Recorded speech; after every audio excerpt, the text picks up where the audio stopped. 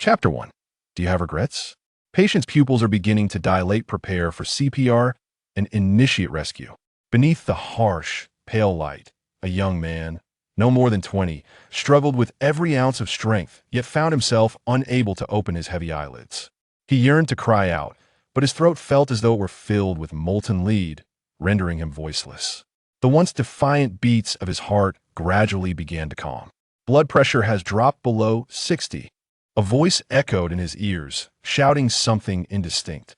Why was everything becoming increasingly blurry?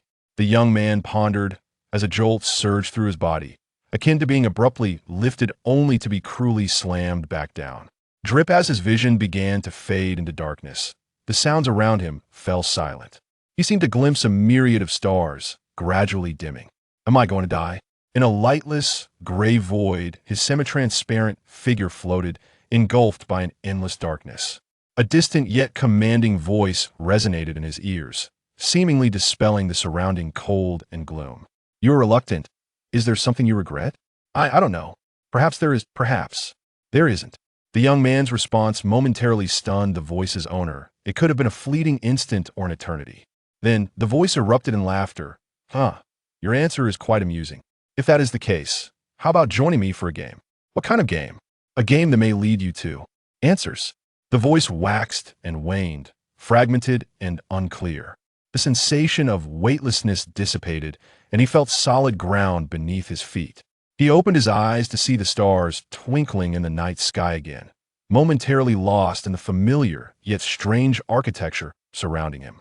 Ugh, which scoundrel is tossing rotten eggs in the city? He cursed, the foul stench causing turmoil in his stomach, nearly forcing him to retch. Before he could wipe the drool from his lips, a girl in a school uniform sprinted towards him, her eyes wide with terror. Help! There's a monster behind me. Please, save me. What? A monster? Little sister, you should watch fewer horror films and trust in science, he retorted, a model youth who dismissed the idea of monsters. A guttural roar erupted from behind the girl. Before she could react, a greenish claw struck her aside. What the hell is that? It looks hideous. The young man was taken aback by the scene unfolding before him. Scarlet eyes fixated on him, a long tongue oozing a foul, slimy substance, sending chills down his spine. Are you filming a movie?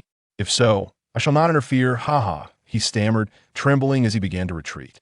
My regret is not being left whole by the hospital. Hey. The creature seemed to harbor a semblance of fear towards this sudden stranger, turning its gaze toward the tear-streaked, trembling-lipped girl, inching closer. Please, help me. Her eyes were filled with desperation, radiating a fierce will to survive as she implored the young man. With clenched fists, the youth's gaze was reminiscent of his desperate yearning for life during his time in the resuscitation room. To hell with it. I'm all in. I refuse to live forever in guilt, he declared, recklessly launching a kick at the creature before him. Before his foot could connect, a blinding white beam pierced the night sky, rendering the stars dim in its wake. A shockwave disrupted the youth's balance, sending him into a graceful parabolic arc as he kissed the ground. What are you standing there for? Hurry and run, he urged, grasping the girl's hand and pulling her away. Meanwhile, the creature lay prostrate, seemingly immobilized by some unseen force. What's your name? He inquired. Jiang Qian, she replied. Wait, could you repeat that? My name is Jiang Qian. The youth's mind buzzed. Do you have a classmate named Lin Xia? He asked incredulously, piecing together the earlier events. Yes, do you know him? He's blind and quite pitiful. I hope he's okay, Jiang Qian replied, a tinge of guilt in her tone. He felt an urge to curse. Don't worry, as pitiful as he is, he won't die if you do, he thought, internally frantic. Don't let me discover who you are. Is this a game? Starting at hellish difficulty? Do you think this is a temple escape? He glanced back at the moving ghoul, which was relentlessly pursuing them. While hospitalized, the last novel he had read was Godslayer, and now he found himself ensnared in a game reminiscent of its plot. Surely, Zhao Kongcheng must be on his way. Zhao Kongcheng, help! The great Zhao Kongcheng, lives are at stake here, he shouted, sprinting with Jiang Qian as the ghoul followed closely behind. You idiot! Why are you chasing us instead of having a heartfelt chat with Lin Xia? A long blade whistled through the air, aimed at the pursuing ghoul. Who's calling my name? You got good taste, kid, haha. Several flashes of cold light cut through the air, and the creature was swiftly dispatched. Zhao Kongcheng struck a flamboyant pose before the youth. Am I not dashing? Perhaps dashing, the youth replied, panting and mimicking the pose, clapping awkwardly, his lips twitching in silent exasperation. You really don't know how to appreciate it, Zhao Kongcheng said, wiping the blood from his blade and sheathing it. By the way, there's still one more in that divine ruin to attend to, he added, leaving with a flourish as he hastened deeper into the shadows. Turning to the still shocked Jiang Qian, he reassured her, "It's all right now, you should be able to return on your own. I need to go check on something." Yet, after taking only a few steps, he felt a tugging sensation behind him. "Little girl, is there something else?" "Don't worry, the monsters are all dead." Jiang Qian, trembling and clutching her clothing, elicited a sigh of resignation from the youth.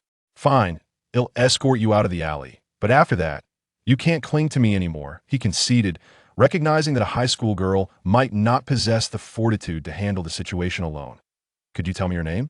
The young man sprinting towards Zhao Kongcheng heard Jiang Qian's voice behind him. "My name is Xia Yan. Hurry back home," he replied as he ran. In the midst of his flight, a high school student with a blindfold brushed past him.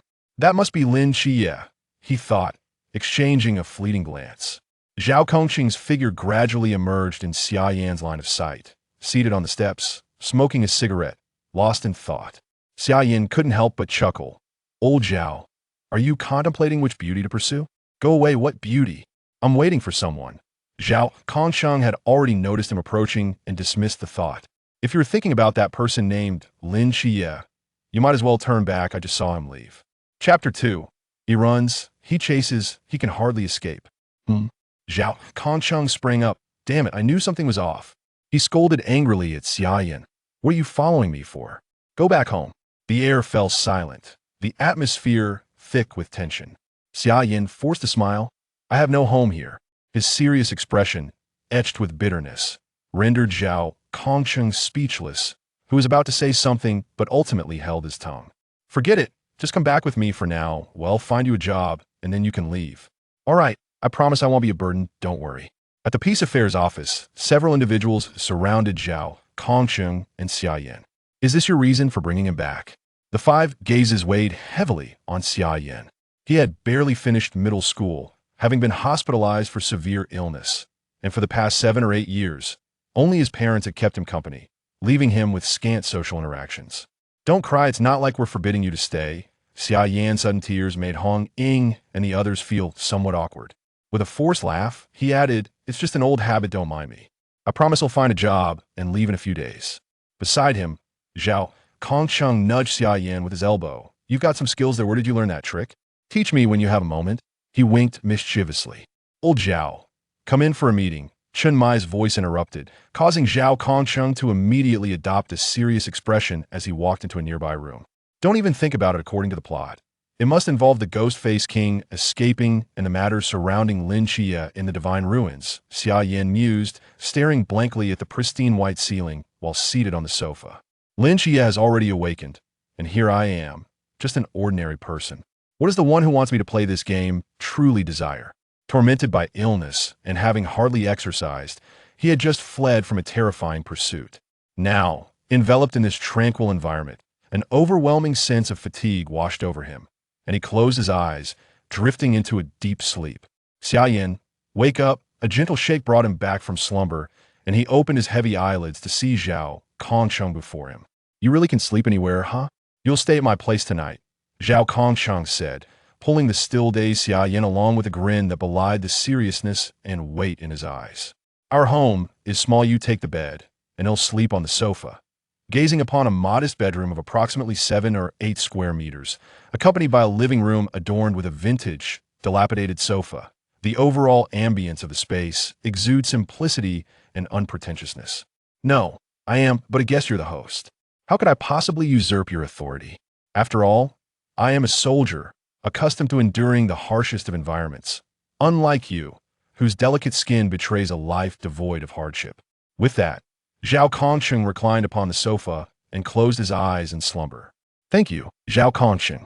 I shall endeavor to find employment and vacate this place swiftly." Shedding any pretense, Xia Yan collapsed onto the bed, weariness washing over her. Observing Xia Yan asleep in the bedroom, Zhao Kongqing couldn't help but smile faintly. Unpretentious and straightforward.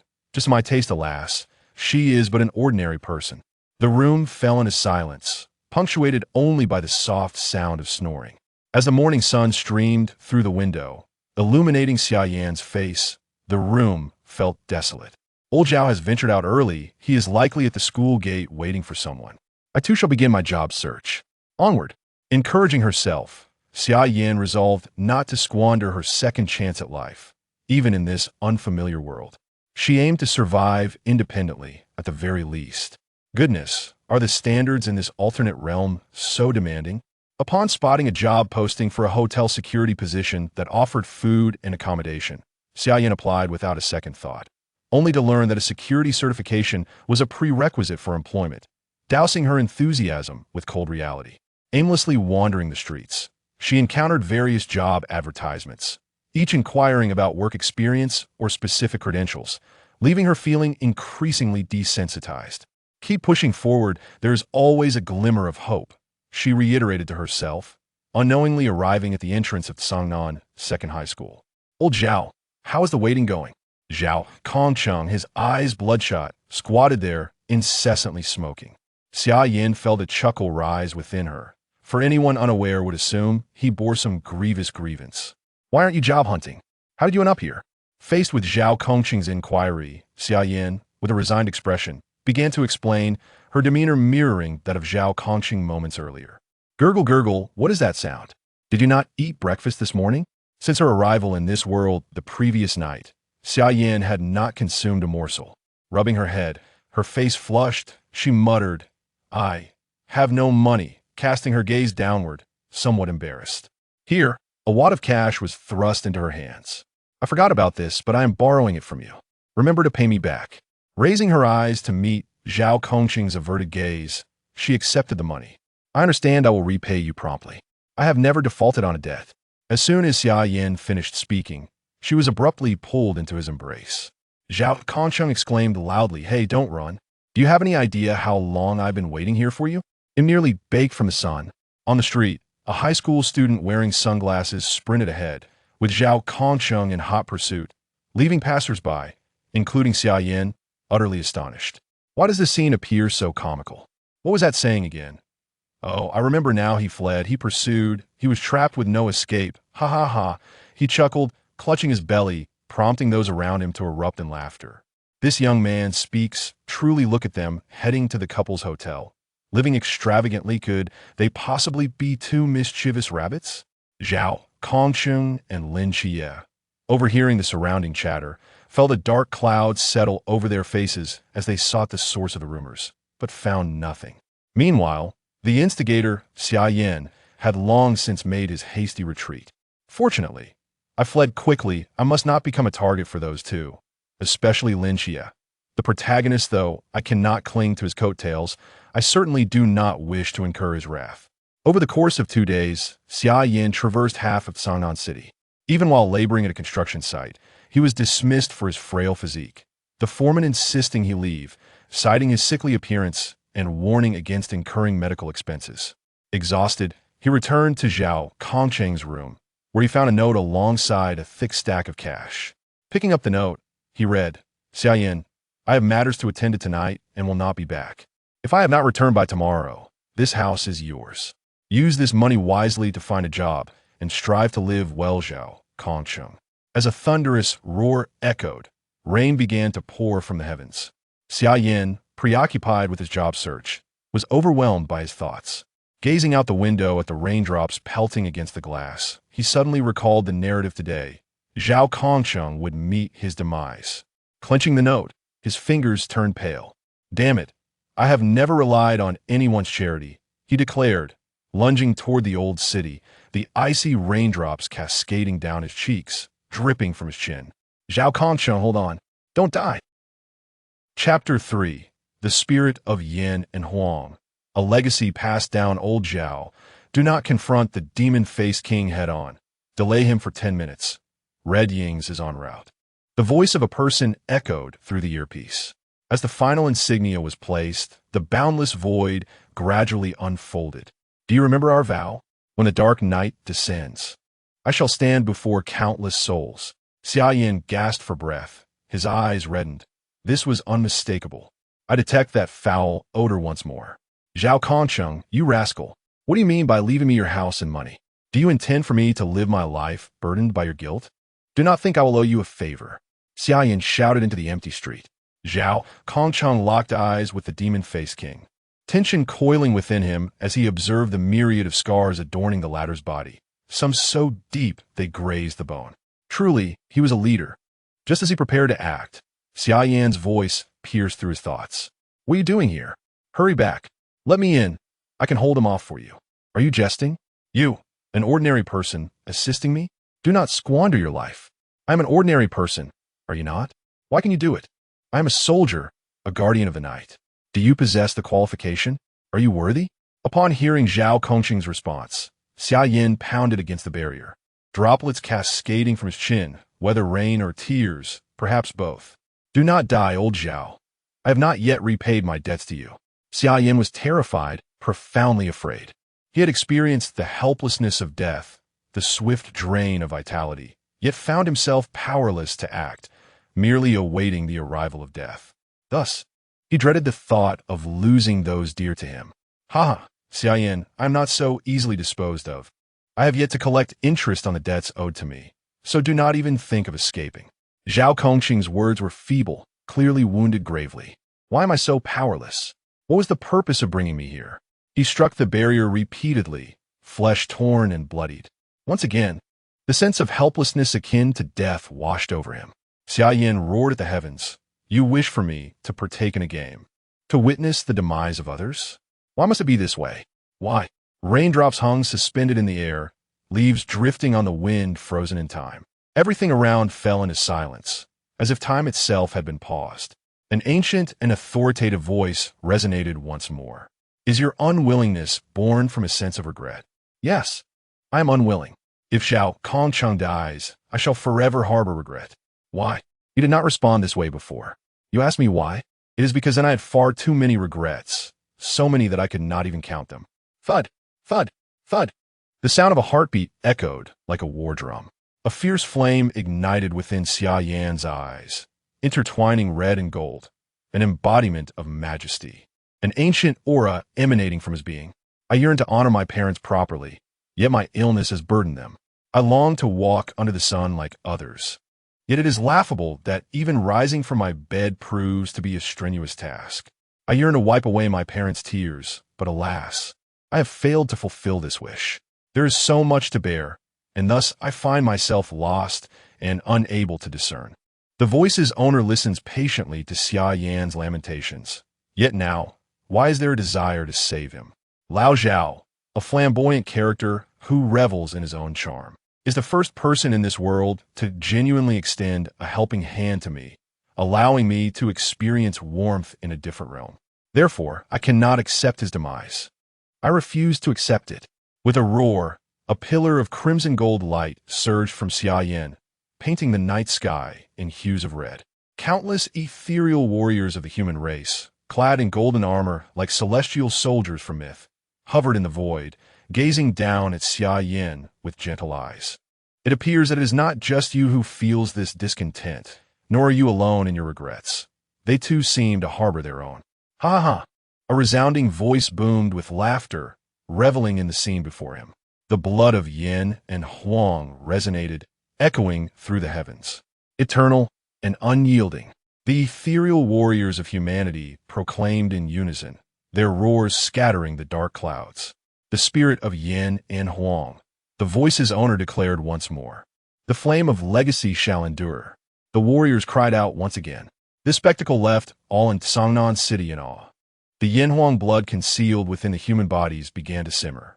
Red ink, along with Zhao Kongsheng and the ghost-faced king, momentarily ceased their conflict, gazing upward at the multitude of ethereal beings, lost in contemplation. Is this what it means to be human? They truly deserve their status as the protagonists of this world, enduring through countless trials, their resolve ablaze and unceasing.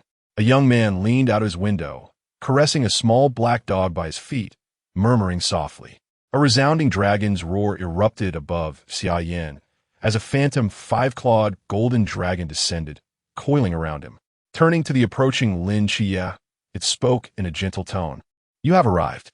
Lin Xia, observing Xia Yan, felt his pupils constrict as if gazing upon an ancient monarch, powerful and unassailable. "What are you standing there for? Come with me. We must save him." A fist struck the barrier, shattering it with a sound akin to breaking glass. Zhao Kongcheng, prepared to sacrifice his life for the power of the Forbidden Realm, was halted by a mighty hand. The Ghost-Faced King's fist collided with another, conjuring a tempest. "Lao Zhao, I haven't yet repaid you. You wouldn't want me to burn ghost money for you to enjoy down there, would you?" Zhao Kongcheng and Xia Yan exchanged glances, the crimson gold in his eyes rendering him momentarily speechless as he struggled to swallow his words. "You are Xia Yan, aren't you?" Xia Yan flashed a radiant smile, revealing a row of pearly white teeth as he replied to Zhao Kongcheng. "What is the matter? Have you forgotten me after such a short time? But let us discuss that later. We are pressed for time." With a swift kick, he sent the Ghost-Faced King flying. In the territory of the great Xia, those who harm my kin shall face retribution. The Ghost-Faced King gazed upon the five-clawed golden dragon entwined around him, his eyes revealing a regal authority coupled with a tremor of fear, as if a legion of warriors stood behind him, ready to fight alongside the man before him. The air thick with murderous intent. "Did I command you to lie down?" With that, his figure vanished, and once more, a kick sent the Ghost-Faced King soaring into the air, fists raining down upon him like a torrential storm, creating a massive crater upon impact. The recent onslaught of Summer Flame's relentless barrage had awakened the Ghost-Faced King's ferocity. Even the lowly ant's struggles for survival, let alone he. His eyes burned crimson, reminiscent of a beast trapped in a cage, poised for a desperate fight. Summer Flame's current strength was merely a temporary surge, a manifestation of his awakened bloodline, destined to wane with the passage of time, for he had only just begun to awaken, limited to the realm of mere illumination. "Be careful. He is about to fight with all his might." Zhao Kongqing's voice echoed anxiously behind Summer Flame. Chapter 4. The Xia Yan sword, the unveiling blade. The space began to warp, and the sense of direction grew increasingly vague as the figure of the Ghost-Faced King gradually faded away. "This is the domain of the Ghost-Faced. Be cautious." Zhao Kongcheng struggled to his feet, gripping his sword and remaining vigilant of his surroundings. "Kid, this ghostly entity belongs to the Chuan realm. I will hold him back. You are far more useful than I am. Take Lin Xia and leave," he declared, once again raising the metal, preparing to drive it into his palm. Seizing the metal. "Old Zhao, I have witnessed the death of others. Death is a profoundly sorrowful affair. Loved ones weep bitterly, able to touch one another, yet separated by an eternal chasm of existence. Therefore, do not relinquish your life lightly, for it is a disservice to those around you." A fist grazed past Zhao Kongqing's face, sending the Ghost-Faced King hurtling away. "Apologies, your tricks are ineffective against me," he muttered, shaking his aching fist, feeling as though he had struck iron. The golden eyes of Xia Yan seemed to burn with an inner flame, capable of piercing through all illusions and tracing the threads of causality. "Shall I fetch you some sunflower seeds? Did you not come to assist? We are in this together," Xia Yan urged, glancing anxiously at Lin Xia, whose strength was waning. If the Ghost-Faced King was not dealt with soon, they would be in dire straits. The recent scene of Xia Yan's fierce assault on the Ghost-Faced King left Lin Xia momentarily dazed. It was only upon hearing the call for assistance that he remembered his purpose. He picked up a steel pipe that had fallen during the battle, his eyes transforming to a golden hue. With the blessing of the Starry Night Dancer, he joined forces with Xia Yan for an attack. Lin Xia's involvement significantly alleviated Xia Yan's burden. However formidable they were still mere beings of the Lamp Realm, and their damage to the Ghost-Faced King from the Chuan realm remained limited. Zhao Kongcheng observed the two struggling against their adversary, akin to ants on a hot stove. Frantic with worry, "Damn it, my strength is dwindling," he thought. In the original narrative, the Ghost-Faced King had met his end at Zhao Kongqing's blade, nearly decapitated and unable to resist, which allowed Lin Xia to easily deliver the final blow. Lost in thought, Xia Yan was unexpectedly struck, and sent flying by the ghost-faced king. A green hand with elongated claws loomed larger in his vision. Damn it. Such distractions are perilous on the battlefield, he chided himself. The relentless pursuit of the ghost-faced king left him no time to evade, and he braced himself against Lin Qia's attack, heedless of the intent to crush him. This one poses the greatest threat. He must be eliminated first, the ghost-faced king contemplated. Suddenly, a black crescent severed the ghost-faced king's arm, sending him reeling. I have succeeded, truly succeeded. Zhao Kongqing's laughter echoed through the silent street. The crescent moon strike? Xia Yan was momentarily taken aback. Was this not a move from the anime Bleach? Nonsense, this is the Mingsheng flashing moon, a technique of the Forbidden Ruins. Do not misname it, you fool, came a frustrated voice. Xia Yan's awakening ignited the Huang bloodline within every inhabitant of Changnan City, Zhao Kongqing included. They were on the cusp of a breakthrough. As he witnessed Xia Yan on the brink of being utterly dismantled, an urgent strike pierced through the veil, awakening his own power from the Forbidden Ruins. Young man, take it easy for a moment. Allow me to engage him in play, Zhao Kongqing exclaimed with fervor, his envy for others' forbidden realms now transformed into his own reality, a surge of battle spirit erupting within him. The blue cold light swiftly sliced through the body of the ghost-faced king, accompanied by Zhao Kongqing's maniacal laughter. Grandfather, I now possess a forbidden realm. Let us engage in a grand battle of 800 rounds. Approaching Lin Xia, who was gasping for breath, Zhao Kongqing inquired, do you think old Zhao can vanquish that creature? His speed was too rapid. For the two of them to rush in now would only complicate matters. Casting a glance at Xia Yan, Lin Xia responded, the ghost-faced king is already severely injured. He should be capable, right? Xia Yan felt a twinge of uncertainty. After all, this was the Chuan realm. One could not underestimate the frailty of a dying camel. A bead of sweat formed for Zhao Kongqing. That five-clawed golden dragon upon your person is no mere ornament. A voice resonated in Xia Yan's mind, startling him. Stealing a glance at Lin Xia, who remained fixated on the battlefield, Xia Yan silently replied, what do you mean? Close your eyes and truly feel it. The answer shall reveal itself, came the response. In the darkness, the five-clawed golden dragon soared into the sky, transforming the surroundings. The sun, moon, and stars appeared simultaneously, while beneath lay flourishing mountains and vegetation. A gentle breeze carried a hint of sharp sword intent, as if one were enveloped in a beautifully bizarre painting. A blurred figure hurtled towards him, crashing heavily against the wall beside Xia Yan. I was careless. I didn't dodge. Come again. Dusting himself off, Zhao Kongqing prepared to charge once more, only to be halted by a hand on his shoulder. Old Zhao, it's a relay. It's my turn now. Zhao Kongqing turned, shivering slightly. The five-clawed golden dragon let out a mighty roar, swirling around Xia Yan before transforming into a golden longsword.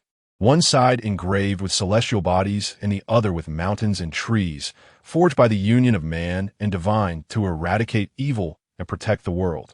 The Xingyuan sword. Ready to strike. As Xia Yan grasped the hilt, the blade ignited with golden flames. With a swift thrust, the ghost-faced king's other arm fell to the ground, instantly consumed by the flames. The searing fire at his wound caused the ghost-faced king to writhe in agony, locking eyes with Xia Yan's golden pupils that radiated an ancient sanctity devoid of emotion. His lips moved slightly, a chilling voice entering the king's ears. You have slain my kin and devoured my people. I shall grant you a most severe punishment as a warning to others. With a decisive sweep of the sword, the ghost-faced king was obliterated, reduced to ashes, washed clean by the rain. Only after the tumultuous events subsided did Xia Yan return to reality, gazing down at the sword in his hand. Is this the sword of the sacred path? That sensation was peculiar, as if I were gazing down upon all. He murmured softly. Reding, who had rushed to provide support, heard Wu Xiangnan's voice through her earpiece. Reding, prepare yourself. Old Zhao's position has remained stationary for several minutes. Impossible. Old Zhao will be fine, she replied, her eyes brimming with tears as she accelerated towards Zhao Kongqing's direction once more. On the other side, the three stood together, gazing at the scene before them. Lin Xie spoke. Since the matter has been resolved, I shall return home, and turned to walk in the direction of his abode. Zhao Kongqing appeared somewhat troubled, having already promised not to seek his inclusion in the night watch, hesitating to voice his thoughts. Xia Yan, observing Zhao Kongqing's expression, remarked, "From the moment you awakened the divine ruins, you had no choice. You are like the sun in the night. Various factions will seek to exploit you. Can you truly safeguard the home you desire on your own?" "This is my affair," Lin Xie replied, clenching his fists tightly, his trembling hands betraying his inner turmoil. Casting a glance at Zhao Kongqing and Xia Yan, he chose silence and departed alone. Lao Zhao seemed poised to speak, but as he turned to Xia Yan, a cigarette was offered. "Care for one?" he inquired. "Do you smoke?" "Perhaps yes, perhaps no," came the reply, as he looked up at the sky and then shouted, "I don't even know." What a nuisance. Chapter 5. The Sacred Ruins with Swollen Eyes. The tearful Hong Ying arrived at the designated location indicated by the locator, appearing somewhat dazed. "You're truly unwell. You are ill. Your entire family is unwell." "Hey, I say, you brat, insults are one thing, but bringing family into it is a bit excessive. Do you believe I will give you a beating?" Zhao Kongqing grasped Xia Yan by the collar, raising his fist in a feigned attempt to intimidate him, only to have his ear twisted painfully. "Ouch, ease up. Why didn't you send us a message to let us know you were safe? Do you have any idea how worried we were?"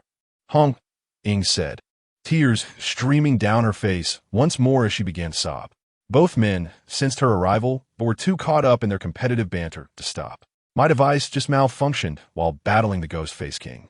"Ouch, ease up," Zhao Kongqing continued to explain, while Xia Yan shivered and quickly covered his ears. Noticing Xia Yan's expression, Hong Ying reluctantly released her grip, realizing she had overreacted due to her concern. "What are you doing here?" "Old Zhao, you better have a reasonable explanation," she said, calming down as she realized it was somewhat illogical for an ordinary person to appear in such circumstances. "We can discuss it later. It seems we've stumbled upon another treasure," she added with a laugh. Inside the Peace Affairs office, Chenmai spoke up. "So that commotion back then was caused by you?" Wu Xiangnan and several others looked on incredulously, noting that the awakening was even more exaggerated than Lin Xie's awakening in the sacred ruins. "Haha, Captain, my luck is just remarkable," old Zhao boasted, slinging his arm around Xia Yan's shoulder, his pride evident. "But what about the Ghost Face King? Why was there no body found at the scene?" Wu Xiangnan inquired. "Oh, that? This kid turned him to ashes," Zhao Kongqing replied, raising his hands in a gesture of helplessness.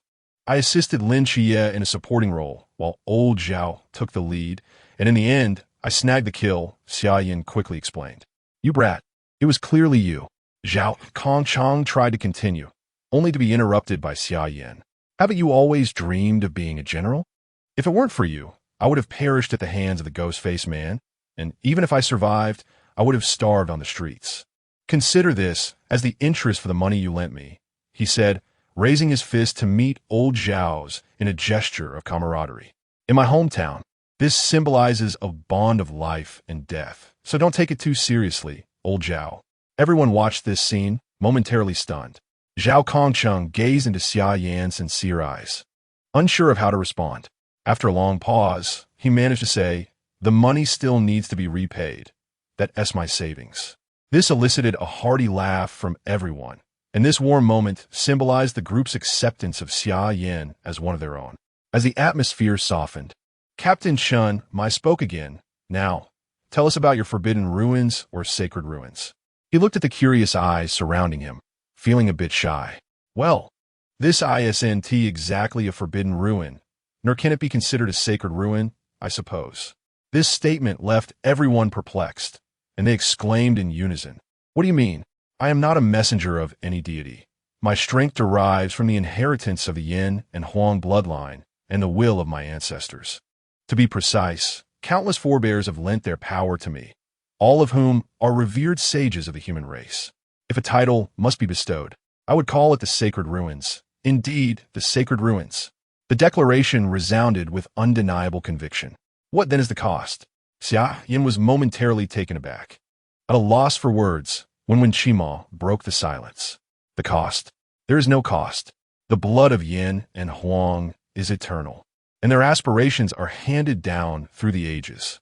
If a cost must be mentioned, perhaps it is their desire to witness the flourishing prosperity of the human race here. Flourishing prosperity? That is indeed a monumental cost. Allow me to introduce myself. My name is Chun Mai, captain of Team 136, and I extend an invitation for you to join us, as I reached out my hand to clasp Xia Yan's. Wu Xiangnan, Wen Shima, Long Xian, Si Xiaonan, and Hong Ying, Zhao Kongsheng, just call me Old Zhao. You truly do appeal to my tastes, haha. Xia Yan, descendant of Yan and Huang. I shall report your matters to the higher-ups. To formally join, you must participate in a year of intensive training. I hear from Old Zhao that you are homeless.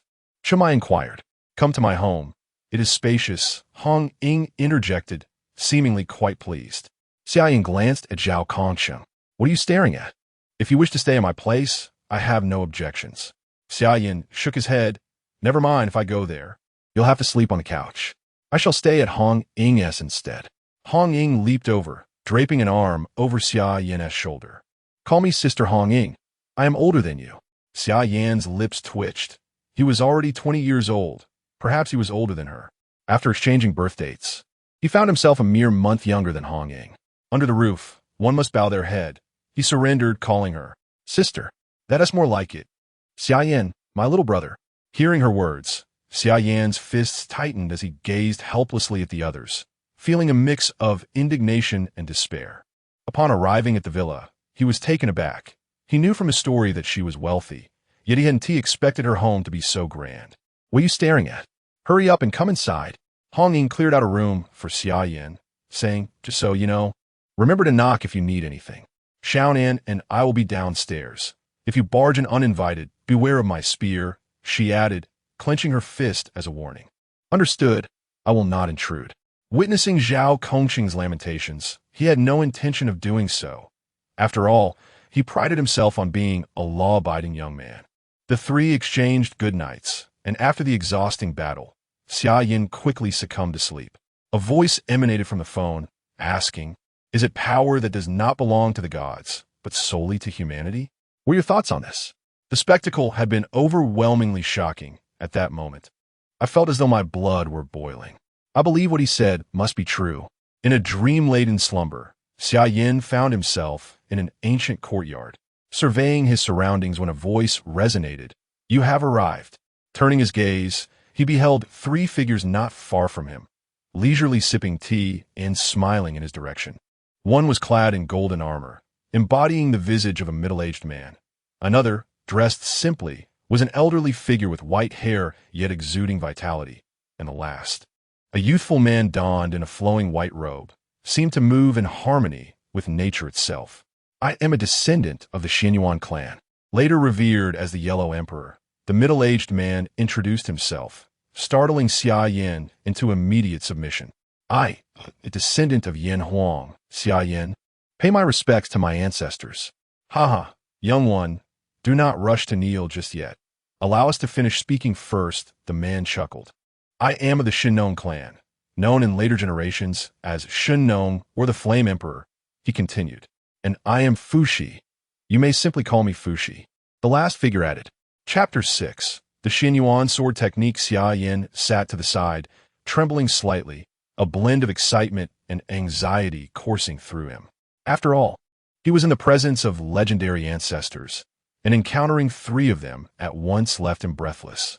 The venerable elder, Shennong, noticed Xia Yan's distress and reassured him. Do not be anxious, young one. From this day forth, Xia shall teach you the sword technique. Fuxi will impart the innate 8 trigrams, and I shall guide you in the heart and palm techniques. Are you prepared? He chuckled, stroking his beard. I am ready to receive the teachings of my ancestors. The tension in Xia Yan's eyes dissipated, replaced by unwavering determination. Since you have grasped the Xia sword, I shall teach you the sword techniques today. The emperor's authoritative presence was palpable, his casual remarks placing considerable pressure upon Xia Yan. Xia, restrain your imposing aura. Do not frighten the young one. Fuxi remarked with a gentle smile at Xia Yan. Ha! How could I have overlooked that? Follow me, young one. In an instant, the surroundings transformed. and they found themselves upon an expansive grassy field, the other two elders having vanished from sight. The Xia Yan sword technique comprises 12 forms and 9 significant sword moves. The Yellow Emperor patiently elucidated the techniques, embodying the spirit of a nurturing mentor rather than that of a conquering sovereign. The 12 forms are initiation stance, thrusting sword form, cleaving sword form, lifting sword form, sweeping sword form, slashing sword form, probing sword form, blocking sword form, flashing sword form, twining sword form, rotating sword form, and sheathing sword form. The 9 sword moves include mountains and rivers, sun and moon, common people, ceasefire, imperial sword, no regrets, mending the heavens, returning to the void, and infinite. I will now teach you the first 3 forms and the initial 2 sword moves. Summon your Xia Yan sword, commanded the Yellow Emperor.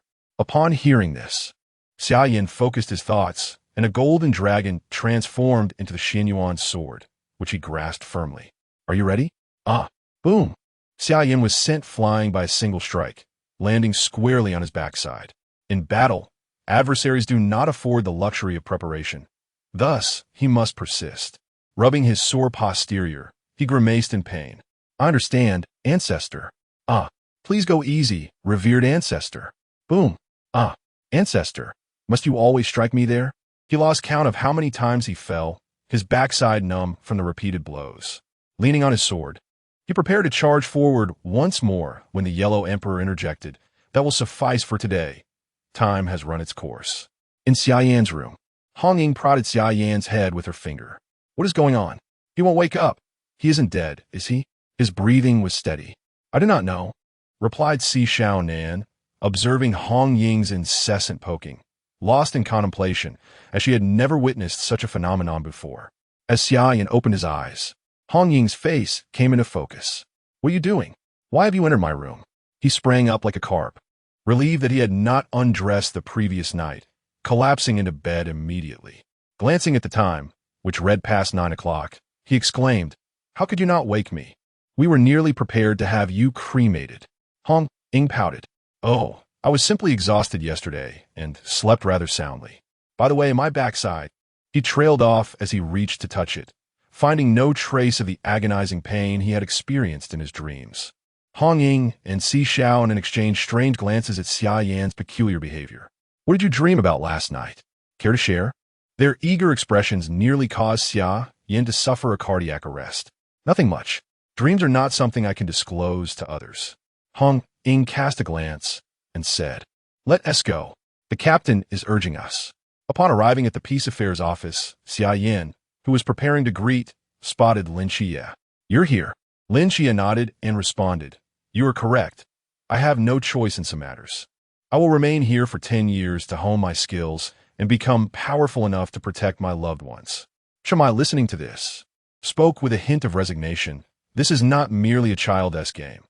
Once you enter, leaving is not an option unless you possess the strength to disregard the rules. "Then I shall grow strong enough to ignore the rules," Lin Xia declared. Meeting Chen Mai's gaze, "I will become stronger." Zhao Kongcheng intervened to diffuse the tension. "Captain, this is the divine agent I mentioned. Whatever happens will be in the future. Wouldn't you agree?" Casting a glance at Zhao Kongcheng, the captain replied, "Perfect. You and Xia Yan are both newcomers. Starting today, I will train you in combat skills in the mornings with old Zhao, basic knowledge at noon with Qimo, and marksmanship in the evenings with Lung Xian." Chen Mai then instructed Xia Yan spar with old Zhao while I teach Lin Xia, and led the two into the training arena. "Xia Yan, choose your weapon wisely. I want to hold back," old Zhao said with a mischievous grin, already contemplating how to challenge him. Xia Yan twitched at the corner of his eye, thinking, getting beaten by my ancestor at night, and then by Zhao Kongcheng during the day, is simply unacceptable. He picked up a long sword and assumed the starting stance. "Come on." Old Zhao. The two launched themselves like cannonballs, their movements swift, creating sparks in the training room. "Have you trained before?" "That strike was impressive," old Zhao remarked. Meanwhile, Lin Xia's cries echoed from the other side as Chen Mai showed no mercy.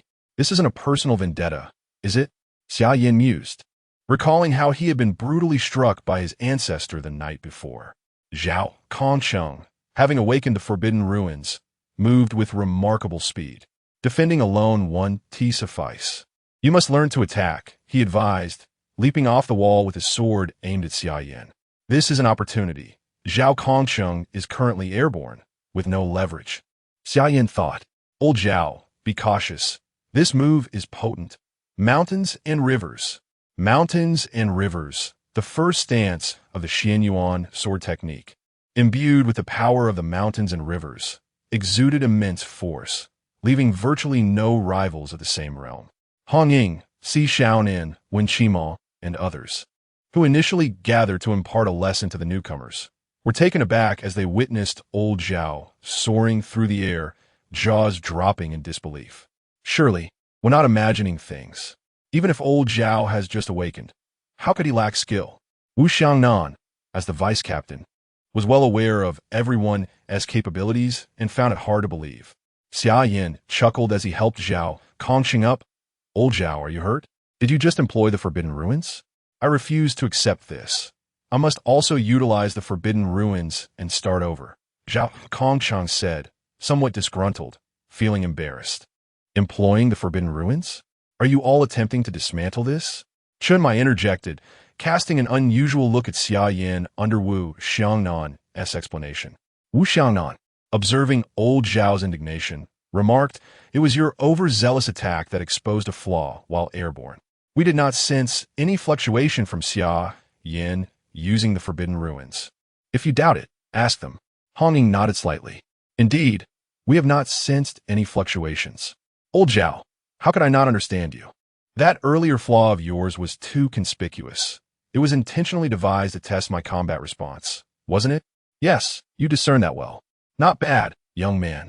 Zhao Kongcheng readily took the opportunity presented by Xia Yan and descended from the metaphorical platform. Lin Xie felt as though his body had been utterly dismantled. Dragging his aching form, he gazed at the speechless expressions of the others and the cheerfully bewildered Zhao Kongcheng. Chapter 7. Family in the Peace Affairs Office. When Qimo was somewhat exasperated, he exchanged glances with the two individuals present, acknowledging their understanding of the realm and the forbidden items. Sensing that there was little left to teach them, Zhao Kongcheng, just how much did you disclose to them? Sitting on the sofa, Zhao Kongcheng was taken aback by the furious expression of Wen Qimo. Old Zhao, did you reveal everything that should and shouldn't be said? I only informed Lin Xie, not Xia Yan. Zhao Kongcheng stammered, his cold sweat intensifying under Wen Qimo's piercing gaze. The two of them were acutely aware of the truth. Wen Qimo's frustration mounted, especially since Xia Yan could recite the serial numbers of every forbidden realm. He had initially intended to present himself as a senior in front of the newcomers, but instead, he was met with embarrassment. Zhao Kongcheng felt a lump in his throat. He truly hadn't informed Xia Yan, but he had spoken to Lin Xie, and he was at a loss for words, casting a pleading glance towards Chun Mai. Old Zhao, this will not happen again. Since it has come to this, you shall learn firearms from Lung Xian. Initially, when Qimo had planned to impose a punishment on Zhao Kongcheng, but the latter's expression of grievance compelled him to abandon that thought. In the shooting range, Lung Xian presented 2 guns before the two, saying, I will instruct you on the structure of firearms and shooting techniques. Although they pose minimal threat to high-level mythical creatures, they can save considerable energy against lower realms. Xia Yan, having only seen real firearms on television, felt a sense of novelty as he held one for the first time. Pointing towards the target, he said, why don't you take a few shots and see how well you perform? After several shots, Xia Yan felt his energy channels open up, his hands grew steadier, and he consistently hit within the 10 ring, astonishing Lung Xian. In contrast, Lin Xie struggled to hit the target, leaving Lung Xian puzzled as to why there was such a stark difference in their awakenings. Feeling unsatisfied, Xia Yan turned to Lung Xian and asked, Teacher Lung, do you have anything more powerful? Lung Xian, observing Xia Yan's eager expression, was perplexed. More powerful? Yes, like one with 6 rotating barrels that can even shoot blue flames. ISNT, they're saying that wealth brings firepower while poverty demands precision. I want to experience the thrill of opulence. A vein bulged on Lung Xian's forehead as he clenched his fist. No, there is nothing like that. You can leave now. Don't disturb me while I teach Lin Xia, he said, pushing Xia Yan out of the shooting room. Nowadays, newcomers were even more daring than he had been. Asking for blue flames? Xia Yan surveyed the room. Hong Ying was whispering and laughing with Si Xiaonan, while Wen Qima was engrossed in paperwork. Wu Xiangnan was bustling in and out, seemingly preoccupied with something. Team leader Chun Mai was in the kitchen, but soon turned towards the training room. Old Zhao, you're here too? Asked Xia Yan, surprised at Zhao Kongqing's swift return from his awakening in the Forbidden Realm. You're out already. Zhao Kongqing wiped the sweat from his forehead, astonished by Xia Yan's presence. I merely inquired about a gun that could shoot blue flames, and Lung Xian expelled me, Xia Yan replied, expressing his frustration as he picked up a sword and began to practice. Such diligence. At your age, I was still contemplating how to slack off, Zhao Kongqing remarked, unwilling to be outdone, and resumed swinging his sword. With a sword flower in his hand, Xia Yan remarked, sweat more in peace, bleed less in war. Isn't that a military motto? You certainly piqued my interest, young man, he chuckled. Lung Xian observed Lin Xia, who seemed to be engulfed in self-doubt. Xia, did I say something you didn't comprehend? I can elaborate further. I understood perfectly. It's just that this is my first encounter with firearms. How would you assess my talent? It should be acceptable, right? Lung Xian felt a wave of dizziness wash over him. He closed his eyes and took a deep breath, his fists clenched once more. Two peculiar individuals, one with commendable talent, yet eager to wield blue fire, and the other barely missing the mark. You inquire about your talent? I would deem you a rare gem among talents. Such gifts are indeed exceptional, he encouraged, despite feeling somewhat fatigued. After all, this was a divine agent. Dinner's ready. Hong Ying's voice echoed from outside, prompting Lung Xian to dart out, eager to escape the tension, his heart racing. A feast of delectable dishes was served, and everyone swallowed hard in anticipation, as it was a welcome celebration for the two newcomers. All right, let us eat, Chen Mai announced, and, as if by magic, everyone's chopsticks became ethereal. Xia Yan was astonished by this display and nudged the equally stunned Lin Xia, urging, hurry, or the soup will be gone. He then joined the fray. Captain, how did you do that? Please teach me when you have a moment, Xia Yan mumbled with a mouthful of rib. Certainly. I'll find the time, came the reply. Everyone basked in this moment of warmth.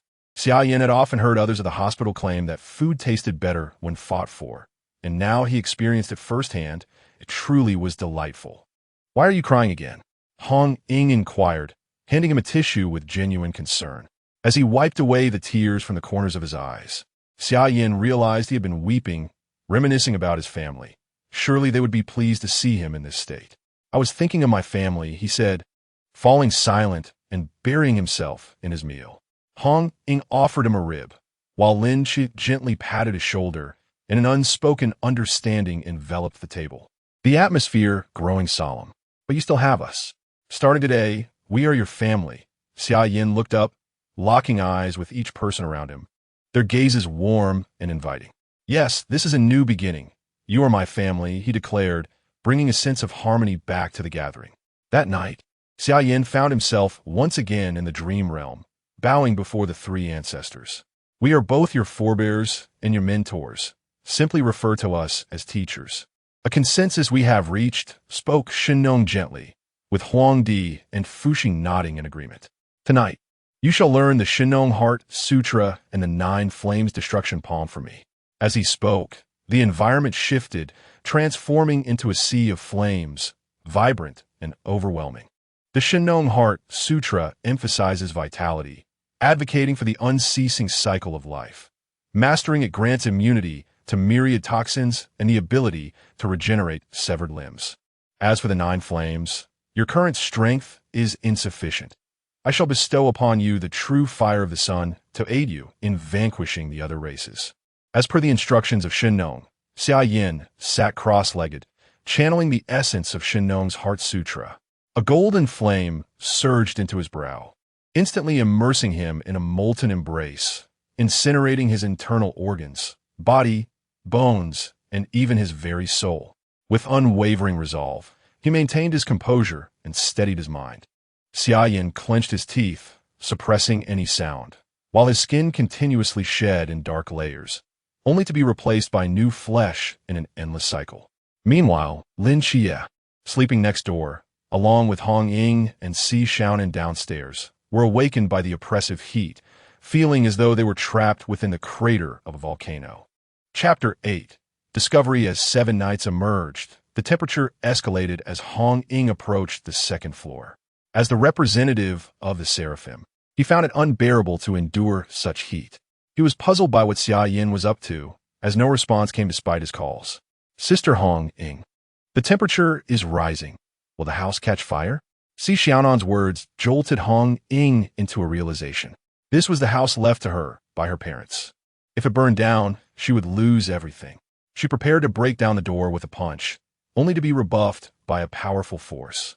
A voice, ethereal yet authoritative, resonated in the corridor. Young ones, I have set up a barrier.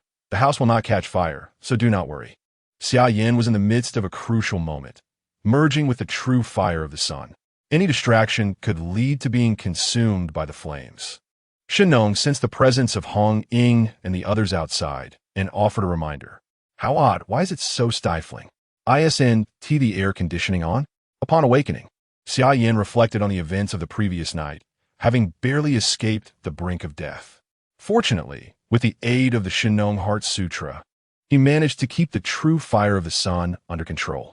Hey, what are you doing at my door? Chenmai and Zhao Kongsheng, along with all the members of their team, had gathered, their eyes bloodshot and fixated on the entrance. Captain, why are you all here so early? What on earth happened? Xia Yan was perplexed by the commotion.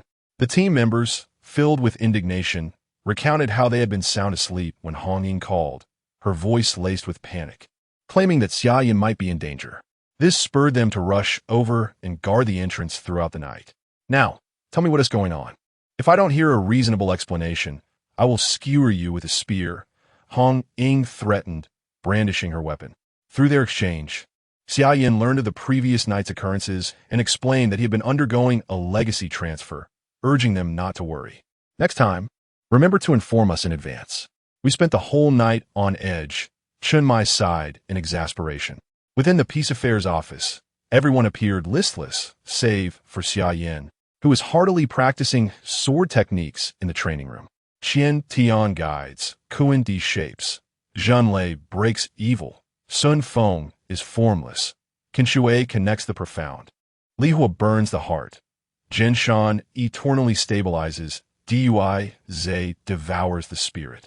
Every 3 days, Xia Yan listened as Fuxi elucidated the innate 8 trigrams, immersing himself in the essence of all things, an experience both ethereal and palpably real, visible yet intangible. Xia Yan, what insights have you gleaned? Fuxi inquired. Master, Sun Feng is formless and faceless, signifying the wind's elusive nature, capable of manifold transformations. Xia Yan had only grasped fragments of the concept of Sun Feng, remaining largely in the dark about the rest. Fuxi ruffled Xia Yan's hair, stating, it is not merely formless.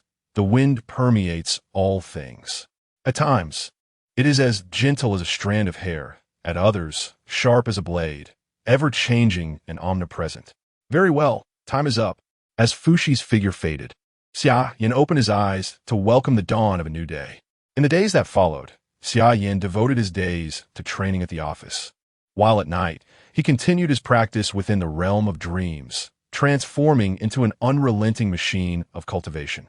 Captain, would you accompany me to practice my swordsmanship? I nearly faltered against that brat, Xia Yan, today. Zhao Kongchang tugged at Chenmai as they made their way to the training room.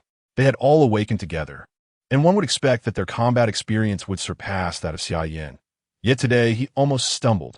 The team thrived on mutual enhancement, and Chenmai welcomed this, knowing that higher strength would lead to greater survival rates in future missions.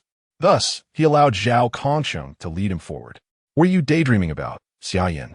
Hong Ying interjected, breaking his train of thought. Over time, Xia Yan had grown closer to everyone, with Lin Xia becoming a confidant. Perhaps their shared experiences from their hospital days in middle school fostered this bond. Xia Yan pondered the matter of the Nanta serpent demon. The sooner he could unearth it, the lesser the casualties would be.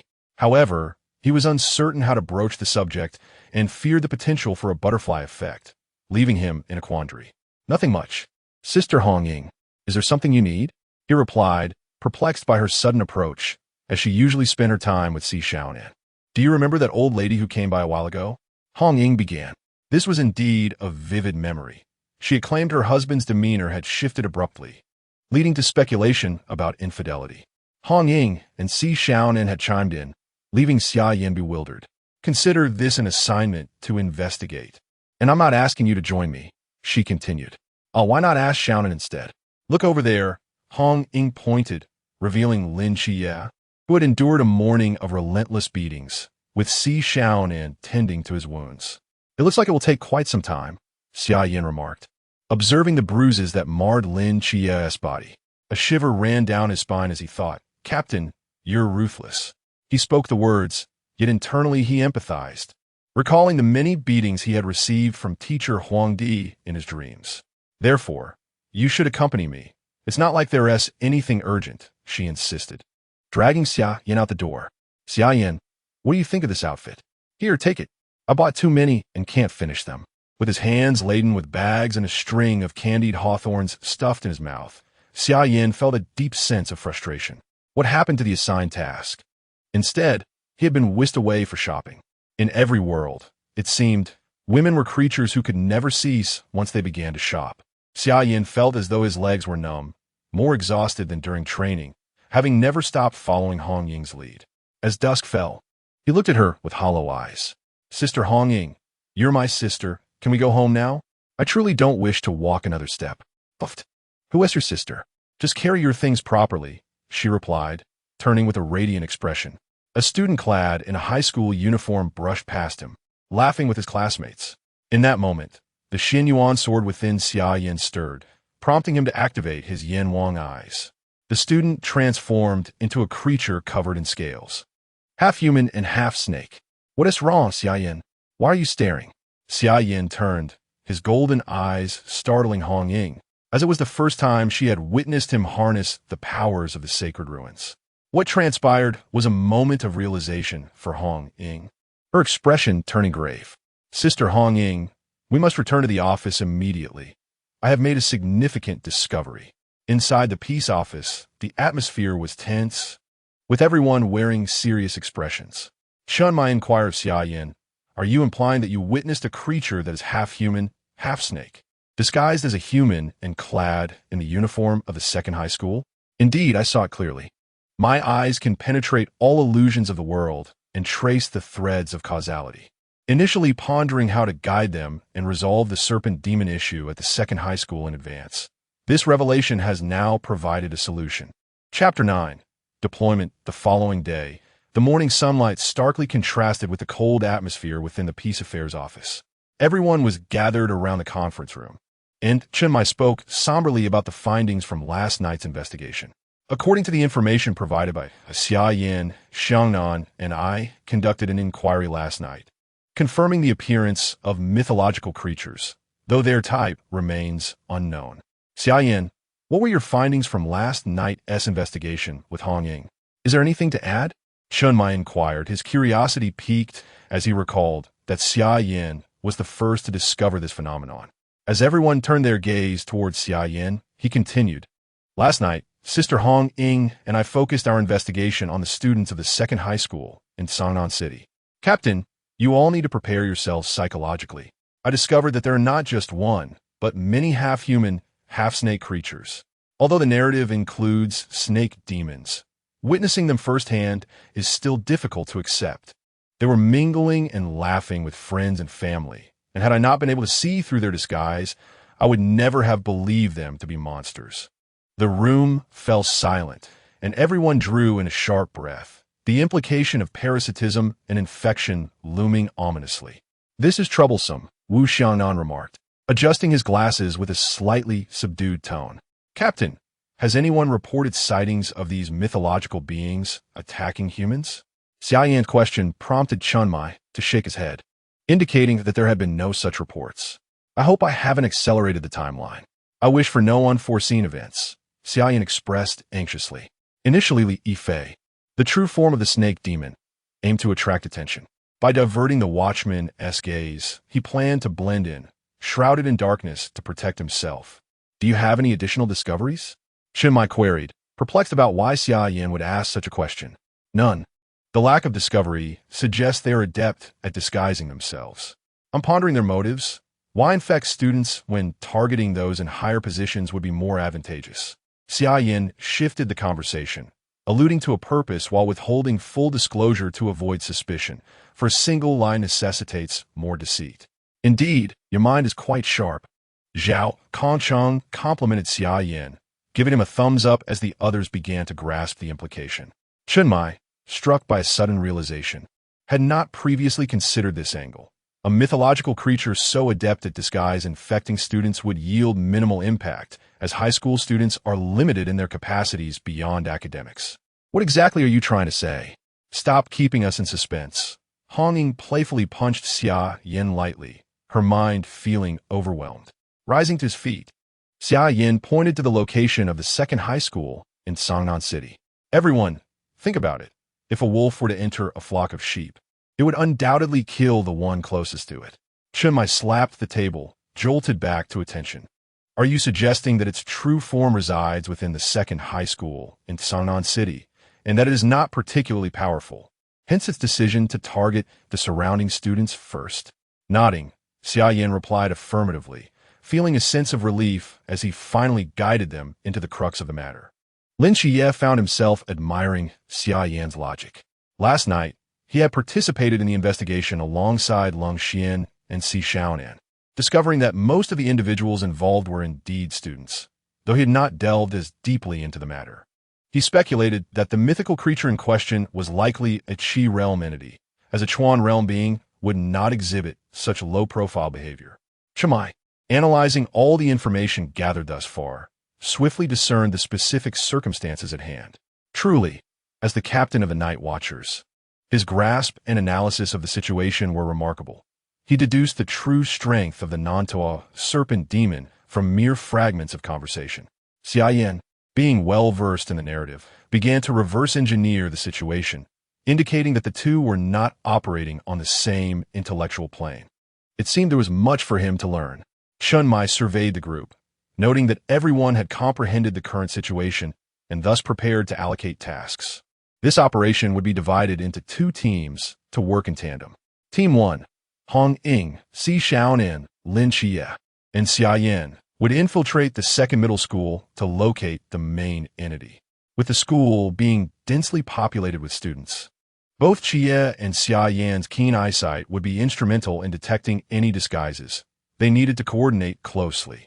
Team 2, Lung Xian, Qi Mo, and Shennong, will be led by myself to cleanse the surrounding area of any remnants and search for potentially undiscovered traces to ascertain the nature of the mythical creature. Zhao Kongcheng, feeling somewhat bewildered, questioned his exclusion despite having awakened the Forbidden Ruins. Captain, what about me? What should I do? Old Zhao, you are tasked with activating the Wujia Void to encircle the second middle school. Ensure not a single mosquito escapes, understood? Zhao Kongcheng felt a pang of grievance. Having awakened the Forbidden Ruins, he had anticipated a more significant role, yet here he was relegated to a menial task, his head bowed in disappointment. Old Zhao, your Forbidden Ruins possess formidable offensive capability and swift movement, enabling you to support both teams simultaneously. Do you understand? Shennong explained, observing Zhao's dejected demeanor. In an instant, Zhao Kongcheng felt invigorated. Understood, Captain. I am ready to assist at any moment. Then let us commence our operation without letting a single monster slip through our fingers. Shennong's commanding presence enveloped the group. At that moment, he was unequivocally the captain of Team 136, his gaze cold and his tone unyielding. Everyone began to mobilize, carrying a long black box. At that moment, Lung Xian approached, handing a firearm to both Xia Yan and Lin Xie, signaling them to accept. Xia Yan, upon receiving it, noticed Lin Xie's hesitance and remarked, "Take it. It will prove useful." This is no child's play. Lin Xie ceased his reluctance and accepted the weapon. This was not merely a training exercise, but a mission to exterminate monsters, a battlefield where life and death could hang in the balance. The four donned the uniforms of the second middle school and stealthily approached an uninhabited corner of the premises. "Are you prepared?" Hong Ying reminded the two newcomers, indicating that they could still back out, as they were not yet formal members of the team.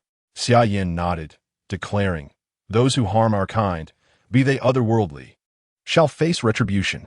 With that, he scaled the wall, vaulting one after the other into the school grounds, followed closely by the others. "Captain, we have entered and are ready to commence." "Understood." Old Zhao proceed. As the sound within the headphones faded, Zhao Kongsheng swiftly set down 3 placards at the designated location. With hands clasped together, he exerted a forceful downward motion, proclaiming, "No boundaries, open." A transparent screen enveloped Songnan's second high school within its confines. "Kid, if you can't handle it, just call me. I will rush over in the blink of an eye." "Understood, old Zhao. I shall not let a single one escape, especially the main body." Xia Yan's tone was frigid, and within the golden depths of her pupils, a fierce flame ignited. Chapter 10. The opening in the morning. The students of second high school were engrossed in their classes, blissfully unaware of the impending danger. Xia Yan partnered with Hong Ying, while Lin Shiyi teamed up with Xiaonan, and they commenced their separate investigations. The most promising locations for their inquiry were undoubtedly the places where individuals lived and spent considerable time, particularly the dormitories. As they approached the girls' dormitory, Xia Yan expressed his discomfort. "Sister Hong Ying, how can I, a man, enter? Perhaps we should consider an alternative location." Hong Ying shot him a disapproving glance. "But did you not suggest we check the dormitory? I hope you do not harbor any unsavory intentions." "Indeed, I mentioned the dormitory, but my intention was to visit the boys' dormitory with Qi," he replied. "What about you two? Should we tie you up and interrogate you?" Hong Ying retorted sharply. With a resigned sigh, Xia Yan thought to himself how much easier it would be if Lin Qiyi were female. Perhaps she was disguised as a boy. They arrived at the dormitory, and Hong Ying stated, "We have 2 options. First, you could disguise yourself as a woman. Second, you could scale the walls and meet me on the 2nd floor." Without hesitation, Xia Yan chose the latter. He took a running start and leapt towards an open window on the 2nd floor. Fortunately, the coast was clear. Otherwise, he would have earned the unwanted title of a pervert. He opened the door and waited in the corridor for Hong Ying. As he waited, he inadvertently glanced back at the dormitory. Goodness, he thought, high school students shouldn't. Avert your eyes. He quickly turned away and quietly closed the door, only to find Hong Ying watching him with a bemused expression. Avert your eyes? I recall there's more to that saying. What about not listening as well? She teased. Well, there's no one around, is there? Sister Hong Ying, let us hurry with the investigation, he replied, his face flushing as he sought to change the subject. Hong Ying led the way, speaking softly, "Stay close. If I catch you doing anything inappropriate, I will inform everyone in the team." Her face flushed with suppressed laughter. Xia Yan's furtive glance at the girls' dormitory did not escape Hong Ying's notice as she approached the 2nd floor quietly, watching to see what he would do next. He closed the dormitory door, his face slightly flushed, a comical sight. Hong Ying and Xia Yan scoured the area, finding nothing unusual. Did we arrive too early? She pondered. After all, the human skin incident on the balcony had been orchestrated by Li Yifei intentionally, and it was simply not yet time. Just as Xia Yan was about to turn and exit the room, he stepped on a particular floorboard that felt odd. Sister Hong Ying, wait. I think there's something wrong with this floorboard. He stepped on another one, and the sound was distinctly different. Upon prying it up, he discovered it was human skin. As Hong Ying approached, her eyes widened in surprise at the sight of the skin, reminiscent of a snake shedding its skin. Captain, Sister Hong Ying and I have found a piece of human skin, almost as if it has been shed like a snake, Xia Yan communicated through the earpiece. Human skin? Chen Muye's voice came through, and the rest of the team heard this, as all earpieces were on the same channel, facilitating communication and strategic planning. On the other side, Lin Xie, who had stealthily entered the classroom, took his seat and informed the teacher that he had been absent due to discomfort in his eyes. The teacher, without further consideration, allowed him to return to his original spot. The sound emanating from his headphones startled Lin Xie. He discovered 3 target entities within the classroom, whispering clandestinely over the intercom. Meanwhile, Xia Yan was conducting a search beneath the teaching building where Lin Xia attended class, yet found nothing, attributing it to the serpent demon's exceptional concealment. Captain, I have uncovered more than 10 human skins. The quantity may well be greater, Xia Yan reported, her palms sweating as she stared blankly at the macabre remnants. They were once in the prime of their youth, now slain by a monster. Their despair and death must have been profound. Xia Yan, are you all right? Hong Ying asked with concern, observing Xia Yan's trembling form, attempting to offer solace. I'm fine. Hong Ying, do the captain and the others still have a chance for rescue? Xia Yan was aware of the grim reality, but clung to a flicker of hope. After a prolonged silence, Chenmai spoke. Preliminary assessments suggest that it is likely the Nantawa serpent demon. They are no longer human, Xia Yan. I have scrutinized them closely. Their organs have been hollowed out, replaced by a bizarre black mist. Lin Xia's voice echoed through the headphones. Understood. I will personally eliminate them all, not leaving a single one, he declared emphatically, each word punctuated with determination. Xia Yan, Xia, the utmost priority now is to ascertain the exact number of entities, Wu Xiangnan urged with a hint of urgency. The Nantawa serpent demon can produce one offspring per day, while other offspring can generate one every 3 days. If not eradicated thoroughly, the consequences could be dire. Wu Xiangnan's assertion went unchallenged. Should there be any surviving remnants, granting them a chance to breathe could lead to a resurgence. Xia Yan seethed with anger. If we directly eliminate the mother entity, will they all perish? She asked coldly as they walked through the corridor. Do you understand about ants? When a queen ant dies, another will inevitably arise. If we eliminate the Nantawa serpent demon directly, most of its offspring will indiscriminately attack their surroundings. Some will hide, gradually maturing into new mothers. In the silent corridor, the crisp sound of footsteps resonated around them, 2 figures moving in tandem. Who are you? How dare you, a male student, intrude upon the girls' dormitory? The matron blocked their path, her tone filled with ire. Producing a notebook the size of her palm, she asserted, I will report this incident to the school authorities. Sensing the impending trouble, Hong Ying grasped Xia Yan's hand in an attempt to flee, yet they remained rooted in place. Her golden pupils flaring as she gazed at the middle-aged woman. Do you even remember who you are, Annie? With a swift motion, she opened the black box, and with a chilling strike, the matron collapsed into a pool of blood, reverting to her original serpentine form. Stepping around the corpse, Xia Yan spoke, Rest assured, I will avenge you. Hong Ying, regaining her senses, hurried after Xia Yan. Where do you intend to go? After class. Lin Xie observed Lu Yuan purchasing gifts and incessantly flattering Han Nuonyuo, feeling somewhat nauseated. If only he had known the expression of the snake demon, it would have been quite spectacular. Xia, where's the broadcasting room? Hearing Han Nuonyuo inviting Lu Yuan to the warehouse, a mischievous smile crept across Lin Xie's face as he heard Xia Yan's voice through his headphones. It's on the top floor of this teaching building. What are you planning? Well, since we currently lack the opportunity to gather them together, let's create one. A voice echoed through the classroom's intercom. Attention, students. The school will now conduct an earthquake drill. Please assemble in an orderly fashion on the playground. Nearby, a middle-aged man had fainted at his desk. Hong Ying turned around and gave Xia Yan a thumbs up, signaling that everything was under control. Chapter 11. Jiangqian, Sangnan City No. 2 High School. All the students were enveloped in confusion as the announcement spoke of an earthquake drill, instructing them to gather on the playground. Yet, no alarm signaling the drill had sounded, which struck them as peculiar, yet they descended the stairs in an orderly fashion towards the field. Sister Hong Ying, it's time to prepare for action, Xia Yan remarked, listening to the hurried footsteps from the broadcast room, presumably belonging to security personnel and several teachers. Sister Hong Ying, do not fire. Refrain from using the forbidden ruins so as not to create excessive commotion that could incite panic and lead to innocent casualties. You possess quite a meticulous mind. Hong Ying, who was poised for a grand endeavor, sheathed the crimson flames from her long weapon. 2 by the wall, and leave the remaining 1 to me. Xia Yan's plan was commendable, but fate had other designs.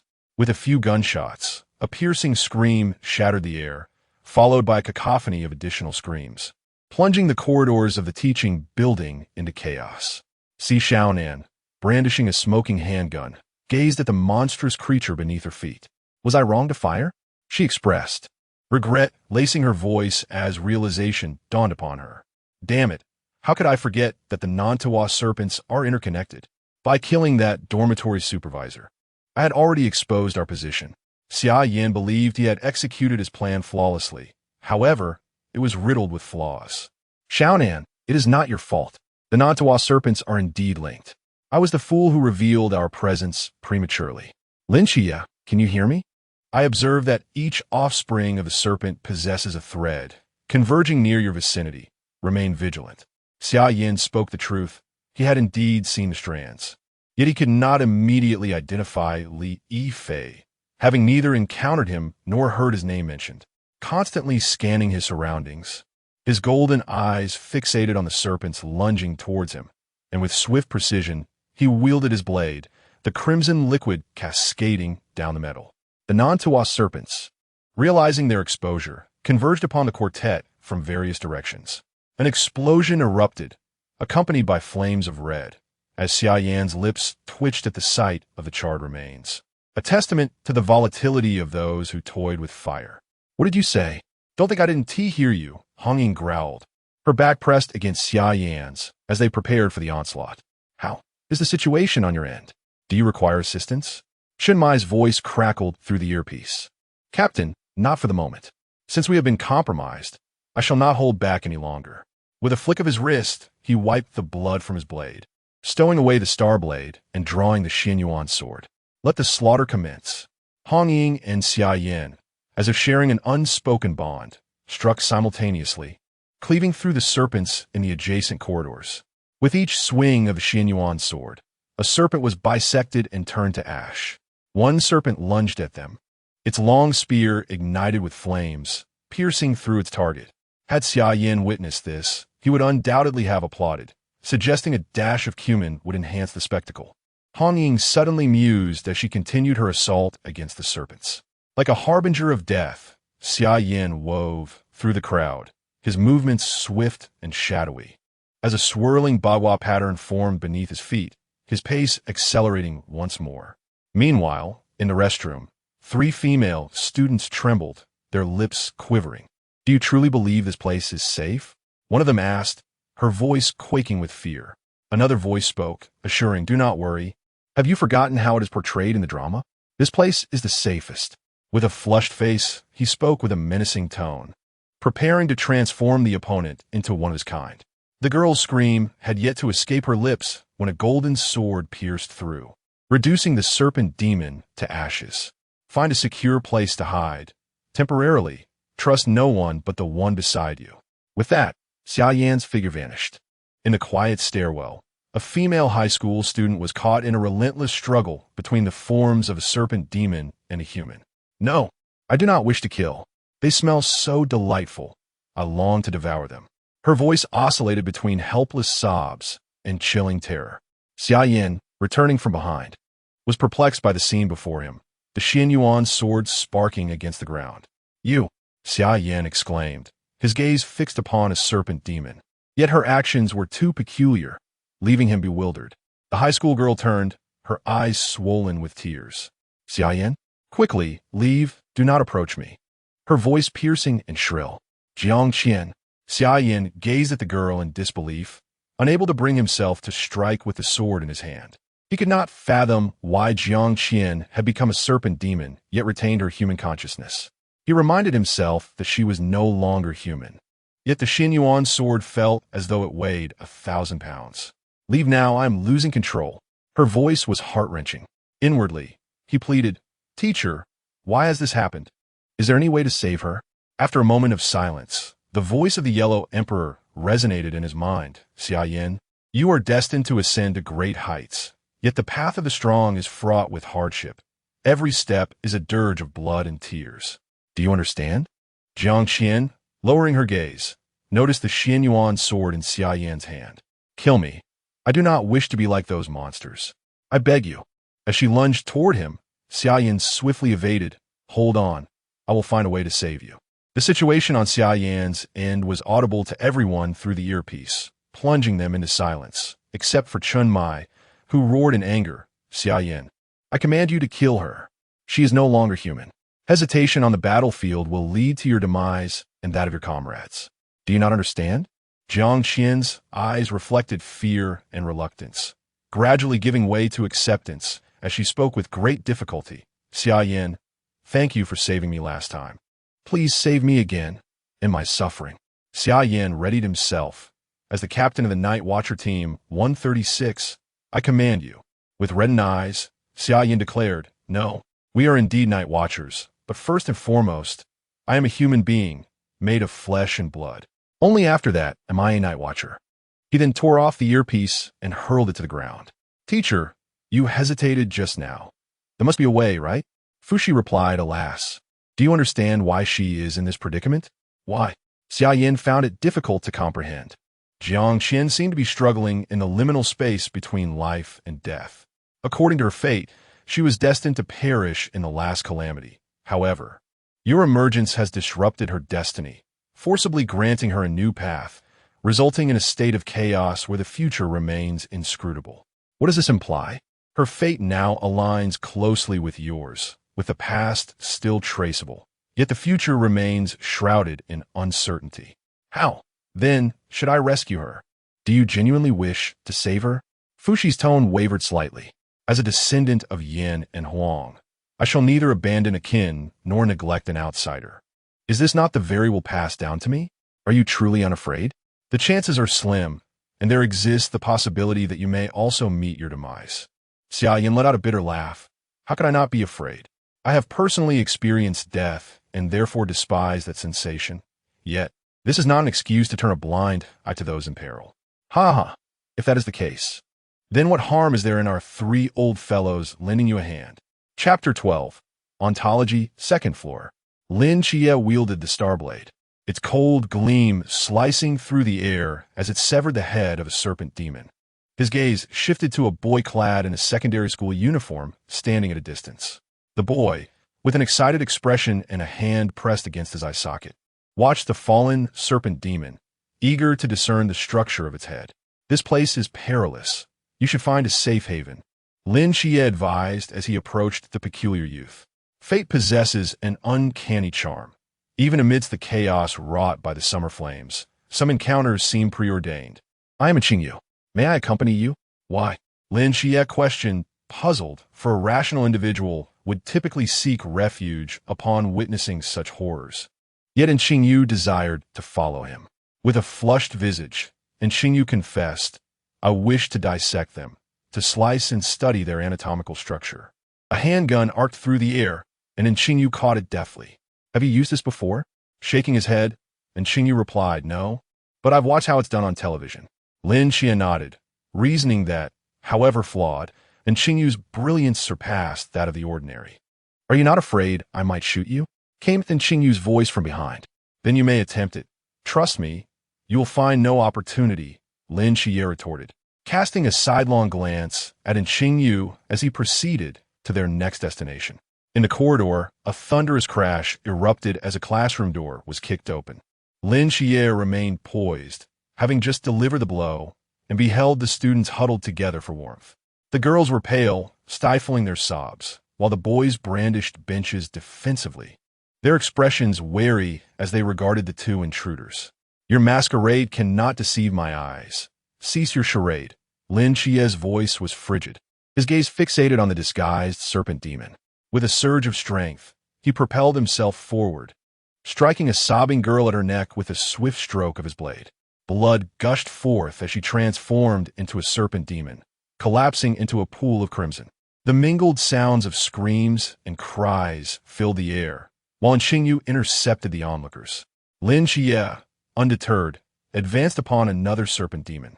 The exposed Nantal serpent demon revealed its true form, half confronting Lin Xie while the other half lunged towards Qingyu. Gunfire erupted, and the creature fell, lifeless in a sea of blood. The sound of steel cleaving flesh, blood splattering against the walls, and the terrified screams of the innocent painted a scene akin to hell within that classroom. Stay close. Onward to the next location. Lin Xia instructed as he exited the classroom, leaving a lingering remark before striding toward their next destination. Li Yifei, the true form of the Nantuwa serpent demon, reverted to his primary persona. Damn it! How did they uncover my presence? I had only a few days left to execute my plan. As Li Yifei rushed toward him, Lin Xia queried, "What brings you here? It is quite dangerous." "Xia, I merely wish to assist. I aspire to join the Night Watchers, just like you," Li Yifei replied, flashing a bright smile that revealed his white teeth and exuding an expression of longing. Joining the Night Watchers is not as simple as you might think, Lin Xia remarked as one more individual joined their ranks, and they continued toward their next destination. Within an aging warehouse, Lu Yuan spoke, Ruo, this is unwise. There are still monsters outside." His complexion flushed and breathing labored. "Lu Yuan, do you not have feelings for me? What is there to hide?" With a charming smile revealing 2 dimples, she captivated Lu Yuan utterly. "Would you do anything for me?" Han Ruo's voice was soft and sweet as she cast flirtatious glances at Lu Yuan, rendering him unable to restrain himself any longer. Lu Yuan nodded fervently, exclaiming, "Ruo, I would do anything." His hands grasped her shoulders, driven by an overwhelming instinct. Suddenly, the warehouse door was kicked open, and Lin Xia observed the two. "Am I interrupting? If it's not a good time, I can step away for a bit." "You carry on," he said, only for the door to slam shut once more. Lu Yuan, infuriated, was about to explode. "What do you mean it's not a good time? You barged in just as things were heating up." Han Ruo's voice chimed in again. "Lu Yuan, would you allow me to consume you?" Without a moment's hesitation, he replied, "Of course I would. I wish to devour you too," as he swallowed hard while gazing at her. Bang! The warehouse door burst open again, startling him anew, and Lu Yuan felt a surge of rage towards Lin Xia, wishing to tear him apart. Each time they were about to reach a climax, he was interrupted. "Do you not fear that you might ruin your life with these interruptions?" "I initially had no intention of intervening, but a certain individual keeps reminding me to cherish life, both my own and others. 5,000 years ago, we were all kin. It's rather bothersome," Lin Xia remarked, his eyes gleaming with a golden light as he turned to Han Ruo. "You may leave now. Do not disturb me while I am on a mission." With that, he swung his blade, prompting Han Ruo to transform into her serpentine form, engaging Lin Xia in a fierce battle, sparks flying as the blade struck her scales. "How is your girlfriend? If you still have feelings for her, I would mind giving you both some time for a deeper connection," Lin Xia teased, having been thoroughly influenced by Xia Yan during this time. Such words would have been unthinkable for him previously. Lu Yuan, frightened to the point of collapse, felt a warm liquid dampening his pant legs, his teeth chattering as he stammered, "Monster." At that moment, the roar of Chun Mai and the rebuttal from Xia Yan echoed in his ears. "First and foremost, I am a flesh and blood human, and only after that, a night watchman." With those words, the headset crashed to the ground, followed by a crackle of electricity.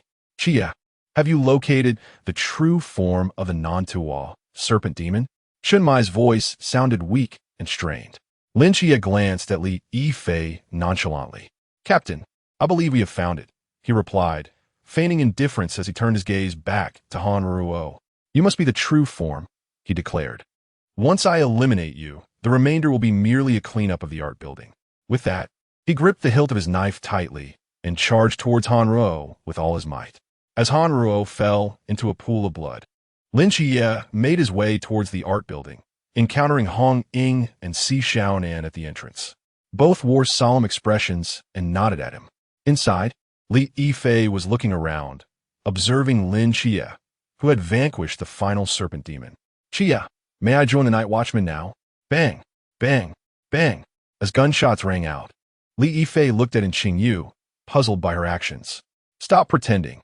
You are the true form, aren't you?" Lin Xia spoke coolly. As the wound gradually healed, Li Yifei gazed curiously at Lin Xia, pondering why he felt an inkling of uncertainty. "Surely, I must not have revealed any significant flaws. No, you have exposed far too many vulnerabilities." As that individual remarked, "Only humans can truly comprehend emotions." Lin Xia regarded Li Yifei with a calm demeanor and articulated 3 points. Or rather, 2 points in particular. First, your intentions are far too apparent and urgent. Second, we have never mentioned the name Night Watchman to you. An old Zhao would certainly not have done so. I have verified this. Lastly, that individual has stated that the source lies within my vicinity, as we are classmates, and our actions in the corridor are coordinated as a collective unit. Chapter 13.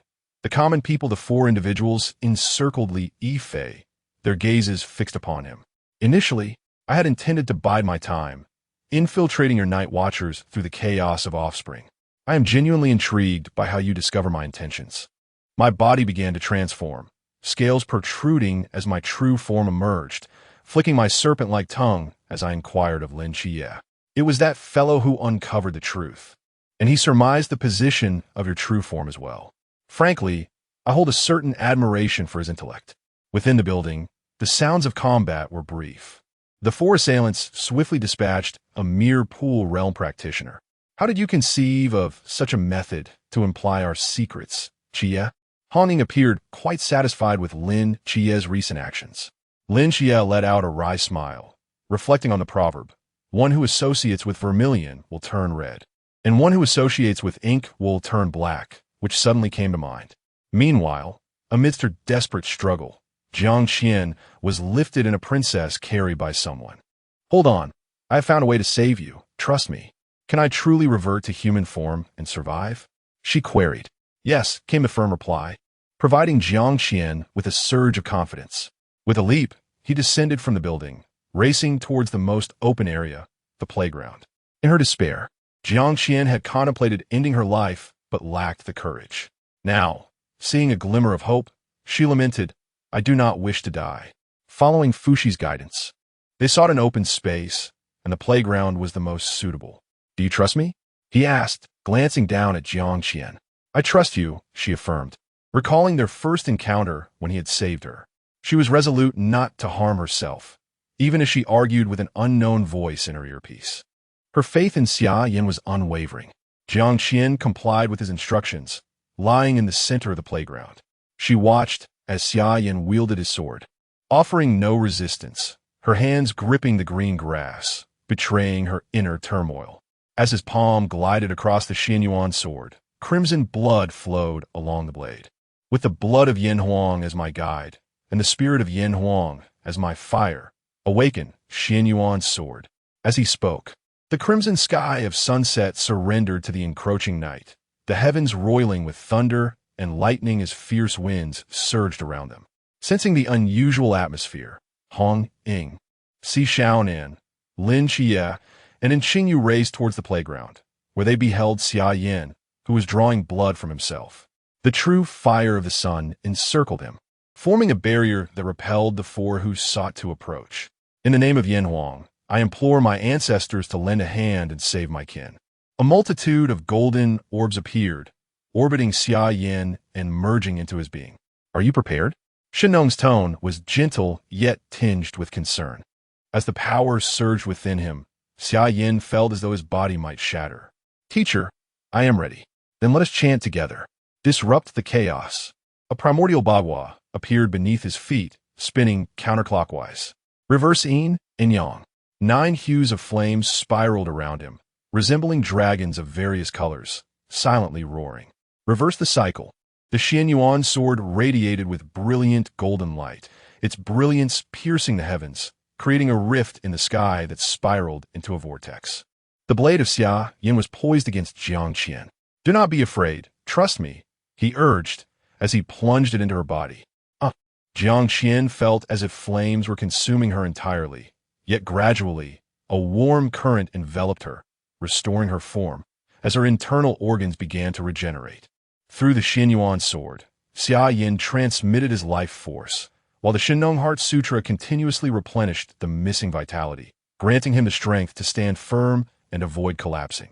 Is it done? He gazed at the unconscious Jiang Qian, now fully restored, and sighed wearily as he approached Hong Ying and the others. He prepared to apologize for his earlier concerns, but suddenly, the sky shifted dramatically, and a menacing aura locked onto him. Xia Yan steeled himself. This was merely the beginning. The gaze of the Yellow Emperor Xia Yan was profound, fixed upon the heavens. Heavy thunderclouds pressed down relentlessly, with silvery dragons weaving through the layers of clouds. Heaven's punishment. He lifted the unconscious Jiang Qian and handed her to Hong Ying. "Stay away from me. The farther the better," he urged, before sprinting towards the center of the playground, gripping the Xian Yuan sword tightly, his gaze fixed upon the impending doom. Hong Ying attempted to rush forward to retrieve Xia Yan, but was held back by Chun Mai, Zhao Kongsheng, and others who had arrived, unable to advance a single step. 9 bolts of lightning descended, and Xia Yan persevered. The Shennong watched this scene, realizing that the trio could provide little assistance. A dragon's roar echoed as a lightning-formed dragon dove down, its maw agape, seemingly intent on obliterating everything in its path. The mountains and rivers split in two, dissipating in an instant. Without granting him further respite, a second dragon plunged down, followed by the sun and moon. The third confrontation had already pushed him to his limits. Without a moment to catch his breath, he was struck by the fourth bolt, sent crashing to the ground. He looked up at his comrades. Their eyes reddened. What was Hong Ying saying? Why could he hear nothing? The fifth bolt struck again, leaving his body mangled, his internal organs feeling charred. Was he to perish? How absurd, having come to this world not long ago, only to meet his end. Was he truly to surrender like this? Was he content? They would be deeply saddened. Did he not feel regret? This voice echoed from his first crossing and during his awakening, not belonging to any of his 3 teachers. A kaleidoscope of memories flickered before Xia Yan's eyes, and as an observer, he witnessed his own demise, along with the valiant ancestors of humanity who fought tirelessly for a glimmer of hope for their kin. As the 6th bolt of lightning struck, a golden sword light flashed, and a lightning dragon disintegrated into luminous particles. We have come from consuming raw flesh and blood, to slash and burn agriculture, and to expelling the myriad threats posed by gods and demons, not through solitary endeavor. Esteemed ancestors of humanity, do you not agree? He proclaimed, I do not stand alone. The heavens cannot shatter our convictions, nor can the gods enslave our will. The children of Yan and Huang, with the sword's edge directed forward, let the gods and demons retreat. Chun Mai, Hong Ying, and Lin Xia watched in astonishment as figures of heroic ancestors surrounded them, clad in golden armor. Their expressions grave yet gentle, enveloping them in a refreshing aura akin to a spring breeze. The 7th and 8th heavenly punishments were shattered by Xia Yan, leaving only the final one remaining. At this moment, the heavenly punishment, somewhat incensed, remarked on the promised one-on-one confrontation, questioning if such a grand spectacle was intended to besiege him. A tempest of thunder coalesced, and after a prolonged build-up, a more ferocious bolt of lightning surged forth towards him. Sensing the overwhelming aura of death, the Xian Yuan sword emitted a resonant hum, as if it were imparting a profound message. Under the weight of the heavenly punishment, Xia Yan suddenly erupted into wild laughter, proclaiming, with the sword as my path, and compassion for all beings, I understand now, ha ha ha. The Xian Yuan sword is not only the sword of the sage, but also the sword of the benevolent. The Yellow Emperor of Xian Yuan nodded, acknowledging that Xia Yan, unable to comprehend the true essence of the Xian Yuan sword, was ill-equipped to contend against the heavenly punishment, hence his moment of hesitation. However, it seemed that the concerns of the 3 of us were unwarranted. Only those of virtuous character, who harbor the well-being of the populace in their hearts, can unleash its true power. It appears that we have indeed nurtured a promising seedling. The 3 exchanged glances and nodded slightly in agreement. The 3rd form of the Xian Yuan sword technique, Song Sheng, saw the thunder dragon dissolve upon contact with the sword's edge, akin to snow melting in the embrace of sunlight. As the thunder clouds dispersed, moonlight and starlight cascaded upon the now deep pit at the center of the training ground. Xia Yan, his body marred with wounds, staggered towards Hong Ying, apologizing for causing her worry. Yet, as he spoke, darkness enveloped his vision, and he succumbed to unconsciousness. Chapter 14 Conversation. A shroud of darkness enveloped the surroundings, rendering the body immobile, as if frozen in this space. Xia Yan, Xia Yan. A small room was crammed with 6 or 7 individuals. Xia Yan, you're awake. Red Ying's voice echoed in his ears. Meanwhile, On the other side, Xia Yan, sweat trickling down his forehead, exerted all his strength to administer treatment, meeting the concerned gazes of the onlookers. I'm sorry. Let us discuss this tomorrow. For now, you should rest well. Chunmai turned away, avoiding eye contact with Xia Yan. What more is there to say? Xia Yan felt a wave of dizziness wash over him, and he succumbed to unconsciousness once more. When he awoke, it was nearly noon. His body had mostly recovered, thanks to Xiaonan's efforts and the formidable power of the Shennong Heart Sutra. Descending the stairs, he saw Reding, Xiaonan, and Lin Chia waiting downstairs, and he felt a surge of gratitude. Thank you all. I'm fine now. The trio remained silent, their expressions grave, as Reding ushered Xia Yan into a vehicle.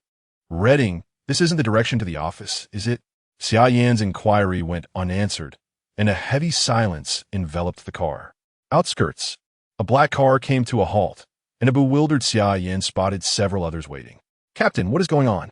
Chunmai's expression was somber as he tossed a knife toward him. Are you ready? What for? The only response to Xia Yan's question was the blade that Chunmai swung towards him.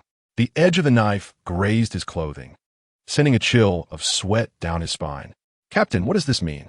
Xia Yan sensed a hint of icy malice from the blade's trajectory. Chunmai replied coolly, use all your strength. Let me see your true capability. The star knife loomed larger in Xia Yan's sight, the frigid intent locking onto him.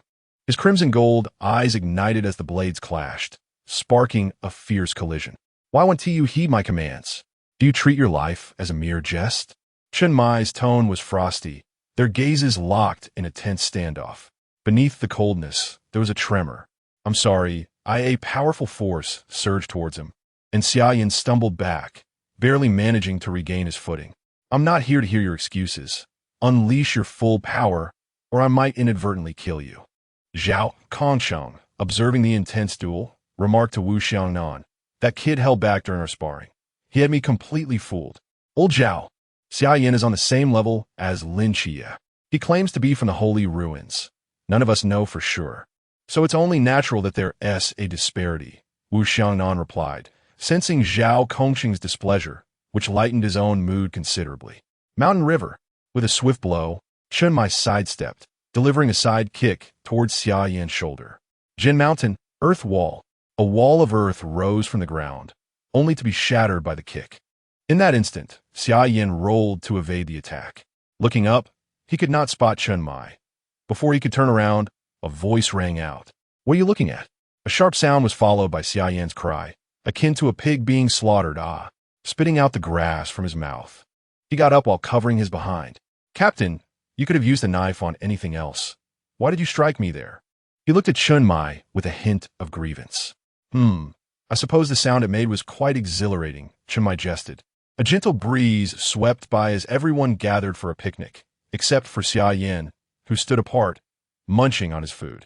Zhao Kongsheng approached and playfully slapped Xia Yan on the backside, eliciting a scream akin to that of a slaughtered pig. My apologies, I forgot. I was going to ask if standing while eating was tiring, he said, before darting away without a trace. Zhao Kongsheng. Xia Yan grimaced in pain, glaring furiously at the smug Zhao Kongsheng in the distance, utterly helpless, especially since walking had become a challenge. The remaining members stifled their laughter. Reding leaned in closer to Chunmai's ear, whispering, Captain, you were a bit too harsh, weren't you? How much strength did you use? About 60%. Just enough to teach him a lesson for making us worry. Chunmai replied, though in truth, he had exerted 80% of his strength. He had initially intended to use his full strength, but thought better of it, considering that soon they would commence training, and being carried there would not be ideal. After lunch, everyone returned to the office to resume their tasks.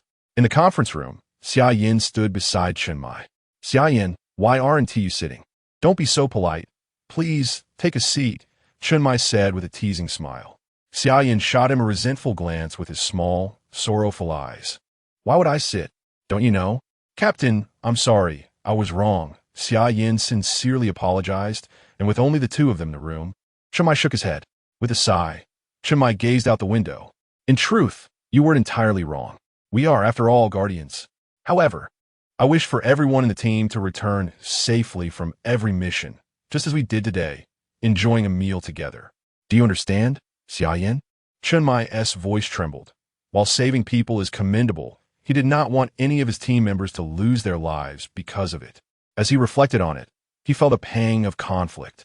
Xia Yan looked at Chen Mai, feeling a bit ashamed, and lowered his head, placing a hand on his shoulder. Thanks to your timely discovery, the non-Tawa snake demon didn't cause much damage. Well done, now sit down. Before Xia Yan could react, a large hand pressed him down into a seat. I truly didn't mean to. Do you believe me? Chen Mai's expression turned awkward as he glanced away, realizing he had indeed forgotten. After a moment, he cleared his throat and suggested, perhaps you should get Shennong to treat you. Xia Yan, covering his behind, opened the conference room door, only to find a crowd of onlookers gazing at the ceiling. Shennong, that outfit I mentioned looks great. Let us check it out together later, Redding said, casually pulling Shennong along.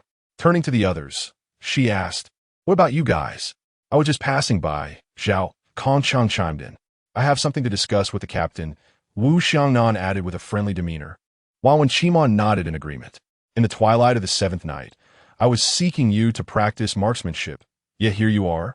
Come swiftly with me. As Long Xian swiftly seized Lin Qie and vanished from sight. A twitch of discomfort crossed Xia Yan's lips, internally lamenting, must one not concoct a more plausible excuse? Is it fitting to treat me as a fool? Within the hall, observing the jovial banter between Hong Ying and Shennong and the relentless practice of Zhao Kongcheng, the trainer, as he wielded his blade, a voice of despair resonated from the shooting range, belonging to Long Xian. A warm surge of emotion welled up within Xia Yan, for it was truly delightful to be alive and present in this place. He relaxed and sank onto the sofa, yet once more, a heart-wrenching scream echoed through the Peace Affairs office. Chapter 15. Cross-dressing? Never in this lifetime in the training room of the Peace Affairs office. The clash of blades resonated alongside heavy breaths. You brat, are you holding back again? Do you look down upon this old veteran? Zhao Kongcheng observed the relatively steady breaths of Xia Yan, realizing he was undoubtedly not exerting his full strength. In contrast, he himself was breathless and panting like a bull. I refuse to believe it. Let us go again. With the support of exceptional martial arts and swordplay, coupled with relentless beatings throughout the night, Xia Yan thought to himself, it's not that I am formidable, it's just that I have no other choice. As he consoled the still sulking Zhao Kongcheng, they exited the training room, greeted by the enticing aroma of food. Old Zhao, if you're angry, just wait until after dinner. The meal won't taste as good otherwise. Come here. Today, the captain has taken it upon himself to whip up something delicious. Chen Mai's voice called from the kitchen. Hong Ying, what do you mean by taking it upon himself? Don't you want to eat? Upon hearing this, Hong Ying immediately adopted a flattering tone, grinning as she replied, Captain, I misspoke. You are so kind. How could you bear to let me go hungry? As each exquisite dish was presented, the eager members of Team 136 sprang into action, initiating yet another food-snatching contest. Chopsticks flew like blades, creating phantom strikes. Shennong, I picked up this piece of rib first. Hong Ying and Shennong exchanged fierce glances, both unwilling to concede. Xia Yan glanced at the rib he had just picked up, and then at the two locked in a standoff. He placed the rib in Hong Ying's bowl, saying, one for each of you. Stop fighting. Little brother Xia Yan, you have a good heart, she responded, and though he initially felt pleased at averting a potential food war, her words nearly caused him to snap his chopsticks in half. At the dining table, Chen Mai observed the satisfied faces of his companions and instructed Shennong and Hong Ying. You two take Xia Yan and Qi to the streets to buy some daily necessities. The new recruit training camp will commence in a few days, and I made a list of what we need. Just charge it to my account. Still digesting his meal, Xia Yan recalled the terror of being forced to run errands that day. Captain, I could just go with Qi. Initially excited about shopping, Hong Ying and Shennong's expressions shifted to displeasure at his remark, their smiles faltering as they turned to him. Xia Yan, are you dissatisfied with our performance? Beneath their gentle smiles, he sensed a deadly threat and shivered. Swallowing hard, he offered a sheepish grin. I'm just worried you might tire yourselves out. With you two around, I'm 100% willing. How could I possibly complain? Lin Yi looked somewhat puzzled. Xia Yan's expression seemed to carry a sense of impending doom. She decided not to dwell on it and took a step forward to follow along. Xia Yan's eyes sparkled with excitement at the prospect of shopping, ready to unleash her true nature. Huang, look at that cute little dress. It's quite lovely. Wouldn't it suit Qi Yi perfectly? Let's buy it. Xia Yan exclaimed with enthusiasm. Absolutely, they chorused, with their arms laden with bags. The two were already quite fatigued after their shopping spree, but Xia Yan's next suggestion sent a chill down their spines. Lin Yi shivered as Xia Yan set his sights on him. The events unfolding were not particularly significant, and he had momentarily forgotten them. It won't be my turn next, will it? Lin Yi thought, casting a brotherly glance towards him. I too believe that Xia is quite suitable. In truth, Lin Yi always felt that he would not be disguised as a woman. After all, in the adjacent fanfiction, Xia had transformed into a wife, and if she were female, he could accept that. The fire within Lin Yi could dry up the ocean at this point. He was unaware of such fanfiction. But did the words and glances convey the same meaning? What do you mean by cross-dressing? I am a man, and dressing as a woman? Impossible. It will never happen in this lifetime. While still protesting, Lin Yi was abruptly pulled inside by two delicate hands. Xia, just give in to us. A dead comrade is better than a living Taoist, he lamented.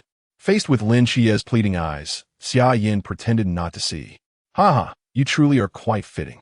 Xia Yan gazed at Lin Yi, whose eyes were filled with an insatiable hunger. Initially unwilling to laugh, he could not contain himself any longer. Apologies, I was just reminded of something amusing, which has nothing to do with your cross-dressing. Huh?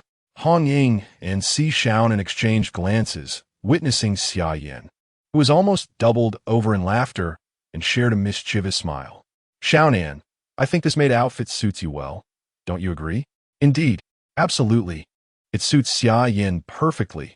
Xia Yan fervently nodded in agreement. Xia Yan, losing his balance, nearly toppled over. Damn it, one should suffice. Not even I am spared. Just as he attempted to flee, Lin Yi seized him. Good brother, where are you rushing off to? Brother, my stomach hurts. I can't hold it any longer. No matter how much he struggled, Lin Yi would not relent. Hearing the commotion, Huang joined forces with Lin Yi to drag Xia Yan away.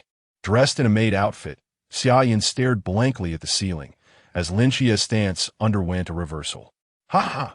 Good brother, you truly are quite fitting. Lin Yi laughed until tears streamed down his face. What goes around comes around. Does the heavens spare anyone? Should I have helped him, then, to prevent this situation? Xia Yan sighed, adopting an expression of indifference, as if he were a pig unperturbed by boiling water. As dusk fell, the team members gathered, laughter erupting within the venue, with Zhao Kongsheng even emitting pig-like sounds of mirth. Good brother, I am sorry, Xia Yan said, gazing at Lin Yi beside him, tears of regret flowing down his cheeks. Do not speak. I wish for silence. Unbeknownst to them, Xia Yan had secretly captured photographs of their cross-dressed selves and shared them with others. Each peal of laughter felt like a dagger piercing their hearts. See, Xiao, Nan, I will not rest until I settle this with you. Xia Yan's cries of despair were swiftly drowned out by laughter.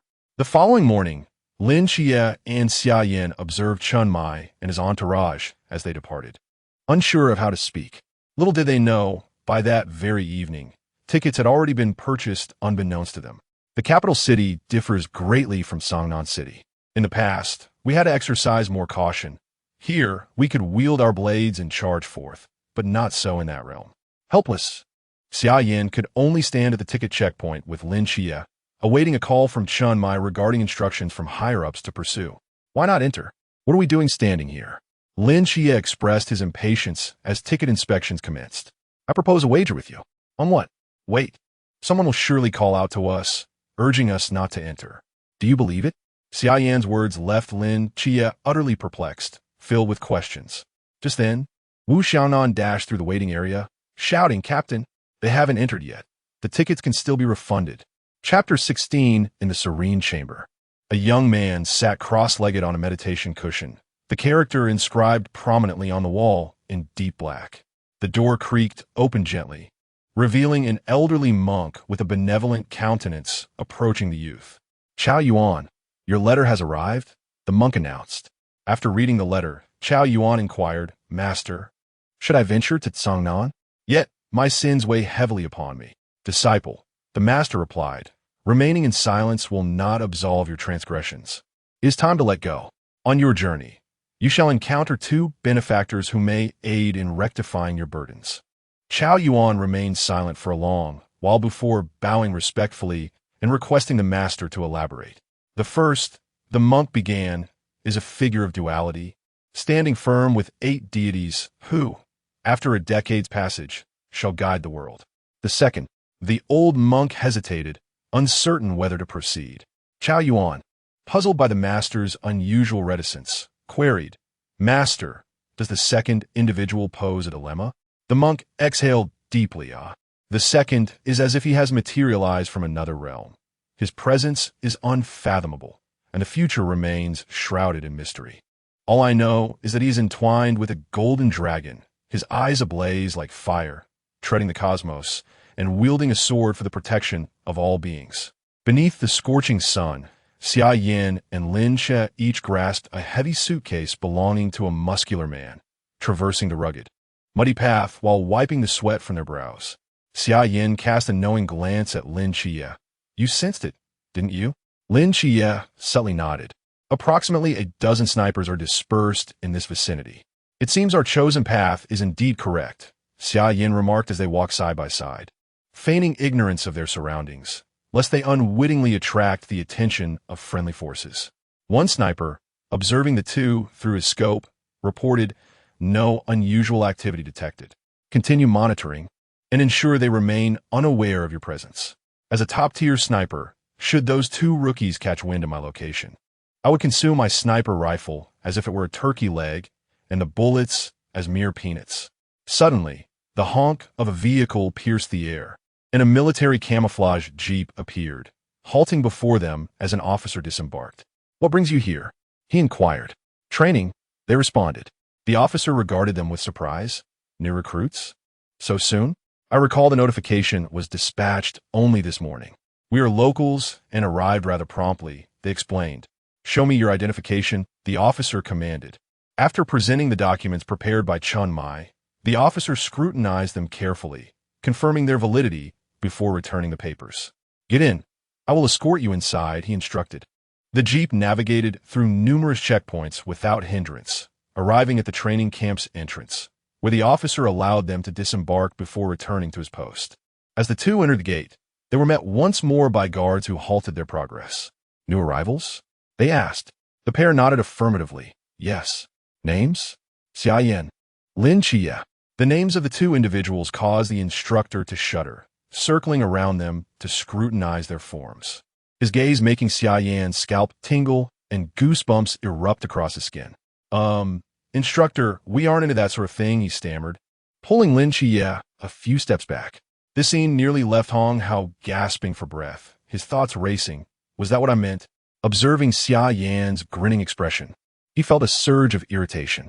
I was merely trying to lighten the mood. Don't be angry, instructor, he remarked, recalling how Hong Hao's scrutinizing gaze had unnerved him, prompting this spontaneous idea. With a cold snort, Hong Hao led them further inside. I am Hong Hao, your instructor. This is where you will reside for the coming year.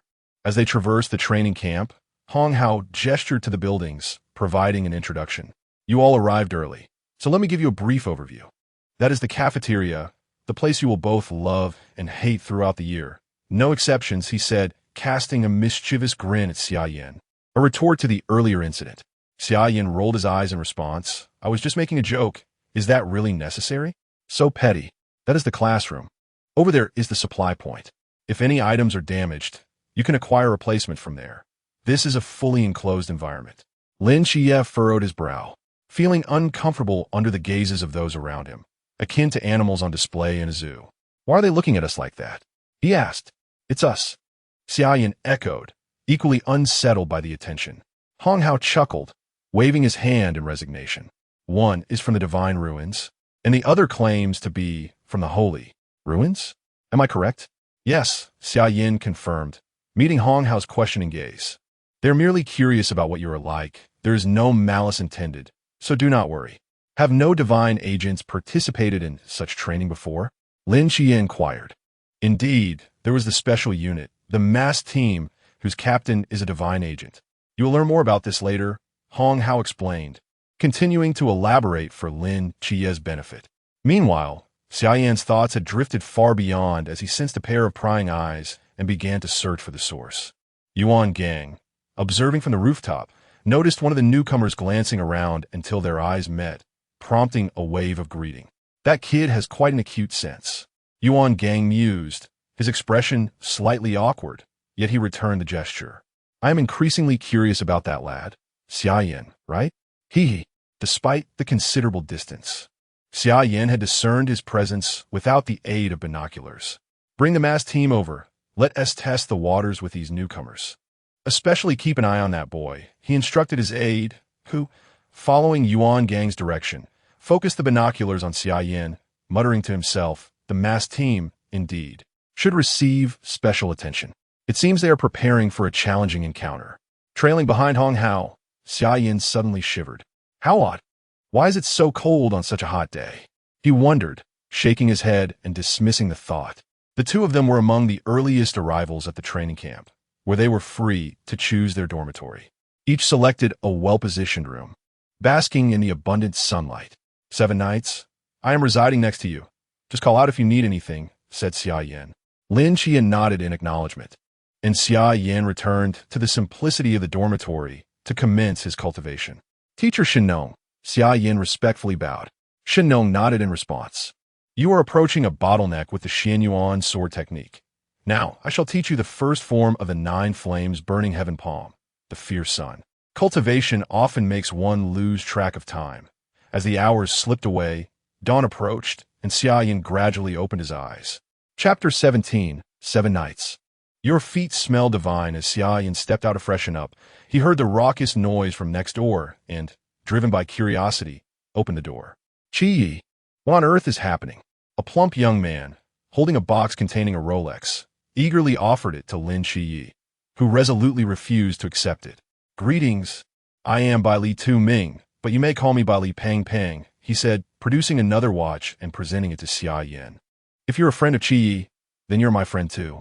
Feel free to call me Pang Pang. He wore a similar expression as he addressed Xia Yan. With a twitch of his lips, Xia Yan recalled the previous events. Qi, your feet smell divine. Why don't you take a whiff of mine? A chill ran down his spine at the thought. Grasping one of the watches from a box, he replied, Pang Pang. Do we not have an old saying? Something along the lines of a gift should be appreciated. No, the thought counts more than the gift. I shall accept this. Haha, I still need to freshen up, so you two carry on, he said, and with that, he dashed away like the wind. He lived next door to Lin Qi, and he genuinely feared that one night, during his meditation, he might open his eyes to find a plump man grinning at him, saying, Xia Yan, your feet smell divine. Goodness, such a situation is better suited for my good brother to enjoy. I cannot bear it, Xia Yan thought, his body involuntarily shuddering as he brushed his teeth. A day had passed since the notice was sent out, and not many had arrived. Today was uneventful. As dusk fell, Xia Yan closed his eyes once more to receive the teachings of Fuxi. Sun Feng, your understanding is commendable. Today, I shall explain Kuan Di. The earth, bearing the veins of the land, mountains, and rivers, embodies an existence that accommodates all, hence the endearing title of Mother Earth. D. Fatty, you're asking for it. Engrossed in the lesson, Xia Yan was nearly startled out of the dream space by Lin Qi's furious shout. Do not be distracted by external matters. Focus. Came the teacher's admonition. Understood, master. Xia Yan stretched lazily, reminiscent of the previous day's commotion, and a chuckle escaped him. Ha ha. Qi, your feet smell divine. Fortunately, he had locked the door the previous night. Upon opening his dormitory door, he was greeted by the sight of Lin Qi, whose eyes were bloodshot, accompanied by the rotund figure of Bai Li Pang Pang. Qi, you still haven't said whether my feet smell good. Xia Yan's face turned crimson as he struggled to suppress laughter, casting a peculiar glance at the two before him. Lin Qi, realizing the misunderstanding, implored, Xia Yan, do not misinterpret. Let me explain. his expression clouded with frustration as he glared at by Li Pang. No need for explanation, I comprehend.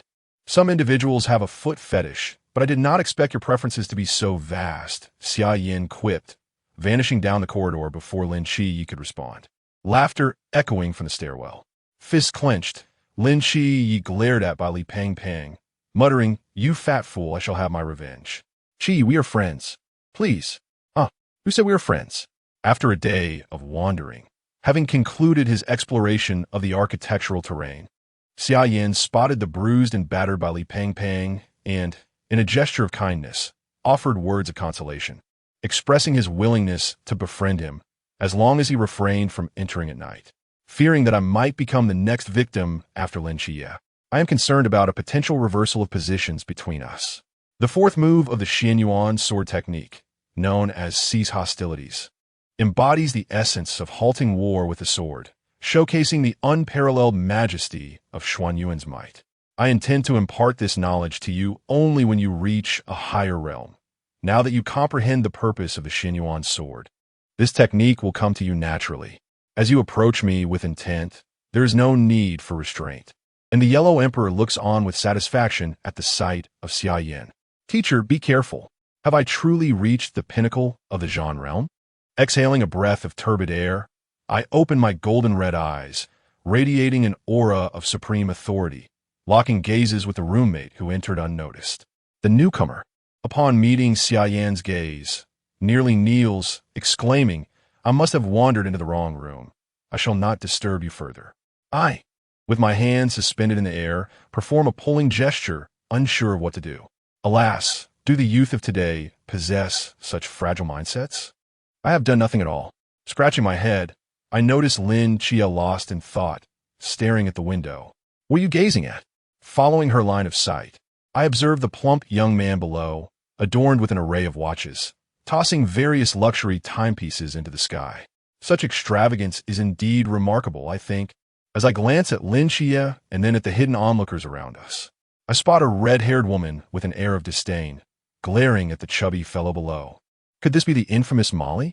I silently mourn for the unfortunate lad. As time passes, the day of formal training arrives. The assembly square is filled with new students who have traveled from afar. Their stance is casual, the lines uneven, and whispers abound, creating an atmosphere of laxity. Yuan Gang, the chief instructor, gazes at the disheveled recruits below, a fire of indignation igniting within him. What are you doing? Stand straight. The previously raucous crowd falls silent. Yet their postures remain crooked, failing to resemble any semblance of military discipline. I understand that you are all prodigies from across the nation, brimming with pride, some even backed by formidable connections. However, here, we are not lacking in talents like you. In my eyes, you are merely recruits, novices, even worthless. Some of you have never even encountered the mysterious. How can you boast here? With your current mindset, you are doomed to bring ruin upon yourselves and drag your comrades down with you. Or worse, be less than refuse. His words ring out with undeniable force, resonating like a mighty bell, ensuring that every individual present comprehends the gravity of the message. Bailey Tumming quietly inquires of those beside him, seemingly dissatisfied with the preceding remarks. Xia Yan, Qi, are you not angered? Xia Yan shakes his head, unperturbed. The experience with the Nantua serpent demon and Chun Mai's words have profoundly humbled him. Had he not awakened the Xianyuan sword in time, he would be 6 feet under by now. Lin Qi remains indifferent. Why should he feel anger towards those superior to him?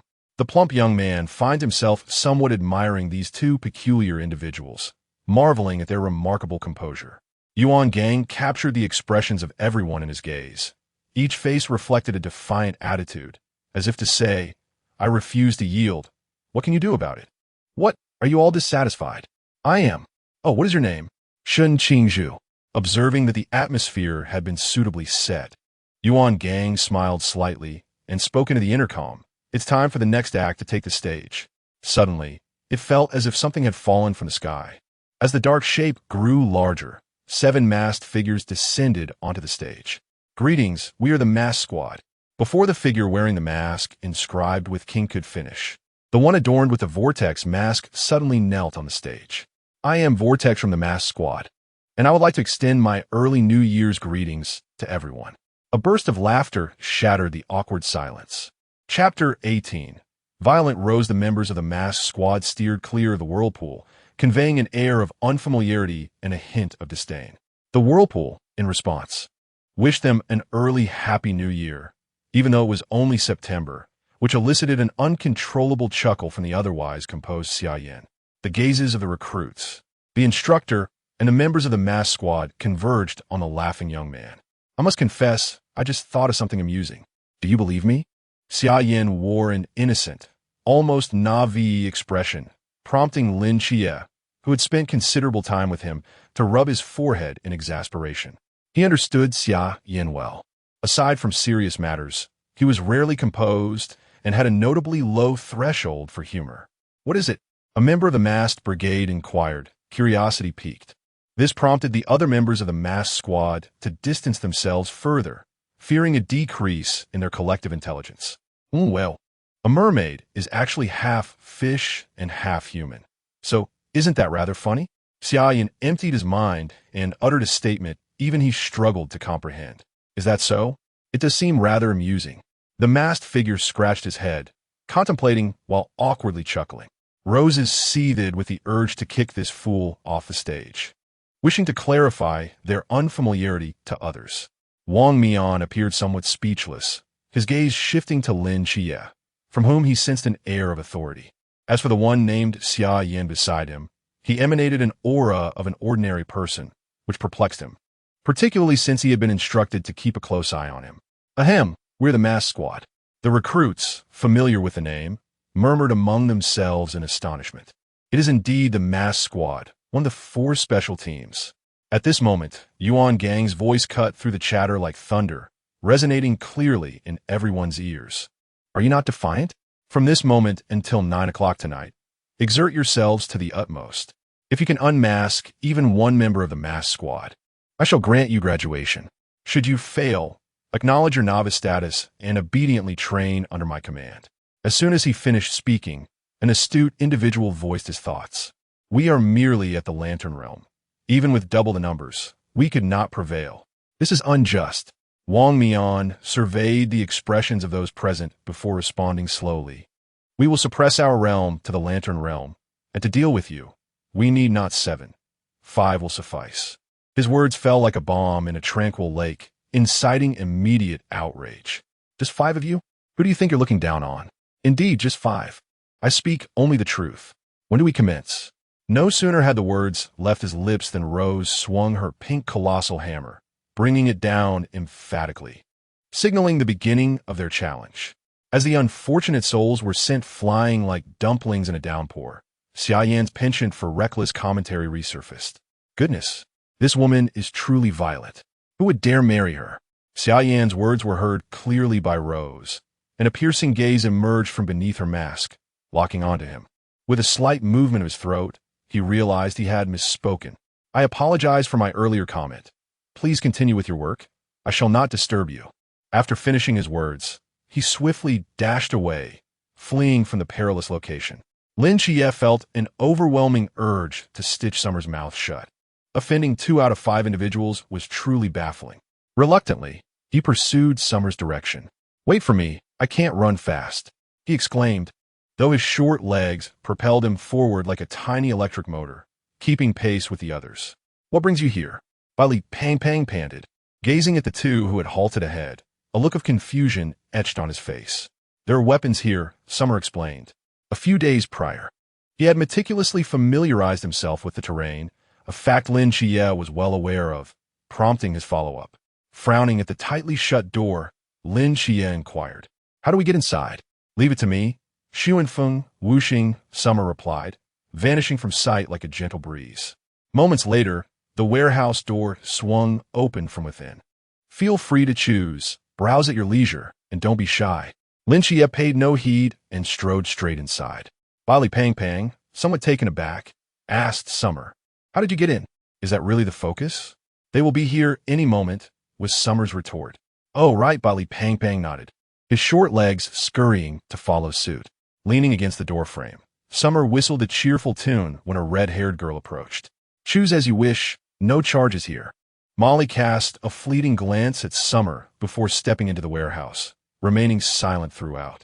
As newcomers continued to arrive, Summer recognized that this area was becoming increasingly unsafe. Are we ready? We need to relocate quickly. Upon entering, he noticed Bailey Pang Pang eagerly interacting with Molly, who was armed with a long sword, displaying a somewhat infatuated demeanor. It's not that. I just think she's really cool, Bailey Pang Pang replied, blushing slightly, reluctant to admit his feelings. The rules don't prohibit forming teams, you know, Summer teased. Right? You're so clever, Summer. Bailey Pang Pang exclaimed, immediately chasing after Molly. Bailey Tumming produced a local delicacy. Miss, wait, I would like to share a... Molly frowned, her expression radiating disdain as she addressed the approaching chubby boy with a frosty tone. Get lost. I detest you wealthy young masters. Keep your distance. Bailey Tumming attempted to clarify. I'm not a wealthy kid. I come from a regular family, only to be met with another icy retort. Scram. Xia. Do you think they get along well? Lin Xia shot a glance, perceiving no signs of affection, before turning to Summer, who stood empty-handed. Aren't you going to choose a weapon? I came here to train, not out of a desire to win. Summer waved dismissively. The military is where one hones their will. Squad 136 isn't suitable for me. I wish to avoid any irreversible consequences that might arise from my inability to control my emotions. Just as Lin Xia was about to respond, he drew his blade. Summer, observing Molly and Bailey Tumming not far away, sprang forward, employing Xuanfeng and Shenxing to pull the two aside, narrowly evading a strike from the crescent-massed assailant. The moon demon materialized, its presence almost unbelievable. Can you see me? It inquired. Lin Xia replied by chance. Xia Yan remarked, I didn't see anything. I merely guessed. The moon demon observed the two, recalling the task assigned to them by Yuan Gang. So it was you two, a divine agent and one who claims to be from the sacred ruins. Beside them, Molly's eyes flickered with indignation. Had she not been abruptly pulled away moments ago, she would have been eliminated. Drawing her long blade from behind, it began to vibrate with a terrifying intensity. The blade swung down, accompanied by its lethal aura, striking towards the moon demon. The ground fractured, leaving a long scar where the blade had passed. The moon demon, unfazed by the severed arm, curiously regarded the woman who had unleashed such a fearsome strike. Forbidden Ruins Sequence 076, Universal Frequency Shift, was the intelligence the moon demon had acquired prior to its arrival. A member of the Mo clan sword sect? It pondered, nodding slightly. As moonlight cascaded down, the vanished armor formed. Before anyone could react, a massive pink hammer descended upon Xia Yan. Leaning back, he narrowly avoided the hammer, his nose grazing its surface. I say, could you refrain from such violence? Perhaps I would surrender, he jested. You dare speak? Rose gritted her teeth, raising the pink hammer once more to strike. Xia Yan, startled, exclaimed, wow, you're really fierce. Run, everyone, unless you want to be minced meat. Chapter 19, Summer Flame.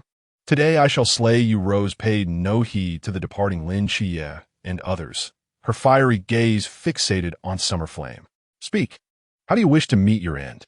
Summer Flame longed to slap himself for his loose tongue. Sometimes, he simply could not restrain himself, uttering words without a second thought. King you consegue? He timidly inquired, confronted by Rose's menacing expression. In response, Rose's hammer collided with him, leaving him no room to speak. Reluctantly, he unleashed the 9 flames of the blazing sky, the scorching rays of the sun enveloping him. His palm met the enormous hammer, stirring a tempest of searing winds. Will you come at me together or one by one? He asked, glancing at the moon ghost and the balance behind Rose, shrugging indifferently. Such audacity from a newcomer. This thought echoed simultaneously in the minds of the three. The moon ghost and balance were poised to teach Summer Flame a lesson, only to be halted by Rose. Leave this to me. You both go elsewhere. Today, I shall make this brat understand why the flowers bloom so vividly. Flowers may come in various hues. Perhaps you should take a closer look on your way back. Do you dare speak back? Their fiery palms clashed against the hammer, creating a back-and-forth exchange. while the surrounding newcomers faced dire consequences, either being blown away or swiftly rendered unconscious by balance and moon ghost. Hey, I implore you, O fierce dragoness, can we not discuss this? I am willing to concede. You dare utter such words? We shall converse once you are face down on ground. Wasn't the original plot rather amusing and gossipy? Just because of a few careless words, her temper erupted. Truly, one must tread carefully with words, lest tears of kin flow. As he swatted away the incoming hammer, he thrust his palm towards Rose. Realizing the gravity of the situation, Summer Flame thought, this is it. It's over. The warehouse is filled with explosives. A towering inferno erupted from the warehouse, accompanied by a cacophony of explosions. Summer Flame no longer held back, summoning the swift wind to hurl everyone away rapidly.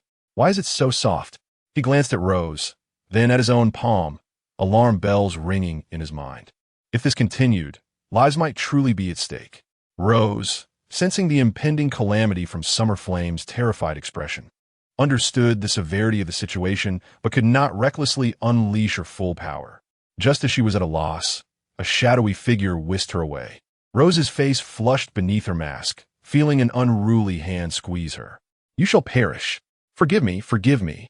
I was merely careless, he exclaimed, not allowing Rose a moment to respond before employing the swift wind once more, vanishing without a trace. Seeing the explosion, Moon Ghost turned back to Rose. Are you unharmed? Rose remained silent, her trembling form betraying the fury she struggled to contain. I shall personally slay him. As Summer Flame dashed towards the dormitory, a sense of trepidation washed over him. Damn it, I let my mouth run, and now I may not escape unscathed. A flash of blade light sliced through the air, and the dormitory building was instantly shattered. This was the work of Wang Mian, wielding the forbidden object, Yuan. Master, I concede, Tianping stammered, bewildered. What? Observing the young man, rising from the ruins, Tianping could hardly believe his eyes. Aren't you going to resist at all? I shall not. The young man before him, hands clasped in prayer, wore an expression that suggested indifference, as if to say, do as you please. This piqued Tianping's interest. Quick, draw your blade. If you're a brother, come strike me. Chao Yuan. A figure darted past, pulling the still-moving Chao Yuan aside, as Xia Yan intercepted Tianping's attack. Gazing at Chao Yuan in Lin Qia's grasp, he couldn't help but muse on the ties of fate. Xia Yan grinned mischievously at Lin Qia. Run. I'll hold him off for you. Lin Qia. Xia Yan's expression and those disingenuous words made Lin Qia utterly skeptical of his supposed goodwill. What did he just call you? Lin Qia. 2 trees stand tall. 8 gods go forth, yes. It is indeed Lin Qia. Chao Yuan clung to Lin Qia like an octopus, his fiery gaze akin to that of a man captivated by stunning beauty. A look that sent a shiver down Lin Qia's spine. Buddy, if you wish to get close, let us at least choose the right moment. Don't you see the pursuers behind us? Lin Qia. The gaze of a blade wielder is unmistakable. At that moment, Lin Qia's expression towards Xia Yan was one of barely restrained fury. Had it not been for Chao Yuan's embrace, he would have surely been torn to pieces. Chao Yuan released Lin Qia, determined to leave no negative impression and to showcase his strength. You are correct. I will assist you in dealing with the mass squad. Taking a few steps forward, Chao Yuan picked up a fallen blade from the ground and faced the approaching Tianping. Master, you must endure. Survive. Do not perish beneath my blade. Tianping was momentarily taken aback. Are all newcomers this arrogant nowadays? What did you say? I couldn't hear you. Master, you must survive. With that, he drew his blade. A dark aura surged upwards, flames engulfing his shirt, revealing a body riddled with scars, while white gas escaped his mouth. Seeing Chao Yuan's condition, Tianping felt a surge of alarm and was about to retreat when a sharp blade light struck towards him, accompanied by black flames. From a distance, Wang Mian observed Tianping's frantic evasion, leaping down from the dormitory to stand before him, clashing blades with Chao Yuan, sparks flying in every direction. Black King's Annihilation. Forbidden Ruins, Sequence 31. Beneath the divine, above all beings, the Forbidden Ruins. Tianping, do not underestimate him, Wang Mian cautioned. Xia Yan elbowed Lin Qia. Your other good buddy is rather formidable. ISNT. Lin Xia clenched his fists, still trying to grasp the situation. What other good buddy? Get lost. He stepped away from Xia Yan, struggling to control his murderous intent, wary of internal strife among allies. Xia, are you all right? At that moment, Bailey Tumming arrived, accompanied by Molly. On this enchanting night, your dear friend has also arrived, and truly, you are a winner in life, embraced by companionship on both sides. With a chuckle, Xia Yan jested, "Be careful, Bai Li Pang Pang, your beloved is right here," and she won to escape. Bai Li Pang Pang, who had hurried over, paused in surprise, glancing at the side where Imo Li stood. "Xia Yan, what are you babbling about?" "We are merely friends," he said, his cheeks flushed with embarrassment. Lin Shi could no longer contain himself, and exclaimed, "Xia Yan, I shall end you." At that moment, a furious female voice echoed, "Xia Yan, I will take you down today." The balance, which had been playfully toying with Chao Yuan, also ceased its antics, intrigued by Xia Yan's outbursts. Chapter 20.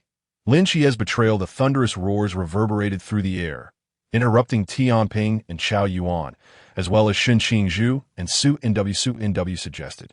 "Shall we first investigate the situation before continuing our battle?" Shen Qingzhu, intrigued, wondered what heinous act Xia Yan had committed to invoke such wrath. "All right, let's go take a look."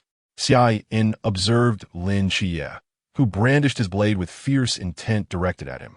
In an attempt to appeal to reason and emotion, he implored, "Xia, we are brothers, dear friends. You cannot side with outsiders against me." He added reassuringly, "Do not worry, I promise not to kill you. We are good brothers." Lin Xia's anger was one facet of his emotions. He also sought an opportunity to spar with Xia Yan and gauge their strength disparity. Yet had found no suitable moment until now. Today, fate had led him here, perfect for a trial of skills and a means to alleviate his frustration. In the monitoring room, Yuan Gang, who had previously been apprehensive about several battlefields, was now taken aback. What on earth has this boy done to provoke Lin Xia's defection? He had been so absorbed in the confrontation between Tianping and Chao Yuan and Shen Qingzhu and Su NW that he had missed Xia Yan's venomous remarks. The aide nearby began recounting Xia Yan's exploits, his expression growing increasingly peculiar. Initially, he had instructed the mass squad to keep a close watch on Xia Yan, but it seemed that such vigilance was no longer necessary. Arriving at the scene, Su NW witnessed Xia Yan retreating before the onslaught of Rose and Lin Xia. Your joke is not amusing at all. The captain has informed me that you did this intentionally. I have a different sense of humor. If you find it unfunny, that is your opinion. I find it quite hilarious." Xia Yan stubbornly defended himself, inciting Su NW's ire, who was powerless to retaliate.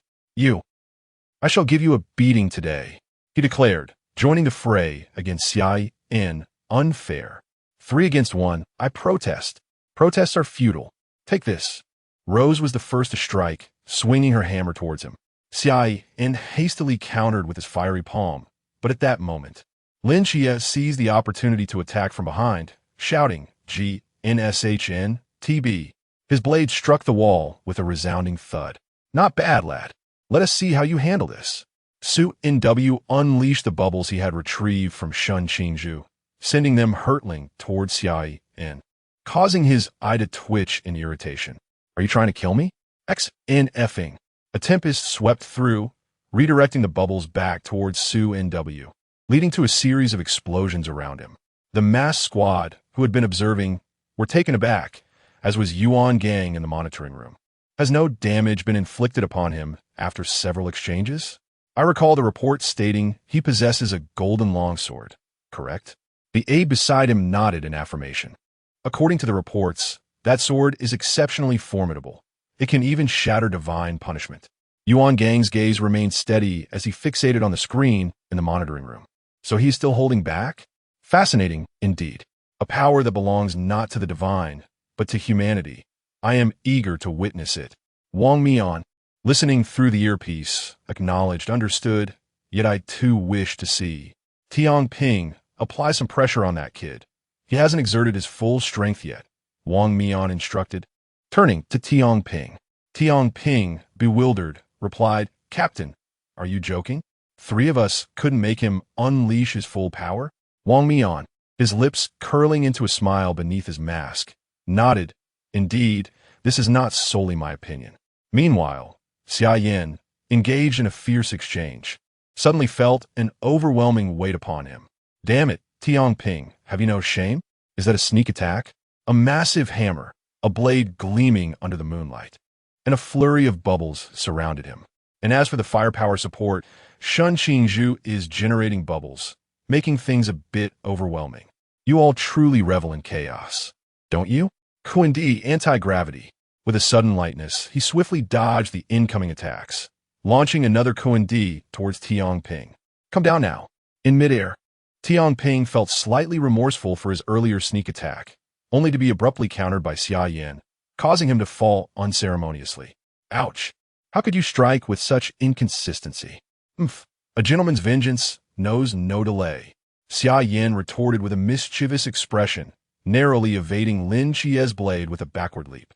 Lin Chie's hand trembled around the hilt, acutely aware of the disparity between them, and was disheartened to find that even with his starry night dance, he couldn't graze the hem of Xia Yan's garment. The Shennong Heart Sutra, which embodies perpetual vitality, had exponentially enhanced his physical prowess, now rendering him 6 times stronger, especially with the daily tutelage of 3 venerable human sages. Under equal circumstances, it was nearly impossible for him to be easily defeated. Xia Yan's strength, endurance, and speed had been elevated to an unparalleled degree, making him as elusive as an eel, effortlessly toying with them. Is this kid truly that monstrous? Yuan Gang rubbed his eyes, astonished that he not only swiftly countered Tiangping's ambush, but also brought him crashing down. Yu Gue, you join in as well. Wang Mian commanded as Yu Gui's figure vanished. Xia Yan pinched Yu Gui's blade between 2 fingers, unleashing the 9 flames burning heaven palm. A blazing sun striking out towards the opposing attack, resulting in a cataclysmic explosion as a fire dragon, infused with the essence of the sun, collided with the assaults of the other 3. One isn't enough. Here's another one. I haven't provoked you, have I, Yu Gue? Beneath the luminous starry sky and the immense moon, Xia Yan, with Yu Gui's sword grasped in hand, stood amidst the ruins of the dormitory. The gentle breeze ruffling his clothing as he spoke helplessly. This scene left all present gasping in awe. In the monitoring room, all instructors stared in shock. The atmosphere thick with silence, where even a pin drop could be heard. Hey, I refuse to believe that so many cannot force out his full power, Yuan Gang declared. Now invigorated, with the exception of Wang Mian from the mass squad, everyone, including the defector Lin Chia, was determined to compel him to draw his Xianyuan sword. That sword might possess god-slaying power. It could very well be humanity's last hope. I understand, Wang Mian replied. All of them were filled with curiosity regarding the power of that sword, wondering if it was indeed as formidable as the intelligence suggested. However, witnessing it firsthand was essential. Why do you not draw your sword? Came the calm voice of Wang Mian beside Xia Yan's ear. Xia Yan turned to survey his surroundings, then shook his head. The Xianyuan sword is intended for my foes, and you are not among them. But what if I insist on you drawing it? Wang Mian inquired once more. It is impossible for me to unsheath the Xianyuan sword. I have stated that it will only be aimed at the enemy. The atmosphere turned awkward, leaving everyone somewhat perplexed. At that moment, the little brain of Xianshu sparked with a brilliant idea. Chapter 21. In a situation where a 1 versus 5 confrontation seemed insurmountable, a spark of ingenuity ignited within the mind of Xuanhua. Captain, perhaps his sword is so battered and old that he feels embarrassed to draw it, he chuckled. However, before he could be silenced, the thunderous roar of a dragon erupted from within Xia Yan, manifesting as a 5-clawed golden dragon, its icy gaze fixated upon Xuanhua. Xuanhua, bewildered, protested. I was referring to the sword, which is old and worn. What does this have to do with you? Xia Yan, visibly distressed, cast a sympathetic glance at Xuanhua. You might want to prepare your final arrangements. The awakening of the sword spirit of the Xianyuan sword, triggered during the rescue of Jiangqian, was a secret Xia Yan had kept to himself.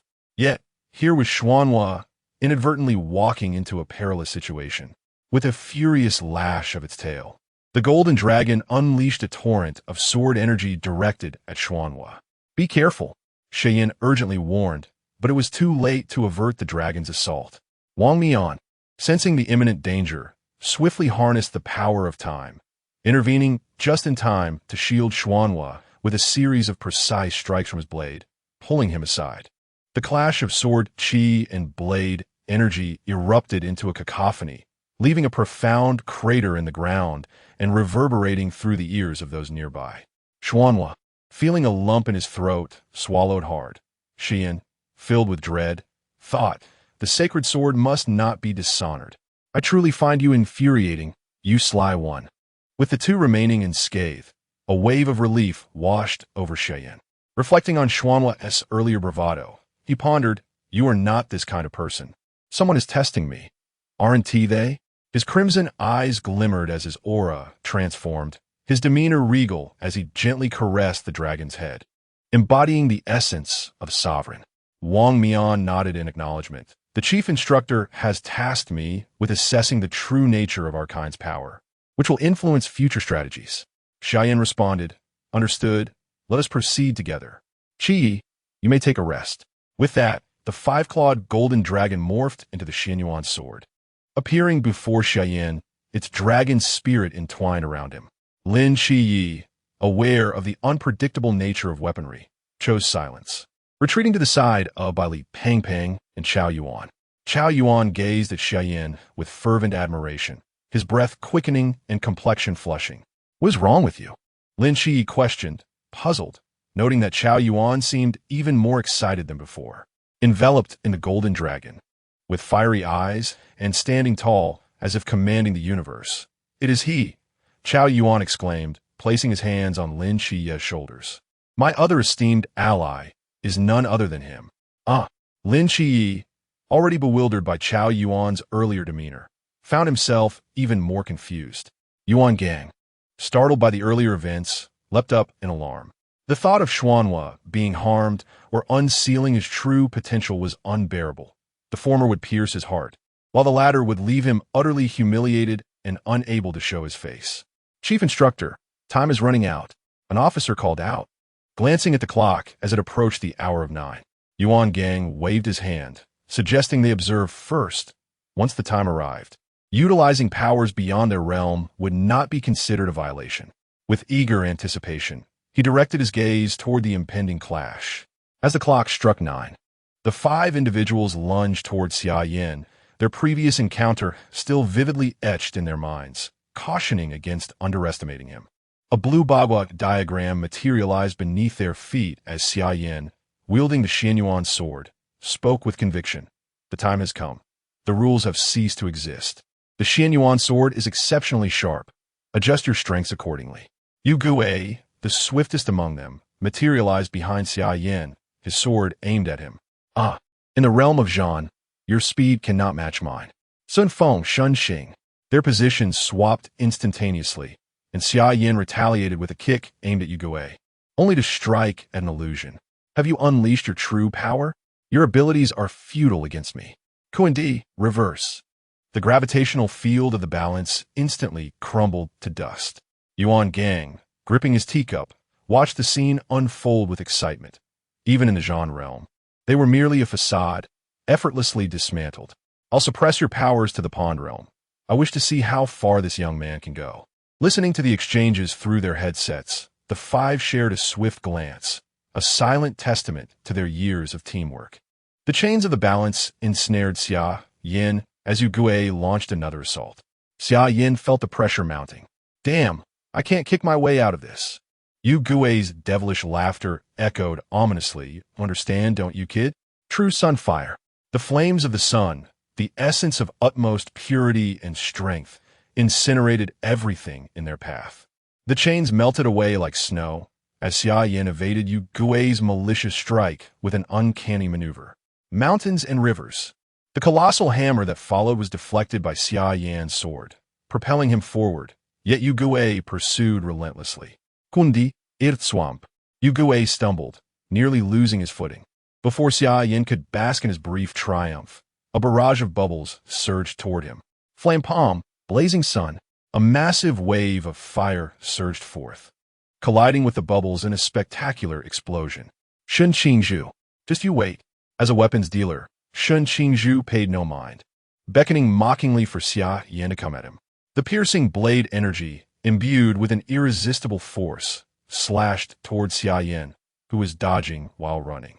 Damn, their coordination is impeccable. There's no respite. Sun and Moon.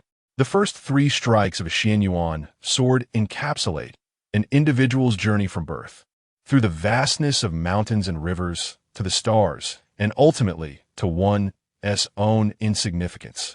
The first strike, mountains and rivers, imbued with the grandeur of nature, as if capable of shaking mountains. The second strike, sun and moon, sword light obscuring the heavens, representing humanity's reverence for the sky. The third strike, all living beings.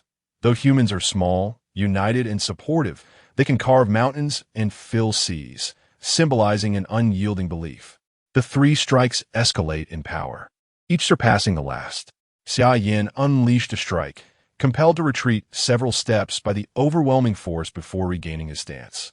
Yuan Gang pounded his thigh, laughter resonating in every corner of the surveillance room.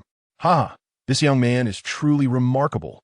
Faced with the coordination of the 5 members of the mass squad, he remains undaunted. He instructed, upload this footage and let those fellows at the top witness it. Additionally, draft a document to apply for Sequence 000, codenamed Dawn.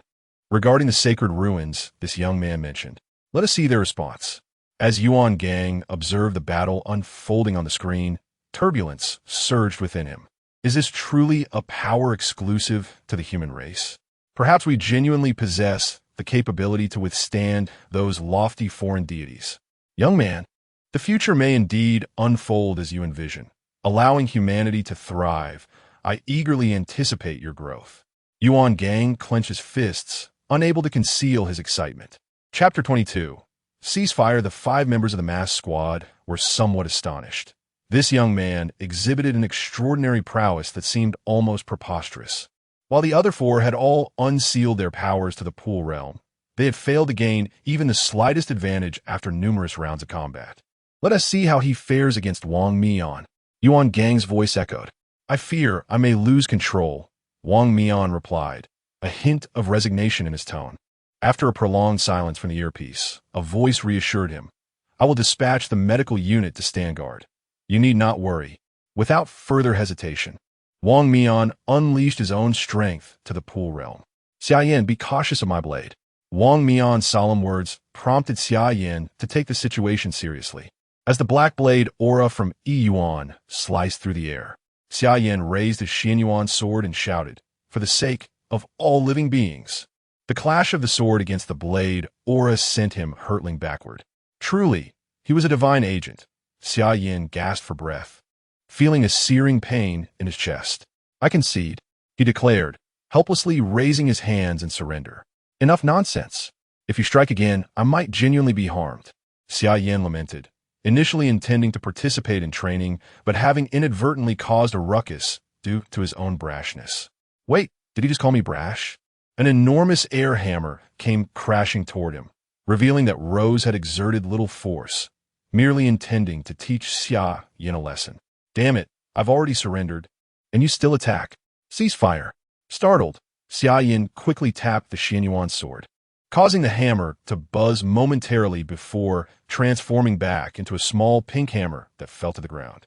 Confronted with her unruly weapon, Rose marched over and seized Xia Yan by the collar, her voice low and menacing as she whispered in his ear, You dare to speak of the warehouse incident, and you will meet your demise. Xia Yan nodded fervently. Such matters must remain confidential. The mere thought of Red Silk discovering the truth sent a shiver down his spine.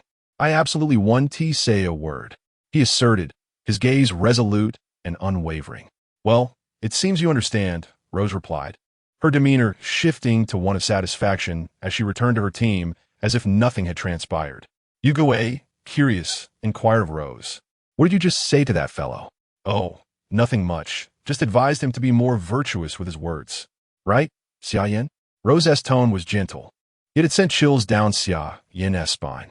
Yes, yes, I shall certainly rectify this dreadful habit. You'll be hard-pressed to change. It seems you only moderate your behavior when Red Silk is around, Lin Xia interjected, her tone teasing. Do you still hold to the principle of not striking the face or exposing weaknesses? Are you still the same Lin Xia? Xia Yan responded, a touch of exasperation in his voice. Learned it from you, she retorted. Xia Yan, I had no idea you were this formidable. Li Pao Pao approached, admiration evident in his gaze. You seem rather unassuming, yet you fight with such resolve. Xia Yan glanced at the chubby little fellow, whose eyes sparkled with excitement. What's this all about? He inquired, noticing the attention of the others. His gaze landed on Chao Yuan. What is it? ISN, Tichi beside you? Why are you staring at me? You and she are both my benefactors, he replied urgently, moving to embrace Xia Yan, only to be skillfully dodged. I must admit, this is not to my taste. I shall leave it for my good brothers to enjoy. With that, he sprinted towards the training grounds. Behind him, Lin Xia's furious reprimands echoed once more. Xia Yan smiled faintly, finding it amusing that his brothers were so spirited they would not resort to deadly force. At the training grounds, a line of instructors stood firmly, with Yuan Gang at the center, surveying the crowd below. His booming voice resonated once again. The competition has concluded, and many of you did not even graze the edges of the masked squad's uniforms. To call you worthless and inexperienced would be an understatement. And what of Xia Yan? How shall he be addressed? Among the new recruits, some were left utterly astonished by the recent skirmish, a 1 versus 5 encounter, where the masked squad had fully released their powers to suppress him. I mentioned 9 o'clock. The time has already passed, and Yuan Gang glanced at Xia Yan and his group, uncertain how to continue. My mindset is lacking. My will is not steadfast. The recent battle was merely the masked squad showing leniency towards me, yet the mysterious forces will not extend such courtesy, Xia Yan articulated, echoing Yuan Gang's sentiments. His purpose for being here was to hone his skills through rigorous training. If he were to encounter formidable mysteries in the future, akin to the situation with Jiang Qian, he might find himself incapable of striking, risking not only his own life but potentially endangering his comrades as well. Indeed, this place is not solely for enhancing your abilities. It is also to forge your will. The battlefield is not a mere rehearsal. It is not a playground for you to frolic in, Yuan Gang admonished the new recruits. His gaze filled with approval as he regarded Xia Yan. Remain humble and vigilant. Understanding your weaknesses is the first step towards becoming a true powerhouse. Seeing Xia Yan's words resonate, the new recruits found themselves at a loss for rebuttal. The evidence of their performance laid bare before them. Yuan Gang, witnessing their complete submission, continued, since you acknowledge your defeat, you shall comply with my directives as per our agreement. This training will be divided into 2 phases. The first phase involves the use of forbidden artifacts to seal your abilities within the forbidden ruins. For the next 6 months, you will undergo grueling training, rendered powerless like ordinary individuals. The second phase will encompass theoretical courses on the knowledge and combat aspects of the forbidden ruins. I shall train you to the point that the mere mention of the words forbidden ruins will make you retch, and hearing them will induce faintness. That will be all. You are dismissed, Yuan Gang concluded, departing with the other instructors, leaving the bewildered recruits behind, unable to inquire about the time. As the new soldiers surveyed the desolate landscape, many complained, where shall we reside? The dormitory building had been cleaved into ruins by Wang Mian strikes, with only one structure remaining intact amidst the debris. Molly, let us gather tonight for a chat. I am quite familiar with Xia and Xia Yan, the plump Li said with a sycophantic grin directed at Molly. Get lost. Unfazed by Molly's disdain, Li was about to retort when he turned to see the dormitory restored to its former glory, his expression morphing into one of dismay. In the distance, the mass squad supported the pale Wang Mian. Captain, you just rewound time by over 40 minutes. Is your body able to withstand this? It's of no consequence. However, regarding the last move by Xia Yan, Rose, did you discern what transpired? Wang, with a curious expression, fixed his gaze upon Xia Yan amidst the crowd. I'm unsure. It seems my weapon suddenly ceased to respond to my commands, no matter how I urged it. Rose remarked, feeling a tinge of embarrassment in front of so many onlookers to inquire further. The vortex, coming to its senses, exclaimed, Captain, do you mean? That lad was holding back. Indeed, Wang mused while gazing at the moon. A cessation of hostilities, perhaps? As the group gradually faded into the moonlight, tranquility enveloped the dormitory. Xia Yan and Chao Yuan exchanged glances, the atmosphere thick with an eerie silence. I say, Boss Chao, why aren't you seeking out Lin Xia? Why do you persist in staring at me? Xia has company in his dormitory, while you are alone here. Would you mind if I shared your space? Xia Yan replied. But please refrain from gazing at me in such a manner. It's rather unsettling. The intensity of Chao Yuan's stare was unnerving, even more so than when he looked at Lin Xia. Xia Yan feared that one day he might awaken to find Chao Yuan blushing shyly at him from under the covers. What on earth am I contemplating? He muttered, slapping himself in the face. Are you all right? If something is troubling you, feel free to strike me. I'll retaliate, Chao Yuan said, concern etched on his features, which only sent shivers down Xia Yan's spine. It's nothing, just a mosquito that drained my energy. This dormitory isn't my home, if you wish to stay. The condition is that you remain in your own bed at night and refrain from disturbing me unless absolutely necessary. Understood. Chapter 23. Training at 4 in the morning. The jarring sound of assembly reverberated through the dormitory. Clang! Within the dreamlike realm, Xia Yan observed the ancient figures seated in the courtyard, bewildered. Master, are you not going to teach me today? Shennong stroked his beard and replied, Xia Yan, given your current state, there is little we can impart. The Yellow Emperor concurred. Your level is too low, and you must also contend with the training ahead, which would impose an unnecessary burden upon you. Fuxi added, Indeed, we shall instruct you further once you transcend to the next realm. Beneath the hazy night sky, the instructor and a group of new recruits gazed in silent disbelief at Xia Yan, who lay sleeping on the training ground, his breathing steady, occasionally smacking his lips, leaving them at a loss for words. A few minutes prior, Chao Yuan, hearing the assembly call, rose from his bed to awaken Xia Yan. After fruitlessly shaking him for a considerable time, he had no choice but to carry him to the training ground. Assembly complete. Anyone who takes longer than 3 minutes must run 10 laps on the field. If I find out who it is, the punishment will be doubled. Remember, from today onward, upon hearing the assembly call, regardless of your activity, you must arrive within 3 minutes. Latecomers will bear the consequences. Understood? A deep breath followed by a sigh.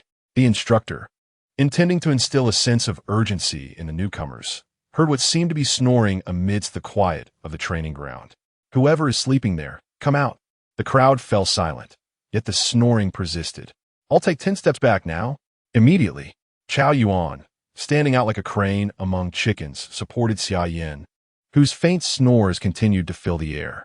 Xia Yan's behavior had caused the instructors to face an unexpected embarrassment, and even those who had managed to suppress their laughter could no longer contain themselves, bursting into joyous laughter. The instructor's face turned a deep shade of anger. He had a vivid memory of Xia Yan from the monitoring room. Xia Yan! His furious shout echoed across the training ground, yet Xia Yan remained undisturbed. The crowd, which had just quieted, erupted into another wave of laughter. This is Xia Yan, isn't it?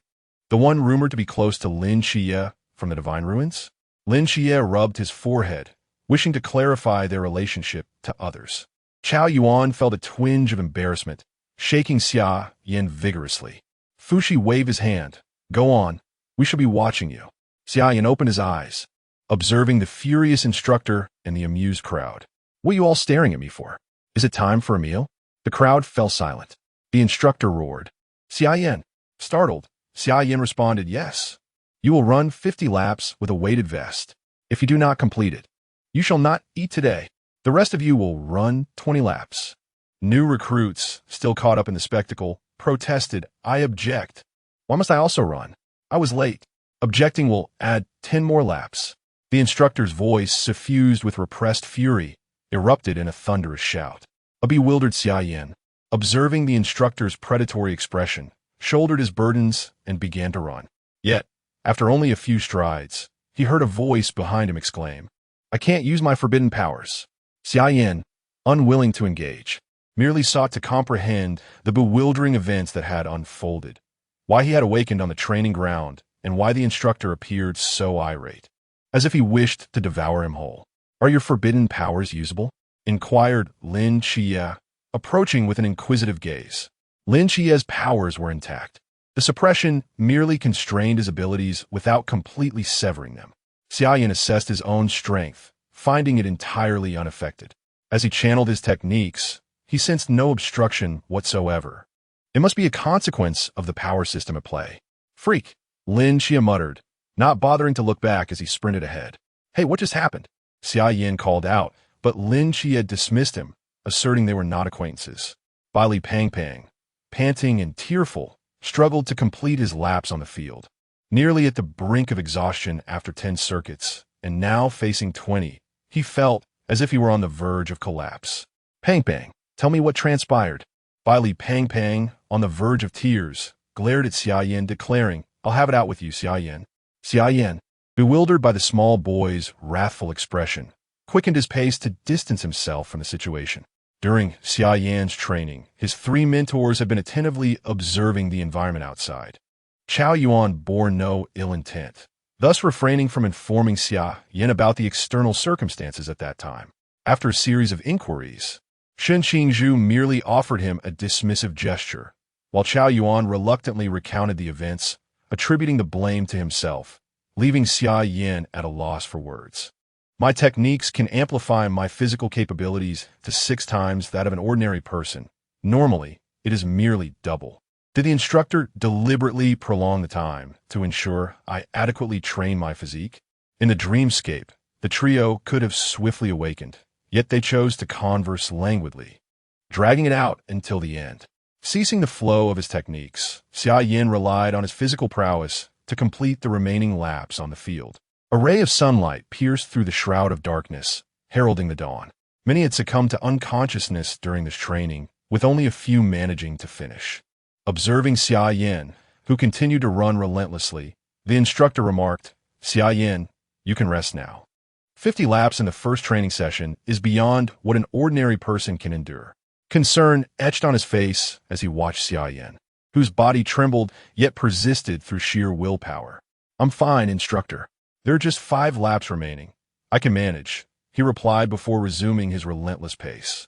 In the realm of slaying gods, reason and law held little sway. Alongside mythical beings, there existed deities that transcended all life. He was determined to protect those around him. Even if he could not safeguard everyone, he resolved to possess the strength necessary to defend those dear to him. After completing the final lap, the somewhat blurry-eyed Xia Yan was steadied by someone, preventing him from collapsing. During my first 50 laps, I could scarcely finish. The instructor, concerned for Xia Yan's well-being, promptly notified Yuan Gong. At that moment, it had merely been a spur-of-the-moment remark. He had not anticipated that this young man would truly persevere. I am curious as to what drives you to push yourself so hard, Yuan Gang remarked, observing Xia Yan, who was supporting his body with the last remnants of his strength. With a smile, Xia Yan replied, I simply wish to possess the ability to protect those I care about. He then walked towards the dormitory with Lin Qia's assistance. Yuan Gang gazed at the vanishing figure. Lost in thought, he had heard this sentiment far too often. Some had succumbed to eternal rest because of it, while others continued to guard silently in places unseen by ordinary eyes. To protect, indeed a heavy burden. Chapter 24. The contract having barely rested, Xia Yan was once again roused by the assembly bell. Although Chao Yuan intended to assist him, Xia Yan declined, trudging heavily towards the playground. Bai Li, feeling despondent, lamented that if it weren't for Xia Yan, he wouldn't be struggling to walk. Suppressing his pain, he followed Lin Qia's lead. Upon reaching the playground, Bai Li initially intended to voice his grievances, but upon seeing Xia Yan's trembling legs, he fell silent. You did not utilize your strength to recuperate, Lin Xia remarked. Casting a glance at the instructor ahead, addressing Xia Yan in a composed tone. There was no time. I lay down for merely a few minutes before being summoned. Offering no opportunity for rest, Xia Yan replied. The instructor on the platform, timing with a stopwatch, seemed quite satisfied with this assembly. I am pleased with your performance. Next comes mealtime. Remember, you have only 20 minutes to eat. Exceeding this time will lead to consequences you are well aware of. At the mention of food, the eyes of all participants gleamed with anticipation, their recent training having left them ravenous, their stomachs audibly protesting. Xia Yan, let us hurry to eat, Bai Li exclaimed excitedly, dashing toward the cafeteria. Do you need assistance? Lin Xia smiled slightly, a hint of schadenfreude in his expression. No need. You seem overly pleased soon. You may not be so amused, Xia Yan retorted, sprinting towards the cafeteria, aware of the cafeteria's offerings from his familiarity with the original storyline. Xia Yan anticipated the expressions of expectation from Lin Xia and the others. Inside the cafeteria, one barrel contained steamed buns, while another held bloodied beef, leaving many with grim faces. Bai Li, particularly dismayed, regretted participating in this dreadful training. Raw meat, was it truly edible? Why not? In the absence of better options, even insects can be consumed. Perhaps they're delightfully crunchy, reminiscent of chicken, Xia Yan teased the chubby fellow, before seating himself with a piece of raw meat and 2 buns. Suppressing his gag reflex, he began to chew the bloody meat, forcing it down. Observing Xia Yan, Lin Xia, battling his own nausea, also began to eat heartily. Following their lead, many others ceased their protests and began to shove food into their mouths. Though this did not include Shennong. What in the world is this? Is this fit for human consumption? Who the hell prepared this meal? Shennong's furious outburst ignited the ire of those around him, who echoed his sentiments, questioning the edibility of the fare. An elderly man, donning a chef's hat and wielding a spatula, stormed out in anger. Who the hell is shouting? If you wish to eat, then eat. If not, get lost. Just as Shennong's fury threatened to boil over, it was interrupted by the arrival of the masked squad. The squad politely engaged with the elderly man, known as Old Sun, before taking their seats at the dining table. With the masked squad present to maintain order, no new recruits dared to voice dissent, and they dutifully focused on their buns and raw meat, resigned to their fate. Not partaking in the afternoon training leaves one devoid of energy. Xia Yan observed Molly, who furrowed her brows in contemplation over whether to eat or not. Seated together, Chao Yuan, Lin Xia, and Xia Yan were nonchalantly enjoying their meal, prompting Molly to set aside her doubts and begin consuming the raw meat before her. Upon witnessing Molly eat, Bai Li, feeling somewhat compelled, closed his eyes and dove into his own meal. The enticing aroma wafting from the kitchen caught the attention of the group, who found the raw meat quite unappetizing. They gazed longingly at the dishes presented by Old Man Sun, igniting a wave of protest among them. Why do they get to enjoy such fine cuisine while we do not? Wang Mian scoffed, slamming his black blade onto the table, silencing the cafeteria instantly. As Xia Yan prepared to leave, Wang Mian called out to him. Xia Yan, Chia, would you care to join us for a bite? Xia Yan remained silent, but the new recruits raised their heads in envy, their expressions tinged with indignation, as if to question why they were not afforded the same privilege. Lin Xia declined, yet Xia Yan seized him and pulled him to the table of the masked team, placing a piece of braised meat in his mouth. Quite delectable. Next time, I shall treat you all, he declared before departing without a backward glance, leaving Lin Xia perplexed. Are you not going to eat? Wang Mian inquired, noticing Lin Qia's dazed expression, a smile gracing his lips. Unable to comprehend the situation, Lin Xia, under Wang Mian's expectant gaze, took a bite and hurried after Xia Yan. Captain, what does he mean by that? Vortex pondered Xia Yan's actions. Did you not hear him say he would treat us next time? Wang Mian replied, cheerfully savoring his meal. What does that have to do with him taking a bite? Wang Mian regarded Vortex's obliviousness with a chuckle. To take a bite signifies that he considers us friends. However, he is still a new recruit, and he must act accordingly. On the second floor, Hong Hao and Yuan Gang observed the unfolding scene. Hong Hao remarked to Yuan Gang, Xia Yan seems quite disciplined and straightforward, a promising candidate for a soldier. As for Shennong, he comes off as a bit of a rogue, a true troublemaker. Yuan Gang glanced at Shennong, who was sulking and gnawing on raw meat in frustration, and replied with a smile, Xia Yan indeed shows great potential. Shennong is merely new. He will evolve in due time. I have high hopes for him. Xia Yan and Lin Xia walked side by side toward the training ground. Why did you come out so quickly? Lin Xia retorted, facing the hundreds of hungry gazes. What else was I supposed to do? Wang Mian had not explained to you what a divine agent is, had he? Why would he tell me such things? Just because he is also a divine agent? Lin Xie's words left Xia Yan speechless, pondering whether his insignificant presence was truly influential. What nonsense are you spouting? Lin Xie asked, eyeing Xia Yan, who seemed lost in thought. Oh, it's nothing of great importance. I'll tell you anyway, as it bears little consequence. The divine agent is akin to a covenant. The deity cannot manifest in this realm, necessitating the assistance of another to fulfill tasks here, which can be understood as an exchange of equivalent value. Equivalent exchange? Or the terms of your covenant? Lin Xie inquired, gazing at Xia Yan. With a 3-foot azure blade, stained with the blood of the divine, how formidable. Observing Xia Yan's rather smug demeanor, Lin Xie chose to disregard it, reflecting on how he suddenly missed Sister Hongying. Why is that? Xia Yan asked, somewhat perplexed.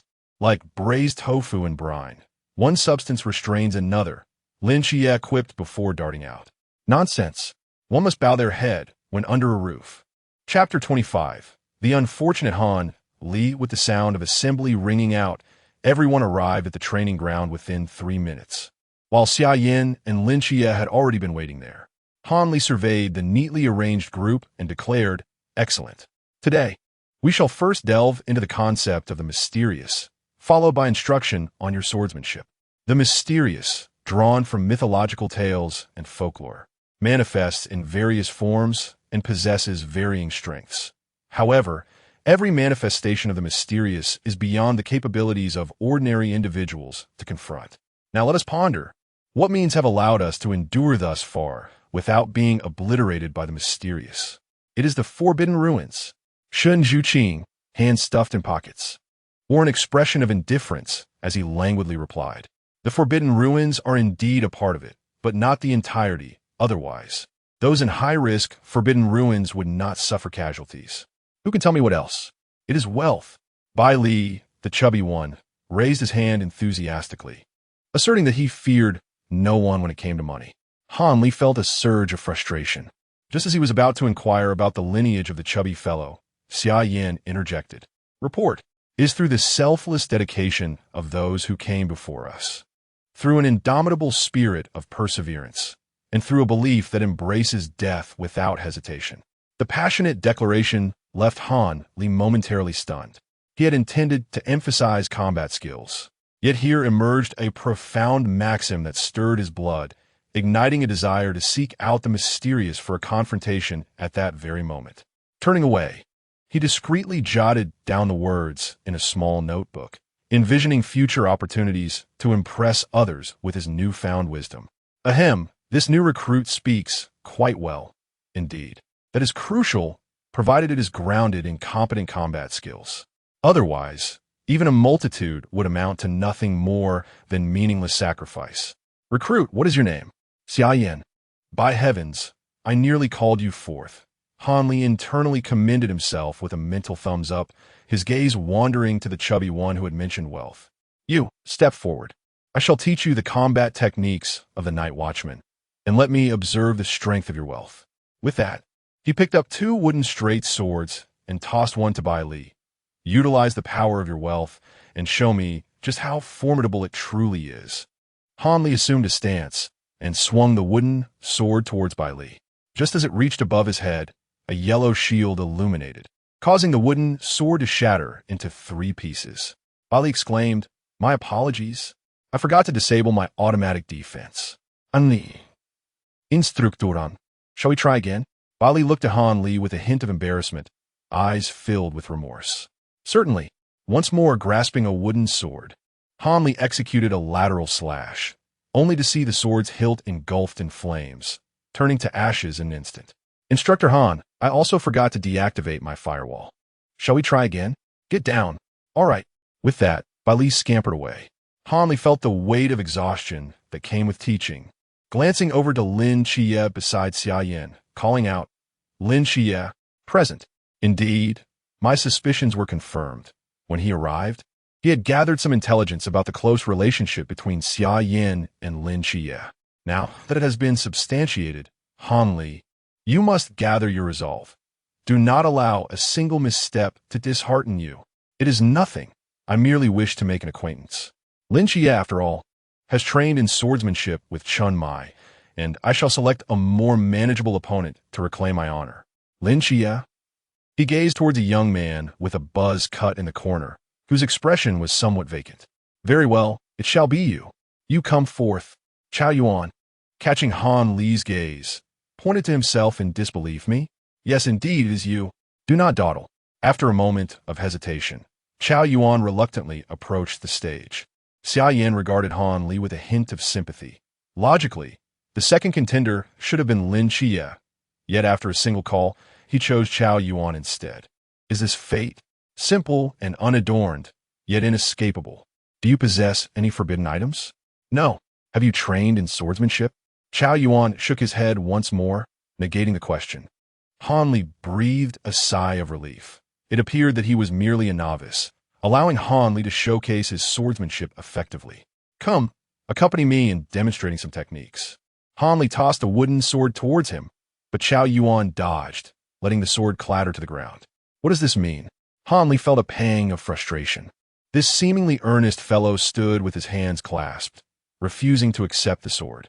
I cannot touch the sword, Chao Yuan replied calmly. Han Li's anger flared unexpectedly. It is but a wooden sword. No sword at all. I cannot touch it. Han Li, now exasperated, spoke with a grave tone, allowing no room for rebuttal. This is an order. I command you to pick up the sword. Very well. Instructor Han, you should be cautious. Chao Yuan sighed. This elicited a chuckle from Han Li. I, a seasoned warrior, must be wary of you, a novice. Those who were aware of Chao Yuan's situation stepped back, and Xia Yan spoke to Lin Xia with resignation. Wait for a moment to adapt. Turning to the chubby Bai Li, he instructed, Fatty, bring forth anything you can use for Xia. Chao Yuan picked up the wooden sword, and his aura shifted dramatically. Black flames enveloped his shirt, his eyes turned crimson, and his voice erupted like a roar from the depths of hell, bloodthirstily directed at Han Li. Initially indifferent, Han Li was now taken aback, cursing his misfortune inwardly. Why was he so unlucky, facing opponents that were anything but easy to handle? Chao Yuan had now lost all sense of reason. The blade, entwined in black flames, lunged towards him. Han Li sidestepped, and the wooden sword clashed against Chao Yuan's descending blade, producing a sound akin to metal striking metal. With the presence of forbidden items, Han Li could not wield the powers of the forbidden abyss, while Chao Yuan's was particularly formidable, leaving Han Li unable to suppress it entirely. Their strengths were not on the same level. Each strike from Chao Yuan bore down upon him with immense pressure. Yet, true to his reputation as a battle-hardened veteran, Han Li displayed remarkable combat experience, engaging in a back-and-forth with the frenzied Chao Yuan, despite his ordinary physique. He could not hold out for much longer. Lin Xia observed the two combatants, his hands gripping the small blade, Xia Zhanbai, recently procured from Bailey Pang Pang, with a sense of eager anticipation. Less engaged together, Xia Yan remarked with a shrug, and in an instant, both sprang forth with a powerful leap. Han Li watched as the black flames of the wooden sword loomed larger before him. His stamina had dwindled significantly, while Chao Yuan appeared to possess an inexhaustible reserve of energy. How shameful it was to perish here rather than on the battlefield. A white blade stood resolutely before him, and with a single powerful strike, Chao Yuan was sent flying. Instructor, it's time for the relay. We need to switch. Chapter 26. Venting upon hearing the commotion, Yuan Gang and his companions rushed over, witnessing the harrowing scene where Han Li was nearly cleaved in two by Chao Yuan. Despair loomed. Yet relief washed over them as Lin Xia and Xia Yan appeared just in time to rescue him. Do you require assistance? Lin Xia inquired, his gaze fixed on the frenzied Chao Yuan, whose malevolent glare was directed at Xia Yan, seemingly intent on annihilating him. No need, Black King. Or perhaps it would be more fitting to refer to you as Gongyang Zhua, Xia Yan replied with a sigh, observing the rampaging figure of Chao Yuan. Alas, what a lamentable sight. Xia Yan's words incited Chao Yuan, now the Black King Gongyang Zhua, who let out an enraged roar. The wooden blade he wielded was engulfed in an even more intense black flame as he charged at Xia Yan. With the Black King's fury, the surrounding temperature escalated, overwhelming those trapped in the area, forcing them to retreat in distress. Xia Yan deftly sidestepped the downward slash from Chao Yuan, his hand ablaze with the true fire of the sun, seizing the blade with a grip that melded gold and black in a fierce clash. "Are you displeased with my words? How tiresome," he remarked, forcefully flicking his palm, causing the Black King to thrust the blade forward. Without hesitation, Xia Yan followed with a swift kick, sending him sprawling aside. "Ha ha ha ha ha." The Black King, rising once more, erupted in laughter, his eyes ablaze with fury. His attacks grew increasingly ferocious, each strike aimed at Xia Yan's vitals, yet all were effortlessly evaded. "I possess the advantage of Xuanfeng's speed. You are far too slow," Xia Yan declared, deftly swatting the blade from the Black King's grasp, followed by another blow that sent him hurtling away. I knew he was formidable, but this is quite extraordinary. He turned to Yuan Gang, incredulous. He hasn't even unleashed his true power yet. "I wonder what that lad is plotting," Yuan Gang pondered, perplexed. Given Xia Yan's genuine prowess, he believed Chao Yuan would not last more than a few exchanges in a direct confrontation, so he was baffled by the prolonged engagement. "Are you unwilling to accept defeat?" Xia Yan challenged, fixing his gaze on the Black King as he tore off his shirt, revealing his chiseled physique. "I am far less willing to concede. Transported to this wretched world, I am constantly consumed with thoughts of how to grow stronger, how to alter the fates of those around me, preventing them from vanishing from my sight. I have had enough of forcing myself. Come, let us engage in a decisive battle. You claim I am your esteemed guest. If you best me, I shall acknowledge you." Xia Yan's declaration was drowned out by the Black King's roar, leaving onlookers unable to discern his words. The two stood opposed, the atmosphere thick with tension, the only sound being the silent crackle of the searing flames. In a sudden burst, both men lunged forward, their golden and black flames intertwining. Devoid of flamboyant maneuvers, only the visceral sound of flesh striking flesh resonating in the air. "Is this truly your full strength? It is insufficient. Come at me again."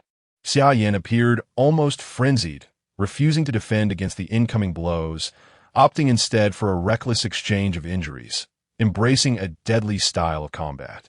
In the distance, a girl gazed at the bare torso of Xia Yan, her cheeks flushed with embarrassment. She shielded her eyes with her hand, peeking through her fingers. Molly discreetly took a breath, surveying Xia Yan's sharply defined muscles without leaving a trace. "Bailey, plump and anxious," exclaimed Molly, "I can do it too," as he attempted to unfasten his shirt to display his own flesh. However, he was mercilessly kicked away, accompanied by a mocking roll away. What were they up to? Yuan Gang was perplexed, unable to comprehend why Xia Yan, who could easily subdue Chao Yuan, ended up in a brawl with him. Lin Xie silently observed this scene, sensing that Xia Yan carried a burden, as if there was an invisible barrier separating him from everyone else. He remained silent, unsure how to inquire. Perhaps it was all a means of venting, Lin Xie remarked softly. "Huh? Venting what?" The group of instructors curiously turned their gaze to Lin Xie. "I don't know." Lin Xie sighed, always speaking carelessly, yet he cared more for each member of Team 136 than he let on. "Useless. Is this the power of the Black King? Hardly impressive." A roar erupted. "Come again. You give up now? I haven't given up yet. Why should you?" Xia Yan was on top of the Black King, his golden eyes gleaming as he pounded his fists into the other's face. "Chao Yuan, wake up. Chao Yuan." The crimson gaze met Xia Yan's golden pupils, and Chao Yuan appeared dazed, a voice echoing in his mind. "Wake up." The black flames gradually dissipated, and his body began to recover. Lying on the ground in a sprawled position, he stared at the azure sky, realizing that the master's words were indeed true. He was his benefactor. Benefactor? That asked Lin Xie, not me. Moreover, welcome back, Chao Yuan. Xia Yan extended his hand, pulling Chao Yuan up. They exchanged smiles and simultaneously let out heart-wrenching wails. "Damn, that hurts. Chao Yuan, can't you be gentler? You're no better yourself." Gao Yuan Tito. Hearing their cries, Yuan Gang hastily called for the medical team. "Quick, get them to the infirmary." As Xia Yan was carried away on a stretcher, Lin Xie approached, observing Xia Yan's battered form. "Now that you've vented, how do you feel? Look at me, what do you think?" I'm barely clinging to life. Xia Yan shot Lin Xia a glare. Nodding thoughtfully, Lin Xia replied, if you're only half alive, that means you're not dead yet. Let me assist you. With a gentle punch to Xia Yan's bruised chest. A fresh round of Xia Yan's pig-like screams echoed through the arena. Lin Xia, I'll kill you, he shouted, attempting to rise, only to be pinned back down by medical personnel, leading to yet another bout of agonized cries. Watching Xia Yan depart, Lin Xia waved mischievously, good brother. It seems you want to have this chance for now, haha. Bai Li, observing Lin Xia's devilish grin, shivered in fright, his flesh quivering. Xia, you want to treat me like that in the future, will you? The chubby boy asked tremulously. No, this is all due to his loose tongue. You need not worry, for you're quite unlike him. Lin Xia retracted his smile and patted the chubby boy's shoulder, offering his reassurance. Han Li sulked, watching the two being carried into the infirmary, and addressed Yuan Gang. Chief Instructor, I fear I may not be cut out for teaching students. Such a grave incident occurred on my very first day. Yuan Gang laughed heartily. It's nothing to fret over. Your misfortune was merely a stroke of bad luck. The others are not nearly as capable. If you're deemed unfit to instruct them, then indeed, no one could possibly teach them. Chief Instructor, you need not comfort me. My sentiments are genuine, more authentic than pearls, Han Li retorted. Upon hearing this, Yuan Gang's tone immediately turned grave. And this is an order. Han Li promptly raised his hand to his chest and rendered a military salute. Understood. Chapter 27. You will forever be my empress under the comforting words and firm directives of Yuan Gang. Han Li reluctantly agreed to refrain from resigning, which momentarily eased Yuan Gang's expression.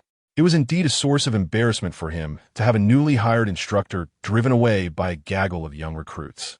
Standing at the podium, Han Li meticulously elucidated the applications and combat techniques of various weapons, and soon the clock struck noon.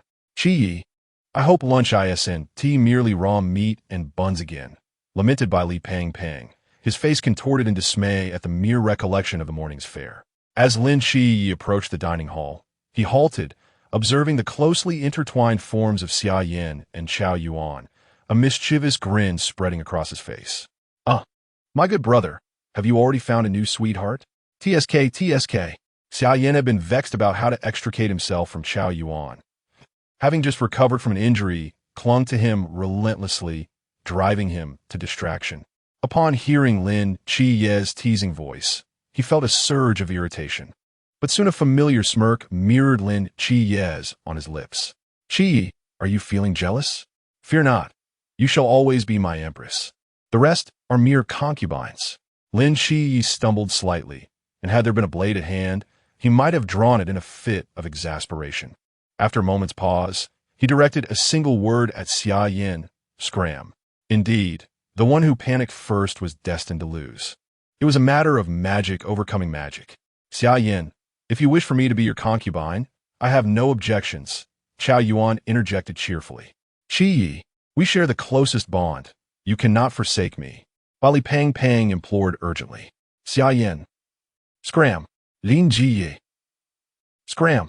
Within the dining hall, a group of new recruits clutched their buns, casting peculiar glances at the exchange between Xia Yan and Lin Qi. Their earlier conversation had quickly spread, leaving an atmosphere so awkward it could be scraped together into a two-bedroom suite. It's your fault, the two declared in unison, eyes filled with indignation. Can you blame me? They echoed again. Could you please refrain from mimicking my speech?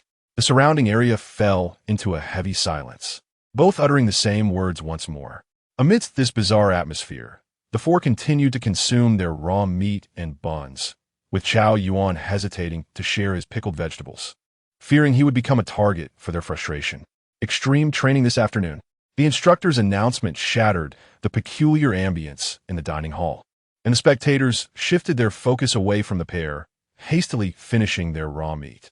A fleet of camouflaged military transport vehicles rolled toward the training camp. Heading to their destination, Jinan Mountain. Disembark. Commence extreme training. The instructor's thunderous command interrupted by Li Pang Pang's wandering gaze, and one by one, they orderly leapt from the vehicles, forming a neat line to assemble before Hong Hao. Welcome to your destination, Jinan Mountain, the site of your extreme training. Hong Hao cleared his throat and raised his voice once more. Your task is to carry a load and traverse this peak before dawn tomorrow. Do you see those drones? They will impede your progress and attack you during your passage. A new recruit spoke up, inquiring about the consequences of failing the mission. Upon hearing this, Hong Hao's spirit soared, akin to a ravenous wolf eyeing a flock of unsuspecting lambs. Hey, failing the mission will result in punishment, he declared with a sinister glee. I can assure you, this is a punishment you will absolutely, unequivocally, and without a doubt, wish to avoid experiencing a second time. The recruits shuddered at the ominous tone of Hong Hao's laughter. Xia Yan, fully aware of the implications, felt a chill run down his spine.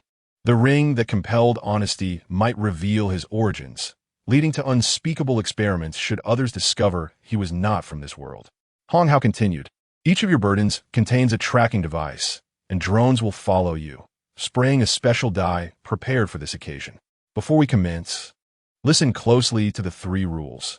A breach of any one will result in mission failure.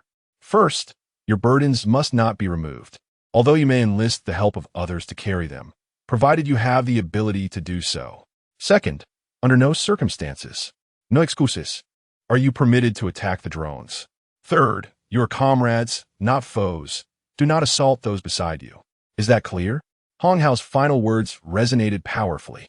The recruits quickly affirmed understood. Hong instructor, what expressions do you think Xia Yan and Lin Shiyi will wear when they face punishment? The surrounding instructors exchanged knowing smiles, their eyes gleaming with anticipation as they scrutinized the top 2 recruits. Instructors, could we perhaps discuss this topic after we leave? We are still present, Xia Yan remarked, his lips twitching as he attempted to suppress a weary retort. Oh, it matters not. It's all the same, the instructors chuckled, displaying no hint of embarrassment. Meanwhile, Han Li navigated through the ranks of new recruits, distributing small knives to facilitate their movement through the mountainous terrain. Wait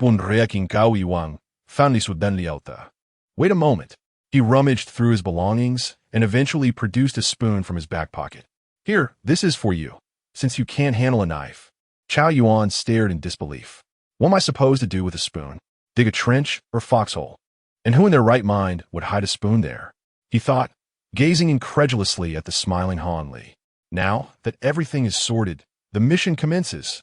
With a resounding whistle from Hong Hao, the group, laden with their burdens, began their trek into the mountains. Hong instructor, how long do you think they can endure? Han Li inquired, watching the recruits disappear into the woods. Uncertain, the terrain has been altered by our forbidden objects and is in a constant state of flux. Hong Hao replied, stepping into a tent to observe the myriad of red dots on the screen. Even the king must navigate this labyrinth of obstacles multiple times before emerging. Prepare the cameras. We shall record the process of Xia Yan's punishment. Hong Hao grinned mischievously at Han Li, his expression brimming with eager anticipation. Alright, on instructeur. Xia Yan severed a branch obstructing his path with a small knife, when suddenly an inexplicable shiver coursed through him, as if he sensed a malevolent scheme being woven against him. Why are you shivering on such a sweltering day? Lin Shiyi regarded Xia Yan with a puzzled expression. I felt an inexplicable chill, though I cannot fathom its origin, Xia Yan replied. A sudden whirring sound of drone propellers echoed behind them, prompting both to swiftly evade as a burst of colorful paint hurtled toward an individual ahead. The new recruit was struck by the drone's paint and collapsed instantly. Abruptly, 3 instructors emerged from the thicket, grinning wickedly as they dragged the newcomer away, visibly elated as they vanished into the depths of the forest. Chapter 28. Extreme training by Li Pang watched the instructor disappear, frightened, and instinctively covered his backside. Xia Yan, Qi, do you think they might be? Xia Yan shot a glance at the chubby boy and retorted, what nonsense are you spouting? Even if they were, no one would take a fancy to you. Chao Yuan, Xia Yan is right. Not long after, the communication device at their collars crackled with static, followed by a voice. The collar communication system was mandated by Hong Hao to ensure timely assistance in case of emergencies. Name? Yang Feng. What do you consider the most impressive thing you've ever done? The voice on the other end hesitated, struggling for a moment before recounting. When I was a child, the village chief often scolded me. One day, I saw him go to the restroom and threw a rather powerful firecracker inside. Who would have thought it would curve and explode directly at the chief's backside? And then the chief let out a blood-curdling scream and fell inside, only to be fished out by those who heard him. What was the outcome? The chief ended up bedridden for half a year, and my parents hung me up and beat me for an entire day. A prolonged silence enveloped both ends of the communication before it erupted into joyous laughter. He asked my roommate, usually quite serious, but who would have imagined he was such a little devil in his youth, haha. As laughter filled the air, the instructors continued to chuckle, while the expressions of the new recruits turned solemn as they realized they could no longer join in the mirth. Their faces were a mix of laughter and tears, a harbinger of uncertainty. Who would be next? This was merely the beginning, not the conclusion. Lin Yi observed Xia Yan, still leaning against a tree and laughing. Aren't you afraid the next one might be you? No, that's not what I meant. Chi, help me, I can't stop laughing. My sense of humor is just too low. Haha, I'm dying of laughter. Lin Yi, with an air of exasperation, patted Xia Yan's back a few times before delivering a swift chop to silence him. You're ruthless. Xia Yan grimaced in pain. Bai Li Pang Pang, his complexion pale and teeth chattering, murmured the punishment. It can't be this, right? What else could it be? Xia Yan wiped away the tears of laughter from the corners of his eyes. We need to move. Lingering here increases our risk. Bai Li Pang Pang nodded vigorously, and Lin Yi and Chao Yuan also concurred with Xia Yan's perspective, prompting them to sprint once more. Before long, the communication device crackled again, announcing the next victim. Name? Dong Daju. What is your greatest regret? I awakened my forbidden powers too late. At that time, my family stood in front of me one by one, sacrificing themselves to give me a glimmer of hope, only to be slain by the unknown. It was only when the night watchers arrived that I managed to survive by the skin of my teeth. I despise myself for not awakening sooner, if only I had. The communicator echoed with the sound of sobbing, plunging everyone into silence. Perhaps this was the very essence of the night watchman's purpose, to safeguard ordinary lives through the darkness, sacrificing all for the hope of a glimmer of dawn. Rest assured, I shall erase this regret, said Xia Yan, and in response, the Xianyuan sword within him emitted a series of resonant chimes. Xia Yan, have you noticed? It seems we are merely circling in place, Lin Xie remarked, surveying their surroundings with a grave demeanor. This is due to the forbidden object. ISNT nightfall approaching? Xia Yan looked toward the setting sun, aware that in half an hour, the sky would be shrouded in darkness, awakening Lin Xie's starry night dancer. It appears we are being targeted, he continued, as several drones hovered ominously around the four of them. Bai Li Pang Pang, panting heavily from the relentless pace. Scan the area. Pang Pang. Chao Yuan, are you prepared? Xia Yan urged, accelerating toward the weakest point of their encirclement. Lin Xie, undeterred, joined him. The two moved like dancing butterflies, evading the drone's assaults with grace. Fatty, they're drawing most of the fire. Hurry and run. Chao Yuan shouted, propelling himself forward. Bai Li Pang Pang, somehow still brimming with energy, sprinted alongside him, his short legs keeping pace with Chao Yuan. As the four burst through their confines, they encountered Shun Qingzhu, known as the boss, who cleaved a drone in twain with a single stroke. Didn't they say we couldn't attack the drones? Bai Li Pang Pang questioned, bewildered by the boss's actions. Moments ago, they had heard a subordinate's voice through the communicator, and Shun Qingzhu, a man of cold exterior yet warm heart, was remarkably loyal to those around him, much like the four. When have I ever adhered to rules? The boss retorted, helping one of his injured subordinates. But before he could deliver another boastful remark, a drone struck him from behind, rendering him unconscious. Witnessing the fall of their ally, the four fled, halting at a nearby open space to quench their thirst with fresh stream water, soothing their parched throats. The drones have ceased their pursuit, Lin Xie stated. Now enveloped in night, he could utilize his ability to share vision with small animals to assess their surroundings. Well, I suppose this grants us a brief respite. Xia Yan mused, knowing the narrative well. ISNT that our boss. The group heard through the communicator. Pray tell, why have you wrapped yourself like a hedgehog? We are quite curious. Because people tend to pick on the weak. I must instill fear in them, so they dare not bully me or those beside me. Is that truly the reason for your peculiar disguise? Indeed. Do you have someone you admire? A big sister next door. Have you ever penned her a love letter? 500. And what was the outcome? Rejection. Having heard all this, let us prepare to depart, Xia Yan declared, rising and brushing off the dirt from his clothes, only to notice the somewhat dazed by Li Pang Pang. Go on without me, he murmured, collapsing into unconsciousness. I was astonished by his determination to push so far. Lin Xia gazed at the plump Bai Li, taken aback. Indeed, all four of us are driven by our own convictions, which is why we strive so hard. Chao Yuan remarked. Convictions? I am unaware of any such thing within myself. Spare me the monk's rhetoric, Xia Yan retorted, casting a bemused glance at Chao Yuan, who sat cross-legged on the grass. My conviction lies in atoning for the sins I have committed alongside you. Little Fatty has his own convictions as well. Do you not both possess yours? Huh, how could we be oblivious to that? Right, Xia? Lin Xia remained silent, seemingly in agreement with Chao Yuan's assertion. Xia Yan, we four are of a kind, which is why we have come together. You are no exception, Chao Yuan stated matter-of-factly. Please go on without me. I too am nearing my limits. Chapter 29. The Ring of Truth Name. Chao Yuan. What undisclosed passions do you harbor? I am drawn to mature women. Those who exude charm and preferably have known the companionship of a partner. As Xia Yan and Lin Xia traversed the forest under the veil of night, a serene atmosphere enveloped them. Truly, Chao, you have a penchant that resonates with the echoes of Wei Wu. Wouldn't you agree? Xia? Lin Xia's eyes sparkled with a golden glimmer. My obsession lies in safeguarding my little family.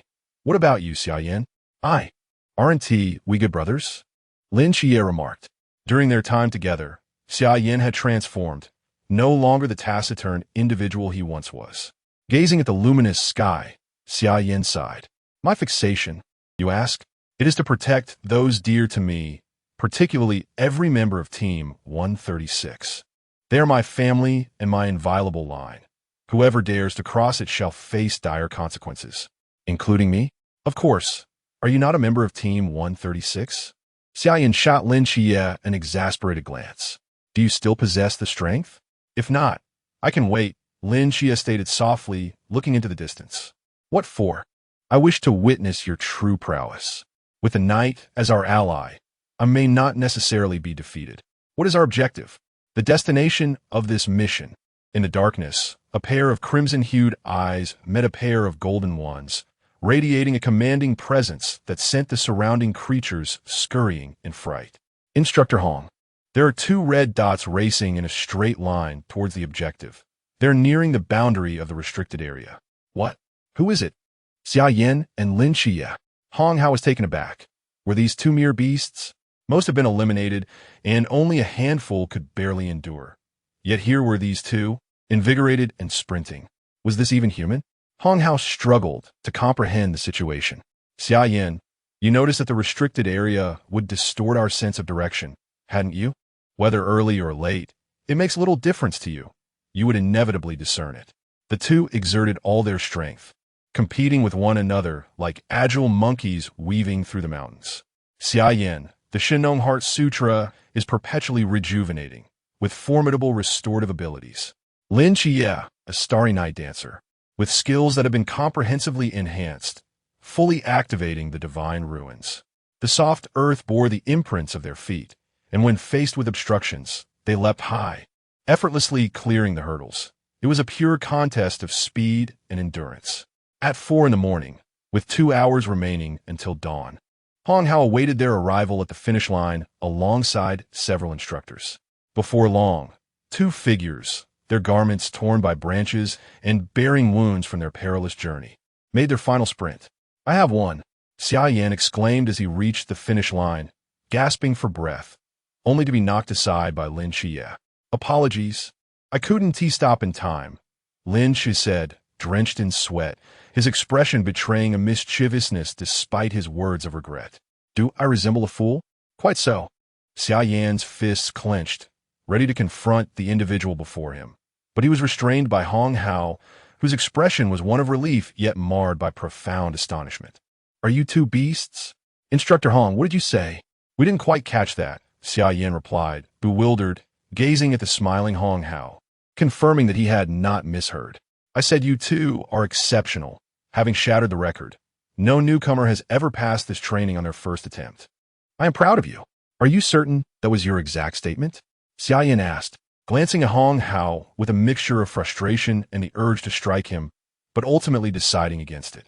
It felt akin to winning a marathon only to be greeted at the finish line with a remark, "Are you a beast?" which left one feeling somewhat irked. Ahem. Perhaps you two simply ran too swiftly, exhausting yourselves to the point of auditory hallucinations. Hong Hao awkwardly coughed, attempting to change the subject. Would you like to try the truth ring? Lin Xia spoke up first, inquiring, isn't that a punishment? No, it is a reward for you. We won't pose any inappropriate questions, Hong Hao clarified. Then I shall give it a try, Lin Xia declared, taking the ring and placing it upon his finger. Hong Hao cautiously asked, is there something you regret? Xia Yan's lips twitched at the familiar routine, the age-old narrative. He regretted not having saved him. Feeling disinterested, Xia Yan yearned to depart, yet he was met with a sea of eager gazes. What are you all staring at? Yes, you. I wouldn't wear it even if I jumped off this mountain. Xia Yan resignedly lay on the ground, his gaze vacant as he stared at the sky, held down by several instructors. Having just finished running, he had little strength left. Surrender was not an option. I advise you not to ask me peculiar questions. I hold grudges. Lin Xia, grinning mischievously, placed the ring on Xia Yan's hand and inquired, do you fancy Sister Honging? Indeed, she is fair-skinned, beautiful, and possesses long legs. Not to mention she is quite affluent. How could one not like her? Damn it. Lin Xia, one of us must go down today. What do you think of Sister Honging? Xia Yan struggled against his restraints, but all efforts were futile. Her demeanor is cold yet passionate. She is loyal to those around her, though her temperament can be erratic.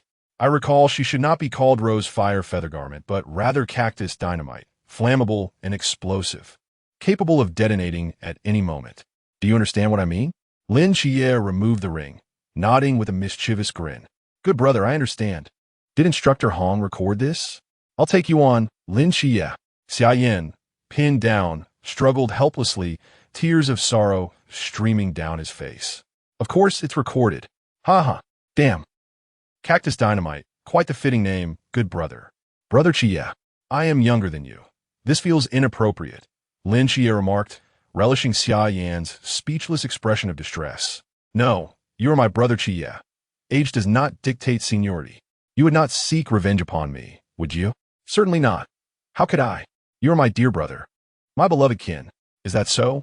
If I were to be beaten, Instructor Hong, would you kindly deliver this recording to Sister Hongying? Of course. In the training camp, Xia Yan immersed himself in a medicinal bath, his gaze seething with fury as he fixed it upon Lin Xia, wishing fervently to devour him whole. The recording. Lin Xia spoke nonchalantly. Observing Xia Yan completely under his control, he grinned and reassured him, do not worry, as long as I remain unscathed. I shall not disclose a word. Do you promise? I swear it, my good brother. Xia Yan let out a sigh of relief, and, with a hint of exasperation, inquired, whose wicked ideas are you learning from? From you. Nonsense. I have never employed such tactics against you. Those who associate with the virtuous become virtuous. Those who associate with the wicked become wicked. Xia Yan. Chapter 30. The Godslayer as Xia Yan soaked in the medicinal bath with his eyes closed. He heard Bali Pang Pang's voice beside him. Xia, where are we? In the training camp. You'd better stay put for now. This medicinal bath has been specially prepared for us by the instructors. You know, it's quite nice, Bali Pang Pang remarked, feeling the soothing effects of the bath as all his aches melted away, leaving him refreshed.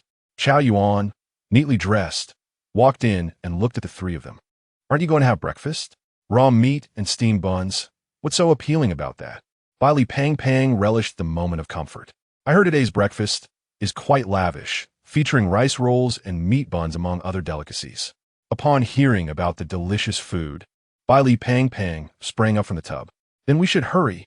Xia Yan exchanged glances with the other two, looking at the clothes beside the now vanished chubby boy. Only a gentle breeze wafting through the doorway. Is he really that bold? Xia Yan remarked with a peculiar look as he gazed outside. Indeed, quite brave, Chao Yuan replied. Xia Yan, What was that line about the wind and the cold waters? Lin Xia chuckled. The wind howls coldly at the Yi River. A brave man departs and never returns.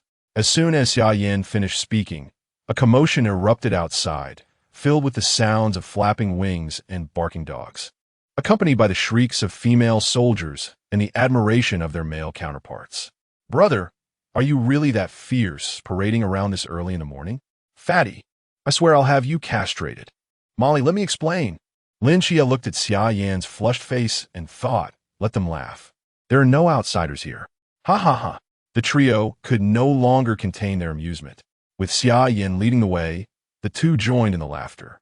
In the cafeteria, Bai Pang Pang, with a bruised face, devoured meat buns voraciously, transforming his sorrow into a ravenous appetite. Due to the two's bizarre behavior the previous day, Instructor Hong summoned them to his office, where a black box and a bank card awaited them on the table. This is what the chief instructor has prepared for you. You two decide how to split it, Instructor Hong said calmly and kindly. Inside the box is the Azure Heart, and the card contains 1 million. Don't be too quick to refuse. Consider it an investment in you. The Azure Heart can repel mental attacks, providing a constant protective barrier for your psyche. Below the Chuan territory, no one can breach it. The rest is that 1 million. Lin Xia was intrigued by the Azure Heart. He hesitated for a moment while holding the box before handing it to Xia Yan. You take this. I have no use for it. Xia Yan was grateful for Lin Xia's generosity. He possessed a flame that defended against mental attacks, but could not yet merge due to his insufficient realm. Instructor Hong, I won't need the money on the card for now.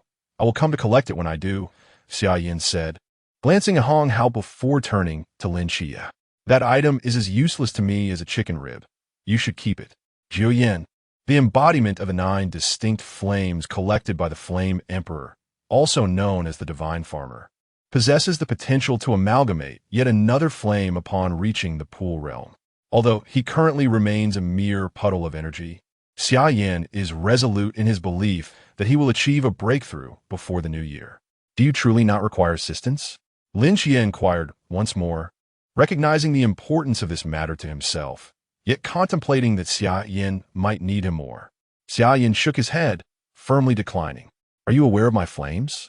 One possesses the ability to withstand mental attacks, and they will evolve alongside my cultivation. Upon hearing Xia Yan's affirmative response, Lin Xia hesitated no longer and stowed away the Azure Heart. Hong Hao gazed at the now empty office as the two departed and remarked, Chief Instructor, what are your thoughts on those two? Yuan Gang emerged from his hiding place, satisfied with the recent outcome. The youthful spirit of the boy, who prioritizes the well-being of others, affirmed their choice. Indeed, the Night Watchers require such talent. In the dead of night, after a grueling day of training, Xia Yan lay in bed, listening to the murmurs of Chao Yuan drifting through the air. I like you, madam. Hey. Damn Chao. Can't he let anyone enjoy a restful night? With a resigned closure of his eyes, Xia Yan felt the Xianyuan sword within him pulsate violently, accompanied by a resonant clang, causing his eyes to shimmer with a golden hue as he gazed towards the distant rooftop. Under Lin Xia's guidance, Nike stepped out for some fresh air, but suddenly assumed a combative stance, akin to a cat with its fur bristled. Who goes there? Show yourself. Mother, what is the matter? Lin Xia observed Nike's reaction, perplexed by the situation, and hastily employed his mental prowess to scan the surroundings, finding nothing amiss. However, Nike's perceived an entirely different reality, a pair of golden eyes fixated upon her, cold sweat trickling down her forehead. A voice thundered in her mind, Outer God, this place is not to be trifled with. Mother, what is wrong?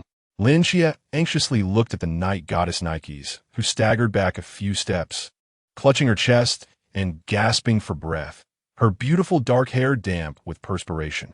The Godslayer's lineage. How could they appear here? Nike's hastily pulled Lin Xia, urging him to flee. Danidas, my son, I just saw a pair of eyes, followed by 3 towering figures accompanied by legions. We must escape. They are Godslayers. Lin Xia felt overwhelmed, having seen nothing and beginning to doubt whether Nike's condition had deteriorated, thinking she was speaking nonsense. Nike's words held merit. The four great beasts and numerous malevolent deities and demons had either been subdued by their ancestors and became symbols of worship or vanished entirely from the annals of history. In that glorious era, mortals were the protagonists, while gods and demons played supporting roles. The sword wielded by the Yan and Huang lineage has indeed been stained with the blood of gods and demons. In his dormitory, Xia Yan peered towards the location of Lin Xia and Nike's using the Yan and Huang eyes, initially captivated by Nike's stunning beauty and alluring figure, contemplating whether he might begrudgingly step into the role of a good brother's father. The scene unfolds with the frenzied antics of Nyx, captivating yet somewhat disorienting. Perhaps it is best to refrain from indulging further. With eyes closed, I seek to calm the overly excitable Xia Yan sword. Do not stir. After all, that is the mother of my dear brother, and should you wish to harm him, it will require a price. Xia Yan, dismissing Xia Yan's sword, succumbs to a deep slumber. On the rooftop, Yuan Gang grips his blade tightly, his knuckles whitening as he observes Nyx with palpable tension. I wonder what business the goddess of the night has in this place. I have come to witness my son's divine realm. Lin Xia finds himself surrounded by the instructors from the training camp, all vigilantly watching the two.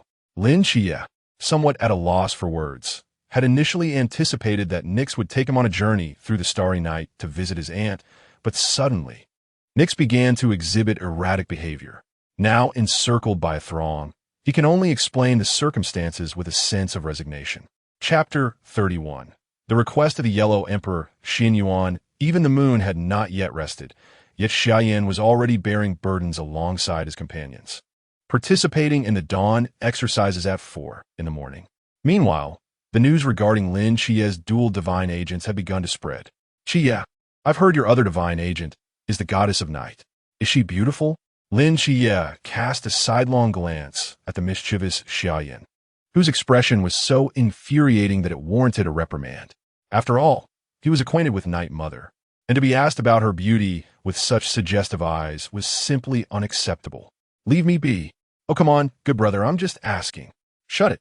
Lin Xia gritted his teeth in response.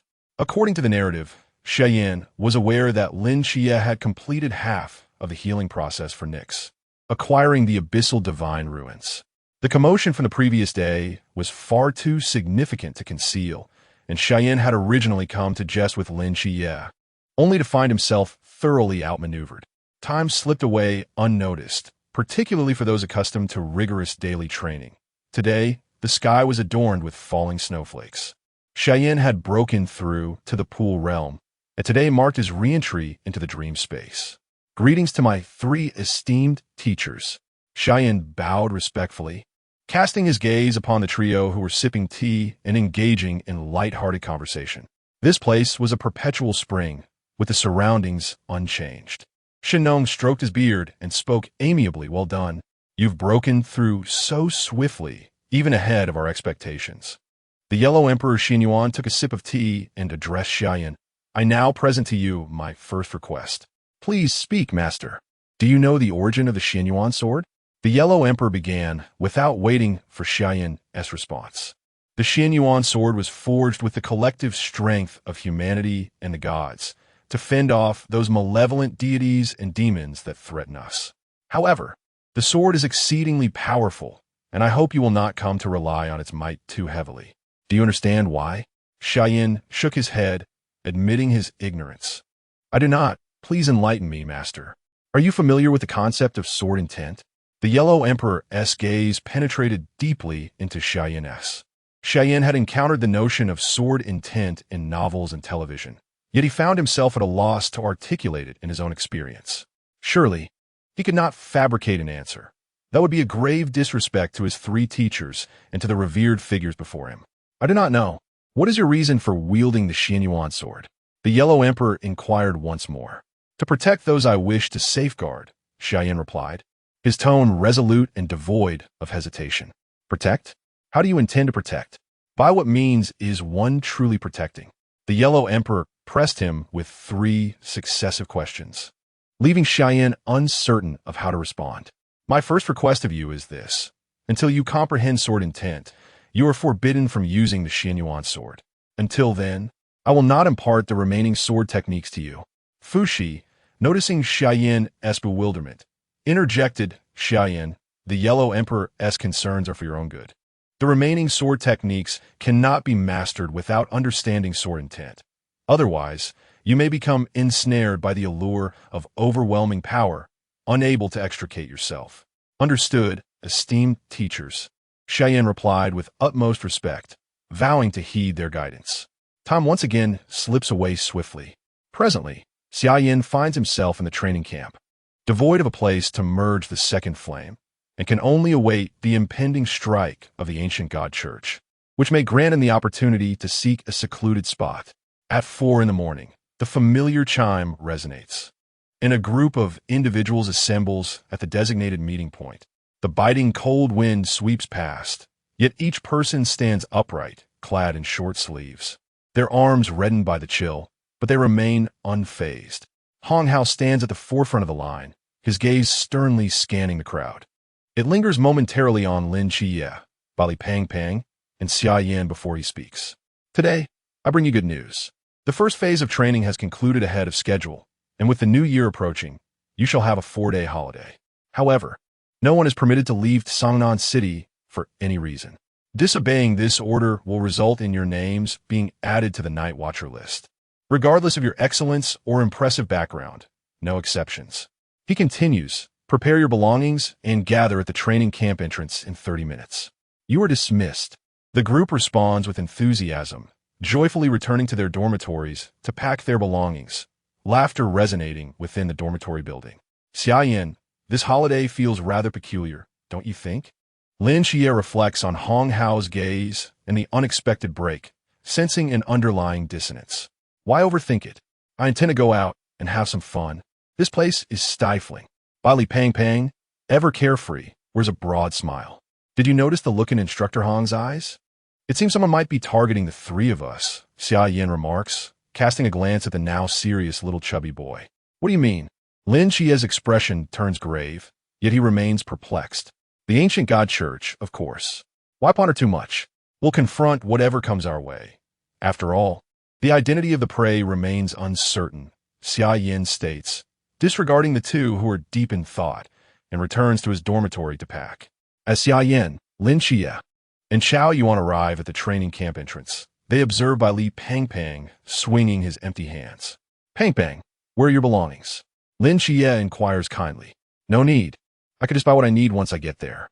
Carrying things is too cumbersome, he replies, prompting an immediate response from the trio. Damn, the wealthy have it easy.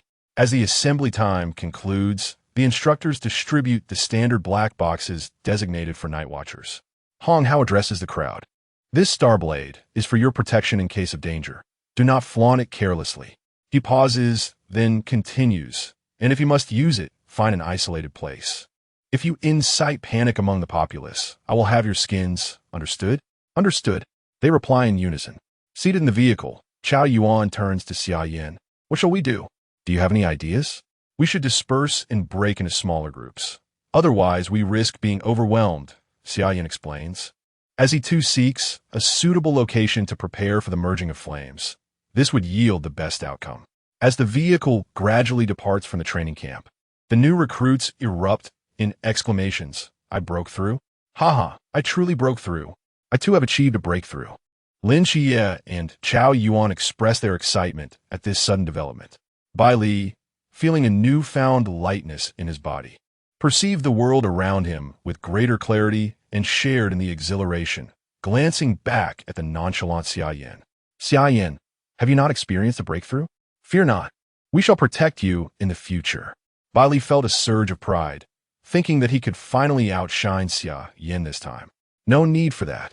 I broke through over a month ago, Xia Yan replied, leaving the other three momentarily taken aback, their expressions akin to that of astonishment as they regarded him as if he were some sort of creature.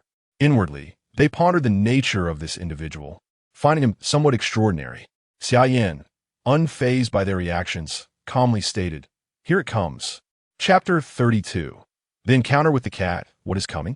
As Lin Xia finished speaking, Bali Pang Pang peered out, his voice trembling as he exclaimed, Xia, a missile! A missile is flying towards us.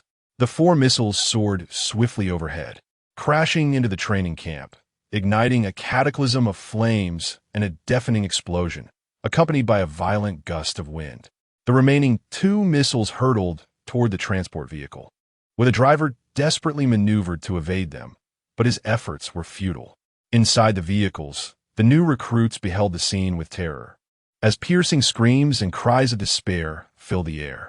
9 flames scorching heaven, palm, blazing sun, Xia Yan struck forth with both palms, channeling the true fire of the sun to collide with the missiles. The shockwave from the explosion sent the vehicles tumbling. Xia, take action! The fragments of the missiles, propelled by the immense force of the explosion, transformed into lethal shards, hurtling towards them. If they struck, half of the people would surely perish. Lin Xia's eyes turned pitch black as the realm of the darkest divine ruins unfolded, enveloping everyone within its grasp. The shards, upon entering the domain, lost their momentum as if fish caught in quicksand, trembling slightly before descending to the ground. Once all the fragments had settled, Lin Xia's mental energy was completely exhausted, and darkness engulfed him as he fainted. Finally, Pang Pang anxiously cradled Lin Xia in his arms. Xia, what's wrong? Don't scare me. Pang Pang stopped shaking him. He merely fainted, Xia Yan remarked, observing the chubby figure emerging. He felt an urge to quip. If he were a woman, Lin Xia would surely be moved by this. However, he dismissed the thought. No, far too overweight. ISNT's preference. Nearby, Chao Yuan listened, baffled. Xia Yan, what do you mean by too overweight? Nothing. I'll take him home first.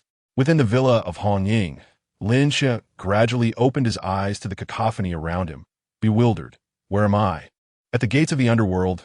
Tell me, do you wish to be male or female in your next life? I can make a note of it, Xia Yan teased. Xia is in this state, and you still can't be serious. Your skin is itching for trouble. ISNT it? Hearing Xia Yan's lament, Lin Xia regained full consciousness and glanced at Hong Ying, who was pinching Xia Yan's flesh at the waist, still twisting it, prompting him to laugh. What are you laughing at? If you're awake, get up immediately, Xia Yan retorted, grimacing as he clutched his waist, inhaling sharply. Did I go too easy on you just now? Should I do it again? Hong Ying gestured dramatically, her gaze fixed on Xia Yan with a smile. In a swift motion, Xia Yan turned and dashed outside, with Hong Ying trailing closely behind. Amidst the uproar and his pleas for mercy, the air was punctuated by cries of distress. Xia, if you're tired, take a rest. Long Xian is keeping watch outside. It's no trouble, Chen Mai said, glancing at Lin Xia, although the smile on his lips was hard to conceal. Captain, if you wish to laugh, go ahead. I too find joy in it. For that fellow's cries bring me immense delight. Lin Xia leaned against the headboard, meeting Chen Mai's gaze, and the group erupted into laughter in unison. Si Xiaonan pondered why she found it amusing, yet interesting nonetheless. She decided to emulate Hong Ying and seek out Xia Yan. The atmosphere fell silent for a moment before erupting into joyous laughter again, all eyes turning toward the dazed Si Xiaonan, filled with sympathy.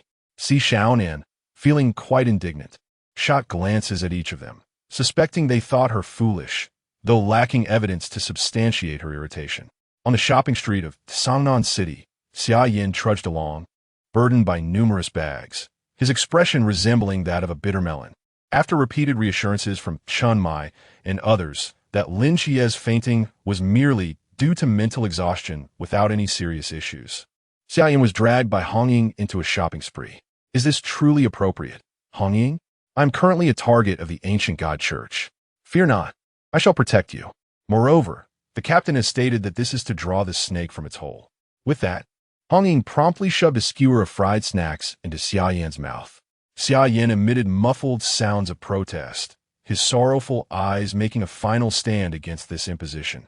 I forgot you were already laden with bags. Allow me to feed you. Xia Yan felt utterly despondent. He had intended to wait for Lin Xia to awaken and find a quiet place to merge with the flames.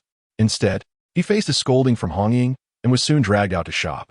The most bewildering part was that Chen Mai had consented to this escapade, claiming they would provide protection, all under the guise of drawing out the enemy. Xia Yan longed to seize Chen Mai by the collar and exclaim, "Did you even consider my feelings? I merely wish to grow stronger in peace." What are you daydreaming about? Hurry, let's check out the next door. Arriving at their destination, Xia Yan resigned himself to follow Hong Ying quietly, contemplating how to extricate himself from this predicament. He regretted not staying with the chubby ones, as he could have used them as an excuse to escape for a while. Suddenly, a deafening explosion shattered the air, interrupting Xia Yan's musings. The streets echoed with the screams of pedestrians, and two figures plummeted from above. Aren't those the chubby one and Xiao Yuan? Xia Yan observed as Xiao Yuan desperately clutched the chubby one's bath towel, both landing safely within a golden energy shield. Xia?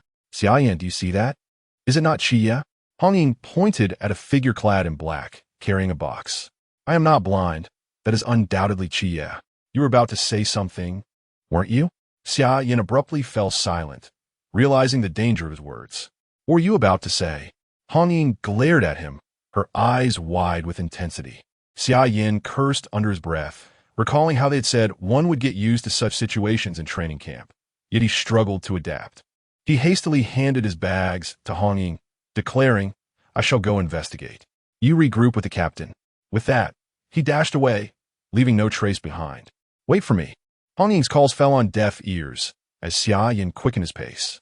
In the city's alleyways, Lin Xie, blood trailing from his blade, pursued the fleeing figures of the chubby one and Xiao Yuan, only to discover that they had unwittingly entered a designated area devoid of barriers, clearly set up with malice directed toward the chubby one.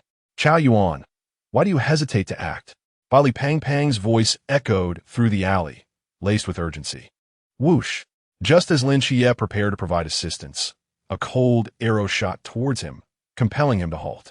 He glanced up to see a female archer perched upon the rooftop.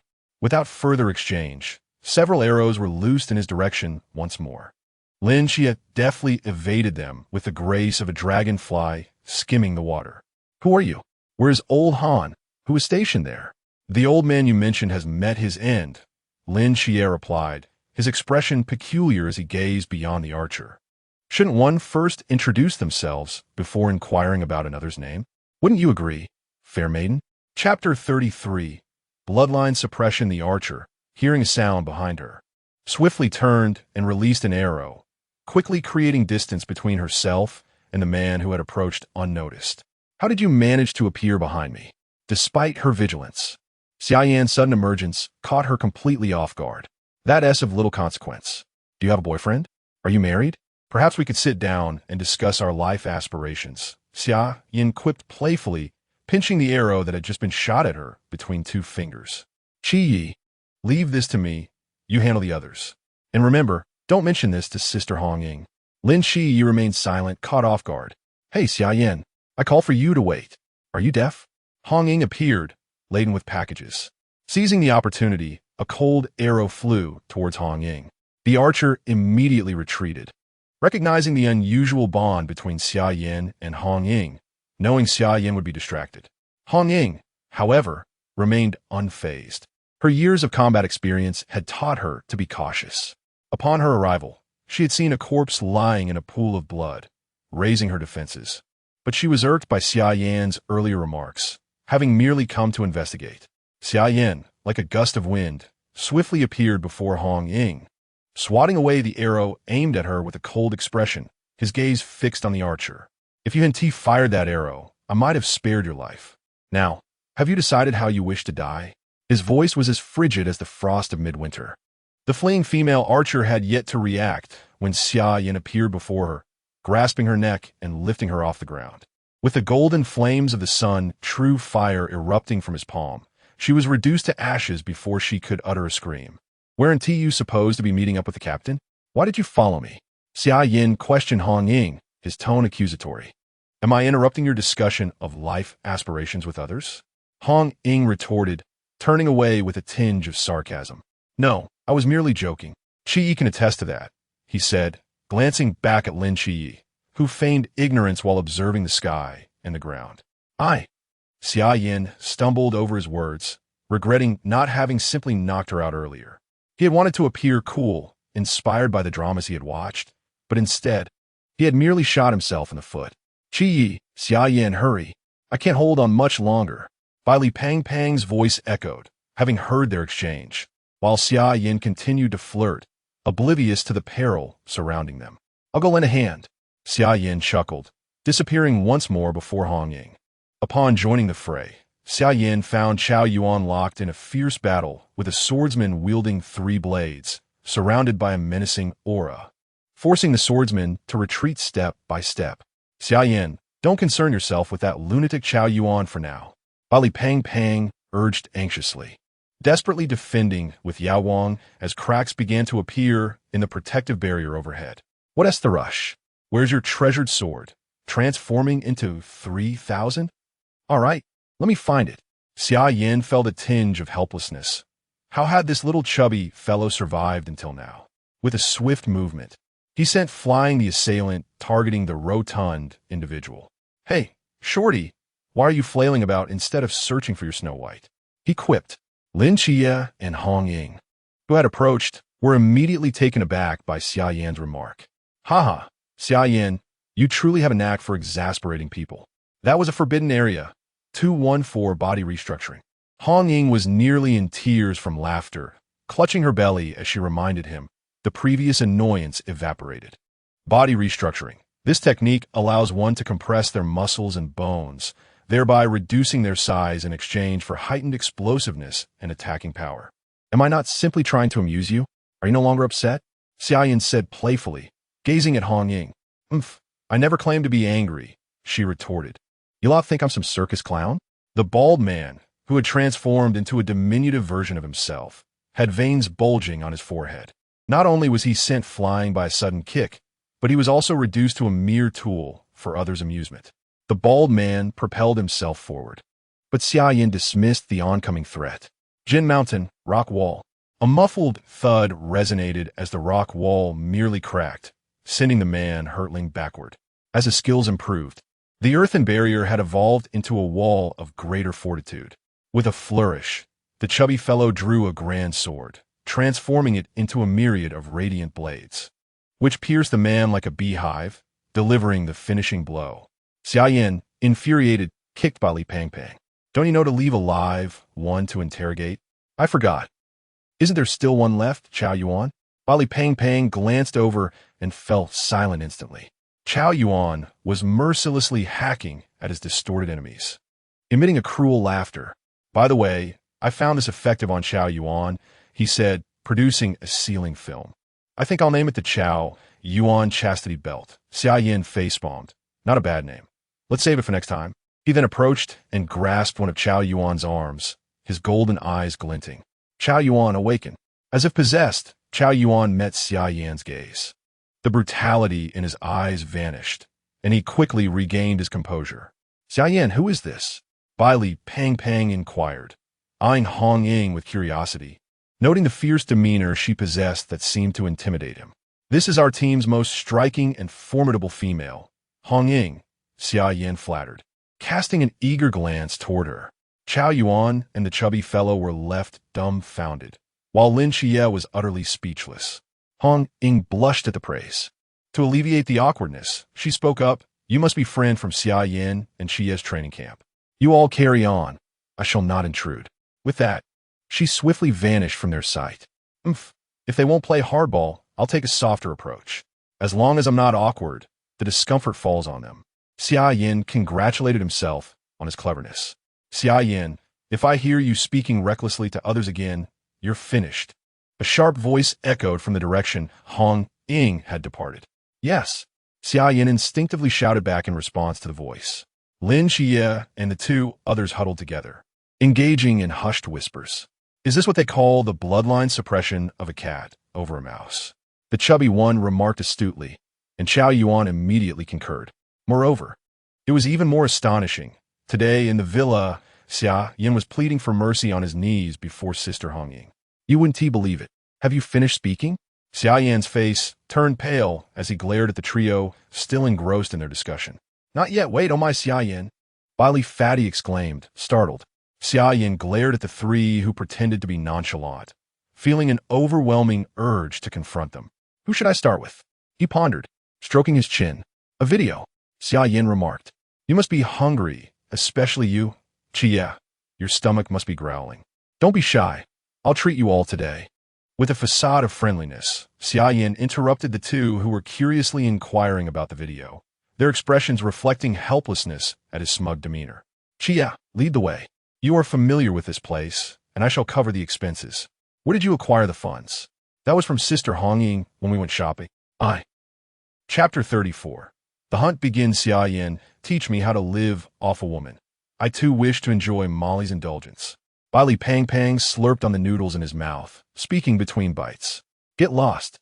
Lin Shi Yi brought them to a quaint little noodle shop tucked away in a corner.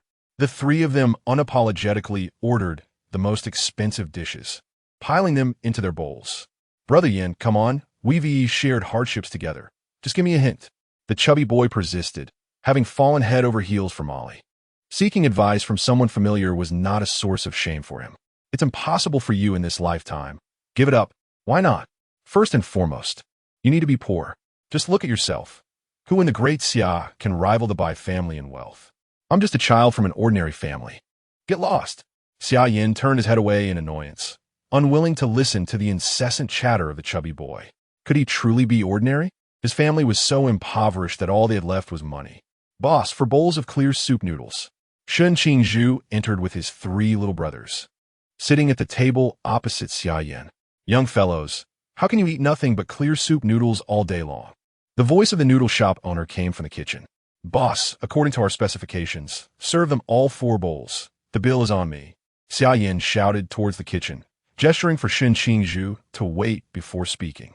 Even if we are not friends, we are comrades. Treating a comrade to a meal is not excessive. Not excessive, but I want he accept it. Shen Qingzhu turned his head away, his tone tinged with displeasure.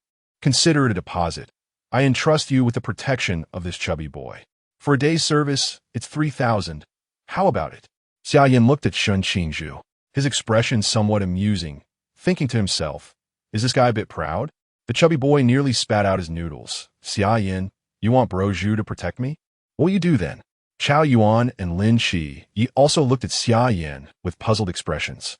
Don't worry about that. I have a few things to attend to. After hearing this, Shen Qingzhu pointed to his little brothers. I can go, but the 3 of them cannot. Deal. You just have to collect the rest from Pang Pang. Are you not going to ask for my opinion? Li Pang Pang, having finished the last sip of soup, looked at Xia Yan helplessly. Did I set the price too high? Surely a meal is worth more than that for you. That is not what I meant.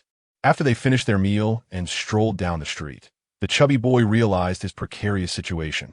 Chao Yuan had gone mad, attacking anyone in sight. And even with Lin Shi Yi providing close protection, 2 fists could hardly contend against 4 hands. Having an additional formidable ally could only be advantageous. Chi Yi, where are we staying? We can't possibly sleep on the street, Li Pang Pang lamented, gazing at the desolate streets under the night sky. Lin Shi pondered for a moment. You must have been traced quickly due to your housing registration. I know of a place. Follow me. Upon reaching the entrance, the pink neon lights flickered, illuminating 3 large characters, Dreamland. Are we staying at a couple's hotel? In disbelief, the chubby boy expressed his thoughts. This is the only place that does not require identification, Lin Shi lamented as he gazed at the entrance. Chao Yuan shrugged, indifferent, while Shen Qingzhu had nothing to say. There was money to be made, and it mattered not where one resided. Chia, I leave the rest to you. I must step away for a moment, he stated. Lin Xia glanced at Xia Yan, questioning, is it dangerous? Not at all. I merely seek a tranquil place to enhance my abilities. Xia Yan assured him with a reassuring gaze. As Xia Yan prepared to depart, he was called back by Shen Qingzhu. Hey, I acknowledge you as my friend, she said, tossing him a piece of gum. All right, then we are friends, Xia Yan replied with a faint smile, popping the gum into his mouth. Hey, what about us? Li Pang Pang interjected. Shen Qingzhu, feeling the few pieces of gum in her pocket, grimaced, here, I can spare this much. In the distance, Chen Mai and Lung Xian, who had been covertly watching over them, pondered Xia Yan's intentions. Captain, where is Xia Yan headed? I do not know. Let us follow and find out. We will leave this to old Zhao. Walking along the quiet street, Xia Yan utilized his Yan and Huang eyes to survey the surroundings for rodents, soon discovering one entangled in threads that extended downward. Anqing Yu, lend me a hand. Take me to deal with a few little mice at Chia's family home. I'll treat you to a drink later. Anqing Yu, in the sewers, shivered in fear, unable to fathom how he had discovered their presence. The little mice squeaked, glancing at Xia Yan. Questions later. Let us get to work now. Not far from Lin Xia's aunt's house, a group of men smoked while watching the women busy inside, along with a high school student and a small black dog barking incessantly. Xiao Jin, make that little black dog stop barking. It's disturbing the peace at this late hour. Got it, Mom. Scorpion 1, how long must we wait? Can't we just grab them now? I don't want that kid to not show up. One man grumbled impatiently. Indeed, this cursed weather is rather cold. If we capture them, we can find a place to enjoy ourselves, another man concurred. The Lady Serpent instructed that if they do not appear by tonight, we proceed with action. A voice crackled through the intercom. Damn it. I can't stand this any longer. Why must we always follow that wretched woman's orders? I'm going to capture them now. Scorpion 7, have you forgotten our identities? A furious voice echoed from the intercom. Identity, once again with the identity.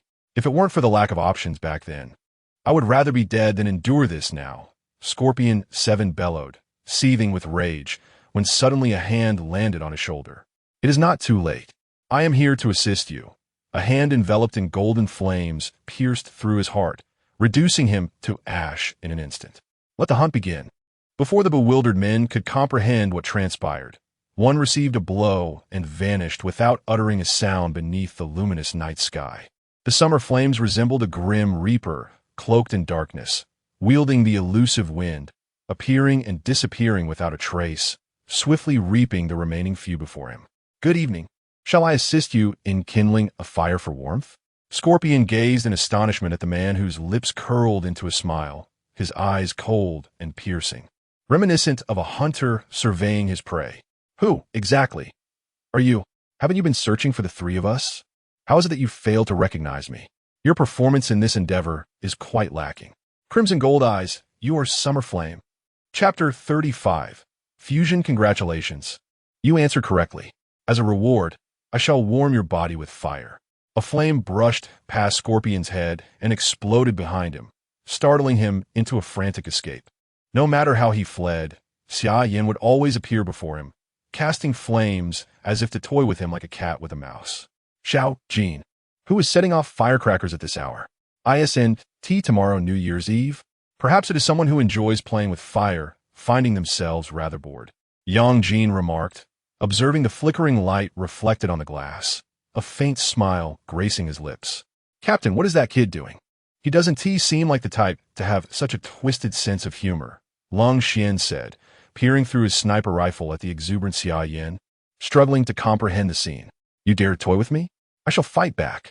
Driven by rage, Scorpion brandished a token and slashed his hand, preparing to battle with desperation.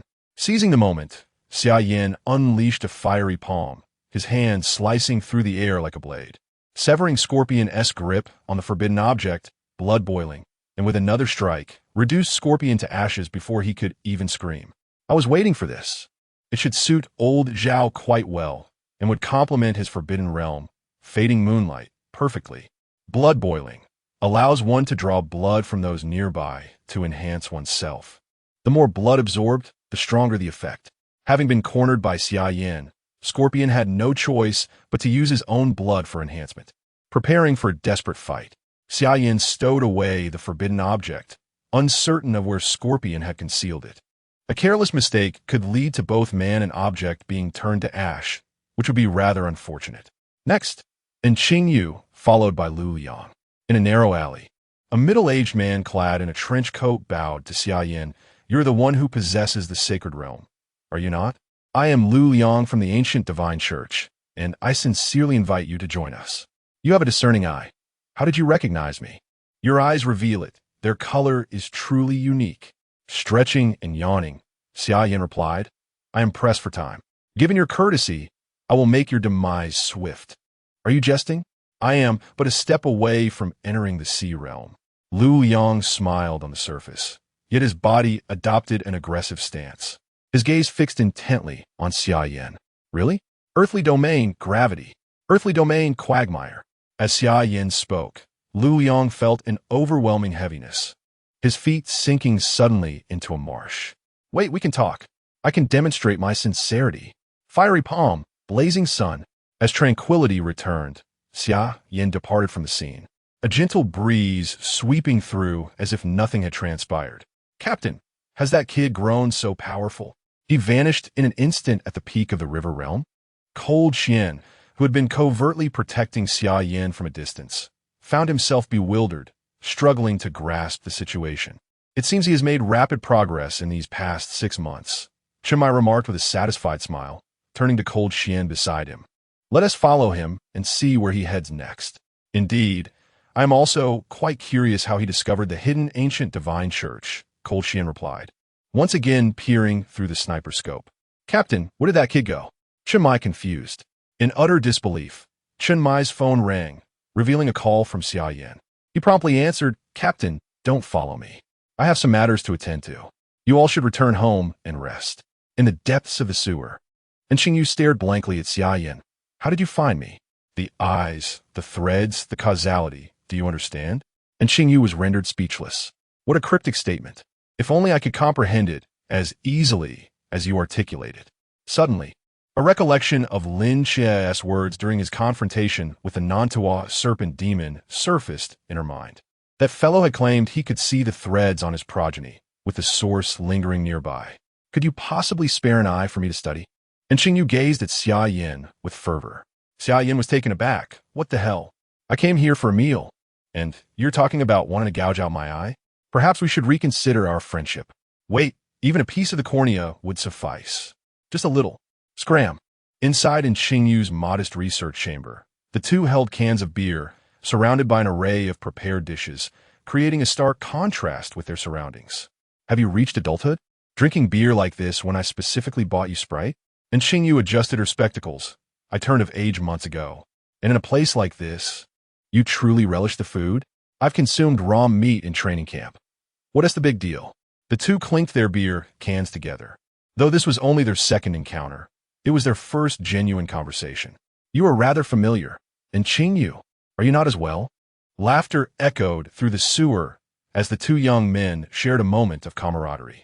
I need to find a place to break through. Can you keep watch for me? Are you not concerned I might act against you? And Xingyu regarded Xia Yan with suspicion. Although their relationship had grown closer, it seemed premature to entrust him with her back. You may try if you possess the ability. Xia Yan shrugged nonchalantly. By the way, move your important items away quickly. It's about to get very hot. On Xingyu. Xia Yan settled a short distance away, crossing his legs and closing his eyes. Before long, a wave of heat enveloped them, the temperature rising incessantly. Xia Yan, you scoundrel, can't you take your antics elsewhere? And Xingyu felt the temperature escalating and, recalling Xia Yan's warning, clutched her valuable belongings, hurriedly moving them to safety.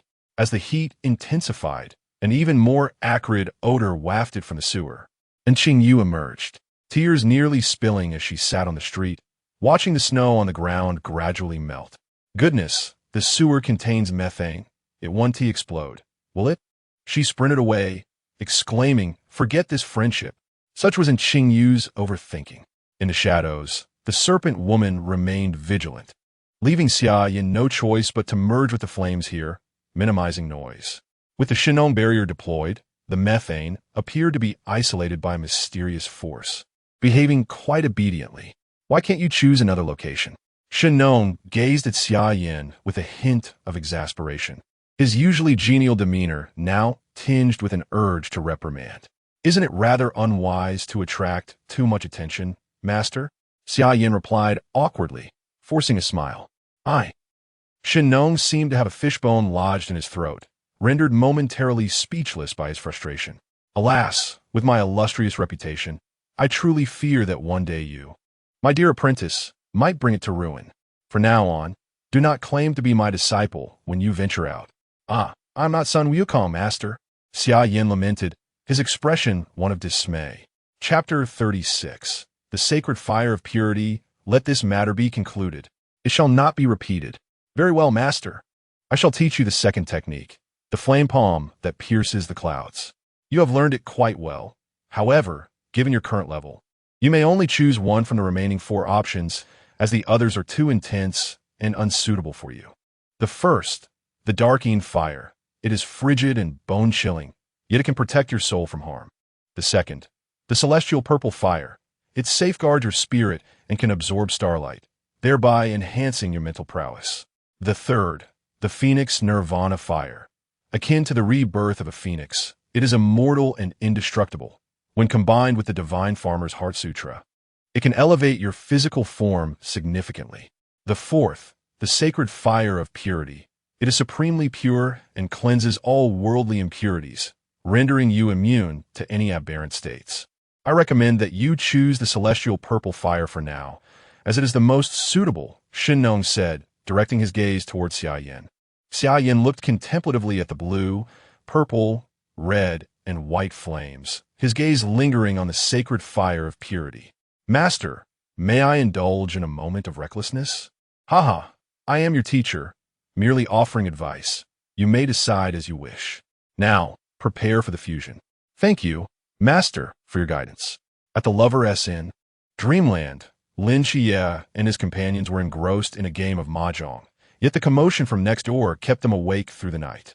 Gao Juan, could you be a little more serious? It's your turn to draw a tile, Bai Li said irritably. Oh, fine. Chao Yuan carelessly discarded a tile. His ears perked up as he listened intently. Forget the game. Let us drink instead, Bai Li huffed, plopping down onto the bed illuminated by pink lights. Chao Yuan, are you a novice? You seem so engrossed, which only made him slightly frantic. Aren't you? I certainly am not. Remember, I was 10 years old that year. The initially disinterested trio perked up at Bai Li's surprising revelation, and Chao Yuan immediately sat beside him, handing over a can of beer. Fatty, do elaborate. Lin Xia also moved closer, eager to eavesdrop, the beer in his hand tasting exceptionally sweet. Bro, why aren't you drinking? Am I not worthy of your respect? My duty is to protect you. I cannot indulge in alcohol. I am the employer. My word is final. Shen Qingzhu picked up a can, sipping while listening to Bai Li's animated storytelling. As the tale reached its climax, she too began to drink one can after another. The four of them, tipsy and merry, Lin Xia exclaimed, Fatty, I never realized you were this impressive. Of course. Just don't let Molly know. Rest assured, you fat fool. Do you think I would betray you? Chao Yuan seemed to recall something. Xia, what did you mean by that recording? When Xia Yan heard it, he seemed like a different person altogether. Ah, let me tell you, after that training session, I placed the truth ring on Xia Yan. Shen Qingzhu gasped in shock. Did I just overhear something I shouldn't have? If Xia Yan finds out, he won't come after me. Will he? Lin Xia felt somewhat dizzy, patting Shen Qingzhu on the shoulder. Don't worry, brother. As long as Sister Hong Ying is here, Xia Yan won't be able to cause any trouble. This phenomenon is known as bloodline suppression. Brother, you have no idea what that was like. Bai Li, the chubby one, began recounting the incident when they were attacked, declaring that the four of them could now easily handle Xia Yan.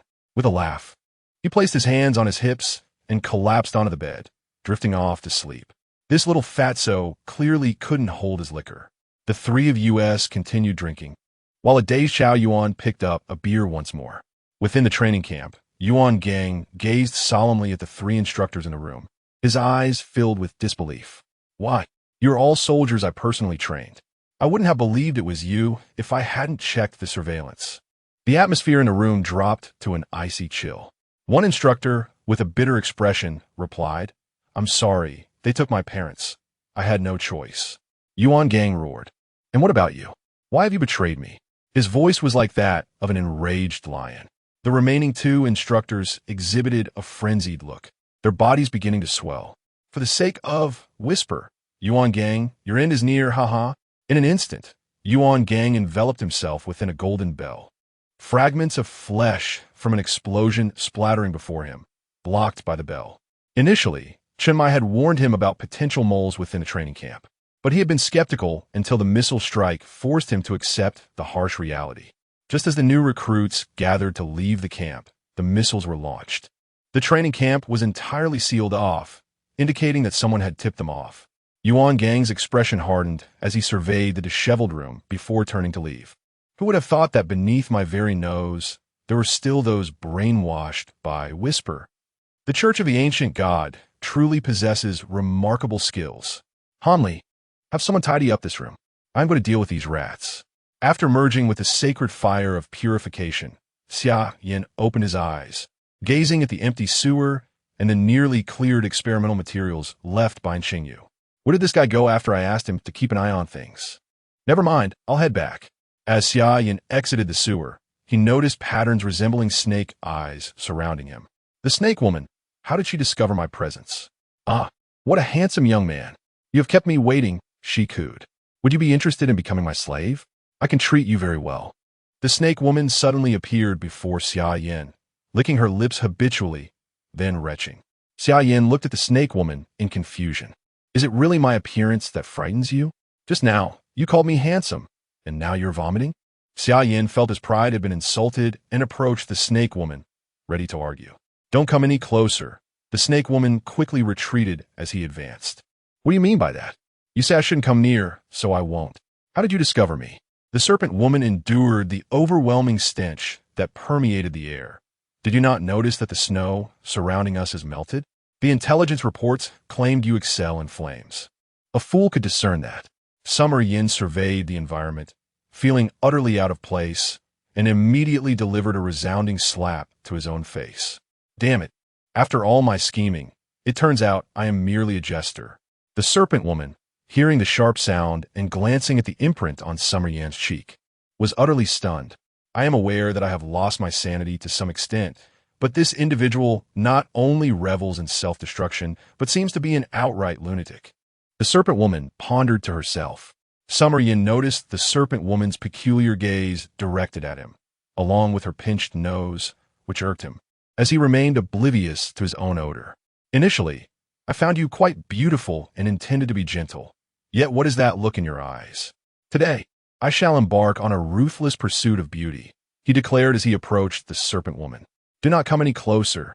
If you say I should not approach, then I certainly will not, for that would be a blow to my pride. Please, do not come any closer. Chapter 37. You didn't go play in the sewage, did you?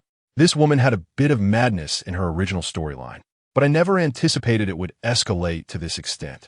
Xia Yan gazed at the desolate street, lost in contemplation, before he could even pursue her.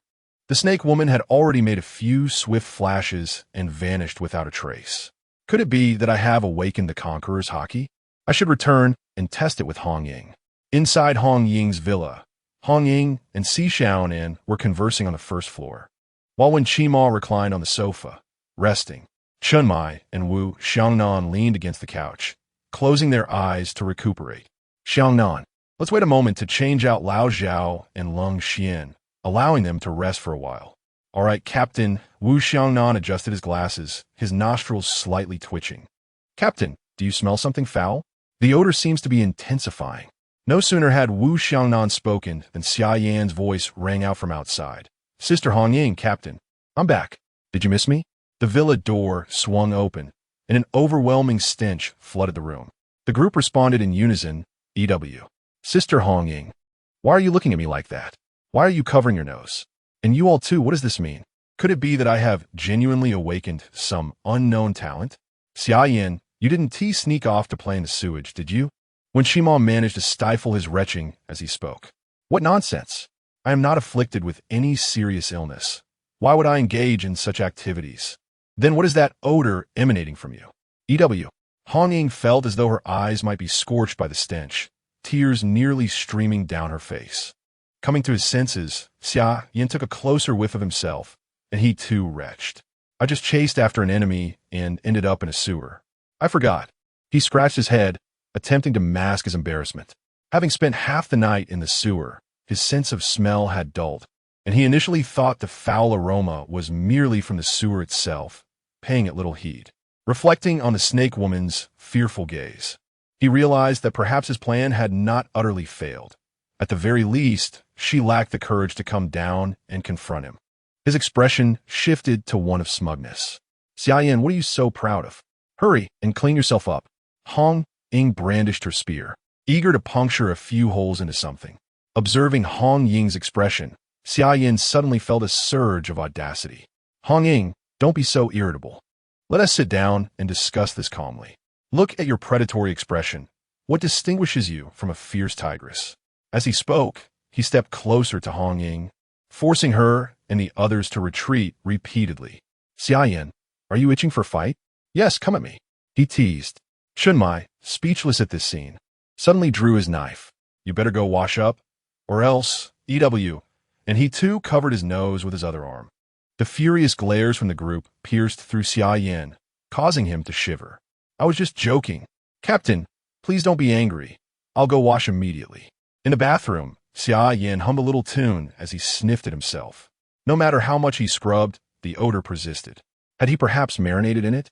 Outside the bathroom, Wen Shimal, at the insistence of Chunmai and the others, lamented as he used a pair of tweezers to gingerly lift Xia Yan's clothes and toss them outside.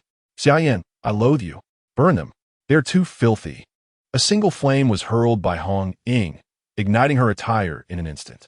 Upon returning indoors, her fists clenched tightly, producing a sharp sound, as the lingering scent remained stubbornly present, accompanied by someone humming a cheerful tune while washing. As an ordinary citizen, today I'm truly elated, la la la. Chumai, his expression darkened, remarked, Hong Ying, if you don't switch weapons, you might end up causing a death and subsequently have to pay someone to bury the body.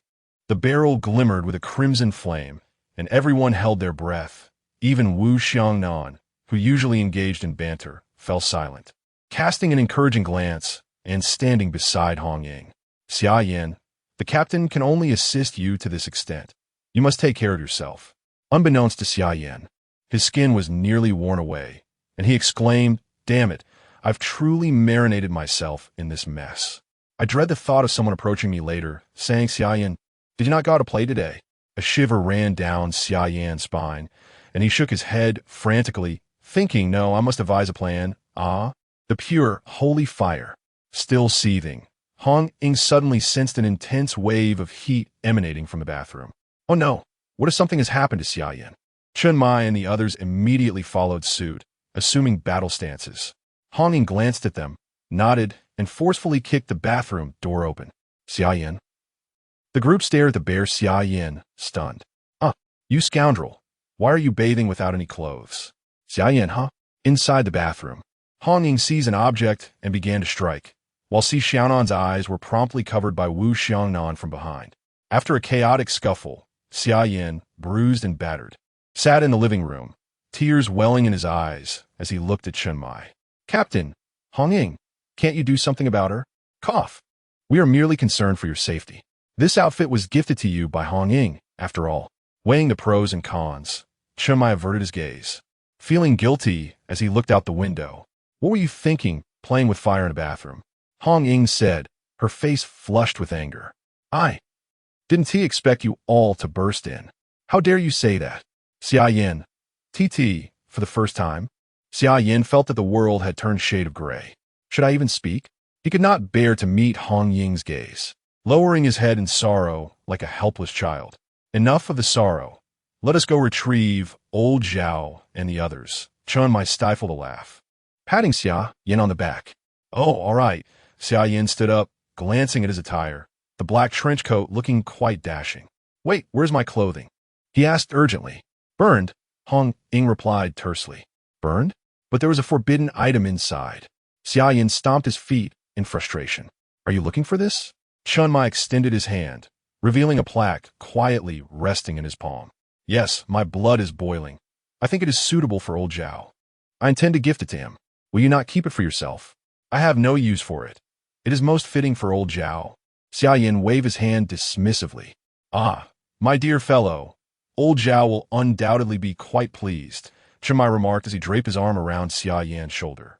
A group of them exited the villa, making their way to rendezvous with Lin Xie, within the intimate confines of a couple's hotel. Four impeccably attired gentlemen in suits regarded by Li Pang with the utmost respect.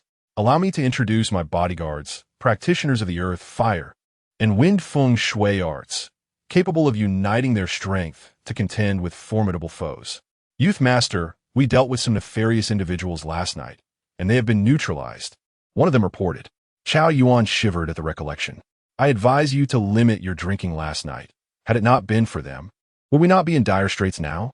Li Pang let out a hearty belch. Fear not, They were present last night. Otherwise, would I have dared to indulge so freely? Besides, weren't you the one who enjoyed the revelry the most? Kao Yuan hesitated. It seems that was indeed the case. Chapter 38. Summer Flame. Be my slave, Zhao. Kong Chung braved the cold wind throughout the night, lamenting the absurdity of being tasked with protection when even the chubby bodyguard of the Bailey family could overpower him tenfold. Last night, he had spotted several suspicious figures, preparing to take action, only to be confronted by 4 men who swiftly subdued him. Enough grumbling. The captain and the others are on their way. Cold Xian's voice echoed through the communicator from a distance. As Chun Mai and his companions approached, they were rendered speechless by the sight of the snake woman. Redding, in particular, felt an intense gaze upon her, imbued with the essence of flames. The snake woman suddenly appeared in their path, her ardent eyes fixated on Summer Flame. Exuding an insatiable hunger, her face flushed. Summer Flame, come be my slave. I grant you permission to kiss the back of my feet, even every inch of my skin. The snake woman licked her lips and spoke enticingly. What on earth? Why are you bothering me instead of seeking out Qi? Summer Flame retorted immediately, not daring to hesitate for even a moment. I find you far more intriguing. A madman paired with a madwoman. What a perfect match. Even your peculiar little hobbies, I can accept. Her voice was sultry, and she cast a flirtatious glance at Summer Flame. Summer Flame, after all, you once complimented my beauty, even when I told you to stay away. You insisted on approaching.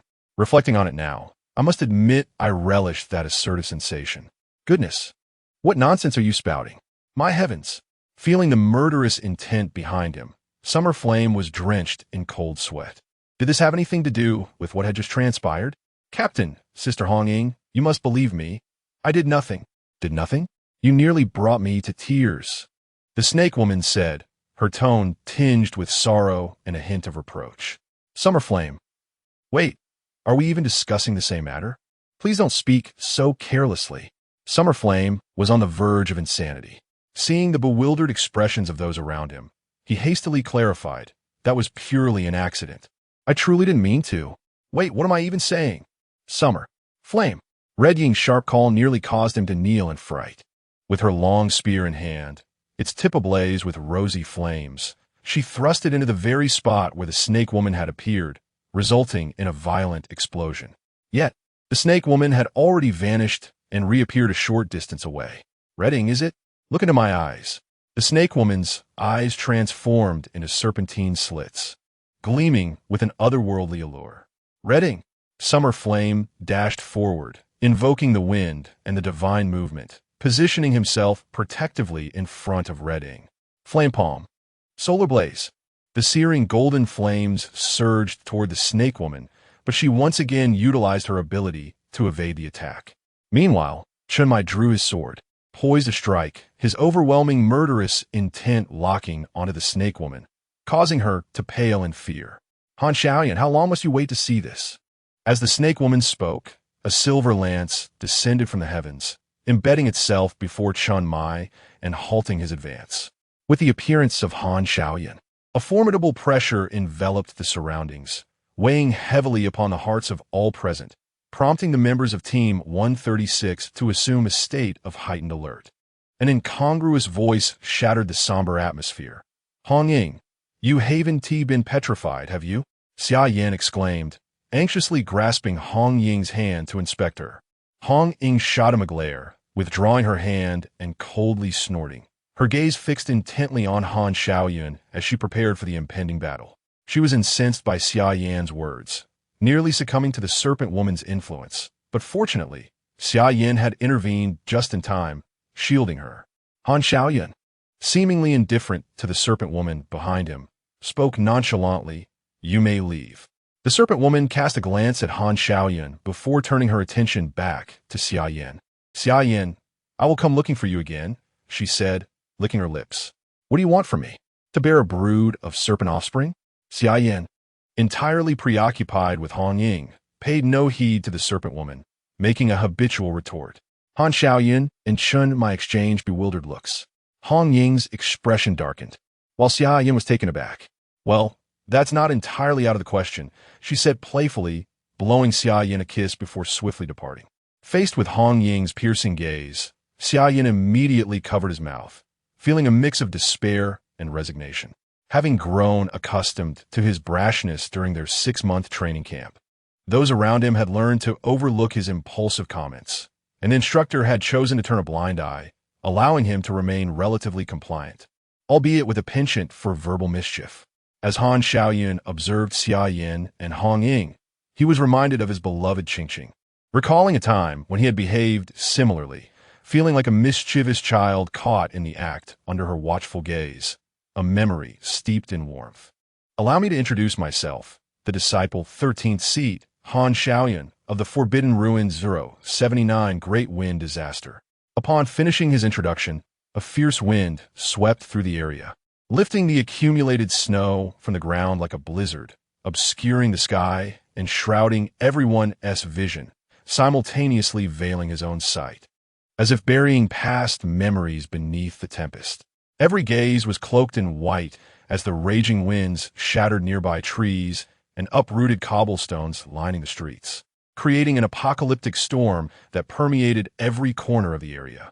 Xia Yan sighed, fully aware of Han Xiaoyun's predicament, having witnessed the unfolding narrative. Jin Mountain, town, he murmured, and with his words, the blizzard seemed to freeze in place, as if paused by an unseen force. At that moment, a luminous aura began to emanate from Xia Yan and the others, enveloping them in a translucent veil. Originally, Wu Xiaonan had instructed Si Xiaonan to employ her forbidden ruins, fateless veil, to shield her teammates, but just as she initiated the spell, the blizzard was abruptly stilled by some overpowering force. As the cherished mascot and good luck charm of Team 136, Si Xiaonan felt a surge of frustration. Having finally found a moment to make herself useful, she found herself eclipsed by others. With a pout, she glared at Xia Yan. "Xia Yan, I dislike you. What have I done?" Xia Yan scratched his head, unable to comprehend the situation. Deciding to dismiss it, he tapped his foot against the ground, invoking leave fire burn, creating ripples of invisible heat that radiated outward from him, causing the snow to melt and the ground to dry rapidly. Han Xiaoyun found himself momentarily taken aback, wishing to say to Xia Yan, "My friend, though I have not exerted my utmost effort, could you at least show me a modicum of respect? You resolved my tempest in merely 2 sentences and even changed the venue in the process, did you not?" Shimai gazed at Xia Yan in admiration, nodding in acknowledgement before turning his attention back to Han Xiaoyun. "Han Xiaoyun, I recall you, the former captain of the Suzhou Night Watch team. You vanished without a trace. And to my surprise, you have now allied yourself with the ancient God Society. What could possibly compel you to embrace the role of a night watchman and even turn traitor to the great Xia?" Chapter 39. There my world, a fleeting glimmer of sorrow flickered in Han Xiaoyun's eyes as he scoffed at Chun Mai. "You have never borne my despair. How could you possibly comprehend my feelings?" Immersed in his own sadness, Han Xiaoyun was suddenly jolted by the arrival of a rocket, propelling him skyward with a powerful push against the ground just as the projectile erupted at his previous location. Moon of Oblivion. Zhao Kongcheng unleashed a crescent of darkness towards Han Xiaoyun, only to have it effortlessly parried. "Captain, we are here." Zhao Kongcheng materialized beside Chen Mai, adopting a stance of readiness for battle. Alongside him were Lin Qie and the portly companion, all sensing Han Xiaoyun's aura. Bai Li, the stout one, felt a wave of despair wash over him, his face a mask of sorrow, another sea realm. Not long prior, Bai Li had confidently set out with his 4 bodyguards to rendezvous with Xia Yan, intending to assure him, "I will protect you from now on." However, not far into their journey, a darkly radiant figure had appeared before them, emanating an aura that sent a shiver through him. He could not fathom why such a formidable power would manifest in the humble Chang'an city. "Fat fool, did you not claim they could contend against the Sea Realm together? Why are they so easily dispatched?" Bai Li's companions fled in a panic as Chao Yuan, filled with ire, demanded answers. "I didn't expect him to be so reckless. He is sacrificing his own life. What could I possibly do?" "Brother, how much are they paying you?" "The Bai Li family can offer you double, even triple." Bai Li trembled, his body quivering in fear as he gazed at the approaching dark figure, his teeth chattering uncontrollably. Behind them, Zhao Kongsheng and Leng Xian observed Lin Qia's group, their palms slick with cold sweat. A sea realm, and a lunatic who ignited his own life from the outset. They were at a loss for how to turn the tide, and even their desperate efforts seemed futile against the current predicament. You burn your life as a price. Merely to lure me here. Yuan Gang's voice emerged from behind the group, deep and heavy with suppressed fury. You all must leave. I shall handle the remainder, he declared. Weaving through Lin Qia's assembly like a lion poised for the hunt, his gaze locked onto the dark figure before him. At this juncture, Zhao Kongqing no longer concealed his intentions, swiftly pulling Lin Xia and the others away towards Chun Mai's direction, where they beheld the standoff with Han Xiaoyan. 5 years ago, the Night Watch team of Gusu City encountered the ancient god sect's whispers. 2 team members were gravely injured, 1 left disabled, and the rest perished in combat. As the team leader, you vanished without a trace, Chun Mai remarked, his voice steady and profound as he regarded Han Xiaoyan. You cannot fathom my plight. My lover fell in battle. My comrades have fallen one after another. The ancient god sect crucified the remaining 3, forcing me to make a choice. Han Xiaoyan's voice resonated with deep sorrow. I wish to know your choice now, Chun Mai inquired. Does it truly matter? To join them is to enslave one's soul. They are far more brutal and powerful than you could ever imagine. Han Xiaoyan exhaled a resigned sigh. It seems we have no option but to fight, Chun Mai declared, ceasing further dialogue as he engaged Han Xiaoyan in battle. You are He Wuchang, Chun Mai. Xia Yan gazed at the members of Team 136 engaged in battle with Han Xiaoyan, the sounds of combat and conversation filling the air, while he remained composed, standing still. Xia Yan, shall we not assist the captain? Lin Xia approached, eyeing the battlefield with concern. Just wait a moment, Xia Yan replied, closing his eyes and silently contemplating Master. May I invoke the Xianyuan sword just once? Certainly. The voice of the Yellow Emperor Xianyuan reverberated in Xia Yan's mind. He exhaled deeply, opening his golden-red eyes to fixate on the dark mass hovering above Han Xiaoyan. It should be severable. Just as he was about to act, he noticed Wu Xiangnan, bound with explosives, charging towards Han Xiaoyan, causing Xia Yan's eyes to twitch as he immediately restrained him. What are you doing? Fear not. My forbidden ruin is rebirth. Let me go, I am pressed for time. Xia Yan retorted, with my presence, it is unnecessary. He was exasperated, observing the anxious face of Wu Xiangnan. Chun Mai, you are commendable, a worthy captain. Yet, how shall you respond to the impending tempest? Han Xiaoyan declared, and once more, a tempest more violent than before swirled around them. A vortex forming in the sky. With a snap of his fingers, the newly formed vortex vanished without a trace. Where has my significant vortex gone? Could you perhaps grant me a modicum of dignity? Han Xiaoyan stared at the sky in disbelief. As Shun Qingzhu's voice chimed in, apologies, my forbidden ruin is Chimin, which somewhat counters your tempest. Han Xiaoyan was instantaneously taken aback. Having just fervently questioned how they would cope, he was swiftly rendered powerless. He then sighed in relief, casting a look of appreciation towards his companions. I have not experienced your despair and may not fully comprehend your feelings, but for me, my teammates are my entire world. If even one were to vanish suddenly, I might very well lose my sanity. The atmosphere grew tense as the poised individuals prepared to engage once more. When Xia Yan's calm words interrupted the fervent ambience, drawing the collective gaze of the group, they were puzzled by his timing. Xia Yan, you fool. We are in the midst of battle. Why this melodrama? Zhao Kongcheng remarked, exasperatedly eyeing Xia Yan. Ignoring Zhao Kongcheng, a resounding dragon's roar echoed within him. As a 5-clawed golden dragon manifested, affectionately nuzzling his head before transforming into the Xianyuan sword, hovering before him. Grasping the Xianyuan sword, he gently ran his hand along the blade. Xianyuan sword, unleash your edge. Flames of white erupted from the sword, emanating a searing heat. Sun Wen, divine movement. Xia Yan's figure blurred as he collided with Han Xiaoyan's weapon, both parties being forced to retreat several steps. Han Xiaoyan was caught off guard, unprepared, while Xia Yan, shaken by the recoil, recognized the disparity of realms. He, being at the pond realm, faced Han Xiaoyan of the sea realm, a daunting challenge indeed. Xia Yan, what madness has overtaken you? He is of the sea realm, Hong Ying exclaimed anxiously, as the six of them exerted their utmost efforts, barely managing to hold their ground against Han Xiaoyan. Xia Yan, come back. You're no match for him, Chen Mai urged anxiously. Captain, I am not his equal. But do I not have you all supporting me from behind?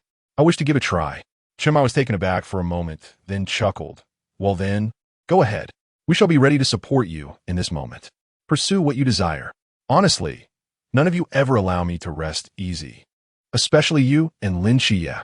Lin Xia responded, what does this have to do with me? Chapter 40. The battle. How could you, a mere pool realm practitioner, challenge me? A sea realm expert? Han Xiaoyan gazed incredulously at Xia Yan, a mix of disbelief and amusement flickering across his face.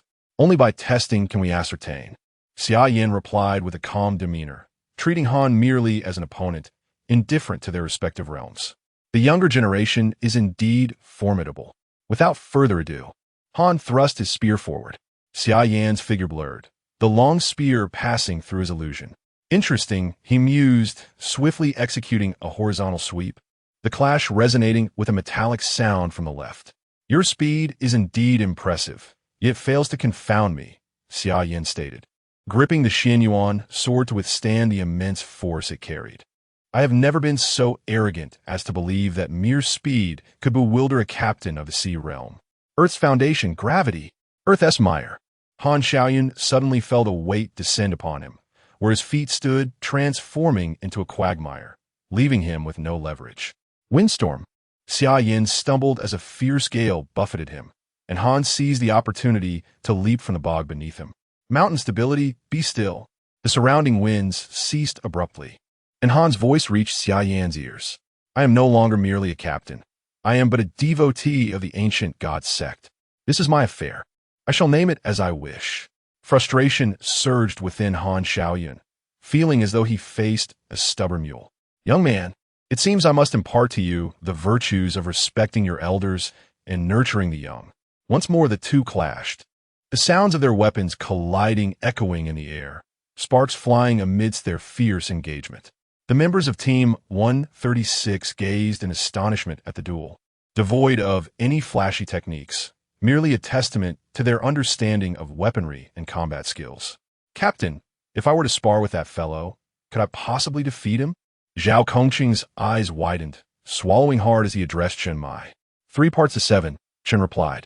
7 to 3? In less than 3 minutes. He can knock you down 7 times. Upon hearing Chen's words, Zhao Kongqing slumped to the ground, drawing circles in the dirt, his expression a portrait of despair. Mountains and rivers. Xia Yan raised the Xingyuan sword, striking down towards Han Xiaoyan, who approached with fervor. Their weapons clashed once more, stirring a tempest around them, the ground beneath beginning to fracture. Han Xiaoyan regarded Xia Yan with a mix of excitement and pride. I never anticipated your prowess to be this formidable. I have yet to unleash my full strength. As he spoke, a whirlwind erupted around him. Behind you, Han warned as he thrust towards Xia Yan's back. Sentient beings. Xia Yan pivoted, executing an upward thrust that sent both Han and his weapon soaring into the air. Sun and moon. The Xingyuan sword transformed into a colossal golden blade, its radiance obscuring the heavens as it descended upon Han Xiaoyan. Who am I? Where am I? Suddenly, a tremendous force struck Han like a collision with a freight truck, propelling him skyward, only to be met by the giant sword descending upon him. This lad is truly abnormal, he thought, utilizing the wind to alter his trajectory, gripping his long spear as he hurtled towards Xia Yan with astonishing speed. With a faint smile gracing his lips, Xia Yan awaited this very opportunity. He pointed the Xingyuan sword and commanded, "Cease hostilities." The long spear emitted a resonant hum, unable to advance an inch further. Immediately, he unleashed the power of the wind of sun and leaped upward, aiming a strike at Han Xiaoyan's head. Who would have thought that the day I anticipated would be realized by this young man? Slowly, he closed his eyes, while his gaze remained fixed on the dark. Corrupt energy above Han Xiaoyan. Sacred flame of purification, cleanse. With a swift stroke of his sword, he struck. The anticipated death that Han Xiaoyan expected did not arrive. Instead, a searing agony coursed through his soul, and as he fell to the ground, he clutched his head and screamed in torment. Clearly, my choice of the sacred flame of purification was indeed the right one. It truly can cleanse. Xia Yan wiped the sweat from his brow, as the recent battle had drained both his mental and physical stamina. "Are you all right?" he inquired, extending his hand to assist him, only to be violently rebuffed. "What do you mean? Why would you save me?"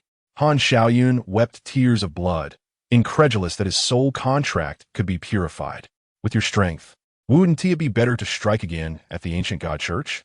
Xia Yan remarked in confusion, having exerted considerable effort only to be met with rejection. "Ha ha ha, revenge? I'm not interested," Han Xiaoyun retorted, picking up his weapon and re-engaging in battle with Xia Yan. "Hey, what do you mean by that?" Xia Yan countered, retaliating vigorously. "Captain, this Han Xiaoyun is ungrateful. Let us go teach him a lesson together," Hong Ying exclaimed, brandishing her spear and preparing to join the fray, only to be halted by Chunmai. "Xiangnan, did you notice?" Chunmai turned to Wu Xiangnan, ignoring Hong Ying's protests. Wu Xiangnan adjusted his glasses and smiled slightly. "Captain, you noticed too?" "Of course," Chunmai replied tersely. "What have you all discerned?" Hong Ying questioned, her frustration evident as the group's collective confusion began to boil. "That fellow Han Xiaoyun is assisting Xia Yan in discovering his sword soul, or rather his sword intent," Zhao Kongsheng interjected unexpectedly. "Old Zhao, you can see that?" Wu Xiangnan asked, disbelief etched on his face. "Why wouldn't I be able to? After all, I was once a special forces operative," Zhao Kongsheng said, looking skyward with a hint of pride. "Chia, like Xia Yan, we've imparted all we can teach you in technique. The rest is for you to discover the soul of your weapon on your own," Chunmai said, patting Lin Chia on the shoulder. Xia Yan, already exhausted, felt as if Han Xiaoyun was feeding him techniques, leading him into an enigmatic state where each strike was executed by his body with his mind left completely blank. Guarding? How should one guard? By what means does one truly protect? Now, the only thought echoing in his mind was the phrase of the Yellow Emperor. At this moment, Xia Yan could only hear the crisp sounds of clashing weapons.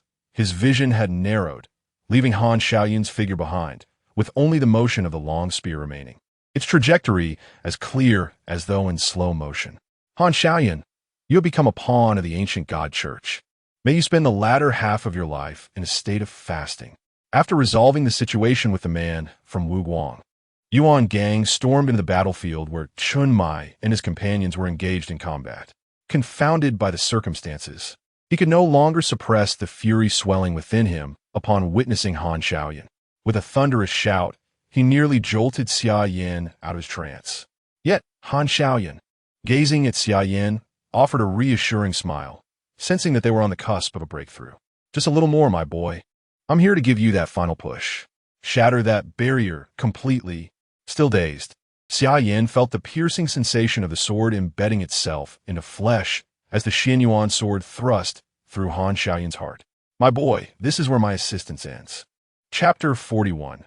The essence of the sword, a suffocating silence enveloped the air, as none could comprehend the gravity of the events that had just transpired. Han Xiaoyun cradled Xia Yan, his head resting gently upon his shoulder, blood continuously staining his lips. "Why?" Xia Yan trembled, clutching the Xingyuan sword, his voice quivering with emotion. "I can never return," Han Xiaoyun managed to utter weakly. "For me, this is a form of liberation. Young man, I thank you for your kindness. Consider it my repayment. You could have. Xia Yan's eyes brimmed with tears, struggling to hold them back. "You resemble me greatly. In you and that girl named Hong Ying, I see reflections of my past with Qingqing. Yet you are strong enough to conquer one of my caliber despite being merely at the pool realm. That is only because the captain has already exhausted most of your strength. Otherwise, I would not have been able to." Xia Yan attempted to continue, but Han Xiaoyun interrupted him. "There are no excuses, young man. Listen to me. My time is short. I failed to protect her, but you can. Guard your world with the sword in your hand. Be wary of the whispers. And beware the ancient god sect. They are far more formidable than you imagine. Rest assured, I shall honor you at your grave with the head of whispers." Xia Yan declared firmly, embracing the feeble Han Xiaoyun. "Do not overexert yourself, young man. I shall not relent. I see Qingqing along with my comrades. They have come to escort me home. Han Xiaoyan's gaze began to dim, yet his voice brimmed with anticipation. Very well, I will accompany you home. Xia Yan felt Han Xiaoyan's fingers gently tap his back, a gesture of gratitude, before silence descended upon them. The tranquil sky suddenly stirred with fierce winds, as if bidding farewell or mourning, intertwined with a piercing essence of the sword. Beneath Xia Yan's feet, lush green grass began to sprout, vibrant flowers blooming and spreading outward, all while being enveloped in a crimson glow. Do not touch. This phenomenon was birthed from the young man's sword intent. Chen Mai intervened, stopping Hong Ying and Xia Yan from reaching the flowers. Upon hearing Chen Mai's warning, the onlookers stood in awe, witnessing a spectacle more astonishing than some divine awakenings. The crimson light erupted, coalescing into a colossal sword that soared skyward, piercing the clouds. In a brief moment, everything returned to stillness. The heart of the sword was forged, the intent established. Xia Yan, do you now possess the answer? The voice of the Yellow Emperor, Xin Yuan, resonated within Xia Yan's mind. To protect those around you, you must first learn to kill. To safeguard is to coexist with slaughter. To cease the cycle of violence, one must wield it. Xia Yan's voice remained flat, yet his tone was as frigid as the winter's chill. Good. Xia Yan lifted Han Xiaoyun's lifeless body and approached Yuan Gang, his gaze steady as he addressed his commanding officer. May I lay him to rest beside his comrades? I promised to bring him home. He betrayed the Night Watchers and the Great Xia, which was against the rules, causing Yuan Gang to feel somewhat troubled. I can promise you that I will assist you with a matter in the future. Is that agreeable? Xia Yan spoke in a voice devoid of emotion, calmly articulating his words. What rules? If you won't do it, I will seek Xiaoping for assistance. Chen Mai shot an irate glance at Yuan Gang. Very well. Yuan Gang immediately acquiesced, leveraging his connections and relationships. Though it posed a slight inconvenience, the benefits outweighed the cost for him. A promise from a future pinnacle of human combat prowess was indeed invaluable.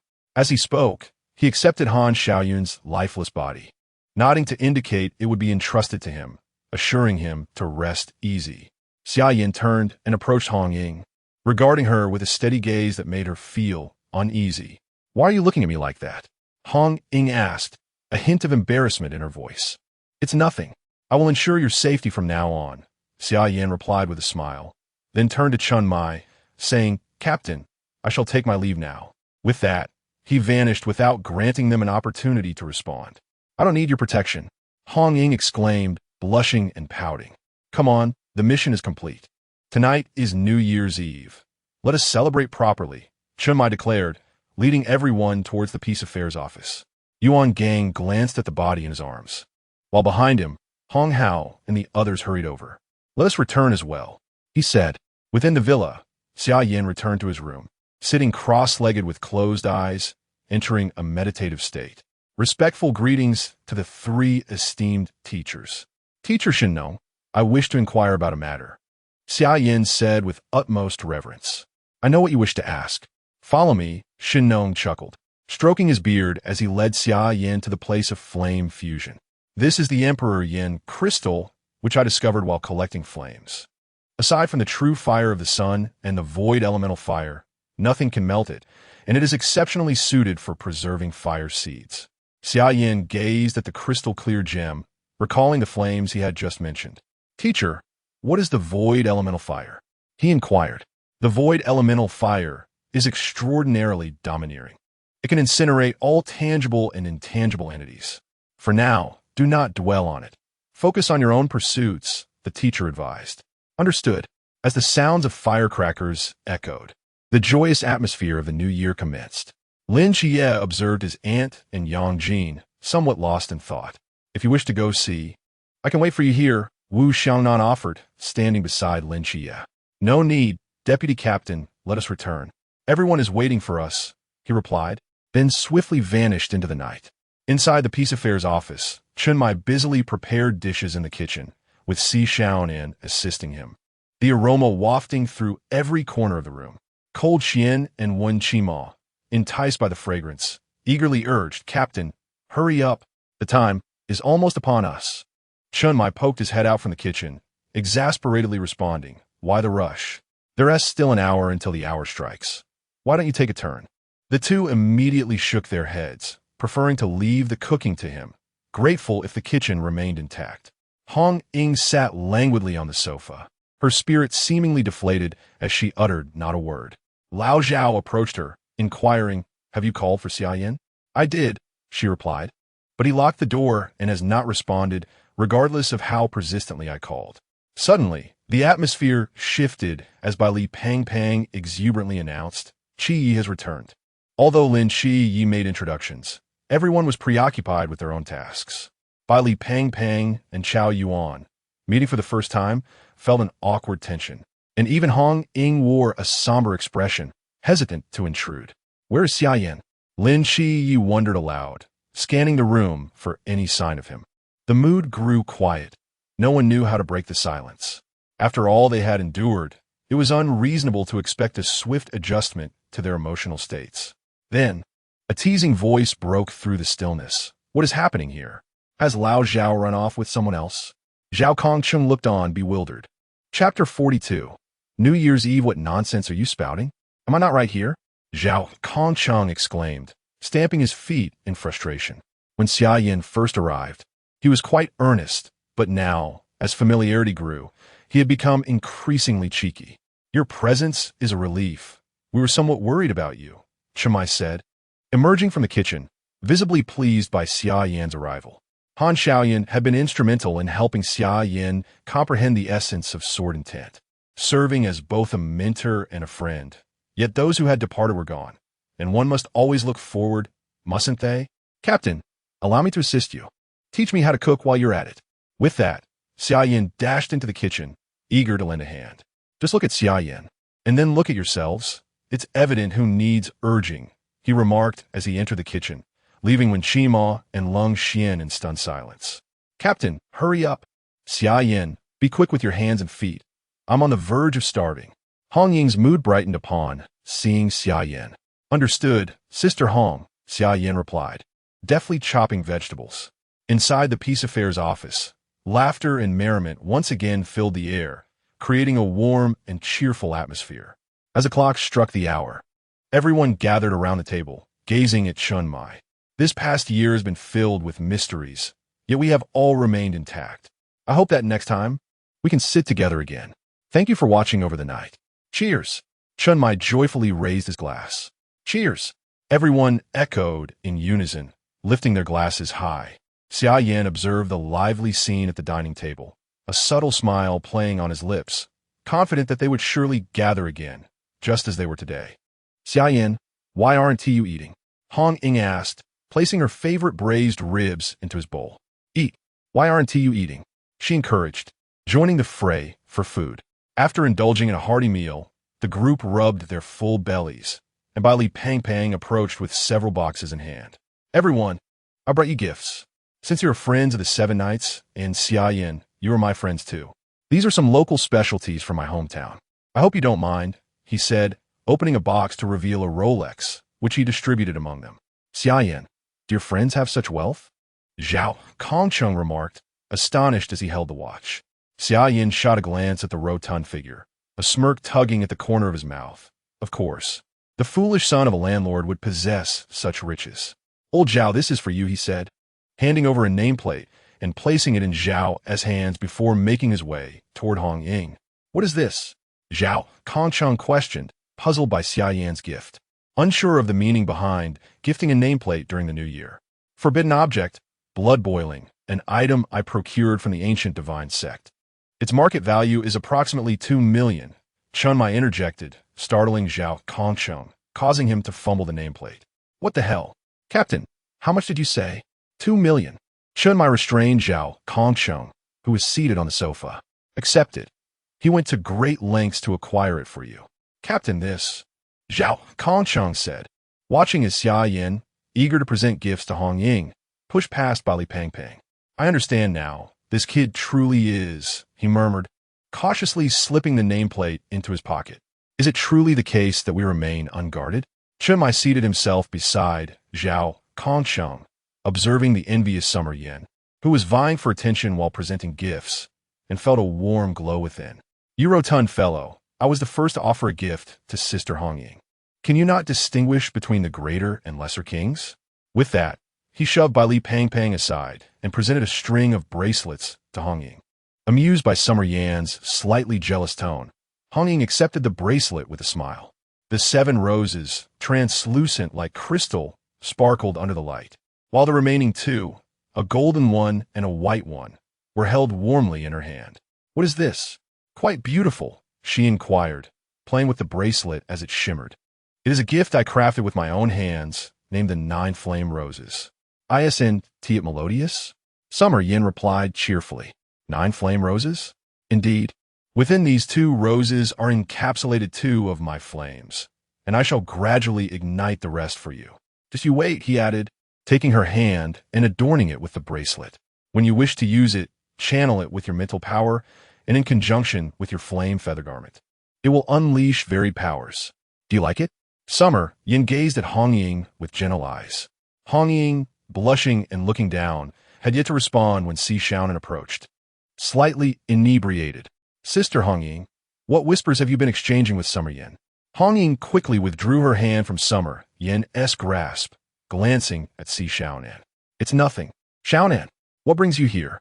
I came to invite you both to drink. Everyone else has already started, Xia Yan replied, her cheeks flushed as she belched. Observing Xia Yan's silly demeanor due to her drunkenness, Summer Yin felt a surge of annoyance. He approached and pinched her cheek playfully. I understand now, Xiaonan. Summer Yin. Be gentle. That hurts, she protested, tears welling up. Woo-woo, Sister Hongying, Summer Yin is bullying me. I hardly pinched you. Why are you crying? Summer Yin exclaimed, releasing her immediately upon feeling the weight of gazes behind him, only to see Xia Yan sticking her tongue out at him. Damn it, you're just acting. Following Summer Yan's instructions, Hongying communicated with the bracelet, and a golden flame appeared at the tip of her weapon, casting a gaze that seemed to smile mockingly at him. Sister Hongying, that is genuine solar flame. This is no trifling matter. Mishandling it could lead to dire consequences, Summer Yin said, his heart racing as he watched Hongying approach step by step. Summer Yin, what are you doing? Hurry over and drink, Lin Xie called out, shaking a bottle of liquor at him. Gratefully, Summer Yin looked at Lin Xie. Good brother, I'm on my way, he declared, promptly fleeing the scene. As Summer Yin departed, Xia Yan swiftly returned to her usual self. Sister Hongying, did I act convincingly? Did I help you vent your frustrations? She asked, winking at Hongying. Quite well, Xiaonan. Let us see if he dares to flirt again, Hongying replied, high-fiving Xia Yan. In the latter half of the night, the Peace Affairs office descended into a frenzy of revelry. Bai Li Pang Pang danced while drinking, inquiring Lin Xie about the whereabouts of a pole, insisting on performing an impromptu act. Zhao, Kongqing, and Wen Qima applauded enthusiastically, urging Lin Xie to hasten his search. Fortunately, he was halted by Xia Yan. Otherwise, dreaming of such a scene at night would have been excruciatingly bittersweet. Chun Mai and his companions surrounded Chao Yuan, listening intently as he extolled the virtues of his dubious exploits, with Long Xian clapping in approval. Damn it, Chao Yuan, don't lead them astray, especially Long Xian. What will happen to Xia Yan? With this thought, he attempted to cover Chao Yuan's mouth, only to be stopped by Hongying. Come over and join me and Xiaonan for a drink, she insisted, pulling him away. Xiaonan, I'm sorry, Xia Yan lamented, watching Chao Yuan talk incessantly, feeling powerless to intervene. Xia Yan, what do you mean by sorry? Xiaonan, reeking of alcohol, staggered over. You're not sneaking into my room at night, are you? Don't worry, I don't mind, she said with a tipsy giggle, her cheeks flushed as she patted Xia Yan's shoulder. What? When did that happen? Xia Yan replied, bewildered. You not only got handsy with that snake woman, but also harbored ill intentions toward Xiaonan, Hongying scolded, rubbing her temples in frustration as she glared at Xia Yan. Damn, what did I ever get handsy with the snake woman? I haven't even touched her hand. He protested. You wouldn't want to hold hands with her, would you? I didn't. Then do you admit you've entered my room? Xiaonan said, collapsing onto a nearby sofa, her words slurred. Xia Yan, still bewildered, asked, when did you see that? Wait, when did I even go in? That is not right. Xia Yan, just as he pondered how to explain, he was startled by Hong Ing's furious call of his name, causing him to stumble. Sister Hong Ing, that's genuine sunfire. You must remain calm. Rosefire, feather garment. Chapter 43. The award ceremony time always flies swiftly. The 4-day holiday has passed in the blink of an eye. Summer, Yin stand on the training grounds, observing the instructors on stage. Why are 3 instructors missing? Bailey Fatty inquires of Lin Shiyi.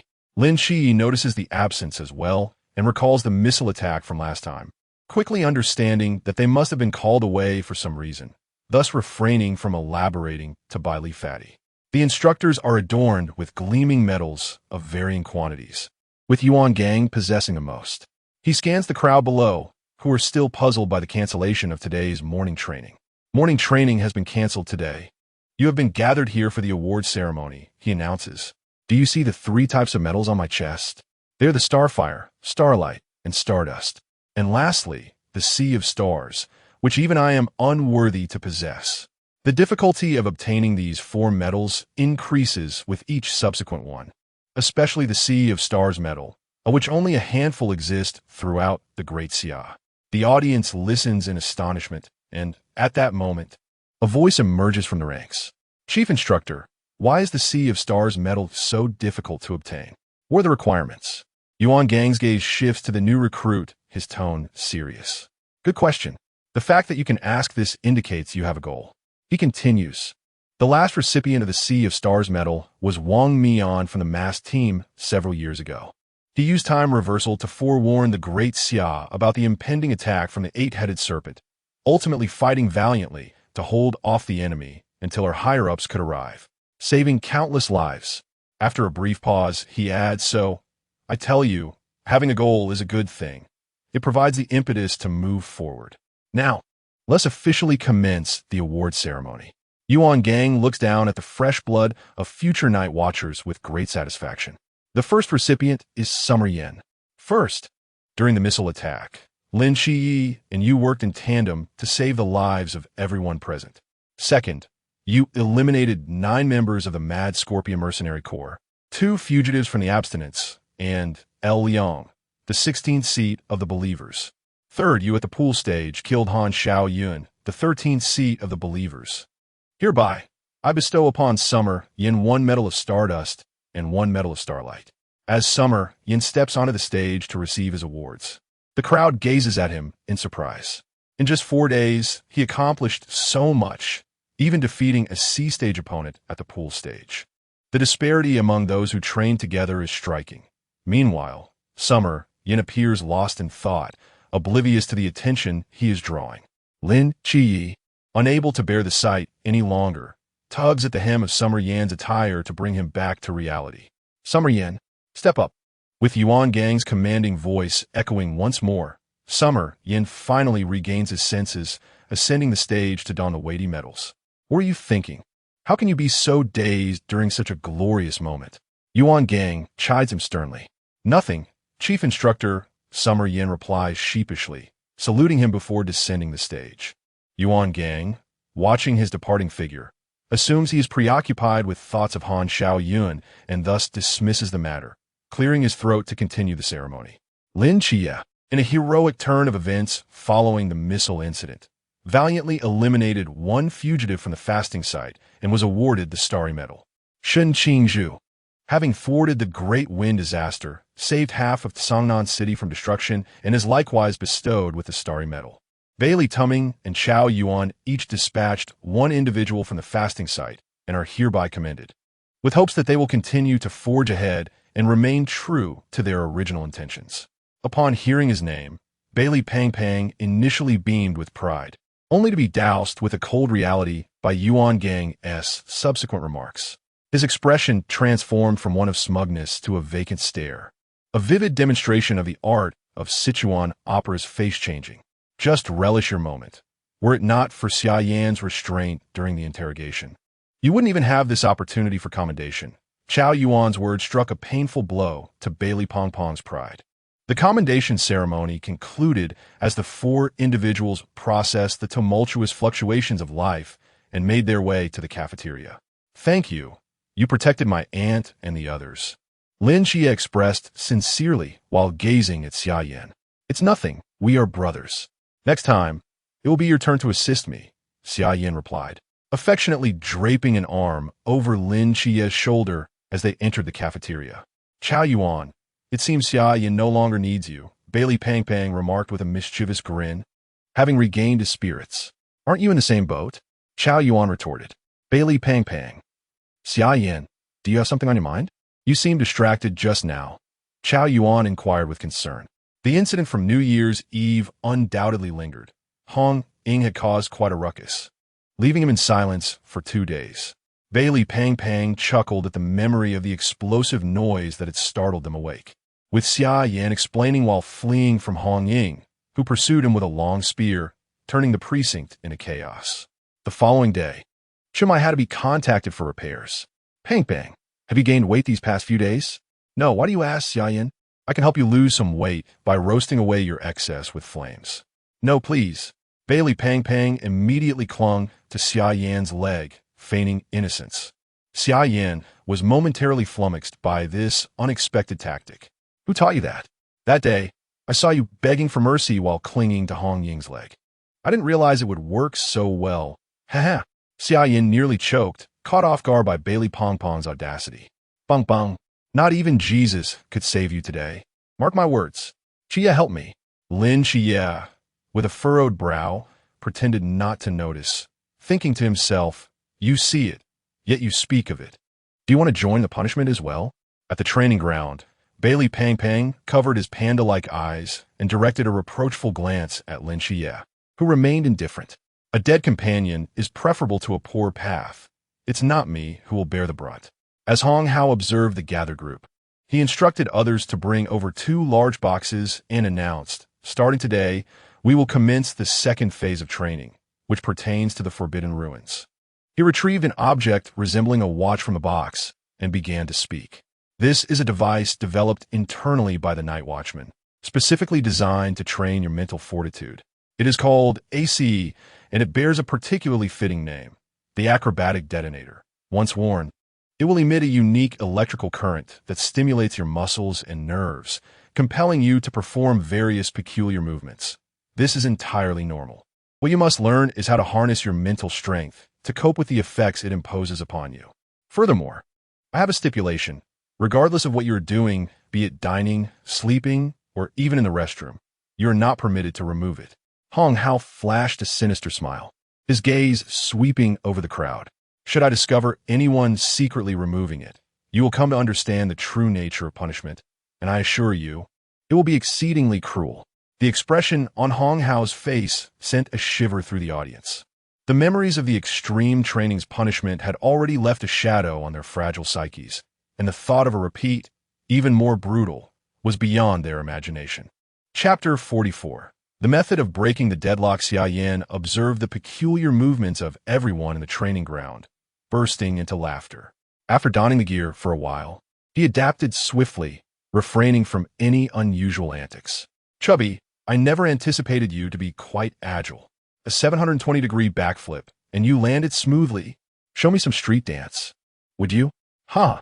Chia, why are you tumbling about? There's no nimbus cloud here. If you can't make it up, just give up. He continued to jest. And Chao Yuan, what on earth is that bizarre dance of yours? Is it the ghost step? Xia Yan focused intently on everyone's antics, wishing for a bag of sunflower seeds to savor. Just then, Hong Hao approached, affixing another piece of gear to his other arm. Instructor Hong, what are you doing? He exclaimed, his body uncontrollably executing a backflip, landing into a peculiar dance accompanied by hand gestures. The chief instructor insisted I give you 2. You could take on the sea realm now. He feared 1 wound tea suffice. Then why didn't you give me anything earlier? Xia Yan retorted, performing acrobatics in frustration while glaring at Hong Hao. Oh, I simply forgot. I'm getting older. My memory isn't as sharp as yours, you youngsters, he shrugged, feigning helplessness, though a mischievous grin adorned his face. You ambushed me. You did that on purpose, Xia Yan protested, utilizing his mental fortitude to resist the incoming electrical current, striving to regain control over his body. Hong Hao clutched his chest, feigning sorrow. How could you? Such malicious assumptions truly hurt my feelings. Could you suppress that smile at the corner of your mouth while saying that? Xia Yan scoffed at Hong Hao's antics. You noticed, huh? No wonder I regarded you as a promising talent. Hong Hao finally dropped the facade and erupted in laughter. After some time, Xia Yan and Lin Xia sat in the training ground, watching most of the others still performing their acrobatics. How does it feel to wear two? That dance you did earlier was quite impressive. Perhaps the agency should have you perform for the captain next time. Are you bringing up things that shouldn't be mentioned? If it weren't for the ambush, Tu Wu and Ti have been a challenge for me. Xia Yan shot Lin Xia an exasperated glance as he noticed Xiao Yuan and Bai Li Pang Pang approaching them. Bai Li Pang Pang took a few steps and attempted another backflip, while Xiao Yuan had completely mastered the technique, showing no signs of awkwardness. Hong Hao observed Xia Yan and remarked, "This kid picks things up remarkably fast. Perhaps two is insufficient." At that moment, Xia Yan felt a chill run down his spine, sensing that someone was scheming against him. "Xia, you aren't contemplating anything sinister, are you?" he inquired, his gaze fixed on Lin Xia, the only one capable of mischief beneath his very nose. Lin Xia. Seeing that the time was nearly up, Hong Hao brushed the dirt off his pants, stood up, and declared, "All right, dismissed. If anyone wishes to take theirs off, I welcome you to challenge the punishment anytime." With a chuckle, he exited the training ground. The crowd immediately shook their heads. Such social embarrassment was not theirs alone. The punishment might well strip them of their very undergarments. "Chia, let's hurry to the cafeteria. I've been jumping all morning. I'm starving," Bai Li Pang Pang exclaimed. Attempting yet another backflip, his voice tinged with fatigue. As Bai Li Pang Pang ambled towards the cafeteria, he occasionally executed a backflip, tears streaming down his cheeks. "Qi, Xia Yan, lend me a hand," he implored, utterly drained of strength. His body, governed by an acrobatic detonator, forced his muscles to respond.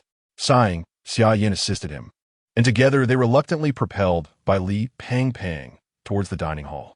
Inside the cafeteria, most were engrossed in their meals, while some performed backflips or engaged in peculiar antics. Xia Yan narrowly dodged a piece of braised pork that careened towards him, only to land squarely on Bai Li Pang Pang's head. Just as Bai Li Pang Pang prepared to voice his grievances, he unexpectedly executed another backflip, causing the meat to tumble from his grasp. "Wah, gee, I'm so hungry. Feed me," the little chubby boy lamented, gazing sorrowfully at the morsel that lay on the floor, tears cascading down his cheeks. Lin Shi, in resignation, picked up a bowl and instructed Xia Yan, Xiao Yuan, "Help me hold him down, prevent him from bouncing around." Each of them secured one of Bai Li Pang Pang's legs, while Lin Shi spoon-fed him, creating an amusing scene. "Xiao Yuan, wouldn't it be fitting for Qi to take on the role of caretaker?" Xia Yan jested. "If we're talking about talent, we should look at Shen Qingzhu. He could easily qualify as a nanny," Xiao Yuan replied, following Xia Yan's gaze to find Shen Qingzhu, who appeared utterly despondent. Shen Qingzhu held a bowl, feeding one mouthful at a time, waiting for the other to settle before proceeding, grumbling, "What sin have I committed to deserve this? Could you all behave yourselves?" "Ha ha," Xiao Yuan chuckled, "You're not wrong. It certainly has that flavor." As night fell, Xia Yan, with eyes closed, found himself in a familiar place. If there is something to discuss, speak. The three turned their attention to him as Fuxi spoke in a calm tone. "Master, I wish to know how to break the deadlock in Songnan City." "You must have a way," Xia Yan said, his gaze resolute, tinged with urgency. The creator of the innate 8 trigrams, capable of divining the past and future and perceiving all celestial secrets. If he could not ascertain a solution, then no one could. The heavens unfold in 4 nines, yet one can elude their clutches. No matter how dire the situation, a sliver of hope persists, even if the heavens cannot alter it. But have you considered the cost? "Please, master, enlighten me." "I would pay any price," Xia Yan implored, kneeling in earnest. "Dui Zhe Shirling," Fuxi replied, with a hint of resignation. "Master, what does this mean?" Xia Yan queried, perplexed by its significance and its connection to breaking the deadlock. In the narrative, Songnan City had been obliterated by the forbidden object Shiva's grievance a decade prior. It was only through Lin Qi's miracle, mortal realm, that it continued to exist. Yet miracles inevitably fade, especially with the impending divine conflict. At this moment, he felt utterly powerless, and with their impending graduation, the curtain would officially rise in 6 months. No matter how formidable one might be, it would be futile against the divine. The current state of Shennong City could be likened to the living. With the miracle dissipated, one could interpret it as their life energy having dispersed, Fuxi explained. As long as a powerful life force is infused, all shall be well. This is the reason for the devouring of the spirit by Duize. However, where can one find such immense life energy? As Xia Yan pondered, a sudden spark of inspiration illuminated his mind. Have you thought of something? Fuxi inquired with a smile. A god. The energy of a deity would be sufficient to create miracles anew. Yet, Xia Yan expressed his concern. But my current strength is far too inadequate to seize the life energy of a god. I feel quite powerless at this moment. Fuxi continued, perhaps, if combined with a certain flame, it might be feasible. He then turned his gaze towards Shennong. Shennong, taken aback, immediately retorted, I disagree. That flame is beyond his control at this stage. It is a mere fantasy to even consider it. Chapter 45. The mysterious flames of the underworld. Shennong glared furiously at Fuxi. Have you lost your mind? Are you unaware of what that is? Is it something you can handle at present? Master, what kind of flame is it? It was the first time Xia Yan had seen Shennong so enraged. He had always been the gentlest among the three. You need not concern yourself with this. I cannot agree to it. Shennong turned to leave, but Xia Yan immediately blocked his path, kneeling on the ground, pleading, Please, master, grant me this. Do you even comprehend what that is? It is the mysterious flames of the underworld. It took an immense effort to subdue it deep within the underworld. It is scarcely inferior to the void flame. To attempt fusion now is akin to courting death. The Yellow Emperor Xia Yan was also aware of this flame. Back when Shennong was the Flame Emperor, he had suffered losses against it. Xia Yan, that flame is extraordinarily peculiar. It can siphon life force as sustenance and possesses the ability to devour all. You're not in a position to tame it, but he has already begun the fusion process. He requires a suitable moment. Surely we can devise a plan? Fuxi sighed, knowing Xia Yan's experiences were evident to them. If mishandled, it could become a lifelong torment for him. After Fuxi spoke, a heavy silence enveloped the two. Seizing the moment, Xia Yan pressed on, Please, master, grant me this. Shennong appeared utterly drained, slumping into a chair, and bitterly remarked, You must understand, one misstep could lead to annihilation. Do not harbor regrets. I have made up my mind without remorse. Very well, follow me, Shennong declared, rising to leave. Xia Yan hurried to keep pace, arriving in the flame domain. For now, familiarize yourself with the mysterious flames of the underworld daily. Use your spiritual energy to sense it and prepare for the fusion. Shennong concluded, exhaling deeply as he departed. Xia Yan gazed at the black flames, emanating an icy chill that was colder than the Yin fire he had previously encountered. He cautiously probed with his spiritual energy, only to be scorched in an instant. Cold on the outside, hot on the inside. Intriguing. Once more, enduring the sharp pain in his head, Xia Yan continued to experiment. In the ensuing days, he engaged in rigorous training during the day, focusing on theoretical knowledge and marksmanship, awaiting the moment of fusion.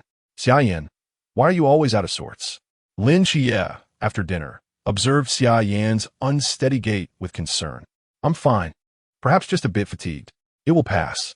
You need not worry about me, Xia Yan replied, shaking his head dismissively. Bailey Pang Pang glanced at Qiao Yuan. Is he up to something at night? He inquired. Not at all. Qiao Yuan brushed off the question, striding away. Everyone's acting so strangely, Bailey Pang Pang remarked as he approached Xia Yan. If you're truly feeling pin-up, I'll take you to Guangzhou after graduation. I'm quite familiar with that place. No need. I think I should head back. I feel a bit tired, Xia Yan replied, already retreating. The trio observed Xia Yan's demeanor, noting the absence of his usual cheeky banter. He seemed perpetually weary, his pallor growing more pronounced over the past 2 months, and he swayed unsteadily as he walked. Qiao Yuan, what is wrong with Xia Yan? Do not conceal anything, Lin Xie urged, gripping Qiao Yuan's collar in a desperate inquiry. Uncertain of the circumstances, he has consistently retired early, and I have been observing him for several days without uncovering any clues. Qiao Yuan appears somewhat innocent, and my concern is palpable. Upon hearing this, Lin Xie hurried back to his dormitory, closed his eyes, and entered his mental sanctuary, making his way directly to the chamber of the great Master Merlin. You possess the gift of divination. Do assist me in discerning the troubles afflicting my friend, Lin Xie implored, directing his gaze toward Master Merlin. This marked the second room unlocked upon his breakthrough to the pool realm, and one of Master Merlin's abilities was indeed divination. Strange, he is shrouded in a veil of mist, impenetrable and obscured, as though something is concealing him. Let me take a closer look, Master Merlin remarked, his expression shifting. SpongeBob, let's venture forth to catch jellyfish. In the courtyard, the desperate cries of Li Yifei echoed. Did I not just administer your medication? How could you have descended into madness so swiftly? Observing Lin Xie's resigned departure, Master Merlin wiped the cold sweat from his brow, pondering, what could that be? Black flames? How eerie. Had I not concluded this quickly, I might have been consumed. He imagined himself collapsing, as if a large needle had been thrust into his backside. Xia Yan, take a few days to rest. You have grown familiar with your surroundings. Replenish your energy and prepare diligently, Shennong advised, gazing tenderly at Xia Yan. Understood, teacher, Xia Yan replied. Within the shooting range, Xia Yan found humor in Lin Xie's downcast demeanor. Xia, your talent is unparalleled. Every shot is off the mark, truly a rarity. That is hardly a gift. It is simply beyond your capabilities, Lin Xie retorted, turning to observe the improving spirits of Xia Yan and exhaling a sigh of relief. Xia, perhaps I should instruct you. My prowess in shooting is quite remarkable, Li Pangpang declared confidently, approaching with a pat on his chest. Xia Yan scrutinized the self-assured Li Pangpang. I score 10 rings with every shot. Let us see how skilled you truly are. Li Pangpang. Oh, Pangpang, where's your bravado now? What happened to that confidence? Qiao Yuan remarked, finding amusement in Li Pangpang's discomfiture, having just been mocked by the chubby fellow.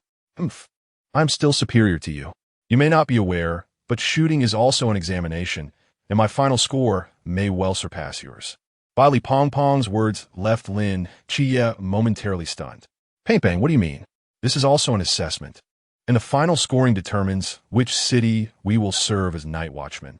Lin Xie glanced at the unscathed target, his eyelid twitching. He realized he was utterly beyond redemption. Never mind, let us proceed to dine. As the four of them walked toward the cafeteria, engaged in lively conversation, they heard the whir of a helicopter's rotor blades and looked up. What is that? One exclaimed. A helicopter was seen towing a large container. A first sighting in nearly a year, eliciting murmurs from those nearby. Xia Yan, do you know something? Qiao Yuan inquired, his eyes fixed intently on the helicopter, curiosity evident. Nothing of significance. Let's hasten to our meal. Perhaps tomorrow will bring a surprise, Xia Yan responded, striding into the cafeteria with a nonchalant air. I abhor riddlers. Li Pangpang huffed, directing his words at the two others. Cease your staring. In this vast world, dining takes precedence. Indeed, I am rather looking forward to the surprise awaiting me tomorrow. Qiao Yuan followed along. Lin Xie furrowed his brow. Just moments ago, Xia Yan had imparted a peculiar sensation. Yet he could not quite articulate it. A tacit understanding forged over a year of companionship. Are you concealing something from me? Lin Xie fixed his gaze upon Xia Yan, who was voraciously consuming his meal, as if attempting to see through him. Conceal something from you? I assure you, I have not hidden any delicacies. If you doubt me, you may inquire with Qiao Yuan. Qiao Yuan, while munching on his food, nodded in agreement, vaguely stating, I truly have not witnessed him sneaking any snacks at night. If it comes to it, I can share a portion of my dish with you. How tedious. With that, Lin Xie began to eat as well, although his eyes remained fixed on Xia Yan, causing the latter to feel somewhat uneasy. As night fell, within the antiquated and charming courtyard, Xia Yan gazed upon Fuxi, Shennong, and the yellow Emperor Xianyuan, declaring, I am prepared, Master. Chapter 46. A single sentence terrifies the mysterious as the dawn's light began to illuminate the sky. It was precisely 5 o'clock in the morning. Xia Yan gazed at the still slumbering Chao Yuan across from him and offered a faint smile before quietly exiting the dormitory. Making not a sound. Just as I had anticipated, Xia Yan surveyed the empty training camp. The instructor had vanished without a trace, and with no assembly call echoing. The others remained deeply ensconced in their sweet dreams. Xia Yan looked up at the lingering night, inhaling deeply. I will succeed. I am certain of it. The chief instructor pondered. This lad arises so early, merely to head to the cafeteria? Not only does he exhibit no surprise, but he also begins to prepare breakfast himself. Hong Hao and several instructors observed Xia Yan on the monitor, their expressions perplexed, leaving Yuan Gang equally bewildered. The cafeteria was devoid of people. Why did he appear so unfazed? Xia Yan had learned a few culinary skills from Chun Mai. While he appeared leisurely preparing breakfast, inside, he was taut with tension, driven by two motives. The first was to await the arrival of the white spider, indicating that most of the dormitory occupants were likely under his control and would not awaken swiftly, facilitating the forthcoming actions. The second was to find solace. Any minor mistake could lead to dire consequences. In this training camp, only by cooking could he attain a moment of tranquility to calm his mind. My cooking is quite commendable, he mused, contemplating the future possibility of opening a grand hotel, employing a few lovely maids like the chubby fellow, and indulging in life's pleasures. Chuckling to himself, his voice echoed within the desolate cafeteria as he finished his breakfast. With the last bite consumed, Xia Yan sensed the crimson gaze of the spider behind him and smiled slightly. Ah, you have arrived. Let the plan commence. As a timid spider, it was gripped with fear, dreading the fate that awaited it at the hands of the menacing figures who had ordered it to ambush Xia Yan. Otherwise, it would be subjected to various cooking methods. The promised ambush was disrupted by the presence of another, and the spider felt a tremor in its very soul from sheer terror. It instinctively recoiled, only to meet Xia Yan's gaze.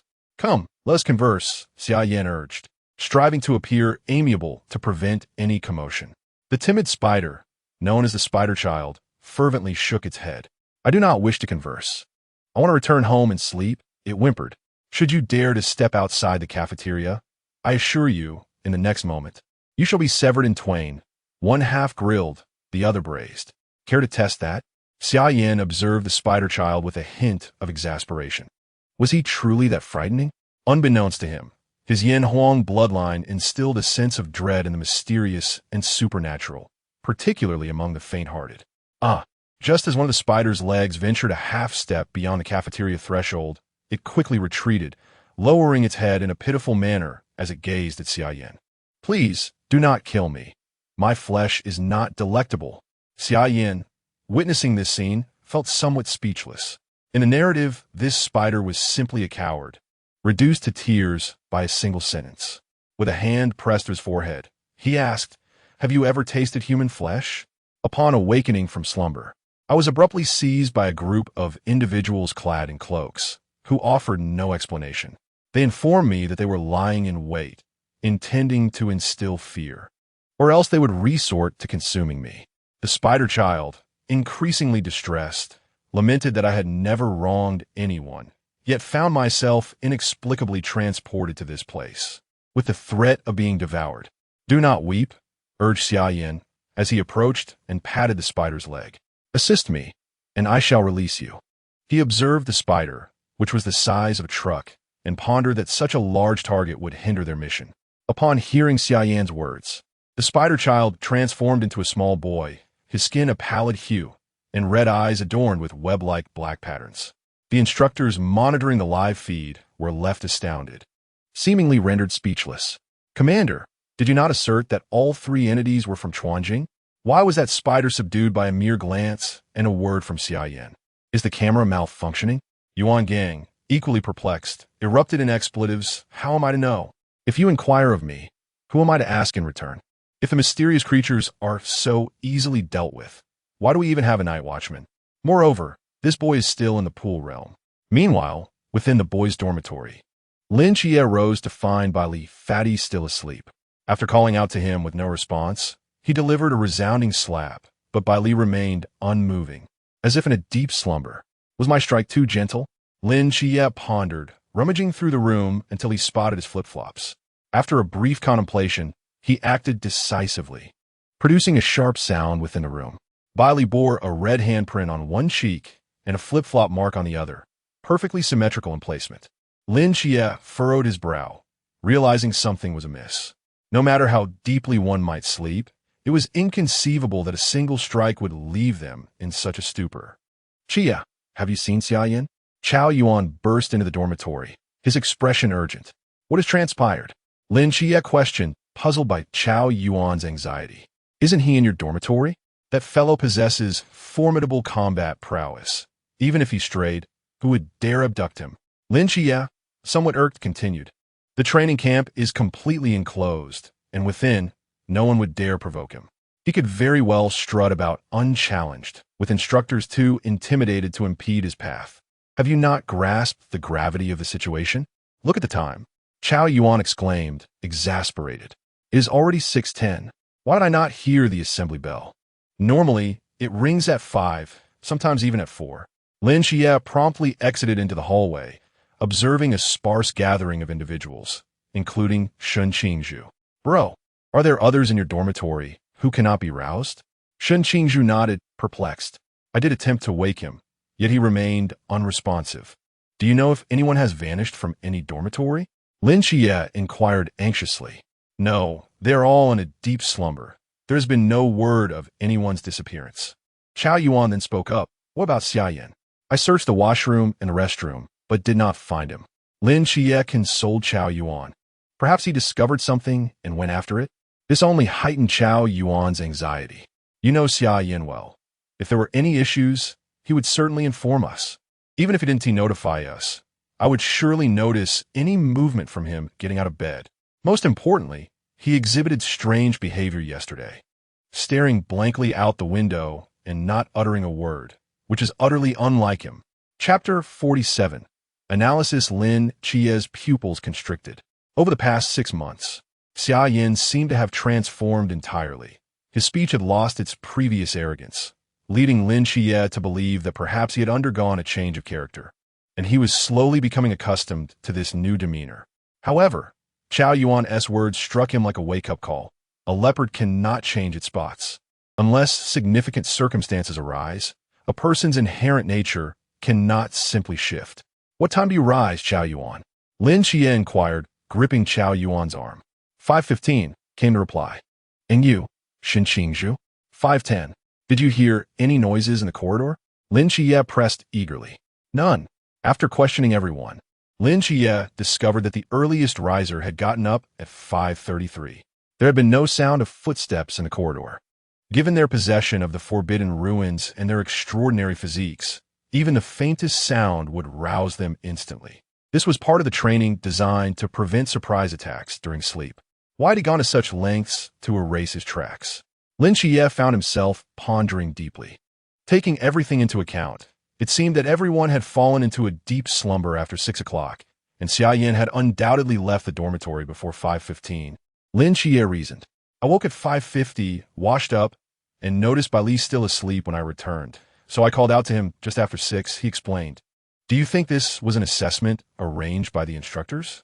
"Xia Yan is so formidable. Perhaps he was discreetly sent away," Shun Qingzhu suggested, having also questioned the others to gather information. "Indeed, that guy can single-handedly take on the Sea Realm. He operates on an entirely different level," Lin Xia conceded. "But what was with that strange expression he had last night?" Chao Yuan scratched his head, still perplexed. "Perhaps he felt embarrassed about hiding something from us and didn't he know how to express it," Shun Qingzhu proposed thoughtfully. "Exactly. He looked oddly at those 3 large boxes yesterday, mentioning something about a surprise. Perhaps the instructors had conferred with him," Chao Yuan concluded, finding some relief in this thought. Feeling more at ease, Chao Yuan's stomach growled. "Shall we head to the cafeteria for some food?" We completed the investigation of the dormitory with no discoveries. Those instructors truly have a peculiar sense of humor. It's only they who could concoct such a scheme where we struggle to get out of bed at 6. Lin Xia remarked, to which Shun Qingzhu nodded in agreement. Regardless of the situation, they first needed to satiate their hunger to regain their strength. Meanwhile, Xia Yan stood beneath the girls' dormitory, his gaze fixed on the iron gate ahead. Azhu, if they awaken, alert me. Rest assured, big brother, my spider silk can ensnare their souls. It's utterly impossible for them to get away. I can sense their conditions as well, came the confident reply from Azhu. With just a few words, Xia Yan had successfully intimidated the timid Azhu into becoming his loyal subordinate. In Azhu's heart, joy burgeoned. The aura and strength emanating from Xia Yan promised him a secure place to rest, making the alliance feel like a worthwhile investment. Xia Yan charged forward, forcefully kicking open the door to the girls' dormitory. Bailey Fatty possessed a forbidden item, the soul-cutting blade, which he could hardly control for long. He aimed for a swift resolution. Zhu Tong, by his side, acted as an alarm, alerting him to the movements of those who had succumbed to unconsciousness. His fiery yellow pupils ignited as he clenched his slightly trembling hands, searching for the remaining two mysteries. Fuxi and the others had devised a plan to assist Xia Yan in breaking through this predicament.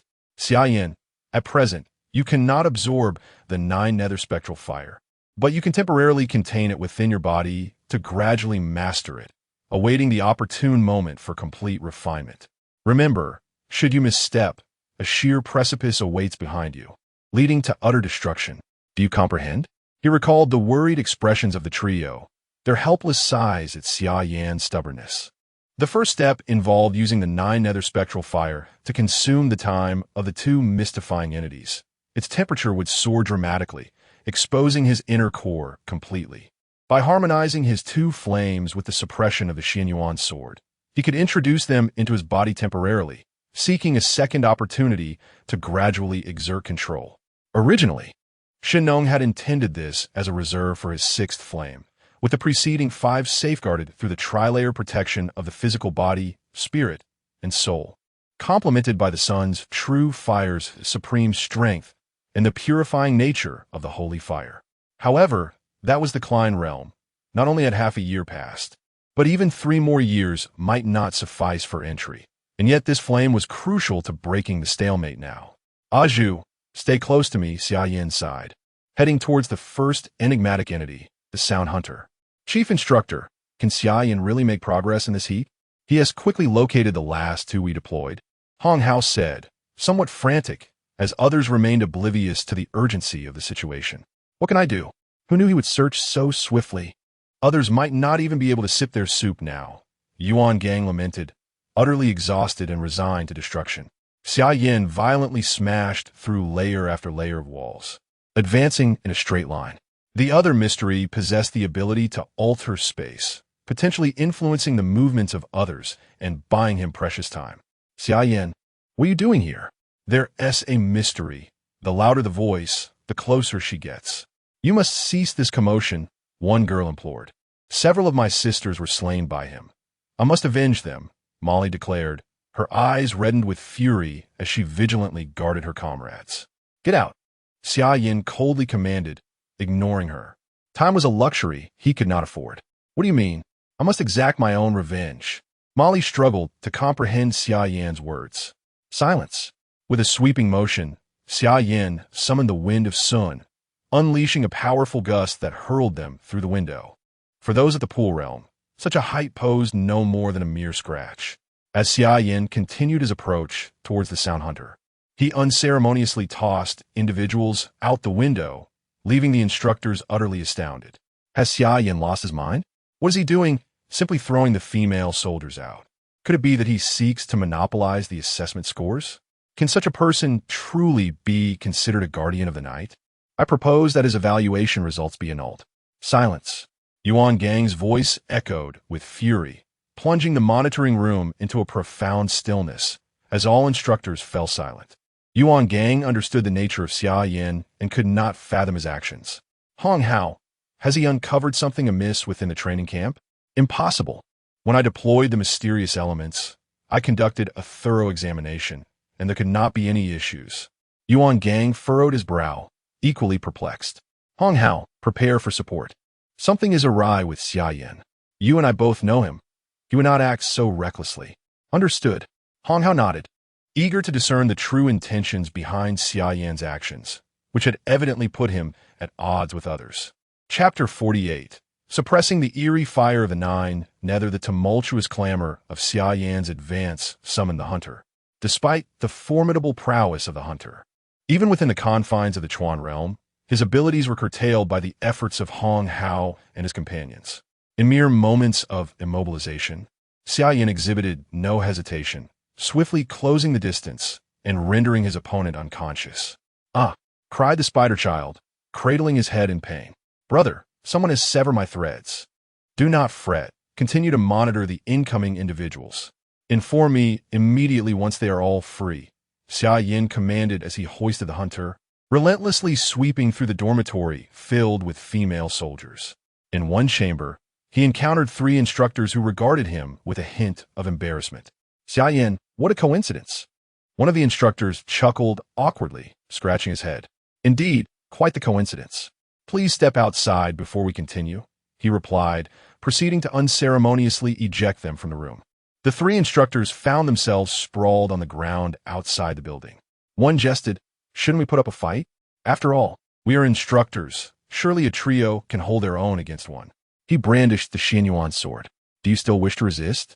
"Never mind. It would be unwise to injure him," another remarked. "Wouldn't you agree?"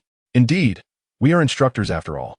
We ought to show some leniency towards the newcomers to demonstrate our magnanimity." The trio chuckled awkwardly. Meanwhile, Lin Xia entered the mess hall, observing the untidy table strewn with unwashed dishes. He hurried to the kitchen, noting the recent signs of cooking. "Chao Yuan, wait, Xia Yan has been here." "Xia, the bowls on the table are still warm. He must have left not long ago," Chao Yuan noted, touching the slightly warm egg drop soup. Lin Xia shouted urgently, "Chao Yuan, quickly search for him." Xia Yan was not sent away. He must be concealing something from us. Reflecting on Xia Yan's peculiarities and recalling what Shen Qingzhu had said, doubt began to creep into his mind, as if something was amiss. Now, everything fell into place. There is undoubtedly a perilous situation he had not disclosed to them. Damn it, that scoundrel. He always vanishes without a word to undertake dangerous endeavors. Lin Xia's fist struck the table with great force, feeling inadequate in comparison to him, even after unlocking the second door and acquiring 3 abilities.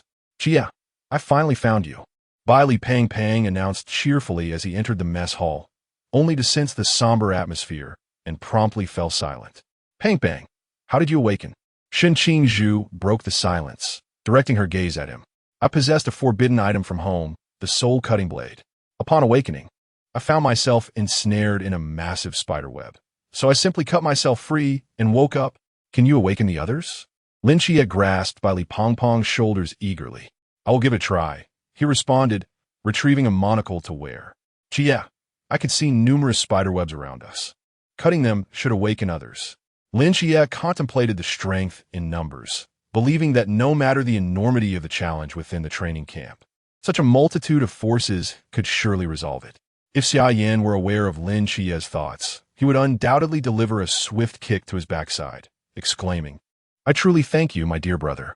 A resounding crash echoed from outside the cafeteria, prompting Lin Xia and Chao Yuan to exchange a glance before dashing out. "You go save them first. I'll check it out," Shen Qingzhu instructed, following closely behind. As Lin Xia and Chao Yuan approached the source of the commotion, they were met with the furious faces of the female soldiers. "What has transpired?" "Xia Yan, that scoundrel just threw us all out. I can't believe I ever liked him. He wasn't gentle at all." Lin Xia was taken aback. "You mean Xia Yan is here?" He disregarded the latter part of her statement, rolling his eyes as he retorted, "You should confront Hong Ingjia first.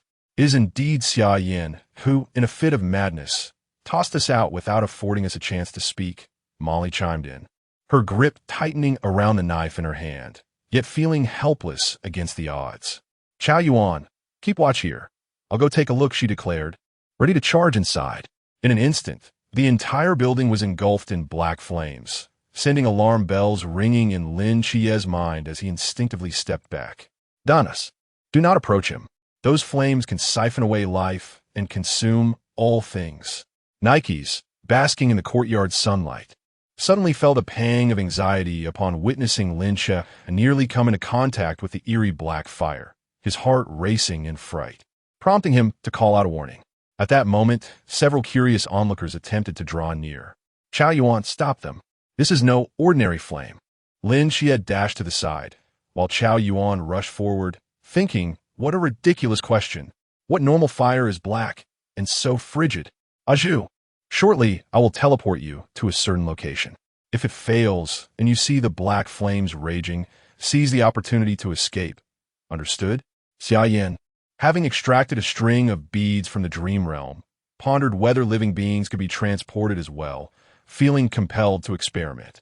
Gripping this timid soul, he quietly communicated with the world within the dream, and the spider child vanished from sight, proving it was indeed possible. Transported by Xia Yan, the spider child gazed at the exquisite surroundings, contemplating a delightful slumber, only to look up and find 3 pairs of eyes fixed upon him. Their presence felt as profound as an abyssal ocean, akin to deities who wielded dominion over the world. "Big brother, where are you? I wish to go home," he exclaimed, before rolling his eyes and fainting, frothing at the mouth. "Are we truly that frightening? Look at how terrified this little fellow is." Yan Huang Di chuckled, finding the situation amusing. "Let us not mind the little one for now. Xia Yan is about to commence," Shennong remarked, his gaze filled with concern for the unfolding events. "Fear not. Our trio's plan will not falter," Fuxi reassured, though internally, he was equally anxious for Xia Yan. Xia Yan surveyed the mysterious cube he had rendered unusable, discarding the huntress onto the ground. "Let us begin." 9 nether spectral fire arise. As the spectral flames manifested, they lunged forth like a beast, igniting the 2 enigmatic creatures in a blaze. True sun fire appear, purifying holy fire emerge. Xingyuan sword manifest. 2 hues of flame enveloped Xia Yan entirely, as the Xingyuan sword emitted waves of resonant sounds, spiraling above him and shielding him with its sword aura. With a resolute gaze, Xia Yan inhaled deeply and advanced toward the pitch-black, ink-like, geo-mysterious fire, plunging headlong into its depths. As he felt the searing heat, the encroaching black flames engaged in a fierce struggle with the 2 flames, while the Xingyuan sword staunchly protected him, preventing his vitality from being siphoned away. The resistance was so intense that even the 3 treasures struggled to contain him. Indeed, it was the geo-mysterious fire. Xia Yan channeled the Shennong Heart Sutra, gripping the core of the geo-mysterious fire tightly. His hand transformed into a skeletal structure due to the flame's consumption. Yet the Shennong Heart Sutra continuously mended the skeletal hand, an unending cycle that pierced through every nerve with agony. Enduring the excruciating pain, Xia Yan's teeth chattered as he gazed at the geo-mysterious fire in his grasp. "I shall conquer you, just as my ancestors triumphed over insurmountable challenges," he declared. "I am Xia Yan, a descendant of Yan and Huang. Geo-mysterious fire, remember me well, for I shall be your master in the times to come." Chapter 49, Unexpected. Outside the dormitory building, golden and white flames intertwined, desperately suppressing the black fire. The onlookers remained entranced by the spectacle. Qi, everyone had awakened. Bai Li, plump and cherubic, hurried over with his chubby little legs. "How is it that I perceive a sense of conflict amidst these flames?" Just as a pudgy finger reached out to touch them, it was swatted away. "Qi, what are you doing? Don't touch it. This fire is far too strange." Lin Qi shot an anxious glance at Bai Li, his eyes darting toward the interior. But all he could see was a pitch-black void. "Qiao Yuan, this fire resembles yours. Is it not of your doing?" Bai Li, having been smacked, turned to Qiao Yuan once more. "Where is Xia Yan? Why haven't I seen him? He usually relishes in the excitement." Qiao Yuan remained silent, equally troubled as he gazed at the burning dormitory, seemingly attempting to peer through its depths. "Shengge, you're here too." Li Jia and the others rushed over. Having awakened to the sight of the towering black flames, the air inexplicably frigid. Shen Qingzhu remained silent, noticing 3 instructors nearby. He seized one and inquired, "What on earth is happening? Where is Xia Yan?" Shen Qingzhu's words roused the crowd, including Lin Qiyi and his companions, who had been preoccupied with thoughts of the interior. It was only now that they noticed the presence of several instructors. "Instructors, what is going on?" The instructor scanned the over 200 pairs of questioning and bewildered eyes, no longer concealing the truth. This was initially an assessment, determining which city Unite watchers would be assigned to. However, Xia Yan entered and immediately cast us out. What about my deceased sister? All for an assessment. And they lost their lives unjustly. Molly's eyes reddened, her heart aching profoundly. We have relocated them to safety. What you see are mere dummies, one instructor explained.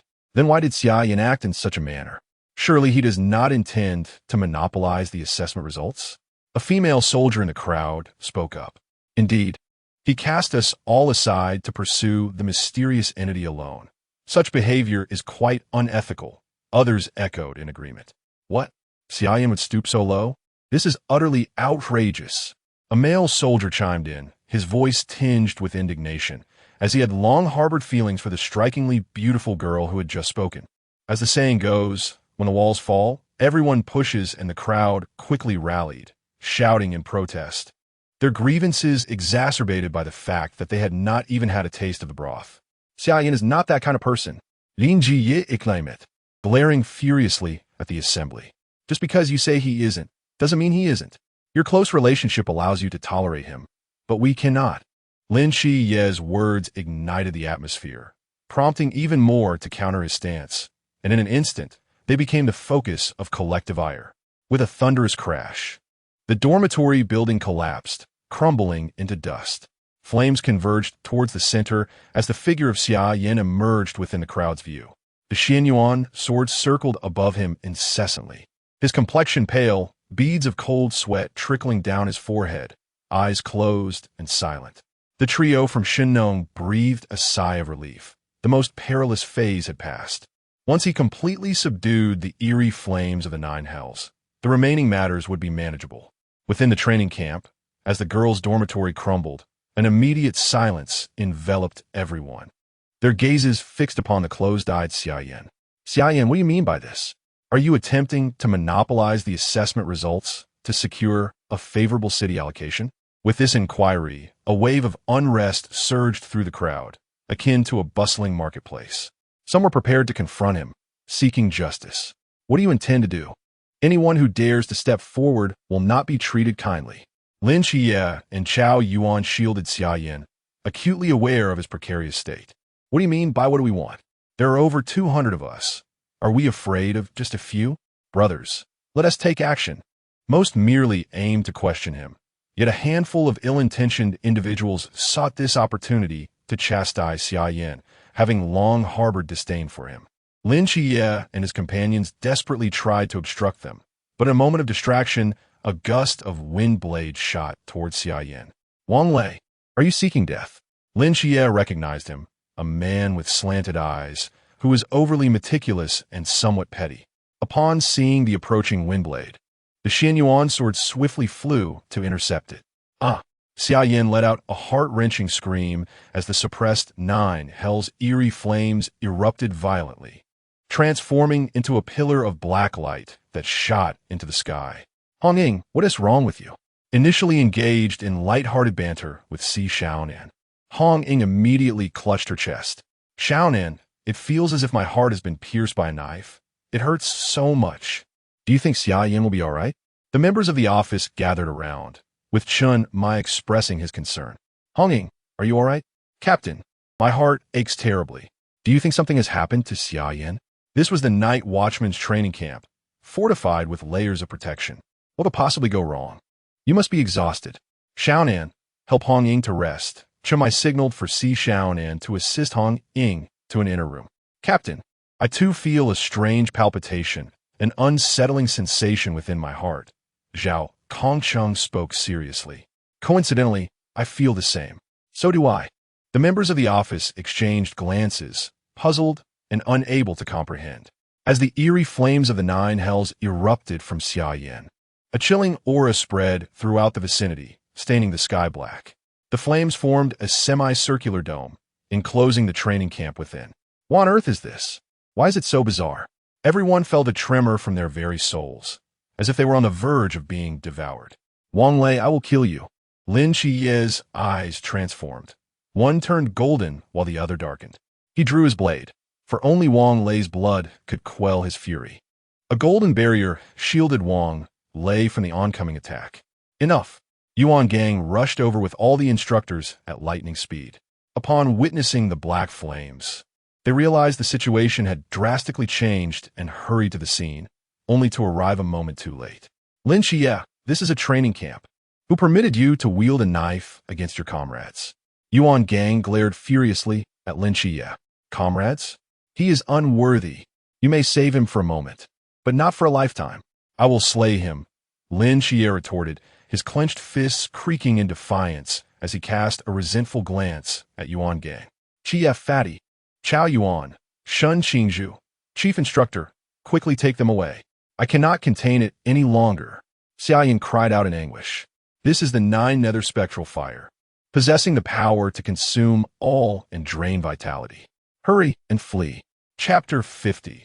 Encounter with the mysterious voice. Xia Yan's eyes gradually transformed into a deep abyss, enveloped in black flames that morphed into a battle robe draping over his form. With a hoarse voice, he uttered a few words. Food. It is the scent of food. Fuxi, is this what you meant by no problem? I said he could not control it. Why did you still inform him? The aura emanating from Shennong erupted, his eyes wide with fury as he glared at Fuxi. Emperor Xianyuan clenched his fists, remaining silent, while Fuxi staggered to his feet, his expression laced with self-mockery. What use is my foresight when I cannot fathom the human heart? Upon uttering these words, he wavered slightly, supported by Emperor Xianyuan. In a swift motion, Xia Yan, engulfed in black flames, lunged towards Yuan Gang, sensing that this individual possessed the highest realm and the most vitality to devour. A golden barrier materialized before Yuan Gang, colliding with the black flames, producing a muffled thud. The flames instantly transformed from black to gold, while the barrier melted away as swiftly as snow. Yuan Gang, drenched in cold sweat, turned to the others behind him, shouting, "Run! Get away from here!" Hong Hao commanded everyone to retreat, bellowing at Lin Xia and the others. What are you doing here? Hurry and leave. He is my brother. I will not abandon him. Lin Xia declared firmly. We shall not leave either. Chao Yuan and Bai Li Pang echoed. Count me in. Who said he could treat me as a friend? Shen Qingzhu smiled at Lin Xia while arranging for his 3 subordinates to withdraw. Xia Yan appeared to be in a frenzy, incessantly murmuring the word food, repeatedly attempting to seize Yuan Gang, who deftly evaded. Why are these flames so peculiar? Yuan Gang pondered, observing Xia Yan entirely shrouded in black flames. During his evasions, a spark fell onto the surrounding trees, causing them to wither and turn to ash in an instant. He dared not approach Xia Yan. A mere touch could lead to his demise, much like the fate of those trees. Chao Yuan, you saw it too, didn't you? This place is unsuitable for you. Lin Xie remarked to Chao Yuan. Prepare to act when the opportunity arises, but do not resort to forbidden techniques. Understood? Chao Yuan drew his blade, consumed by the desire for slaughter, heedless of the consequences, charging forward recklessly. Yuan Gang was in despair. He dared not strike with full force, continuously evading, knowing that one misstep could result in his own consumption. Xia Yan, can you hear me? Wake up, he implored. If you do not awaken soon, I will have no choice but to eliminate you. Yuan Gang's furious shout only incited Xia Yan's attacks to intensify. Is it truly destined to reach this point? Alas, a bubble erupted, sending Xia Yan stumbling backward. Lin Xie reversed his grip on the star blade, striking with the back of the blade. Xia Yan awakened. Xia Yan staggered from the blow as the portly figure brandished a sealing roll and began to wrap it around him. Perhaps it should be renamed the Xia Yan Chastity Belt. Yet, as soon as the roll made contact, it was immediately incinerated to ashes. Damn, that was ineffective. Bai Li Pang exclaimed in shock, only to find Xia Yan's hand reaching out towards him. Yao Guang immediately sheltered him within the light shield, only to be swiftly melted by the true fire of the sun. 7 Knights, help! Bai Li Pang gazed in despair at the outstretched hand. He believed that the enclosure film could not effectively seal forbidden items, even against high-risk forbidden ruins like Chao Yuan's, and he underestimated the efficacy of the black fire of Xia Yan. Pang. Lin Shi could not rush over in time, and intended to utilize the divine power of Nyx. At that moment, the five-clawed golden dragon sent Xia Yan flying. With a roar, the Xia sword transformed into the five-clawed golden dragon and engaged in fierce combat with Xia Yan, undeterred by the sinister nine nether fire, which could inflict no harm upon him. Xia Yan awakened. Xia Yan, they called out his name, anxiously watching as Xia Yan was pinned to the ground by the five-clawed golden dragon. Xia Yan, please wake up. Sister Hong Ying is waiting for you to return, as well as Captain Old Zhao, and everyone from Team 136 is still waiting for your return. Wake up! Tears streamed down Lin Qi's face as he shouted at Xia Yan. Jie, you all. Xia Yan's consciousness briefly returned as he beheld the worried faces of his friends, their eyes red with concern. He gently patted the five-clawed golden dragon entwined around him. Thank you, Xia sword. Stay back. I have a way to suppress the rampaging nine nether fire. Xia Yan struggled to rise. Sword intent. Guard. A sea of green grass and flowers appeared beneath his feet, transforming into beams of green light that gradually suppressed the black flames within his heart. Xia sword, come. At this moment, the five-clawed golden dragon hesitated, shaking its head and retreating a few steps. Come on. This is the only way, Xia sword. With a piercing dragon's roar filled with sorrow, the five-clawed golden dragon transformed back into the Xia sword and pierced into Xia Yan's heart. The fiery dome enveloping the training camp vanished as the Xia sword and Xia Yan disappeared within his heart. Xia Yan, upon hearing the sorrowful dragon's cry, Lin Qi immediately sensed something was amiss, attempting to grasp the sword but arriving too late. Watching Xia Yan lie unconscious, he let out an anguished roar toward the heavens. Inside the infirmary, the patient's vitality was rapidly dwindling. He won't survive the night. A military doctor shook his head, letting out a sigh. The room was filled with instructors and Lin Qi's companions, who wavered upon hearing this grim news. That can't be true. You must be joking, Lin Qi implored, but the doctor merely shook his head and sighed as he exited the room. In the dim space, Xia Yan found himself in a place he had first traversed after slaying gods, gazing around in confusion. You've arrived again.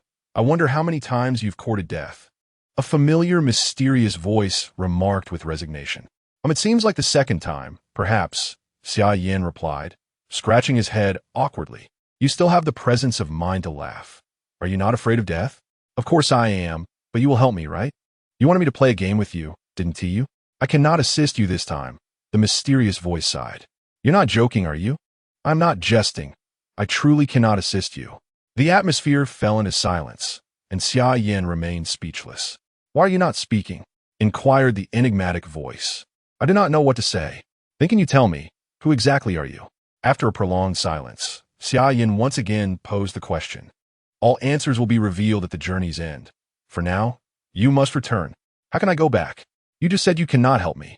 Indeed, I cannot aid you, but that does not imply no one else can. Are you not feeling surprised, perhaps even elated? Is your heart racing like a roller coaster? The mysterious voice seemed amused by this prank. Xia Yan, why have you fallen silent again? Young people ought to smile more. Xia Yan's silence was shattered. How could one laugh knowing that death was imminent? Isn't there still a chance for rescue? Chapter 51. Vitality King Lei, I shall slay him. Lin Qi roared in fury, the power from two divine ruins erupting, compelling everyone to retreat incessantly. Lin Qi, this is the infirmary. Have you lost your mind? Yuan Gang, feeling somewhat helpless, was equally enraged by the situation, but to commit murder right under his nose was utterly absurd. I have indeed lost my mind. If anything happens to Xia Yan, I will annihilate everyone here, leaving not a single soul alive. Lin Qi spoke each word with chilling intensity. I shall aid you in the slaughter. Chao Yuan's gaze fixated on the knife nearby, exuding a palpable aura of menace. Do you dare? Yuan Gang trembled as he pointed at Lin Qi, his hand shaking uncontrollably. Among those he had high hopes for, one was rapidly losing vitality, while the other two were behaving like madmen. If a mishap were to occur, he would spend the remainder of his life in a place of penance. I might have a solution, Li Pang Pang suddenly interjected. Pang Pang, what is your solution? Speak swiftly. Lin Qi grasped at the lifeline like a drowning man. Speak up. You fat fool. Chao Yuan urged, equally anxious. Bailey Pang Pang extracted a green jade piece from his spatial pocket, his heart aching slightly. This is the jade of resurrection, stolen from my home. My old man treasures it dearly and hardly allows anyone to touch it. Then use it, Lin Xia. Not wishing to ponder further, urged by Li Pang Pang insistently. I understand, he responded, placing the jade of resurrection into Xia Yan's mouth. Xia Yan, I have given you my most precious possession. If you do not save me 100 or 1,000 times in the future, I shall never consider you my brother again. With the jade of resurrection present, even the gates of hell could be breached, and it could withstand a single mental attack. Regardless of its origin, even that of deities, this was his lifeline. Bailey Pang Pang sighed sorrowfully, then grinned at Xia Yan. I have saved you. When you awaken, you must call me Brother Pang. Haha. As the jade melted in his mouth, Xia Yan felt a warmth enveloping him, the vitality he had lost swiftly replenishing. An inexplicable force began to pull him away from this place. Return, and do not exert yourself so recklessly next time. A mysterious voice gradually faded away. Fuxi and the others gazed at Xia Yan in despair. But when Bailey Pang Pang produced the jade of resurrection, they instantly felt a weight lift from their hearts. Warm morning sunlight cascaded upon Xia Yan's face as he slowly opened his eyes, observing the figures gathered by his bedside. What are you all doing here? Upon hearing his voice, they simultaneously opened their eyes. Xia Yan, you are awake. With a throbbing headache, Xia Yan recalled the events leading up to his unconsciousness. The Xianyuan sword and 2 flames were suppressing the sinister ghost fire within his heart, and a green jade piece gleamed on his chest. I apologize for worrying you. Xia Yan, still shaken, had not anticipated such an unforeseen incident. Bailey Pang Pang suddenly embraced Xia Yan, weeping profusely as he recounted how he had saved him, for he was his dearest treasure. Thank you, Brother Pang, Xia Yan said, meeting Bailey Pang Pang's eager expression with a resigned tone, calling him by the name he had longed to hear. Ha ha ha, we are all brothers. Just lend me a helping hand a few more times in the future, Bailey Pang Pang exclaimed, patting his chest with a sense of joy, reveling in the fact that he could finally overshadow Xia Yan. Xia Yan, the results of yesterday's assessment have been released. Aside from Molly and her companions, as well as a few of us who scored relatively high, the rest barely passed. Your score, however, is rather low. As Xia Yan listened to Bailey Pang Pang's words, he nodded in acknowledgement. Lin Yi and the others were the first to sense that something was amiss. Bailey Pang Pang had awakened the unconscious individual. While Molly and her group had engaged in several skirmishes with the mysterious figure, leaving the remainder unaware of what the mysterious individual even looked like. Given the commotion he caused, receiving a score was indeed a concession. That Wang Lei seemed to have been discreetly taken away by the instructors, likely to the fasting center. Sai Chao Yuan, is this a covert form of protection for him? Lin Yi clenched his fists, feeling a tightness in his chest. What Wang Lei? Xia Yan inquired, somewhat perplexed. After a chorus of explanations from the others, Xia Yan finally grasped the situation. Indeed, he had benefited from it, and he would seek an opportunity to address it later. Xia Yan had nearly lost his life due to this. Had it occurred today, he would have contemplated how to eliminate him, as this was a training camp, and Yuan Gang valued his reputation. In the afternoon, Xia Yan was summoned to Yuan Gang's office. What on earth is going on? Are you not going to offer an explanation? Yuan Gang cut straight to the chase, his gaze fixed intently upon Xia Yan, awaiting a response. The mortal realm of Qi Yi cannot last much longer. I wish to save them. Xia Yan's words momentarily stunned Yuan Gang, as this was classified information. How did he come to know? You're aware of the condition of my eyes, aren't you? It's impossible to conceal from me. Xia Yan fabricated a story, aware of the unfolding events while others remained oblivious. Only he understood the true state of his eyes. Yuan Gang could glean nothing from mere scraps of intelligence. You alone, in the pool realm? That would be a miracle crafted by the divine. Yuan Gang chuckled as he regarded him. On what grounds do you claim such? It was indeed laughable. Xia Yan did not rebut, but replied calmly. How can one know without attempting? Human determination can triumph over the heavens, especially when it is merely a miracle conceived by the divine. Such fanciful notions, Yuan Gang exclaimed, feeling as though he had struck a cotton pillow. No force to leverage, he managed to utter those few words after a prolonged pause. Chief Instructor, we shall wait and see. Whether it is fanciful or not will be revealed in due course, he declared, rising to depart. I have sent Wang Lei to the fasting center. You were originally meant to go as well, but I have shown leniency, Yuan Gang sighed, recognizing Xia Yan's boundless potential while shielding him for pressure. Thank you. Just a heads up. Whispers is orchestrating a conspiracy, which may affect the vicinity of Jinan Mountain and lead to a catastrophe. Do you have a way to relocate them? Xia Yan stated. Yuan Gang shook his head. I have not heard that your eyes possess the ability to foresee the future. Furthermore, the higher-ups, there are traitors among them, right? It is reasonable for me to be inquisitive and to possess some divination skills.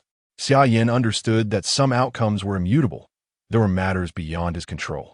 It was too early for him to attempt divination, especially since he had yet to master the complexities of the innate 8 trigrams and lacked the requisite abilities. How's your health now? Yuan Gang inquired with concern, observing Xia Yan as he approached the doorway. I can currently exert only 30% of my strength. Xia Yan replied before stepping outside.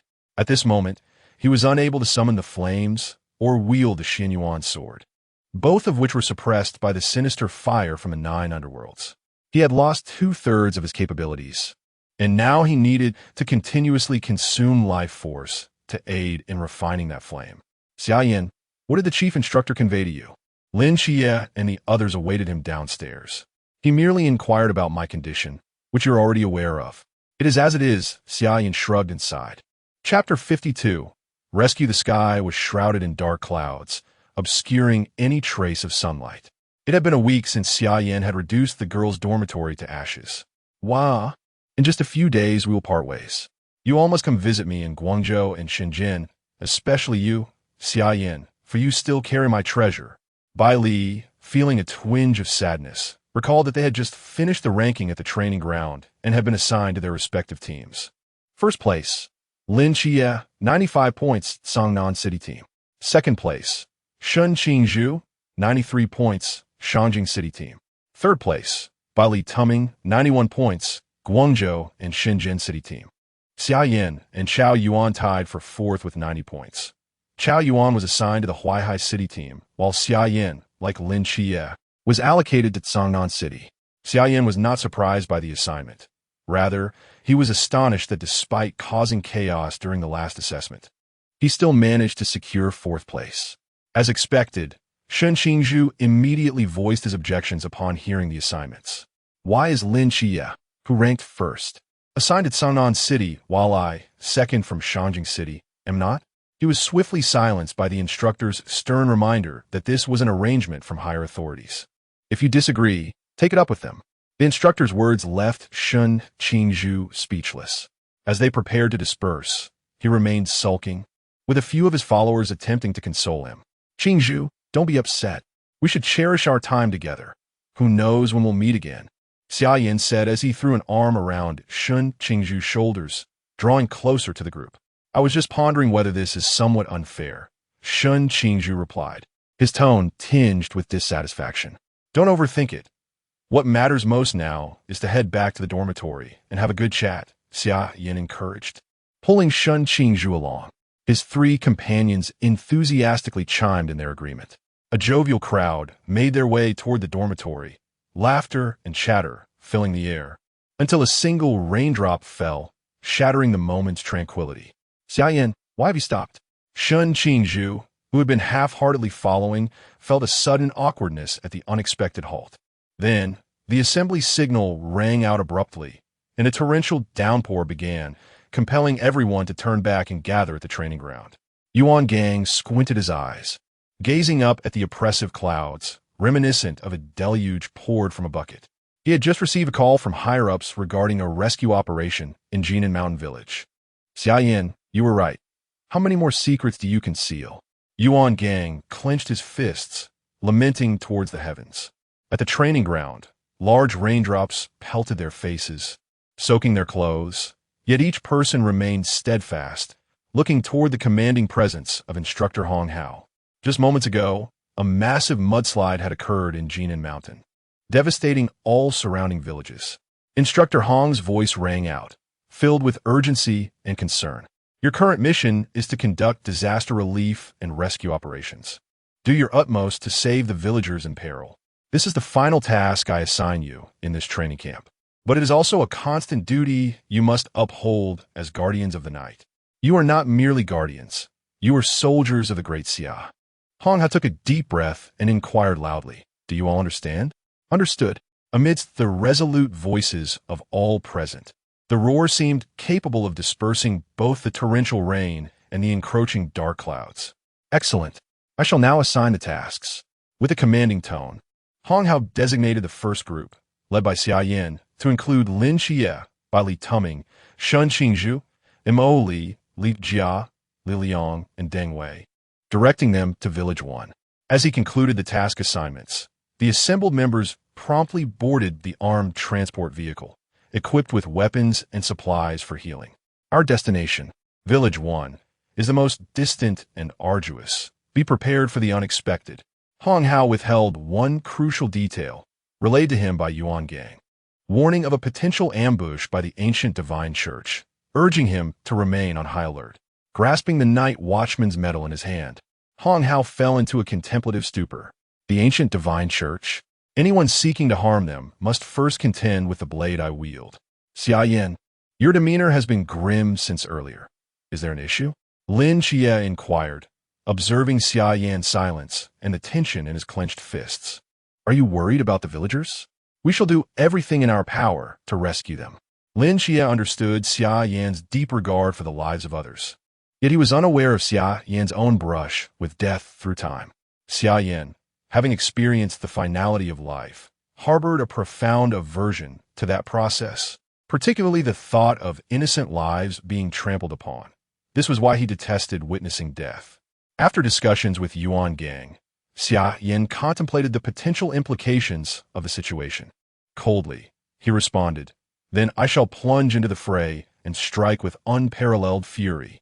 Fear not, conserve your strength when the time for rescue arrives. We shall need all our vigor," Xia Yan reassured Lin Xie, patting him on the shoulder with a faint smile before turning to Hong Hao, both exchanging a subtle nod of understanding. Suddenly, the ground quaked violently, causing the vehicle to screech to a halt. "This is bad. A landslide has blocked the way ahead." The driver shouted, "Everyone disembark. We must run to the rescue." Xia Yan forged ahead, paving the way, while I prepared to offer support from behind. No one is to leave my sight. After organizing the team, Hong Hao immediately leapt from the vehicle, his expression grave as they sprinted along the muddy mountain path toward their rescue objective. All team leaders, report on the status of the rescue operations. Team 3 has reached the destination and is currently conducting the rescue. Team 4 will arrive in 3 minutes. However, only Xia Yan's team, hindered by the landslide, required an additional 2 hours. As Yuan Gang listened to each team's reports, he stared at the coordinates flashing ominously in red on the satellite data, his anger boiling over. The ancient divine church. And you, murmur, you madman, are you referring to me, Your Excellency, Commander? The sound of rain striking the ground faded into a distant murmur, while the voices from the intercom grew increasingly faint, isolating him within a separate realm. In the center of the command hall stood a man clad in a tailcoat, adorned with a purple iris at his chest, who gracefully acknowledged Yuan Gang with an elegant, noble salute. Your noble demeanor remains utterly distasteful. Do you not find it rather awkward? Yu was momentarily taken aback by Yuan Gang's words, her countenance shifting from pale to flushed before she regained her original expression. It seems you anticipated my arrival, exhibiting no hint of surprise whatsoever. Yuan Gang disregarded Yu's inquiry, casually perched on the side of the bench with one leg crossed. He smiled and remarked, "Yu, your mother has summoned you home to tend to the fields." Chapter 53. The fractured whispers. Upon hearing the whispers, Yu's aura erupted suddenly, dispelling any semblance of composure or grace. With a predatory gaze fixed upon Yuan Gang, his face flushed with rage, he exclaimed, "Who told you that? By heavens! Is the devastation this profound? Yuan Gang, startled, leaped from his seat. Xia Yan had advised him that if he encountered the whispers, he should utter such words, never expecting it to break his defenses so completely. Ernie, do restrain your fervor. I remain calm. Why are you in such haste? You are hardly behaving like a noble. Yuan Gang continued his verbal onslaught, as the whispers had caused the surrounding populace immense suffering, leaving them homeless and bereaved. If he could not vanquish them, he at least sought to vent the pent-up frustration festering within him. With his feet splashing in the puddles, a group raced through the muddy mountain path. The ground trembled once more, and a landslide loomed, threatening to bury them all. Jinshan to the town. Hurry, I cannot hold on much longer. Xia Yan urged his companions, swiftly navigating through the chaos as the ominous sounds of trees succumbing to the landslide echoed behind them. The arduous journey had drained their energy, compounded by the relentless downpour in the mountains. Not a soul had paused to catch their breath, each second critical as they raced towards the site of rescue. As Xia Yan beheld the village before him, he was met with a sight of utter devastation. Homes reduced to rubble, most inhabitants entombed beneath the debris, with only a few scattered cries resonating in the air. Grandfather, grandmother, where are you? A young girl wailed in the rain, desperately clawing at the tiles of the collapsed structures, her fingers lacerated yet seemingly oblivious to the pain. 7 knights, split up and find all survivors with utmost speed, Xia Yan commanded. As he spoke, his golden eyes shimmered like beacons amidst the torrential rain, illuminating the village's periphery. The remaining members of the team, following the guidance of the two, swiftly initiated their rescue efforts, contending with death to reclaim one life after another in this catastrophe. Xia Yan gazed upon 2 lifeless bodies buried beneath the rubble, devoid of any signs of life, before lifting the crying girl into his arms. Little one, allow me to assist you in finding your grandparents. Please rest for a moment. Channeling his mental energy, he lulled the sobbing girl into a deep slumber, entrusting her to Molly nearby. Take care of her. Xia Yan raised his face to the rain, allowing it to wash over him, as he heard the approaching footsteps and remarked, "We have arrived too late." Though they had rescued all the survivors from the ruins, some matters lay beyond the reach of human effort, did they not? Lin Xie placed a comforting hand upon his shoulder, offering solace. Turning to see Lin Xie's expression, which bore a semblance of sorrow, he noted the bustling activity within the makeshift rescue tents. Even Bai Li Fat, who usually delighted in jest, was silent, absorbed in his tasks. You are right. Let us lend a hand. On Yuan Gang's side, the whispers bore an expression of fury as they regarded him. Truly, he was worthy of his title as the vice captain of the night watch in the capital, skillfully concealing his abilities, one foot already poised within the realm of the immeasurable. Ernie, I cannot accept your flattery, for your pretentious noble demeanor induces a feeling of revulsion within me. You and Yuan Gang have just engaged in a skirmish, and what he failed to anticipate was that Yuan Gang had already prepared strategy against him. Although he is merely a projection of the Sea realm, his true form is nonetheless that of the Klein realm. How could he possibly fail to subdue him? Do you wish to provoke me? Yu's expression shifted, reverting to a noble-like composure, and he instantaneously regained his calm. No, I merely find it amusing. Yuan Gang felt a surge of satisfaction, reveling in the sight of Yu's disheveled expression. I have prepared 2 from the Sea realm and 4 from the River realm awaiting them. Initially, I intended to send just 1 from the Sea realm, but upon reflection, 2 seemed more prudent, especially considering that one of them is Xia Yan, who is not easily dealt with. Yu's words caused Yuan Gang's expression to darken as he glared at him. Yu, do not be so agitated. I merely return your words in kind.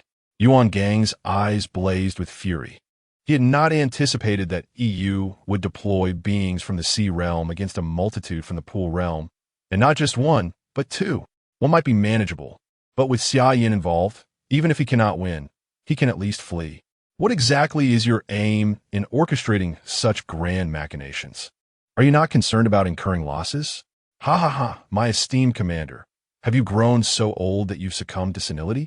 Those are beings from the Sea realm. Even if your troops are formidable, they cannot possibly contend against them. Yu's laughter was unabashed, as if he had just heard the greatest joke in the world. Yuan Gang furrowed his brow. He distinctly remembered Xia Yan's dark flames. Had it not been for his madness at that time, he would have been no match. Yet the issue lay in his apparent inability to control that fire.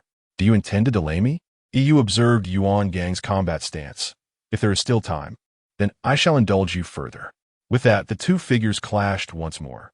After tending to the last injured individual, everyone was utterly exhausted, collapsing wherever they could, as if they had succumbed to slumber.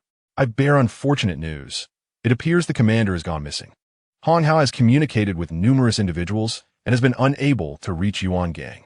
Bai Li Pang, resting on the ground, immediately inquired, "Hong Commander, what is happening?" "I do not know. The commander seems to have vanished without a trace. The command post cannot locate him, and no one is answering the calls." Hong Hao surveyed the group, a hint of helplessness in his voice, his gaze lingering on Xia Yan. He must have discovered something and gone off to investigate. "You should be back shortly," Xia Yan suggested to Hong Hao, rising to sit up. "Hong Commander, I shall step outside for a moment. I will return shortly." As he exited, Xia Yan was abruptly seized by Lin Xie, saying, "Do you want me to accompany you? I shall go with you. This is truly inconvenient." "And I have no such inclination," Xia Yan replied, observing Lin Xie's concerned expression and the strange gazes of those behind him, feeling a wave of exasperation. The fire was beyond my control. Amidst the crowd, the risk of collateral damage was high, feeling as though my arm was firmly grasped by the pincers of a crab.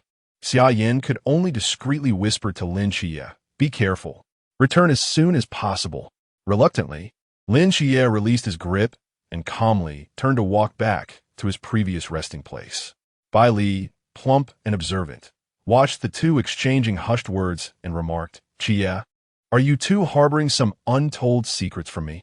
With a look of feigned sorrow directed at Lin Xie, he added, "Do not let Xia Yan's sweet words deceive you." Lin Xie. Xia Yan. Chapter 54. The heart-wrenching scream beneath the somber sky. Heavy clouds loomed as the torrential rain gradually ceased. Xia Yan trudged through the muddy terrain, his gaze icily resolute, yet his pupils seemed to harbor an unquenchable fury. A burly, bald man brandishing a massive axe swaggered into Xia Yan's line of sight, a cruel smile etched across his face. "Your head is ripe for the taking. Have you ever heard the helpless cries in the rain?" "Just moments ago, I heard a little girl's voice," Xia Yan replied calmly, sadness lacing his tone. The hulking man visibly faltered before erupting into a boisterous laugh. "Isn't that delightful? The despair of your kin must be thrilling to you." "Huh?" Xia Yan inhaled deeply, striving to quell the tempest of rage within. Silently, he murmured Xian Yuan's sword, unleashed from the 9 nether spectral flames. In August, the rain-soaked, stifling air suddenly turned frigid. Black flames enveloped Xia Yan's hands, and his expression shifted to one of wicked allure, akin to a beast fixating on its prey. "I wonder if you would find joy in hearing your own desperate screams," he said, licking his lips. "Let us see if you possess the capability." The burly man, momentarily taken aback by the sudden chill, began to feel a flicker of anger as he found himself scrutinized like prey. The giant swung his axe high, leaping into the air with a sound that sliced through the atmosphere, declaring, "I shall keep your head as a trophy." Earth and gravity, Xia Yan elegantly retreated a step, causing the burly man to crash heavily to the ground under the sudden weight of the gravitational force. Mud, a shoe, fragrant with the scent of earth, landed heavily upon the unsuspecting man's face. "You seem a tad overconfident." "Ah, yes, I recall your forbidden domain is great power." Xia Yan's eyes sparkled with mockery as the burly man, unable to leverage his strength due to the muck, gazed at him in terror. "Impossible. I am from the river realm. You are merely a trifling pool realm cultivator. How could you defeat me so easily? Is this your dying declaration? How utterly tedious." A hand wreathed in black flames gently rested upon the man's head. "Now let me hear your screams." The heart-wrenching scream echoed through the mountains, startling the birds that had sought refuge in the trees, while Lin Xie, situated below in the valley, trembled in response. "What was that sound, Xie?" Lin Xie inquired, his eyes darting in the direction Xia Yan had ventured. Bai Li, feeling a chill run down his spine, gasped. Xia Yan seems to be heading that way. Lin Xie halted the group, attempting to prevent Shen Qingzhu from rushing out to find Xia Yan. You know that fire. If we go, we'll only hinder him. Are you not worried? Shen Qingzhu grasped Lin Xie's collar, her eyes wide with concern. Concerned, yet utterly helpless. He flung her hand away, casting a deep, penetrating gaze towards the mountains. Enough. Be silent. What use would you be against an enemy that even Xia Yan cannot vanquish? Hong Hao exclaimed with fury. A fellow from the Chuan realm, yet he had been consistently overshadowed by Xia Yan during numerous combat assessments. This was the first time he encountered such an extraordinary student. Sighing deeply, Hong Hao's primary objective now was to safeguard these individuals, ensuring no unforeseen incidents occurred. What if something were to befall Xia Yan? Shen Qingzhu loathed her current frailty, lamenting her own weakness. There would be no mishaps, for night had already fallen. Lin Xie smirked slightly. His eyes closed as he shared the vision of small creatures through this starry night dancer, witnessing an absolute domination. Xia Yan gazed upon the stark white bones scattered on the ground. Moments ago, as the 9 nether spectral flames consumed lives, he had seized the opportunity to infuse a fragment of his own mental energy into the flames, continuously refining this fiery essence. Such greed, alive from the Chuan realm, is worth less than 1%. Wouldn't you agree? He turned to the 3 individuals from the ancient god church who had come to assist, his tone as warm as that of an old friend. The trio, staring at the bones below, felt cold sweat bead on their foreheads. The recent cries of their comrade had hastened their arrival, but the visual impact of the sight before them was overwhelmingly intense, incessantly jarring their nerves. You all should join forces. I am pressed for time. And you in the back, stop hiding. A middle-aged man emerged from behind a tree, arms crossed. His curiosity piqued as he regarded Xia Yan. You are Ma Tianyi? The man's brows furrowed slightly, seemingly displeased by Xia Yan's nonchalant inquiry. No, you must be Xia Yan. The murmur has instructed me to bring you back. Oh, let him come find me personally, Xia Yan retorted, instantly lunging at the 3 from the Chuan realm, opting to target the weakest first. Xuanfeng, divine movement. Jinshan, suppress. Yanzhang, blazing sun. Before the trio could react, they were abruptly immobilized, witnessing a blurred figure unleash a surge of black flames that rapidly expanded in their vision. 3 piercing screams echoed, and they were reduced to bones. Remarkable, your strikes are decisive and ruthless. The ancient god church suits you well, the man applauded. His praise for Xia Yan unceasing. I thought you would ambush me from behind. I had prepared my back for you. Xia Yan's tone dripped with sarcasm, eliciting a twitch from the man's eye. He intended to trade injuries, relying on the divine healing from the Shennong Heart Sutra to recover swiftly, while the man would find himself quickly turned to bones if even a trace of the 9 nether spectral flames touched him. You deliberately exposed that flaw. Are you not afraid I might end your life in one blow? Not at all. Didn't you say you were going to take me back? Xia Yan shrugged, expressing no fear whatsoever. Such courage, such spirit. Our ancient god church indeed takes a keen interest in you, perhaps even more so than a dual deity's agent. Why? Xia Yan furrowed his brow, perplexed. The soul, unbound by any pact with the divine, possesses power surpassing that of the divine agents, transforming you into a devoted follower, a formidable ally indeed, the middle-aged man declared, his gaze ablaze with fervor. How enlightening. The divine agents, constrained by their contracts, are impervious to manipulation, whereas I am free from such limitations, thereby drawing the attention of the murmur. This left Xia Yan in a state of amused exasperation. Qi Yi, it seems I have inadvertently drawn the fire upon you, he remarked with a subtle smile towards the distant bat, as flames ignited in his palm. If you wish to take me back, you must first possess the requisite ability. Chapter 55. The Sea Realm Instructor Hong. Xia Yan has encountered the Sea Realm. Lin Xie's words detonated like a bomb, startling them and plunging the already serious atmosphere into a chilling silence once more. You stay here. I will go provide support. Hong Hao gripped the night watchman badge tightly in his hand and swiftly dashed out the door. I shall accompany you. Instructor Hong cannot handle this alone, Lin Xie declared, vanishing into the night without granting anyone time to respond. Brother Shun, what should we do? Should we also go to offer support? Li Jia inquired, casting a glance at Shen Qingzhu. Shen Qingzhu studied the three of them and commanded, "You stay here and contact the chief instructor. I'll go take a look, understood?" They could not protect themselves against the sea realm, and Xia Yan was his friend. He could not abandon him. "I will also go. I possess many items that may prove useful," Bai Li Pangang asserted with determination. "Brother Shun, please be cautious." Li Jia and the others knew that their presence would only hinder their efforts, leaving them feeling somewhat reluctant. Fire of departure, heart of flame. Xia Yan's fiery yellow eyes emitted a fierce brilliance, causing the sea realm man he was battling to emit a cry of agony as his movements faltered. Flame palm, piercing the clouds. His palm transformed into a spear, lunging toward the man's heart but narrowly missing. The sea realm man's complexion turned pale, beads of cold sweat forming on his forehead. "What did you just do to me?" "Nothing much. Merely ignited a flicker of your inner fire." "Did you not notice the 9 nether spectral fire upon your attire?" Xia Yan replied, snapping his fingers. In an instant, the man became enveloped in black flames, his anguish screams fading as he was reduced to bones.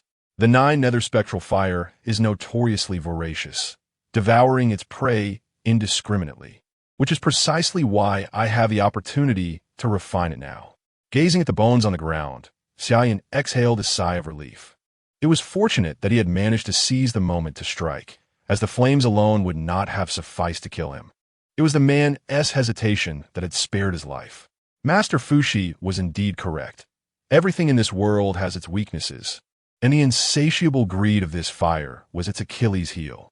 As the vitality flowed into the heart of the 9 nether spectral fire, Xia Yan swiftly infused it with his mental energy, slyly gaining control over the flames. Over the past 6 months, his mental fortitude had been forged through countless trials by the 9 nether spectral fire, making him accustomed to the agony it inflicted. Xia Yan surveyed the ground beneath him and recalled, if memory serves, there lies an inferno vein earth dragon below. Since Ma Tianyi has not arrived, he must have, as in the original narrative, discovered anomalies underground and set off in search of the inferno vein earth dragon. I wonder if a sea realm dragon, combined with another from the sea realm, will allow me to command a third of this flame's power. Lost in thought, he suddenly felt a violent tremor beneath his feet. The earth shook violently, fissures cracking open as the mountain beneath him seemed to come alive, flipping over. They have arrived so swiftly. Kundalini anti-gravity. The reinforcements traversing the forest were abruptly interrupted by the unforeseen earthquake, plunging into darkness as they fell. In the realm of the flame pulse earth dragon, unexpected rewards emerged. Yu gazed at the battle-worn Yuan gang with a faint smile, acknowledging the disparity between his projection in the sea realm and his true form as a Klein. I have pressing matters, so I shall not indulge you further, he stated. As Yuan gang observed Yu's intent to depart, an intense aura suddenly enveloped him, radiating a golden light that declared, "You shall not escape." To forcibly retain a guest is not the hallmark of gentlemen, Yu countered, summoning several chains that ensnared Yuan gang, interrupting his advance. Upon Yu's disappearance, Yuan gang found himself back in the familiar command center. "Chief, you're back. A seismic source has been detected in Jinan, suspected to be the Earth Dragon stirring." His aide reported the situation, awaiting his directive. "What?" "Immediately mobilize personnel for support," Yuan gang exclaimed, deducing the reason behind Yu's abrupt departure. "Bro, where on earth are we? I'm feeling a bit scared," Shen Qingzhu remarked, burdened by a hefty 200-pound sloth clinging to him, instinctively clenching his fists. "Get off me, you fat idiot." "I won't." Shen Qingzhu's chest heaved in frustration, clearly exasperated by Li's antics. "If you don't get down from me, I swear I'll hit you. I'll give you 5,000, no, 10,000. Just let me hold on for a moment. I'm terrified." Hearing Bai Li's voice, Lin Xie followed the sound and found Shen Qingzhu entangled with the sloth, his expression a mixture of concern and bewilderment. "What are you two doing? Should I wait?" "Xia, you just scared me to death," Bai Li exclaimed, leaping down and rushing towards him, only to be sent flying with a kick. "Xia, you don't love me anymore. Get lost," Lin Xie retorted, unwilling to endure being clung to like Shen Qingzhu. "Let us go find Instructor Hong and Xia Yan. Shen Qingzhu suggested, glancing at the aggrieved, little chubby one, feeling considerably better. Thankfully, he had not brought along his 3 younger brothers. Otherwise, with 4 sloths, he might have truly gone mad. "Chubby, don't you dare shortchange me on the money, or I'll smash you," he declared, feeling cheerful as he strode forward, with Lin Xie following suit. Landing steadily, Xia Yan surveyed the intricate caverns. The flame pulse earth dragon, a creature of both fire and earth attributes, thrived amidst the molten surroundings. His eyes closed as he attuned to the ambient temperature. The highest temperature is in this direction. It must be here.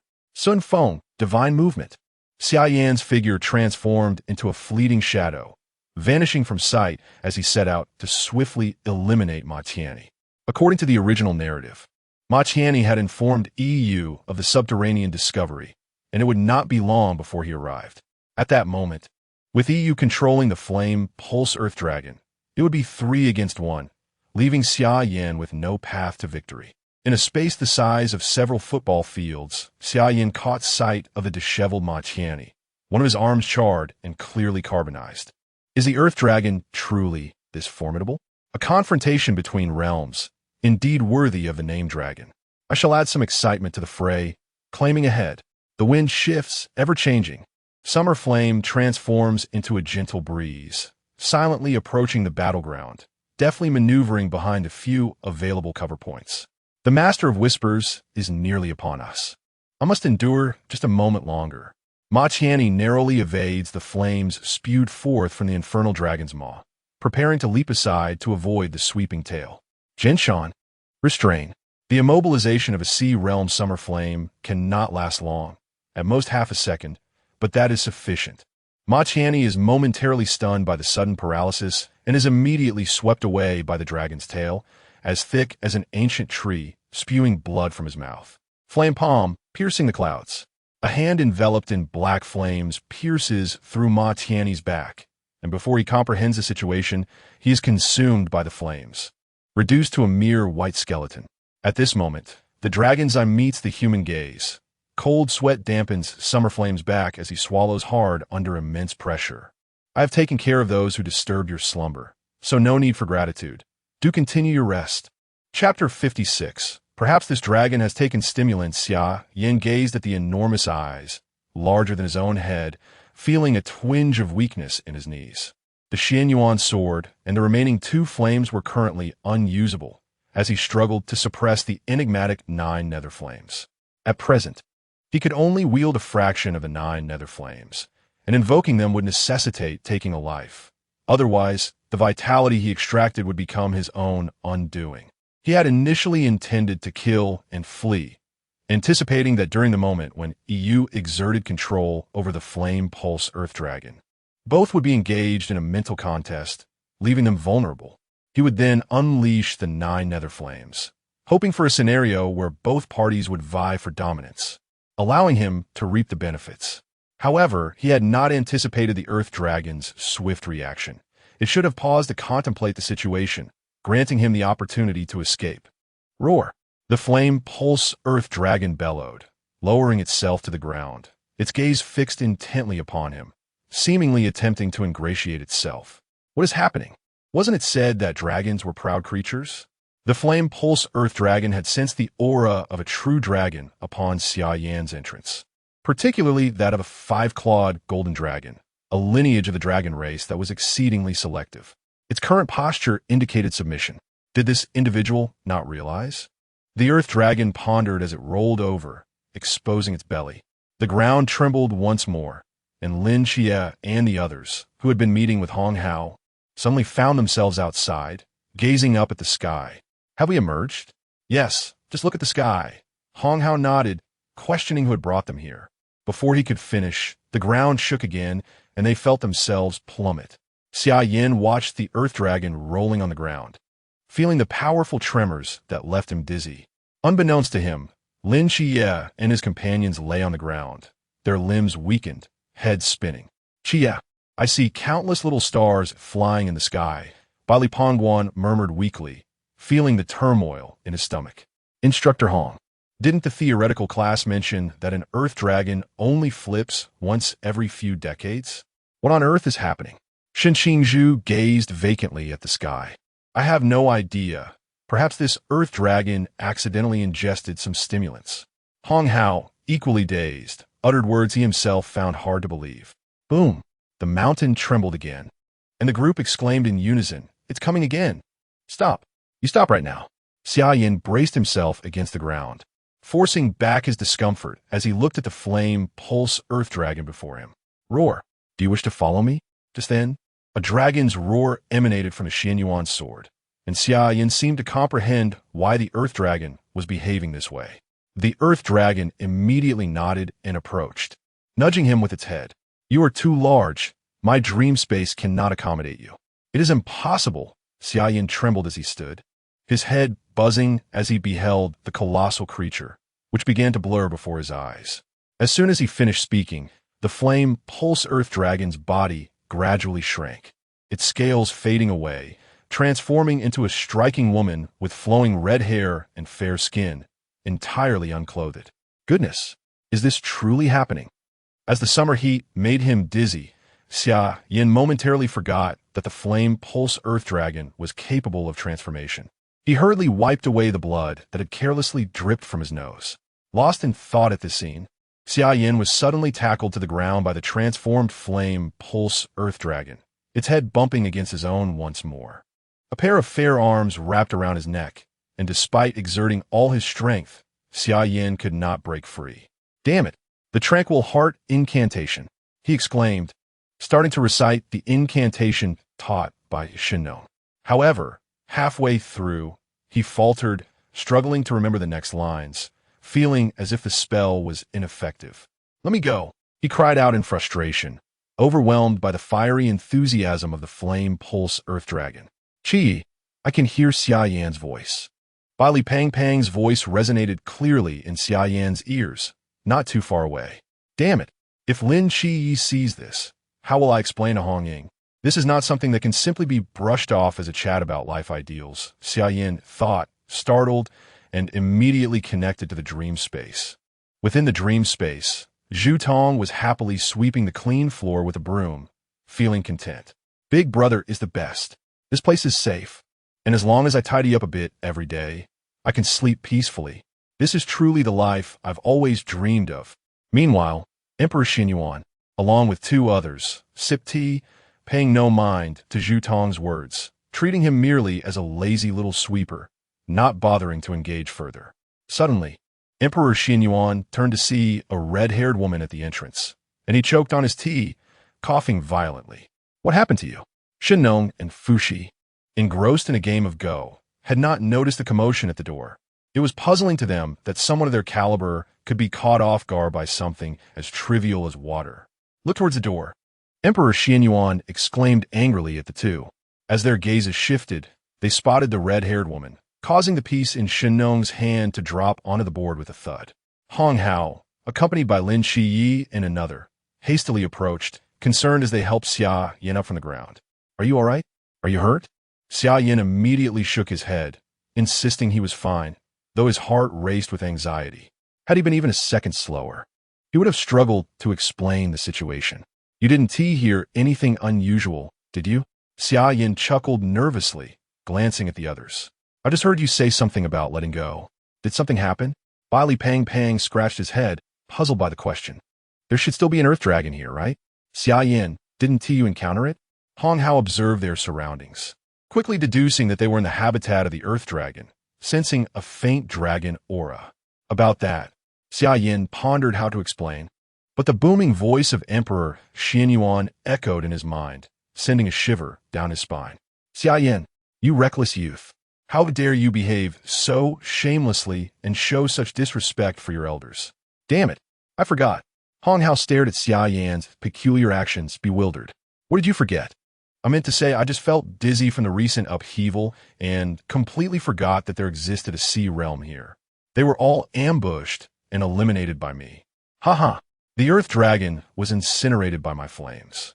Lin Xie cast a peculiar glance at Xia Yan, bewildered by the strange circumstances surrounding the earth dragon that kept thrashing about. Were you battling it with flames? Indeed, my good brother, you have deduced everything at once. Nothing escapes your keen observation. Is it truly the mystery of the sea realm that you accomplished? Hong Hao expressed disbelief, his eyes filled with questions. Have you forgotten my flames? Burning a sea realm is as effortless as child's play. Hong Hao recalled that assessment, wherein Yuan Gang dared not even approach, forced only to evade relentlessly. In a clash between two sea realms, an unguarded moment could lead to an entire annihilation, given the flame's extraordinary nature, which would ignite at the slightest contact, akin to a spark meeting gasoline. Very well, I shall report this incident to the chief instructor, Hong Hao mused, his mind racing as the situation became clear. But how do we exit? Shen Qingzhu furrowed her brows, glancing at the earth above them, for they were now several kilometers beneath the surface. Well, my inferno dragon, where has my magnificent dragon gone? At that moment, a man's voice resonated beside them. Chapter 57. The Deceived Whispers. The Whispers received a signal from Ma Tianyi and rushed over at the fastest speed, only to discover that both the person and the dragon had vanished, resulting in a complete loss. Oh, you say the dragon? I turn it to ashes. The crowd stared at the man in a tailored suit, adorned with a purple iris brooch, bewildered by his sudden appearance. Who is he, and why does his arrival seem so unsurprising to you? Lin Xia furrowed his brow and inquired of Xia Yan. Whispers? Who else could it be? Xia Yan initially considered mentioning Chun Erniu, but thought better of it. With him fixated on them, others might fare better, but Shen Qingzhu lacked any substantial support. In the original narrative, Shen Qingzhu was not under mental manipulation due to Bailey Pongpong's heavenly jade and had acted as an undercover agent. But now she had unwittingly placed herself in jeopardy. Why are you looking at me like that? Shen Qingzhu gazed at Xia Yan, puzzled by his meaningful glance. Whispers?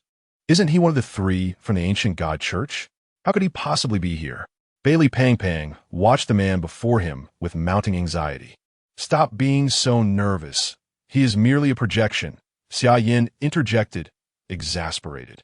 Oh, you know so much about me.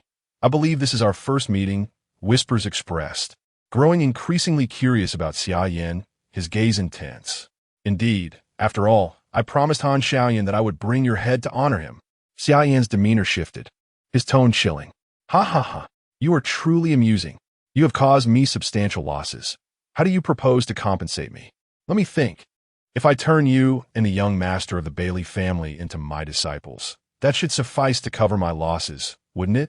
You wish, even if it means my demise. I will not allow you to succeed. Bailey Pang shivered under Whisper's gaze. Calm down, Pang. Didn't you hear me say that he is more interested in me? Isn't that right? Whispers? Xia Yan took a step forward, proposing terms. I will accompany you. Let them go. Absolutely not. The others exclaimed in unison. Lin Xie had already devised a plan to utilize Nike's power, determined to lead them to safety.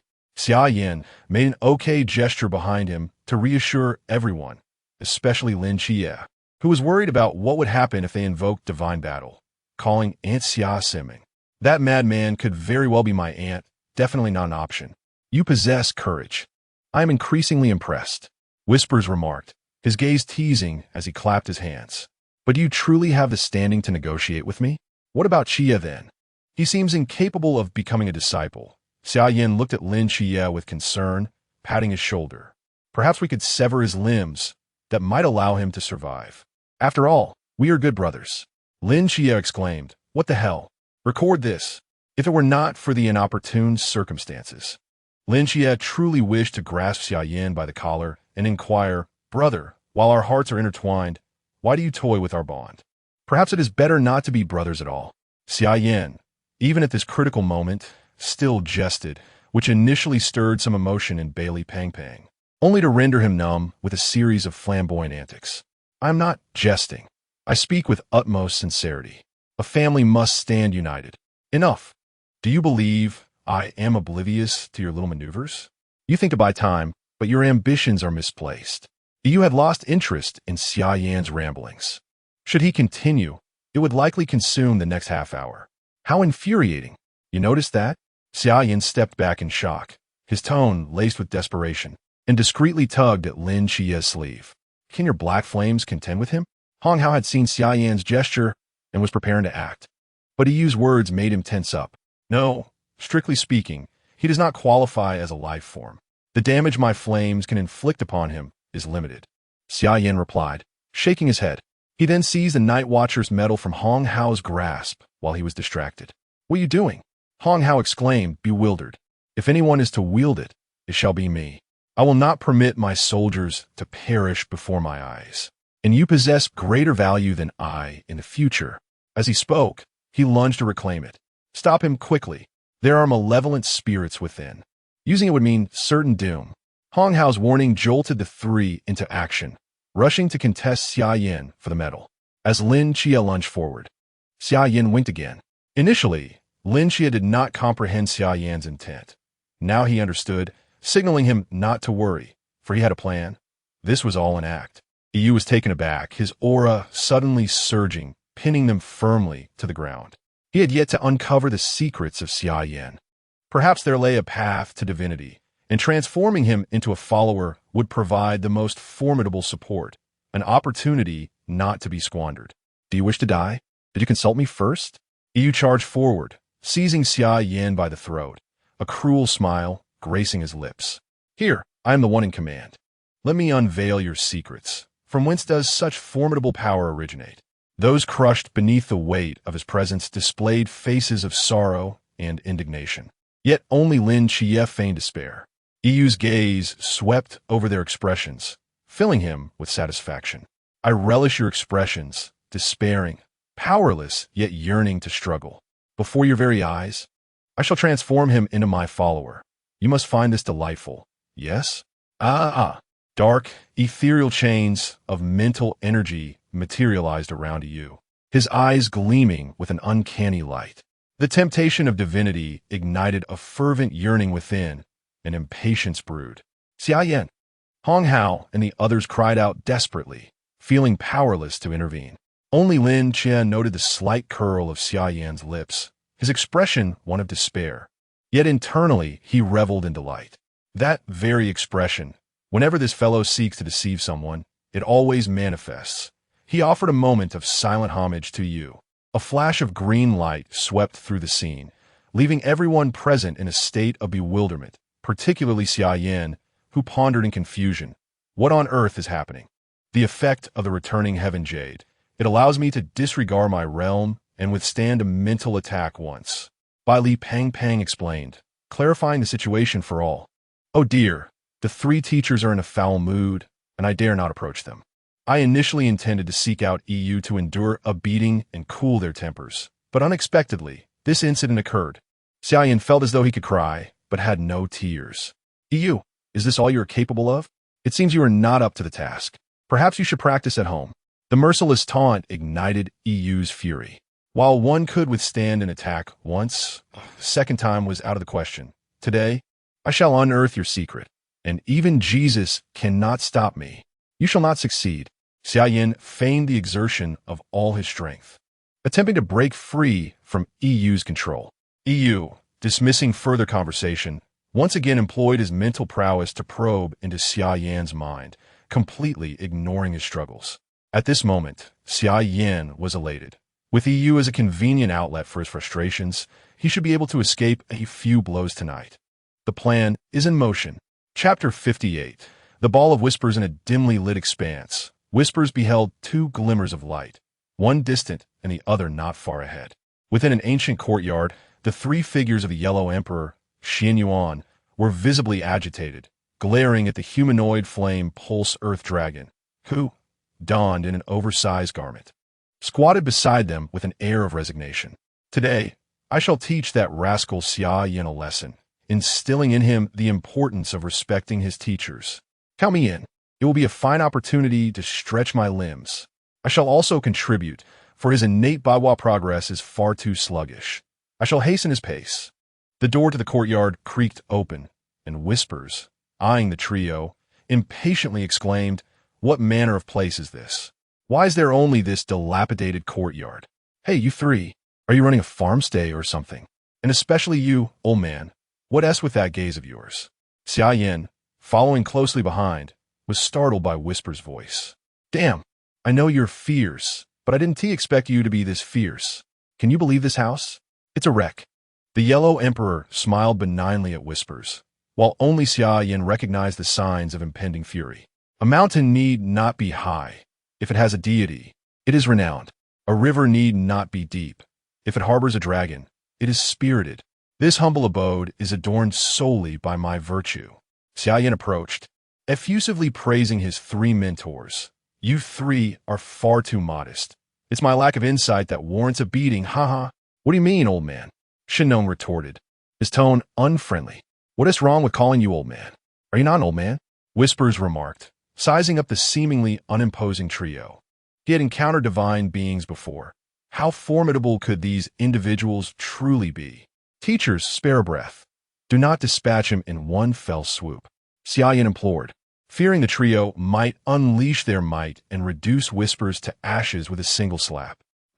I shall deal with you later, Fuxi remarked, rising and casting a glance at Xia Yan before grasping the air. Heaven and earth. Whispers suddenly materialized in his hand. A resounding slap followed, propelling him before Shennong. Junior, your arrogance and rudeness merit punishment. A sharp slap echoed, and Whispers found himself bewilderingly before the Yellow Emperor. Impertinent words deserve to be struck. Slap, slap, slap. Xia Yan watched Whispers being tossed about like a ball with mounting amusement, only to be suddenly knocked to the ground by the flame pulse earth dragon. Tears of indignation welling in her eyes. A woo, signified that the atmosphere was overwhelmingly intimidating.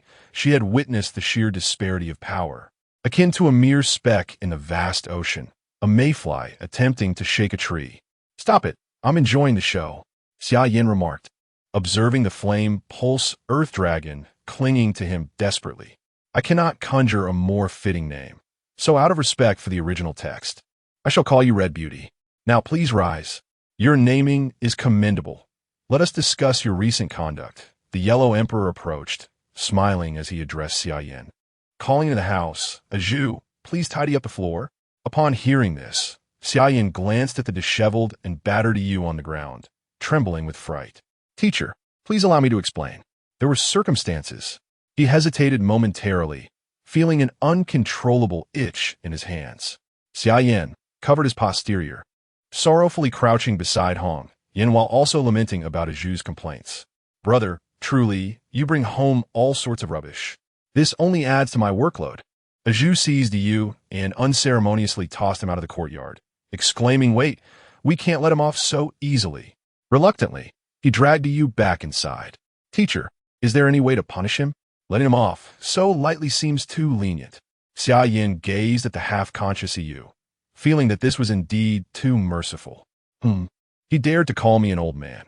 He requires a proper lesson, a fuming Shennong declared, as a violet flame flickered to life in his palm. Fuxi, add some zest to it. With a deft flick of his finger, Yu was instantly reduced to ashes. Meanwhile, the real Yu, attempting to evade the spirit medium, suddenly let out a wail, collapsing to the ground and rolling about in agony, as if his very spirit had been scorched by an unknown flame. This is Starfire Violet. Fuxi, what did you add to it? Xia Yan watched in curiosity. Just a trivial bit of causality, merely a reprimand for his rudeness. Comforting the tenaciously clinging Hong Yan, Xia Yan bid farewell to the three instructors and exited, wincing at the thought of how elders discipline their juniors, lamenting that such punishments are never gentle. How it stings. With his eyes now wide open, Xia Yan beheld three pairs of vigilant eyes, including Lin Xie's somewhat exasperated gaze. What are you all doing? Are you Yu or Xia Yan? Hong Hao asked anxiously, his grip tightening around his blade. I am Yu. I shall convert all of you into my followers, especially the plump one. He shall massage my feet daily. Xia Yan made a menacing face. TCH, boring. Bailey Pang retorted, dismissing him with a wave. Do you all trust me so readily, without any reaction? Xia Yan pondered what had gone amiss, initially intending to frighten them. Your mouth is reckless. You could never emulate that, Hong Hao remarked, with Shen Qingzhu nodding seriously in agreement. Indeed, if it were you, he wouldn't be so tedious as to make someone massage his feet. Now, tell us what transpired. We saw you suddenly engulfed in violet flames. And then he turned to ash. Hong Hao, intrigued, expressed his curiosity, having never witnessed Xia Yan wielding violet flames before. I possess a legacy. The next unsealed flame is violet, specifically targeting mental energy.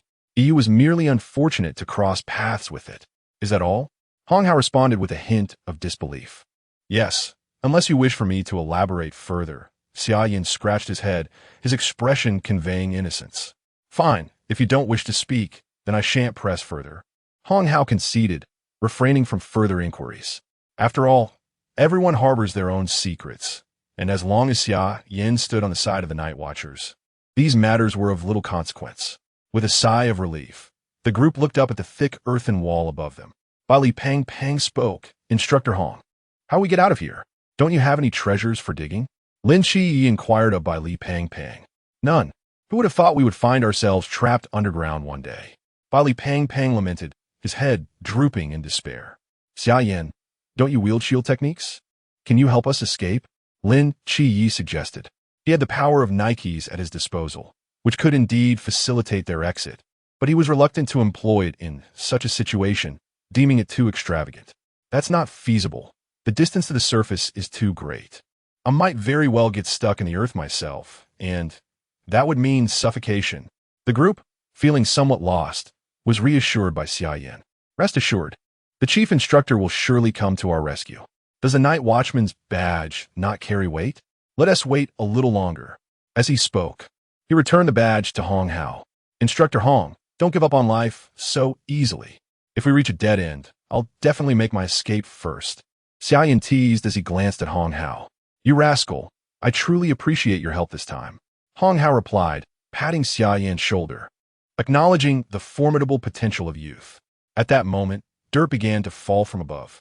It's clear. It's clear. Xingu, we're coming to rescue you. Chapter 59.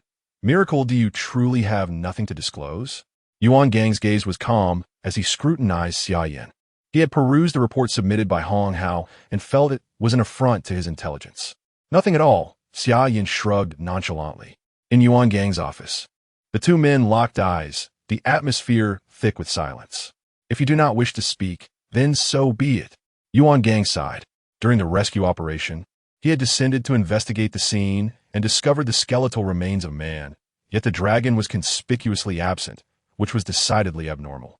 Most importantly, the sea dragon was not of the coastal realm. Its combat prowess was on an entirely different level, and he found it perplexing how such a colossal creature could vanish without a trace. Yuan Gang extended a bank card towards him. This is your reward. 1 sea dragon from the coastal realm, 2 from the sea, and 4 from the Sichuan region, totaling 500,000 yuan. I cannot report your achievements. You are aware of the upper echelon situation with their infiltrators. Consider this my compensation to you. Naturally, if there were a dragon's carcass, I would find a pretext to request an additional 1 million. Regrettably, it was truly incinerated, Xia Yan responded lightly. Yuan Gang's eyes bore into Xia Yan's, revealing a sense of helplessness, devoid of any deceit. It was genuinely burned. Yuan Gang frowned, then shook his head, dismissing the thoughts that plagued him. Moreover, here are the 800,000. The last time, Lin Xia selected the Azure Heart, which was originally intended for you. Graduation is tomorrow, and there will be ample opportunities to spend. Accept it. Xia Yan took the additional bank card. Having received it twice, further refusal seemed unnecessary. Commander, I recall it being 1 million. Have you perhaps pocketed some of it? Yuan Gang paused, momentarily taken aback, then bellowed, Are you not aware of your own actions? Do you think the renovations on the girls' dormitory are without cost? Old man, do calm your temper. I was merely jesting. No need for such fury. Xia Yan grinned as he sauntered out of the office. Since you're riled up, I shall not disturb you further. Haha, this young man, when left to his own devices, never behaves properly, Yuan Gang thought with a chuckle, shaking his head in resignation. Upon reaching the dormitory entrance, Xia Yan listened to the cacophony within. It had been a day since returning from the disaster relief, and with graduation looming, he felt an unexpected pang of reluctance. Pushing the door open, he beheld Lin Xie, Chao Yuan, Bai Li Pang Pang, and Shun Qingzhu who were animatedly engaged in conversation with his three underlings. Xia Yan, you're back. What did the commander want with you? Bai Li Pang Pang inquired eagerly. Just some trivial matters from yesterday. What are you all discussing? We're contemplating the possibility of forming a special team. If we could manage that, perhaps we would no longer need to part ways. Gao Juan et Glim et Siten Li. Due to his restrictions, he had been unable to partake in the recent rescue, lamenting the missed opportunity to fight alongside them. Xia Yan, you could be the captain, with Xia as the vice captain. Including the three of us, we would nearly have a complete special team. Bai Li, chubby and loquacious, was filled with fantasies of the future. Xia Yan, bring Mo Li over here, he said, chuckling foolishly. Such beautiful thoughts you have. However, this is not solely up to you and me. It primarily depends on those above, he remarked, casting a sidelong glance at the chubby boy and playfully delivering a light smack to his head. But what about us? We cannot part ways with Brother Shun, Deng Wei exclaimed, wrapping his arms around Shen Qingzhu. Brother Shun, you can't abandon us three for them. Brother Shun, you must not be fickle. That would be the epitome of a scoundrel's behavior. Li Jia and Li Liang began to sob, tears flowing freely, with Li Liang surreptitiously rubbing his snot on Shen Qingzhu. Get lost. All of you let go of me. And you, Li Liang, why are you wiping your snot on me? Shen Qingzhu shouted, kicking the three of them away in a fury. Ha ha ha, rest assured, if I ever have the chance to form a team, I will definitely invite you all. However, Deng Wei, you three are out? The risk factor is a bit too high. Xia Yan observed the playful bickering among them, realizing how swiftly time had passed. A whole year had gone by. Then it's settled. Just don't forget about me, Bai Li said with a hint of anticipation. Count me in. Lin Jia stepped forward, firmly placing his fist in front of Xia Yan. Xia Yan glanced at the scene. All right, my vice captain, he replied, reciprocating the gesture with a fist bump. Count me in as well. The others chimed in unison, their fists meeting in agreement. Don't worry. If the opportunity arises, none of you will escape. The warm scene and harmonious atmosphere filled Xia Yan's heart with warmth, for he knew that the great Xia was preparing to establish its fifth special team. Shen Qingzhu no longer had to infiltrate the enemy camp. None of his three little brothers had perished, which was the best outcome. That night, the training camp was ablaze with light.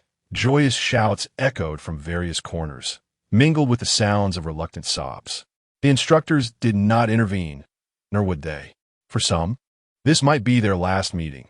Once they stepped through the training camp's gates, they would become night watchers, with many sacrificing their lives to protect the innocent. Xia Yan, you have been avoiding the matter of the black fire. Did you not say we were good brothers? On the rooftop of the dormitory building, Lin Xie and the others gazed at the brilliant starry sky, eagerly anticipating the dawn. Indeed, Xia Yan, you have been acting strangely for the past 6 months. Perhaps we will all become the best of teammates in the future. What is the story behind that black fire? Chao Yuan inquired, while the others listened intently, curious about the mysterious black fire that nearly cost Xia Yan his life. Do you believe in miracles? Xia Yan asked, his eyes tracing the path of several shooting stars across the sky. What miracles? Bai Li scratched his head. There's no alcohol in the training camp. What's got you so worked up? That is the 9 nether ghost fire, a flame that may yet create another miracle. Xia Yan smiled faintly, the breeze gently tousling his hair. Brother Yan, I believe, especially since you managed to slay a sea-bound earth dragon, that to us is indeed a miracle. Deng Wei suddenly interjected. Shen Qingzhu, you have become my little brother so swiftly, and it feels as though I have been abruptly whisked away. Shen Qingzhu suddenly sensed a profound emptiness within her heart. I believe it. Chao Yuan immediately chose to align himself. For Xia Yan was not only his benefactor, but also his roommate. Aside from Lin Xie, no one understood Xia Yan better than he did. Rest assured, in due time, you shall come to know the truth. Xia Yan had yet to finish his sentence. I shall point my sword at the divine and let them stain the southern waters with blood. Chapter 60. Graduation and farewell in the early morning. The familiar sound of the assembly bell rang once more, yet this marked their final gathering. Clad in military uniforms, everyone stood in neat formation on the training ground, their expressions solemn, yet their eyes betrayed a deep sense of reluctance. Yuan Gang attended this last assembly, his gaze filled with pride as he looked upon the ranks below. Indeed, over the past year, you have undergone tremendous transformation. You are no longer the novices I once referred to, but rather qualified sentinels of the night. I take great solace in your growth. Today, I have two significant announcements to make. The crowd, initially tinged with reluctance, suddenly fell silent. They were aware that only the oath-taking was to take place, and surely, nothing could hold greater importance than that. The first matter at hand. During the recent rescue and disaster relief efforts, you fulfilled the responsibilities expected of a soldier of the great Xia. Not one of you complained of hardship or weariness. With unwavering will and tenacious spirit, you snatched countless lives from the clutches of death amidst disaster. For this, I extend my heartfelt gratitude to each of you. Upon concluding his words, Yuan Gang, alongside all the instructors, bowed deeply to the assembled individuals. Do not feel embarrassed. This honor is rightfully yours, he called out, surveying the many faces filled with uncertainty. This bow also serves as a reminder that you are not merely sentinels of the night. You are soldiers as well. Therefore, the headquarters of the Sentinels has convened and decided to award each of you a spark medal, hoping you will continue to forge ahead with resolve. Look over there. A few girls are gazing at you with such reluctance. Are you pleased? Lin Xia teased Xia Yan, attempting to alleviate some of his own sense of melancholy. Of course, with my looks and strength, if it weren't for the law, I might already have 3 wives and 4 concubines, Xia Yan retorted, wearing a mischievous expression as he proudly glanced at Lin Xia. Is that so? I shall inform Sister Hong Ying of your aspirations upon my return. Lin Xia mused, thoughtfully stroking his chin. Damn it, you ambushed me. You can't handle this, Xia Yan exclaimed, visibly irritated. Yuan Gang's eyes fell upon the last individual, and as the medal presentation concluded, he nodded in satisfaction. These were the soldiers he had nurtured, and he was content with their accomplishments. Once the awarding ceremony was over, the instructors brought forth several large boxes and, saluting Yuan Gang, stepped back. The second matter pertains to the distribution of your exclusive Sentinel gear. When your name is called, please step forward in order to receive your equipment. Hong Hao took over Yuan Gang's words, holding the list in his hand and beginning to call names one by one. Xia Yan, Lin Xia, Chao Yuan, Mo Li. Xia Yan received a long sword, while Lin Xia discovered his combat style, dual blades. After the last individual received their gear, Yuan Gang patiently awaited the silence among the recipients. The star blade, the cloak, the badge, these are the standard equipment for every Sentinel of the Night, yet each item has been arduously earned. I trust you are all familiar with their significance. They symbolize the blade that strikes at the enemy and the shield that safeguards their own. Moreover, there exists a badge, concealing within it the essence of the spirit that can temporarily unleash formidable power, albeit at the cost of one's own life. Representing glory, this spirit enables you to carve a path for your comrades in dire straits, offering a dignified and honorable demise. Xia Yan gazed at the sword and the badge, both inscribed with his name, feeling their weight in his hands, akin to the transfer of a solemn mission. The Star Blade was procured from the Kunlun ruins by Nie Jingshan, the first commander of the Night Watch, crafted through a unique method by the Queen Mother of the West. The cloak, forged by Wang Qing, the fourth commander of the Night Watch, was the result of countless efforts. The spirit was created by Li Kangxiang, the second commander of the Night Watch, who sacrificed his life for its inception. Each item was born from toil and even the ultimate sacrifice, ensuring the great Xia's steadfast presence and providing them with a safer vigil over the night. Yuan Gang paused momentarily, allowing everyone to comprehend the profound significance behind these items before he continued. The Star Blade, made from extraordinary materials of mysterious origin, is impervious to breakage or damage under any circumstances. Inscribed with your names, it shall accompany you until you rest in the earth. The cloak enables rapid adaptation to varied combat environments, shielding you from adverse external factors. However, heed this warning. Even protective gear carries the risk of damage, and the cloak, being no armor, must be treated with utmost care. A damaged cloak can be dispatched to the Night Watch headquarters and returned to you on the same day. The badge, with its small inscription on the reverse side, bearing your names, represents the unique honor and responsibility that belongs solely to you. I hope you will never need to utilize this badge. Yet, that remains merely a hope. As Yuan Gang spoke these words, a sense of melancholy washed over him. Each year, numerous Night Watch members perish, and he had witnessed too many such losses. Upon exiting this training camp, how many among them would live to see the next year? Each individual stared at the badge in their hands, enveloped in silence. Hope is a beautiful notion. Yet, as Yuan Gang indicated, it remains but a hope, not reality. The inscription on the badge signifies their original intent in joining the Night Watch. Now, I urge you to remember your mission. Stand before the banner of the Great Xia and commence your oath. As Yuan Gang's words concluded, everyone's expression turned solemn. Uniformly donning their cloaks and bearing the black box, their gaze fixed upon the flag fluttering in the wind.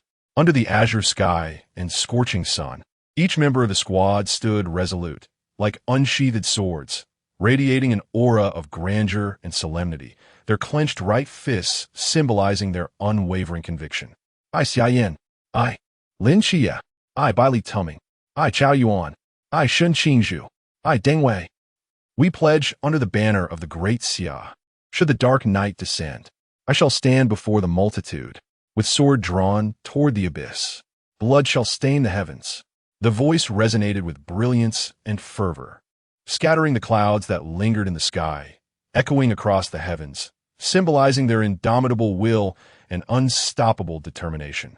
As the final oath concluded, Xia Yan, with his belongings in hand, gazed dreamily at the entrance of the training camp. Qi, Xia Yan, do come to Guangshan for a visit. I shall introduce you to some lovely ladies, Bai Li Pang remarked, his eyes filled with reluctance as he looked at the two. I can, but Xia Yan, perhaps not. You were introduced in the morning, and who knows, they might only be buried in the evening, Lin Qi teased. That makes sense, haha. Bai Li Pang chuckled in response. I am not far from Sangnan City. Should you require anything, just let me know, and I shall be there in a flash. Chao Yuan interjected. Indeed, I shall ensure you witness a splendid fireworks display. Xia Yan patted Chao Yuan on the shoulder with enthusiasm. Shenge, do not forget us. Deng Wei and the others waved their farewells. Understood. The vehicle is approaching. Shen Qingzhu waved back, a hint of reluctance gleaming in his eyes. The train to the capital is also arriving soon. I shall take my leave now, Shen Qingzhu said, feigning nonchalance as he prepared to depart after bidding farewell to the group. Shenge, we do not wish to part from you. The trio embraced Shen Qingzhu, who burst into tears. Get off. Shen Qingzhu, who had been holding back, was suddenly overwhelmed, kicking each of them with reddened eyes. I told you this fellow is cold on the outside, but warm on the inside, with a hint of aloofness. He was merely putting on a facade. Yet you did not believe me, Xia Yan observed, smiling at the four. I never said I didn't believe you. Lin Qi replied with a slight smirk. And us. Bai Li Pang and Chao Yuan joined in the jest. Ha ha ha. I no longer wish to call him cool brother. I want to call him aloof brother. Upon Bai Li Pang's declaration, laughter erupted among them, causing Shen Qingzhu's face to flush crimson, wishing to send each of them flying with a bubble. Chapter 61. The trapped Xia Yan. After bidding farewell to the others, Xia Yan and Lin Qi strolled down the path they first traversed when they attended the training camp, dragging their suitcases behind them. The familiar scenery, the well-known road, and that sniper who fancied bullets as if they were mere peanuts. Initially unaware of the sentiments woven into the melody, now he was intrinsically part of it. When did you become so pedantic? Are you feverish? Lin Qi pondered, baffled by Xia Yan's sudden eloquence. You're the one who's feverish. I'm merely feeling a bit sentimental, Xia Yan retorted. Previously, he had only read about such experiences in novels, and at that time, he felt little resonance. Now, having graduated from the training camp and having undergone first-hand experiences, he began to comprehend what it truly meant to be a guardian of the night. What are you sentimental about? Did you forget to ask for the female soldier's contact information? Lin Qi teased with a grin. Indeed, with over 100 female soldiers, not a single contact acquired. My heart aches. Xia Yan clasped his chest, feigning a heart-wrenching pain. His expression one of mock sorrow. Is that so? Lin Qi smirked. Hong Ying, did you hear that? You're trying to deceive me? Do you think I would believe such nonsense? Even if Hong Ying were to pick us up, there would still be some distance. How could she possibly wait for us here? Xia Yan shot a derisive glance at Lin Xia, indicating that such notions were remnants of his own imagination. Have you forgotten? The graduation perimeter is not nearly as expansive as it was during the training sessions. My good brother. Lin Xia sidestepped with a flourish, a triumphant expression adorning his face as Hong Ying and Xia Yan came into Xia Yan's line of sight. While Xia Yan was lost in his reflections, Lin Xia had sensed their presence early on, primarily due to Xia Yan's intense focus on his own sentiments and the absence of immediate danger, which had led him to lower his guard. Whose contact information do you wish for? I could help you obtain it, Xia Yan. Hong Ying smiled, her fist clenched in encouragement. I can assist as well. After all, it is my duty to support every team member. Xia Yan nodded, wearing an expression of mischief. Cheering on Hong Ying, Sister Hong Ying, feel free to go for it. If you injure your hand, I'll be here to treat you. Wow, Xia Yan, you've gone a bit mad. Xia Yan exclaimed in disbelief, staring at Xia Yan. Lin Xia, you're deliberately trapping me and bringing me down. Xia Yan, now aware of the situation, glared furiously at Lin Xia. Nonsense, my good brother. I was merely expressing concern for you. Wouldn't it feel better to voice it? Lin Xia shrugged, feigning innocence. Sister Hong Ying, Xia Yan mentioned this morning that if it weren't for the law, he'd certainly have multiple wives. Lin Xia delivered another blow. Lin Xia, today, I will ensure that you face the consequences. Xia Yan clenched his fists, ready to charge forward, when a long gun was suddenly thrust between them, its tip radiating golden flames. This sunfire truly is remarkable. Last time, a mysterious figure was reduced to ashes with a single shot. Which part of your body do you wish to turn to ashes? I grant you a choice. Is there truly a choice? Xia Yan, listening to Hong Ying's words, felt cold sweat trickling down his back. Xia Yan suddenly interjected, Sister Hong Ying, to not choose means you want them all. With a playful expression, he stuck out his tongue at Xia Yan. It makes sense. Mei Wu Yu Chong, Xia Yan, Lin Qi, you two little devils. On the expansive highway, a sleek black car executed a flawless drift around a bend, shrieks of excitement resonating within, accompanied by Hong Ying's disdainful remarks. Xiaonan, Qi, with my driving skills, what are you complaining about? Look how serene Xia Yan is. Lin Qi, glancing at Xia Yan's battered face, noticed his vacant expression, a look of utter desolation, and couldn't help but feel a wave of sarcasm rising. After all, you've rendered him almost mute with your antics. What else there to complain about? Come on, buddy, if you're feeling wrong, just let it out. Let me enjoy this a bit longer. Lin Qi patted Xia Yan's shoulder, attempting to offer comfort. Aye, for heaven's sake. Xia Yan rolled up his sleeves, ready to retaliate, only to see Lin Qi mouthing the words, recording, get lost, who considers you a good brother. Hong Ying caught a glimpse of Xia Yan's pitiful expression in the rearview mirror, stifling her laughter, initially intending to surprise them. She felt a sudden surge of indignation at Xia Yan's words. All right, I might have been a bit rough earlier, but that's what you get for speaking out of turn. At the mention of this, Xia Yan shot a fierce glare at the two instigators, one who set him up and the other who fanned the flames. Before graduation, he was already receiving such a warm welcome. How did you both do on the exam? Xiaonan and I performed quite mediocrely, so don't feel too pressured, Hong Ying said, feeling a bit awkward as she swiftly changed the subject. Unlike you two, even with one hand, we could outperform you, Xia Yan casually remarked. Xia Yan, are you itching for trouble again? Hong Ying's temper flared instantly. Dare to underestimate me. With that, she pressed the accelerator, and the smoothly driving car launched forward, eliciting another round of screams from within. Lin Qi could not fathom why Xia Yan would make such a declaration. He had intended to assert that had it not been for that incident, he might have secured first place. However, upon seeing Xia Yan's expression, he understood the unspoken message. It was a cue for him to remain silent. Hong Ying, take it easy. We're the team leaders. Xiaonan, you tell her. Hong Ying huffed coldly, clearly still sulking.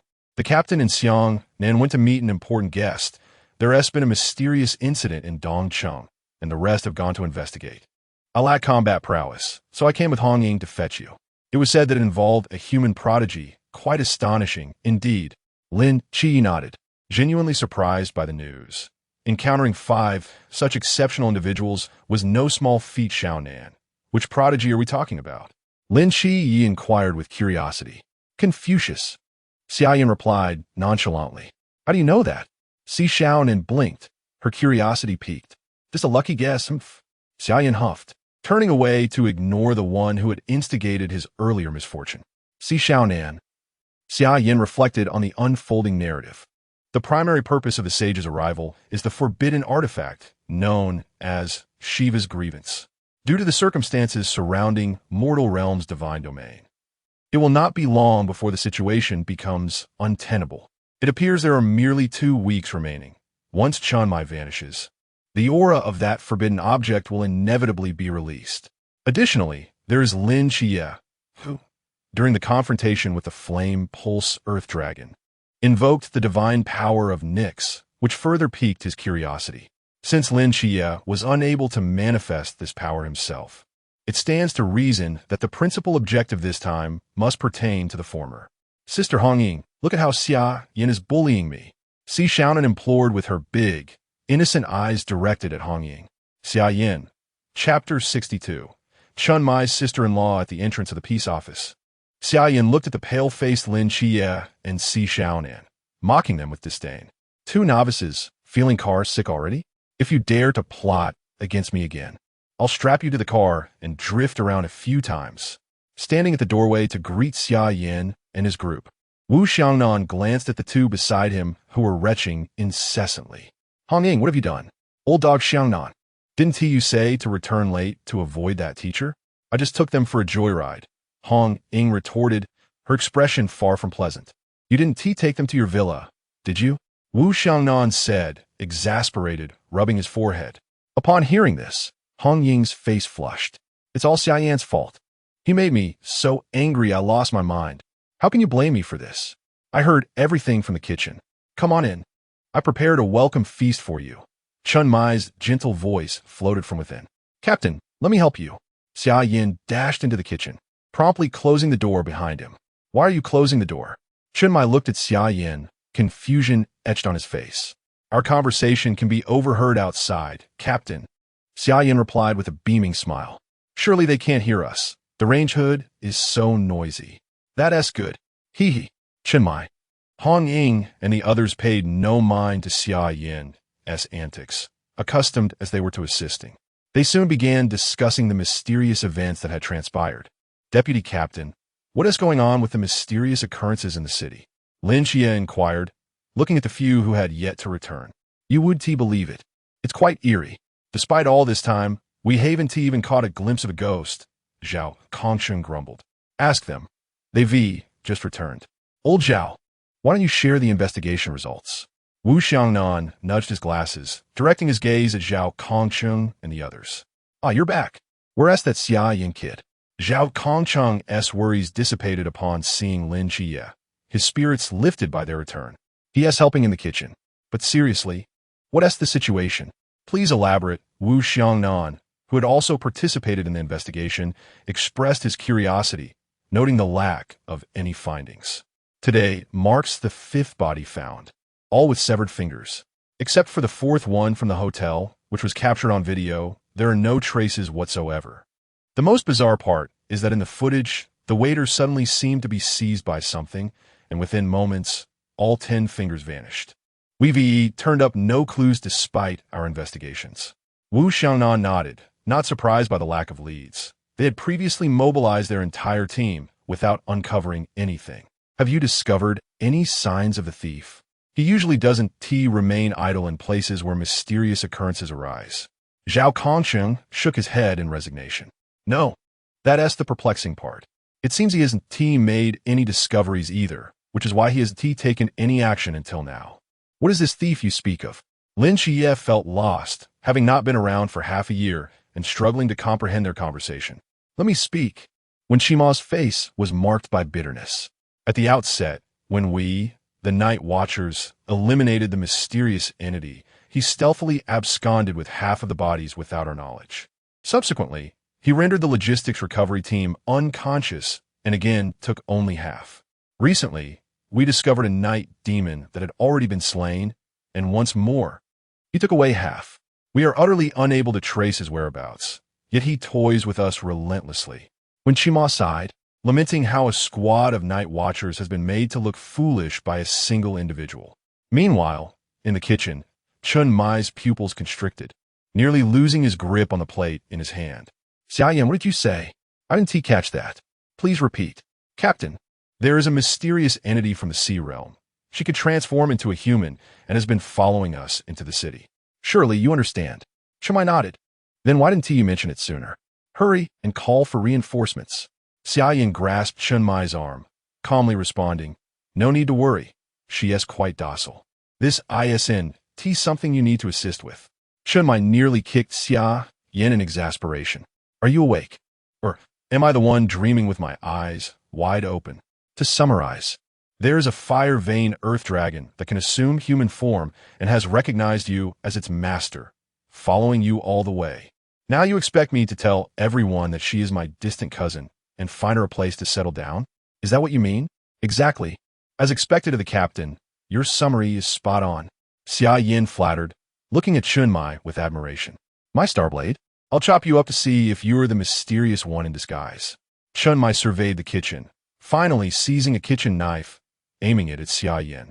Captain, listen to me. There are benefits to this. Chun Mai paused, wearing an expression of anticipation for the performance. Xia Yan felt helpless. Every time he entered the dream to learn, he would encounter the pitiful gaze of a beautiful woman.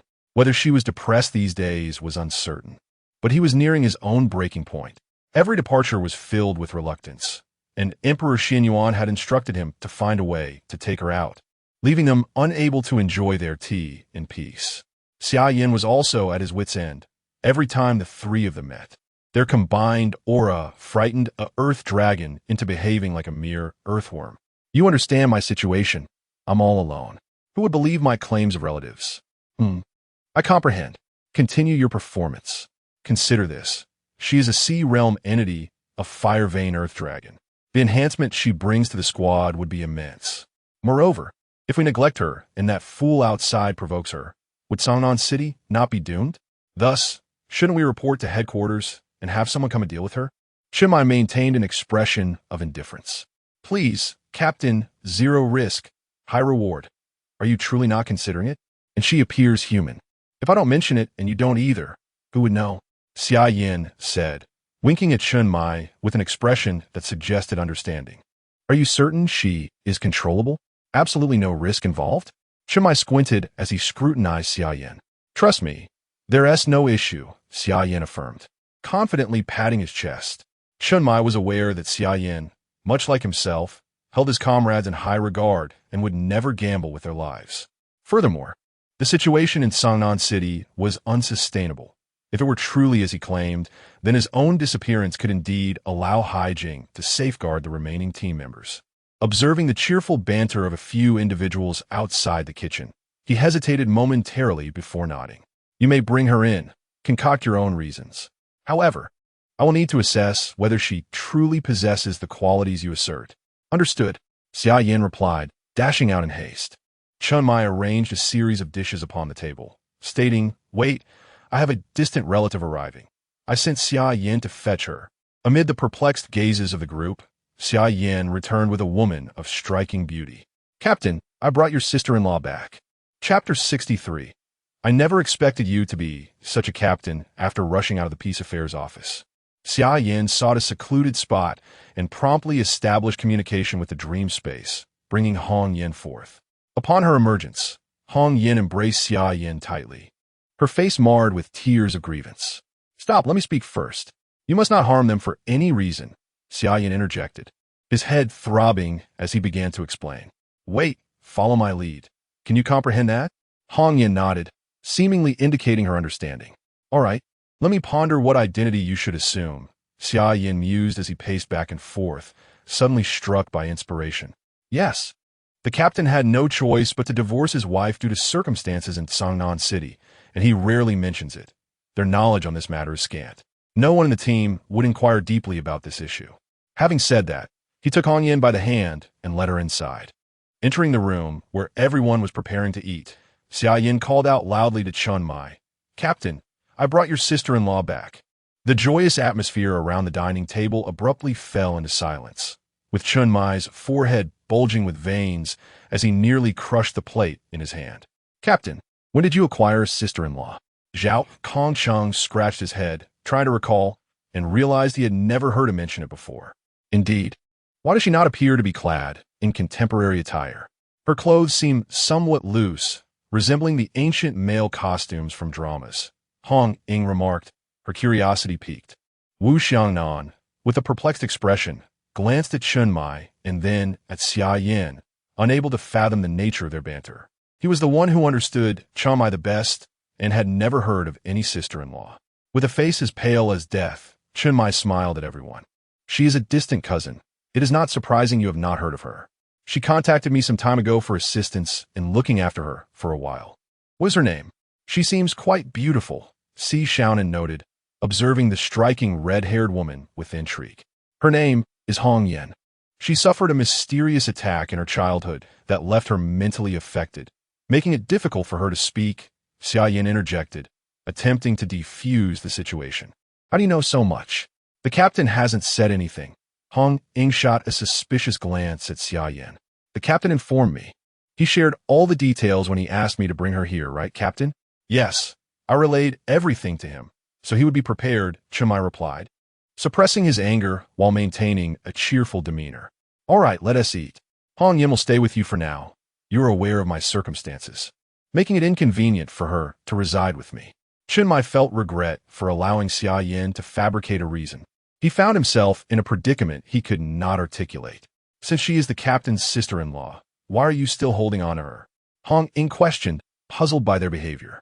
Well, she is not quite mentally stable, and I was merely preventing her from getting lost on the way here, Xia Yan explained, attempting to release her, only for Hong Yan to cling on stubbornly. Let go, dear. Can't you sense the hostility? Xia Yan blinked, signaling her. To his surprise, Hong Yan tightened her embrace, rubbing her cheek against his, causing him to break into a cold sweat. This is hopeless. You truly comprehend nothing. The murderous intent of Hong Ying surged to the heavens, only to be met by an even more formidable wave of hostility. Captain, are you truly angered because of your sister-in-law?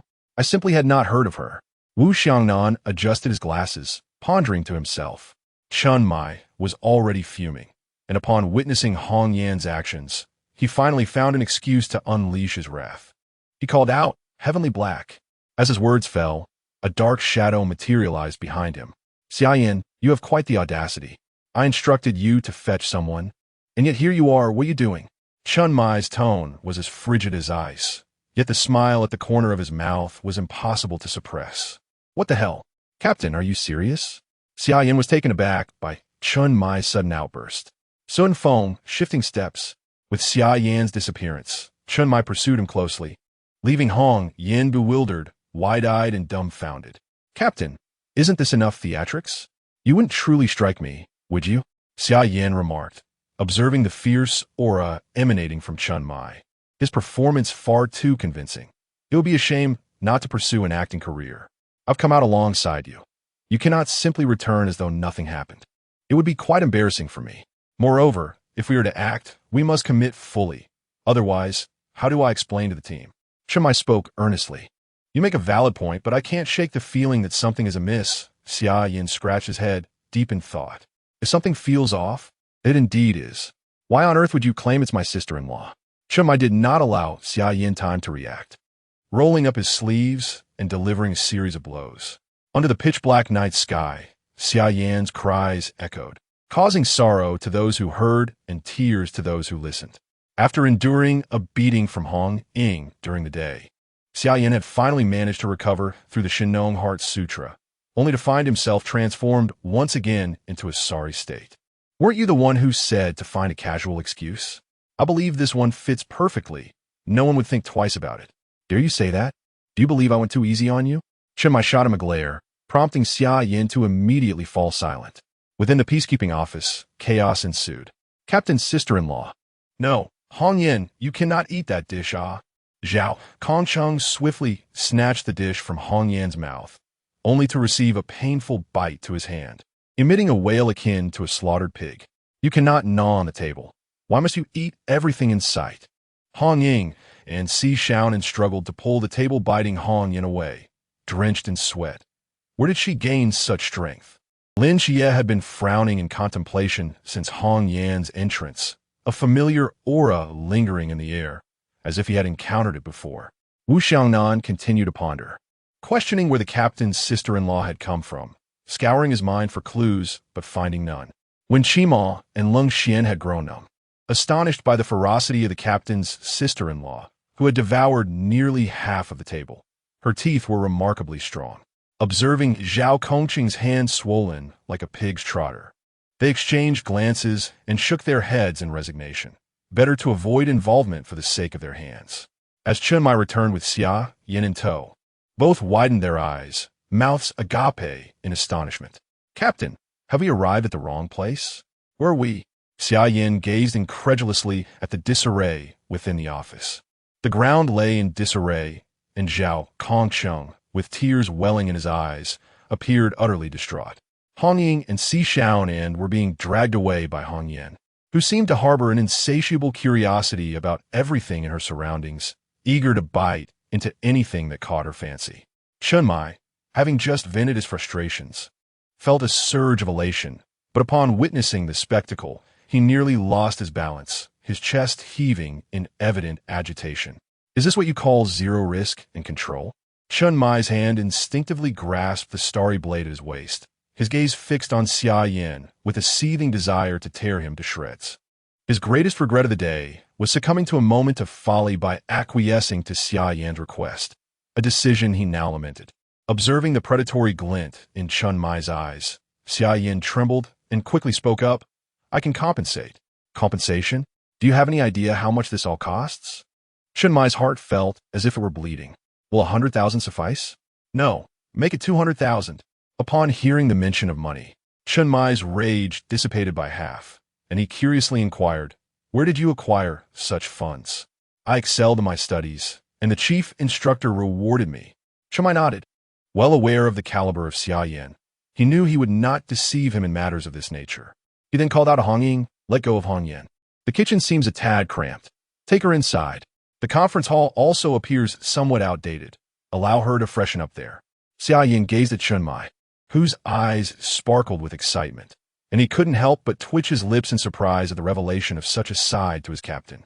As he felt the card in his pocket, he sighed in relief, thinking, "Chief Instructor, you truly are astute. Otherwise, I would have either perished today or face severe consequences."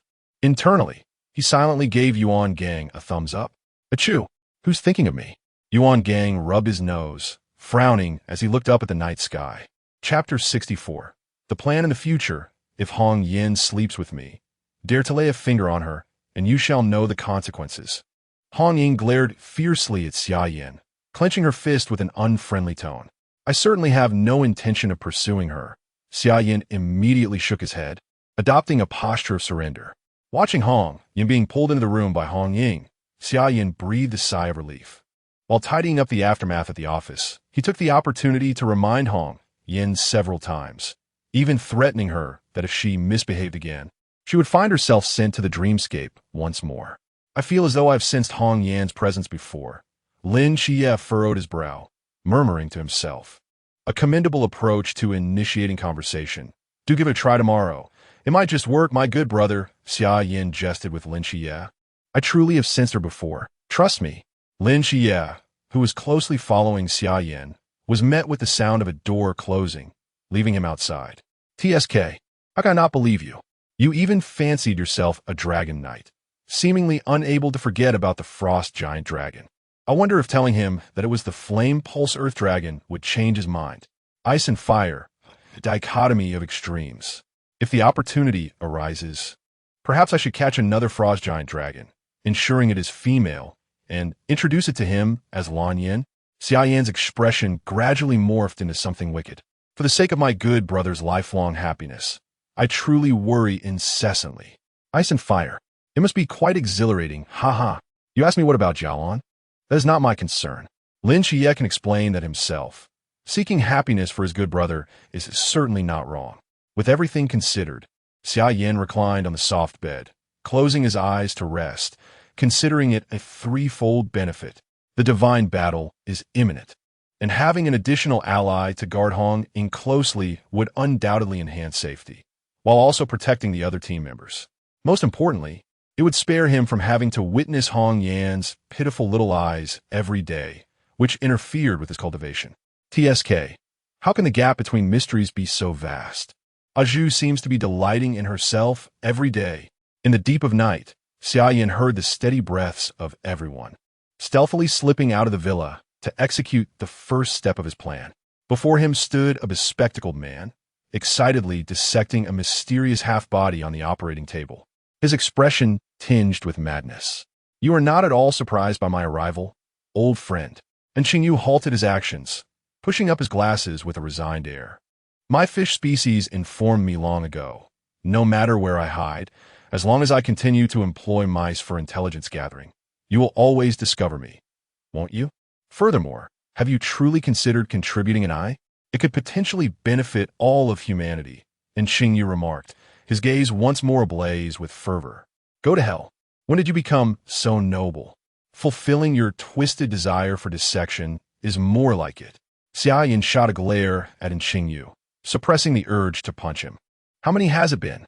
Xia Yan cut straight to the chase, wishing to avoid excessive discussion regarding the matter of eyes. What do you mean, how many? And Xingyu was bewildered by the question. The 10-finger murders, you should be more informed than the night watchman. The fifth point is that you are also intrigued by this air of mystery. And Xingyu plopped down on a humble stool in his research room. Her curiosity piqued as she gazed at Xia Yan. Xia Yan furrowed his brow, realizing that the original plot should currently be at the fourth point. He hadn't anticipated this advancement.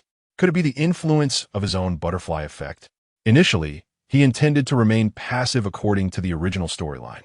However, Lin Chie's enchanted washing machine had been reduced to ashes by his hand, and the little mummy had yet to be summoned. If not handled properly, the situation might veer into uncharted territory due to that creature, Belcrand, disrupting his subsequent plans. Listen carefully to me. Do not inquire how I know this, for I shall not answer, Xia Yan said earnestly, fixing his gaze on Xingyu. As he spoke incessantly, her expression transitioned from solemnity to astonishment, ultimately culminating in disbelief.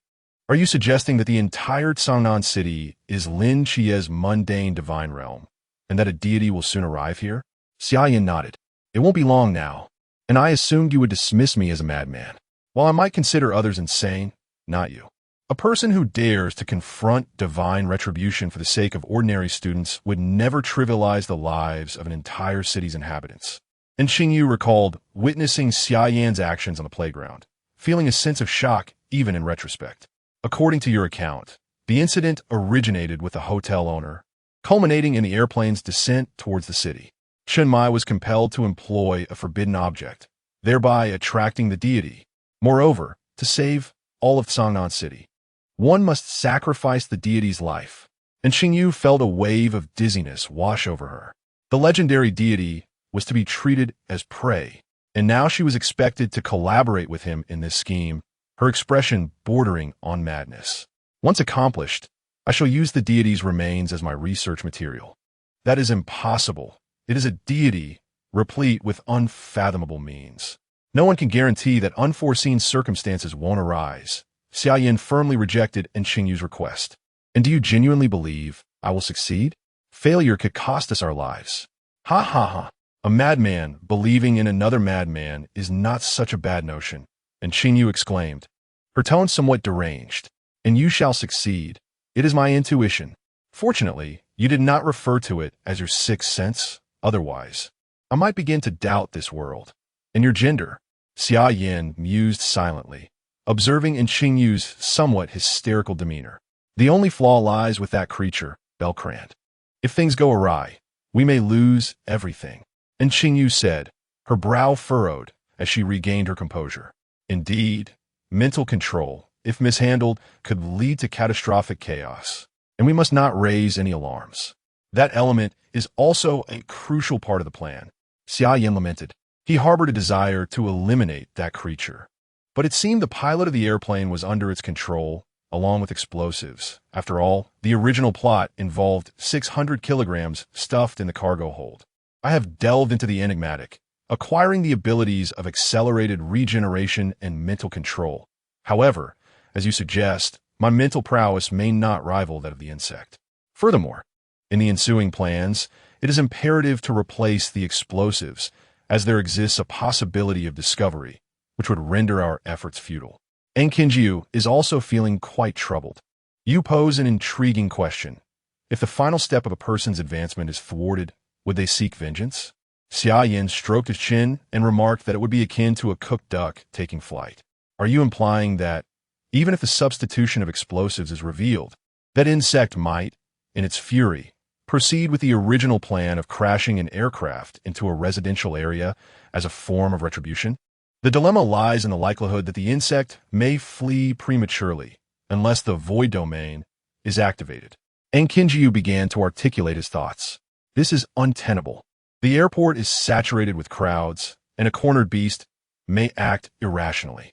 Moreover, that is not our primary objective. It is best to avoid unnecessary complications. The insect can devise alternative means. If it escapes, so be it. Chapter 65. Summer Flame, you dog in the early morning, gazing at the newly refurbished Peace Affairs office. The captain mused, is the renovation team truly this remarkable? Originally, progress was expected to be slower, especially since they were preoccupied with uncovering enigmatic clues. With your funds secured, they will commence their tasks this evening. Summer Flame, the chair chosen by the captain is quite comfortable. I hear it was purchased with your money, remarked Wen Shima, who was diligently sifting through documents related to the case. As long as it is comfortable, money is no object, replied Summer Flame, reclining on the sofa and surveying the surroundings, noticing the absence of others. Captain, where is everyone? Hong Ying and Xiao Nin have gone shopping for clothes, came the response. Qi Yi and Old Zhao have continued their investigation, hoping to uncover something today. Xiang Nan is also searching for relevant information in the inner room. Captain, why does your sister-in-law wear such peculiar attire? This is not your usual style. Is she engaging in some form of cosplay? When Qima inquired, glancing up from his reading. Is your mouth so uncontainable even while reading? Perhaps you have too little work, retorted Shunmai, his gaze sharp. What does reading have to do with silence? When Shima began, but upon catching the dangerous glint in Shunmai's eyes, he quickly amended. Indeed, reading can indeed silence one. You are right, Captain. Summerflame, you appear quite cheerful this morning. Is there some joyous occasion? Chunmai turned to observe Summerflame, stifling a laugh behind his hand, suddenly understanding why Hong Ying often took pleasure in striking him. His own fists itched with a similar urge. Nothing of the sort. I merely assisted Qima in researching, he replied, hastily picking up a few books and feigning earnestness. Dingling Chunmai's phone rang unexpectedly, and Summerflame listened intently, recognizing Lin Chi-Ye's voice on the other end. Captain, please help me track down a black sedan with a license plate number XXXXXX. I may have located the thief. Lin Chi-Yi urged. All right, Xiang Nan, quickly look up this license plate and inform Chi-Yi. There may be significant findings, Chenmai shouted towards the inner room. Chi-Yi, be cautious and do not act recklessly. Summerflame commented, a mischievous smile crossing his face. Good brother, exercise caution. That is sound advice, haha.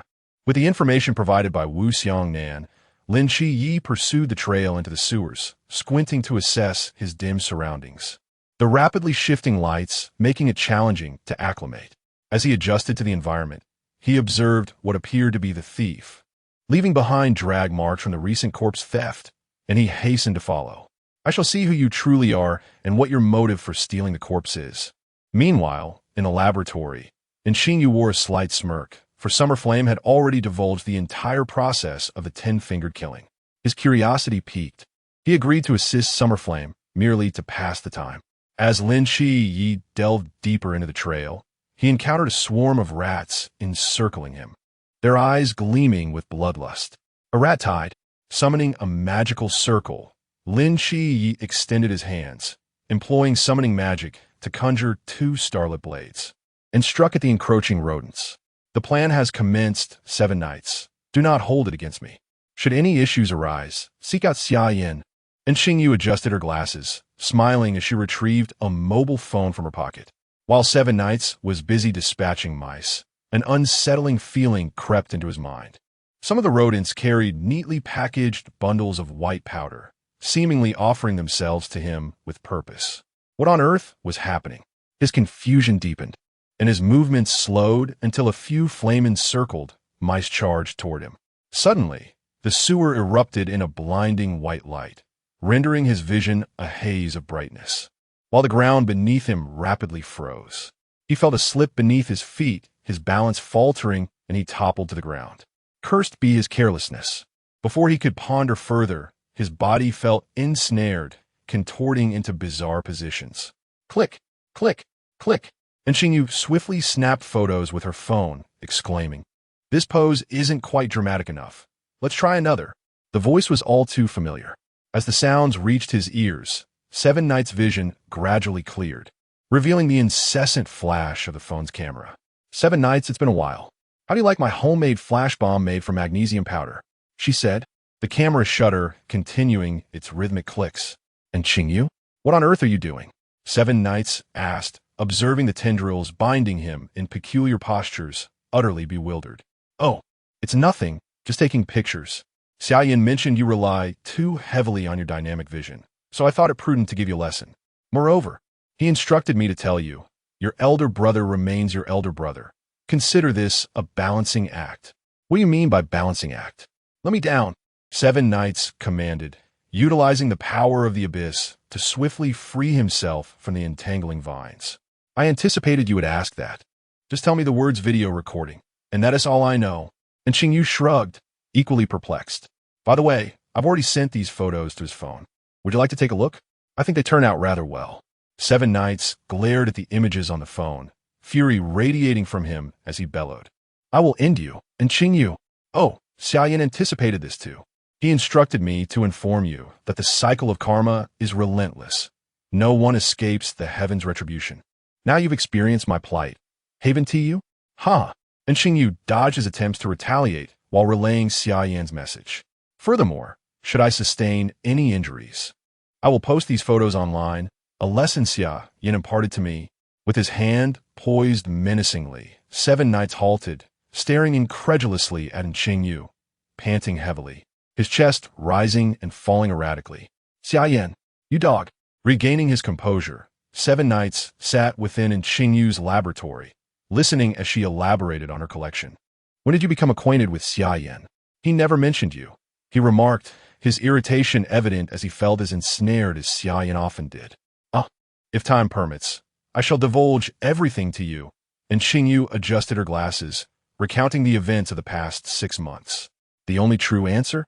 To analyze all things and replicate abilities. Lin Xie was left in a state of astonishment. The abilities of the Forbidden Abyss seemed rather exaggerated. And Xingyu nodded slightly and continued her narration. Within the Peace Affairs office, Xia Yan gazed at the photographs on his phone, nodding in satisfaction. Indeed, as the vice-captain of the Nightfall team, his efficiency was commendable. Captain, I may have found a lead. Wu Xiangnan hurriedly rushed into the hall, speaking with palpable urgency. This could potentially be a promotion ritual for vengeful spirits. The interval is 2 days, and given the 5th corpse discovered yesterday, it is highly likely to occur tonight. Precisely at 3:33 in the morning. It is already midday. Our time is running short. Chapter 66. The ritual. Xia Yan listened attentively to Wu Xiangnan's words, sighing in relief. He was contemplating how to alert them, particularly ensuring that Shanmai was aware of the necessity to employ Shiva's wrath. Once mortal realm vanished, the aura of the forbidden object would still leak out, and the sooner they acted, the better, as time was truly of the essence. He swiftly notified everyone to reconvene for a strategy meeting, and Shanmai was also made aware of the gravity of the situation. Inside the conference room, the atmosphere was tense. The team members listened intently as Wu Xiangnan summarized the case and shared his insights. From the materials I investigated, this could potentially be the ascension ritual of a vengeful spirit. Following 5 consecutive sacrifices, A more significant sacrificial ceremony would follow, requiring the souls of hundreds. Moreover, based on my deductions, if my predictions are correct, the final location should be in a residential area where the population density is highest, allowing the conditions to be met in the shortest possible time. Chen Mai scanned the faces of those present, inquiring if anyone had additional input. If not, they would disperse and commence their actions, ensuring they did not stray too far from one another for prompt support. Acknowledged. The entire team hoisted their black boxes and set off towards the designated location. Hong Ying, bring Hong Yan along. She might prove useful. Chen Mai called out to Hong Ying, who was the last to leave. Captain, are you sure about bringing your sister-in-law? Isn't that a bit perilous? Hong Ying questioned, noting the seriousness in Chen Mai's gaze, sensing he was not jesting. Chen Mai's expression darkened, his fists clenched in frustration, teeth grinding in irritation. Just call her Hong Yan from now on. She is from the ocean realm and is here to recuperate due to some mental health issues. What? The ocean realm? How did I not notice? Just take her with you. Chen Mai insisted, unwilling to delve deeper into the matter. Who knows what mischief Xia Yan might concoct? If it weren't for her knowledge of Hong Yan's identity, he could have easily fallen for the ruse himself. Were Xia Yan aware, he would undoubtedly pat Chen Mai on the shoulder, saying that creating a concealment aura was a trivial task for Master Fuxi. And there was much more he was oblivious to. As night fell, Xia Yan donned a cloak and settled atop a building's rooftop, observing the ebb and flow of pedestrians below. He had just received a call from Qingyu, confirming his earlier suspicions. A significant amount of explosives had been discovered in the cargo hold, and they were devising a means to address it. If only Chie's Mumu, that little mummy, were here, I could feed everything to him and not feel so helpless. Xia Yan grumbled. It seemed Li Yifei was still alone, which was quite pitiful. He chuckled to himself, feeling the gentle night breeze. The voice of Wen Qima resonated in his earpiece. Captain, do you recall the hotel owner? I just received a call informing me that he has booked a flight ticket intending to leave Cangnan City. He mentioned that after a hotel staff member encountered an incident, something unclean appears to have latched onto him, leaving him restless and in a state of mental decline. He wishes to escape for a while. What? Individuals connected to mysterious events are prohibited from leaving the city surveillance area until the matter is resolved. That is the night watchman's rule. I will go intercept him immediately. When Qimo responded promptly, everyone's headphones were tuned to the same channel, thus allowing Xia Yan to clearly overhear the conversation between Chen Mai and his companions. Send me a photo. I'll head over quickly, he said, his speed unmatched. After a brief silence, Chen Mai's voice came through. All right, Chiemo, send Xia Yan a picture of the hotel owner so he can intercept him. Xia Yan, be cautious. I have a feeling today events are far from simple. Rest assured, Captain, you have no idea of my capabilities. He replied, leaping from the rooftop. Swift winds, divine movement. He swiftly vanished into the night. On Qingyu, report the current situation. How far have we progressed? Xia Yan inquired as he picked up his phone. I've already swapped the explosives. The person you instructed me to monitor has boarded the plane. Also, reimburse me for the ticket. It was exorbitantly priced. Haha, no problem. I'm not sure on funds at the moment. I'll arrive in 10 minutes. Xia Yan glanced at the time on his phone. It was 11:30. The ceremony would commence in an hour, and he hoped that the creature had not detected An Qingyu's movements, allowing for a timely resolution. On the highway, a middle-aged man rubbed his eyes and glanced at his car's dashboard, gaping in astonishment as he stammered to the woman in the passenger seat. Dear, I just saw a shadow dart by. Surely it's not a ghost at this hour. Ghost? You're just imagining things, the woman retorted. Imagining? I cannot possibly be. Tonight I'll salt some goji berries with chives for you. Let us see. Not. Dear, add a few oysters. What does that have to do with the shadow I mentioned? I'll also stew a soft-shelled turtle for you. The man, driving, wiped the cold sweat from his forehead, feeling his legs weaken. Let us discuss this later, all right? That works. I'll put the kids to bed early tonight and prepare something for you tomorrow. Let us make an effort tonight to aim for a second child. The relieved, middle-aged man, after hearing this, felt his foot tremble on the gas pedal. Is that what you meant by later? That accursed shadow. I despise you. The car sped along the road, a few crystalline tears escaping from the window. accompanied by a desperate roar from the middle-aged man. Inside the airplane cabin, Xia Yan naturally approached and took the seat reserved for Anqingyu. Just now, when I stealthily swapped the explosives, someone inadvertently caught a glimpse of me. Since then, the plane hasn't sounded an alarm. I suspect that creature has taken note. Ladies and gentlemen, we are about to take off. Please fasten your seatbelts for your safety and enjoy your flight, came the announcement. How is it going on your end? Shunmai inquired through the earpiece. I'm right on time. I'll bring him back shortly. Don't worry, Captain, Xia Yan replied, nodding at Anqingyu as they awaited the moment to act. Time passed by second, as Xia Yan calculated the moments. And Xingyu had only a quarter of an hour left until the commencement of the ceremony. It was time to act. Meanwhile, Shunmai found it impossible to contact Xia Yan when Lin Xia suddenly approached, stating, Captain, I suspect the final ceremony is not here. It is on the plane. What? A plane. The revelation resonated clearly through everyone's earpiece, causing their pupils to constrict in alarm.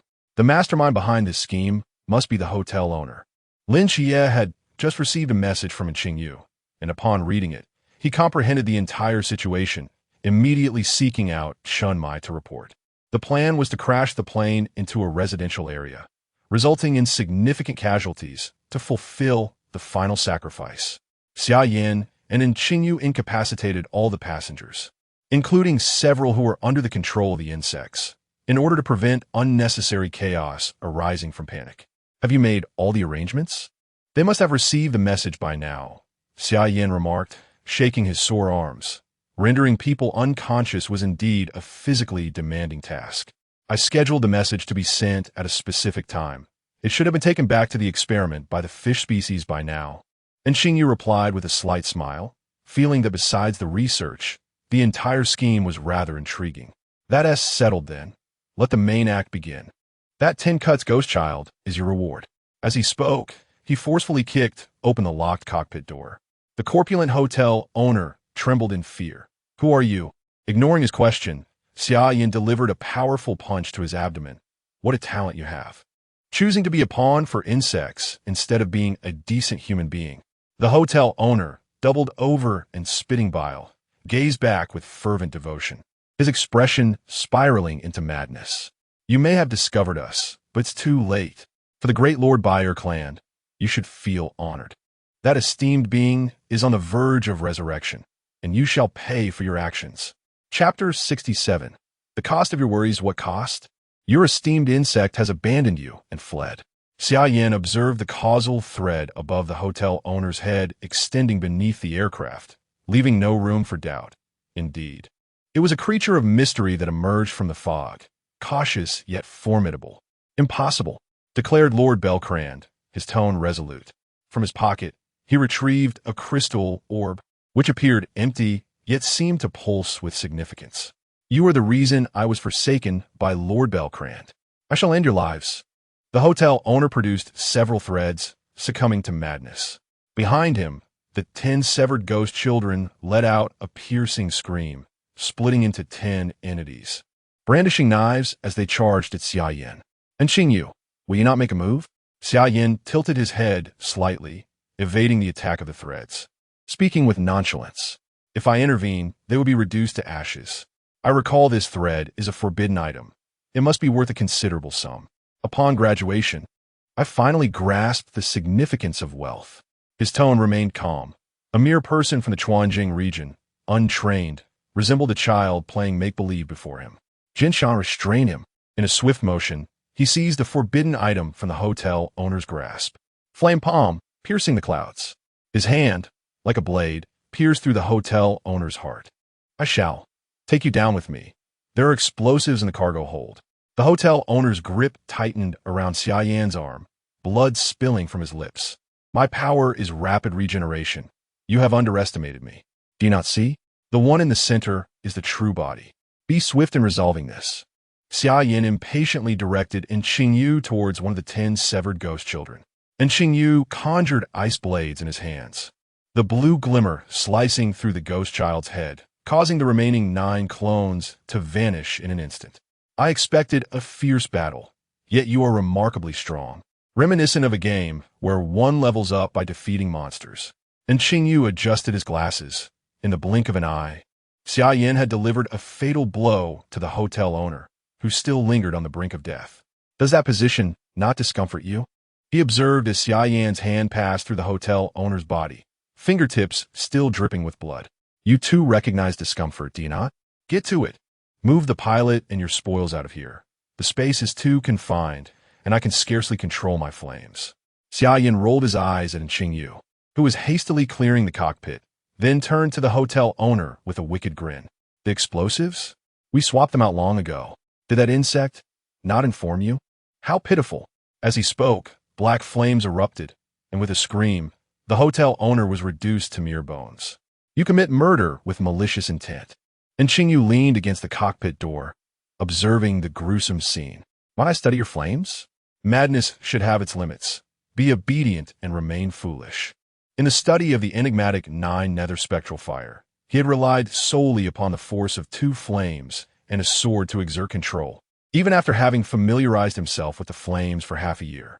The thought of entrusting it to Xingyu filled him with trepidation, fearing that one day he might find himself surrounded by a multitude of skeletal remains or reduced to mere keys. And Xingyu, however, remained unfazed, her mind racing with excitement as she recognized the increasing abundance of treasure she possessed. Approaching the pilot's seat, she furrowed her brow and remarked that the control mechanisms had been compromised, likely the handiwork of that insect manipulating the pilot. Judging by the flight path, it seemed to be heading towards the residential area. I can foresee the outcome. There's no need for concern. The rest can be left to the captain, and the plan will be deemed successful. That insect had attempted to eliminate them in this manner, yet likely underestimated Chun Mai's possession of Shiva's wrath, which could alter the course of events. All members of Team 136 watched the doomed aircraft plummet, their palms clammy with anxiety, for Xia Yan remained aboard that very plane. Chun Mai gazed at the aircraft hurtling towards the residential area, his eyes betraying a conflict of emotions. Before he sighed heavily, Shennong, provide me with the aircraft's identification number. Captain, why do you ask this all of a sudden? This is an order. Understood. The aircraft number is XXXXXXX. Mother, if you were to wield your power, could you avert the aircraft's crash? Lin Xie communicated discreetly with Nix. Hong Ying remained silent, flooring the accelerator as she raced towards the aircraft's impending descent, her crimson eyes revealing an inner turmoil. As a peculiar wave emanated from Chun Mai, the plane subtly altered its trajectory and landed smoothly in an unoccupied field nearby. However, he felt his own strength being rapidly siphoned away, leaving him pale and leaning against the wall. Damn it, I intended to await the aircraft's crash here, sacrificing them all to facilitate my ascension beyond the boundless realm. A young man, cradling a peculiar insect, glared furiously at the unfolding scene. Through mental manipulation, he had witnessed Xingyu covertly replacing the explosives and promptly decided to alter his strategy, planning to await the aircraft's arrival in the residential district. Although the explosives were no longer available, and Xingyu possessed the forbidden ruins, and with the hotel owner and that Shishigi child, perhaps they could even attract a night watcher, which would be the icing on the cake. The souls of those few individuals would be sufficient to compensate for the losses incurred from not demolishing the residential area with explosives. Yet, he could not have anticipated the turn of events that would transpire. The young man, clutching the insect, cast a glance towards the direction of the aircraft's descent before turning to flee, only to meet the gaze of a pair of slit pupils, his body swiftly petrifying. What do they want with that repulsive insect? The serpent woman scoffed, seizing the insect and vanishing into the depths of the residential area in a flurry of motion. The stone statue was crushed to dust by an unseen force, leaving no trace behind. I had it all figured out, didn't I? Look at your pathetic self, Xia Yan teased Xingyu. And Xingyu, pale and shaken, understood one thing. Witnessing the impending destruction of the aircraft was an entirely different matter. Who could remain composed in the face of potential death? Your teammates are on their way. I must take my leave. He was reluctant to delve further into the topic. Just moments ago, he had observed Xia Yan seated nonchalantly in the cockpit, gazing at the impending crash of the aircraft, a smile gracing his lips, reminiscent of a complete lunatic. Very well. I shall reach out when time permits. for I am now the sentinel of Songnan City, and there will certainly be many instances in the future when I may require your assistance." In a frantic haste, and Qingyu, upon hearing Xia Yan's words, stumbled momentarily and urged to inquire, "Assist with what?" racing through her mind as the gravity of life and death loomed. Considering the futility of confronting him, she quickened her pace substantially. Meanwhile, Xia Yan, awaiting beside the aircraft, witnessed a car hurtling towards him with remarkable speed, coming to a screeching halt right before him. Who might this be? If I were to take a step forward, would my physique not lend itself to a potential insurance scam? Before he could launch another jest, Hong Ying suddenly threw herself into his embrace, trembling uncontrollably, prompting Xia Yan to suppress his playful demeanor. "I apologize for causing you concern." Chapter 68. I saw my great-grandmother Xia Yan embraced Hong Ying, observing Lin Xie, Si Xiaonan, and Zhao Kongcheng disembark from the vehicle, their faces pale and unsteady. "You all are utterly useless. Are you already carsick? How can you even say that? The captain sent us to support you, and yet Hong Ying took off in such a jolt that the engine is smoking now." Zhao Kongcheng leaned against the car, retching. Fortunately, they had spent the entire afternoon in the residential area and hadn't eaten due to their mission. Otherwise, they would be in a far worse state. Merely dry heaving now. "Hong Ying, where are the captain and the others?" Xia Yan inquired, gently patting her back, signaling to the three onlookers behind them, who were watching with amused smiles. Coming to her senses, Hong Ying quickly pushed Xia Yan away. Her cheeks flushed as she lowered her head and said, "Captain, they are just behind us. They should be arriving shortly." "Red Yan, you must stop. The captain cannot endure that kind of strain." Wu Xiangnan shouted anxiously. All eyes turned to the distance, where they spotted Red Yan joyfully sprinting towards them, carrying Chun Mai. After using Shiva's lament, Chun Mai felt utterly drained, lacking even the strength to speak, and could only see Red Yan approach, tilting her head and winking at him. "This earth dragon, will it betray us?" Chun Mai, devoid of energy, could not resist, resigning himself to close his eyes. Red Yan sensed that these individuals not only offered her delightful treats, but also bore no malice towards her. Observing Chun Mai's frail state, she thought he would be very pleased to meet them. As Chun Mai was hoisted onto her shoulder, he felt the jarring motion and his vision blurred, catching sight of his great-grandmother waving at him from a distance. Soon, everyone arrived and encircled Chun Mai, noticing his labored breathing. "Captain, are you all right? I saw my great-grandmother waving at me," he murmured before fainting. Xia Yan looked at Red Yan, her expression a mix of exasperation and amusement, as the two innocent big eyes blinked up at her, seemingly seeking praise. Sighing as he gazed down at the unconscious Chun Mai, he thought, "What fault lies with a helpful dragon? It is merely the captain's frailty to blame." Xia Yan felt a tinge of helplessness.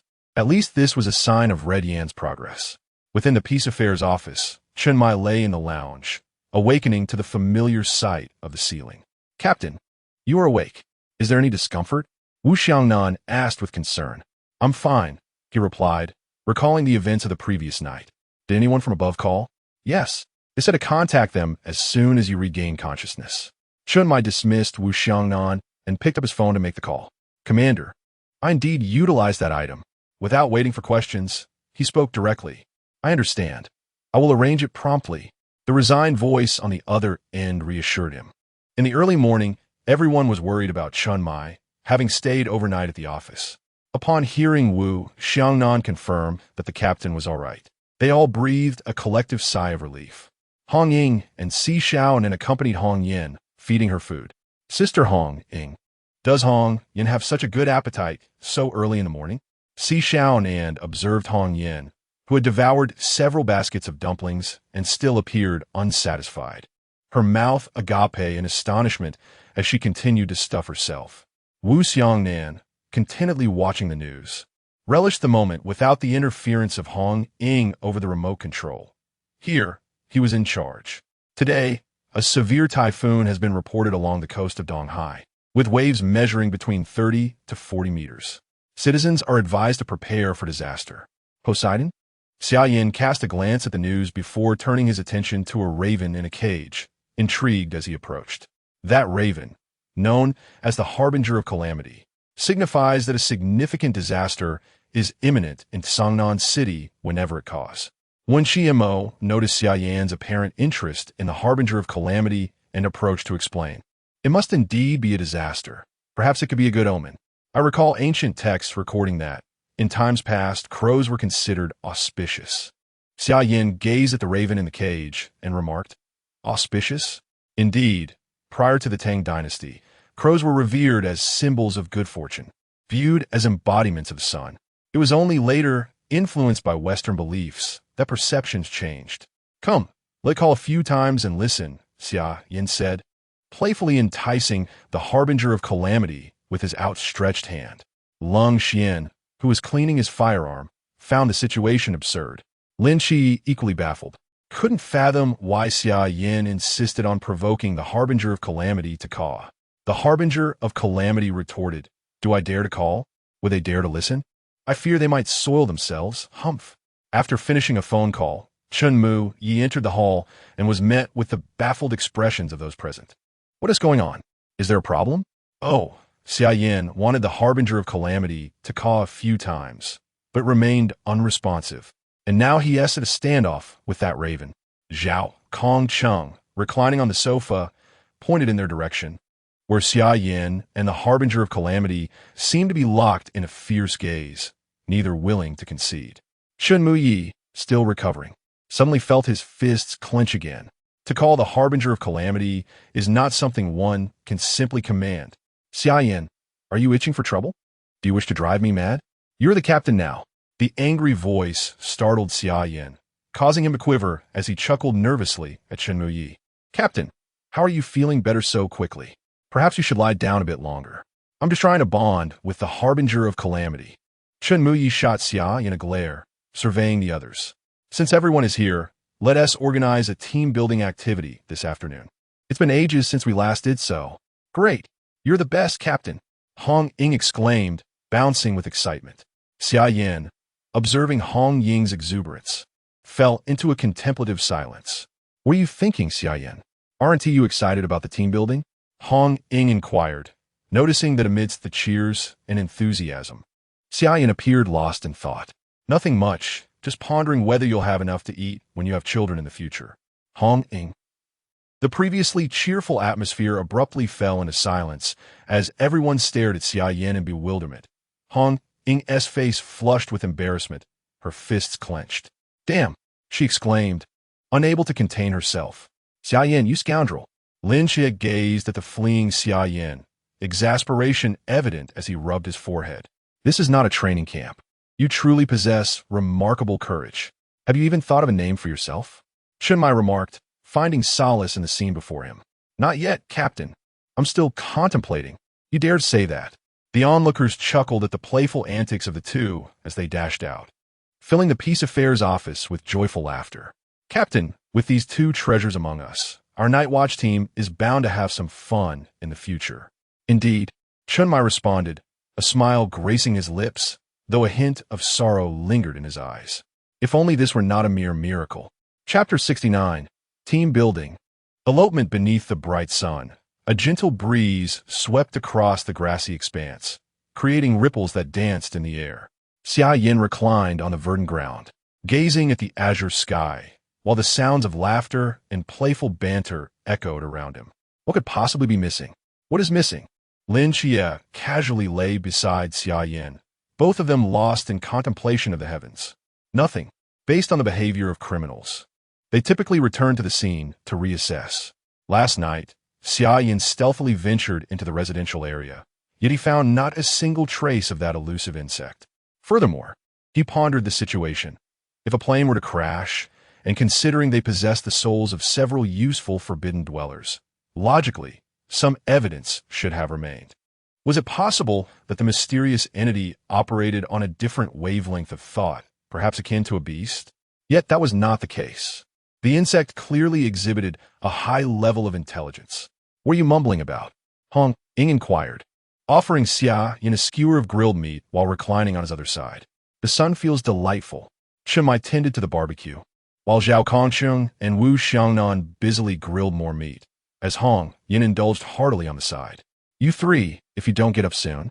Huang Yan will devour all the barbecue. Chun Mai remarked with a slight smile, extending another skewer to Huang Yan. He had come to accept this fiery dragon of the Inferno pulse. Aside from being a bit simple-minded, it harbored no ill intentions. "Here I come, Captain," Xia Yan exclaimed, springing up with the agility of a fish leaping from water as he noticed Hong Ying reaching out for assistance. Without hesitation, he pulled her up, while Lin Chia mimicked him, extending his hand. "Do it yourself," he scoffed at Lin Chia, striding towards Chun Mai. "TSK, forsaking brotherhood for the sake of beauty.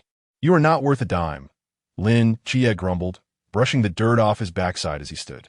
"Captain, where are the other three?" Chiamo and Xiao Nan went to buy water. "You know how cold Xian is, hiding around the corner taking photographs," Xia Yan replied, eyeing the ravenous Hong Yin and snatching a skewer from her grasp. "Ah." Hong Yin gazed at him with an expression of feigned grievance. That was undoubtedly her barbecue. Becoming increasingly humanized, and it has only been a few days, Xia Yan nodded in satisfaction. "Is there a green variant of the ghost flower?" Xiao Nan's voice piqued the interest of Xia Yan and the other team members. "There are many colors of the ghost flower. Red symbolizes passionate love and endless longing. Blue represents gentleness and tranquility, while green signifies the cycle of life." "Old Doc Xiangnan, do we really need you to say that?" "Humph." Hong Ying turned away, dismissing Wu Xiangnan, pouting as she looked at Xia Yan. "Xia Yan, what other colors did he fail to mention? Please elaborate."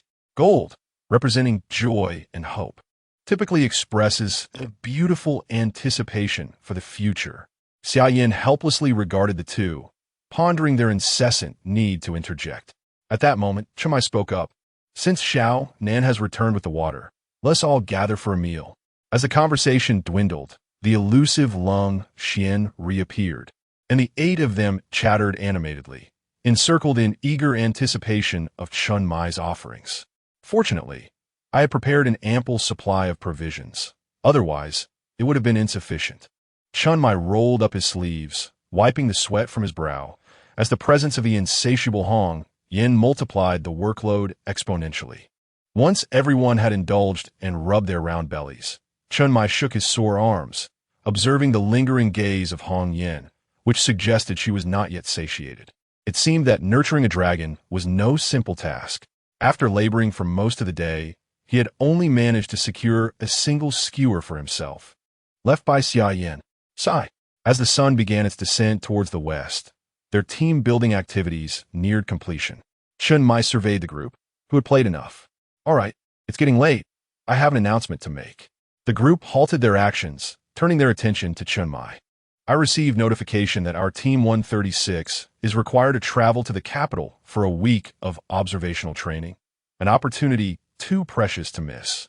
After the team building concludes, please gather your belongings. I've already booked your flights. We're leaving? What if something mysterious happens here?"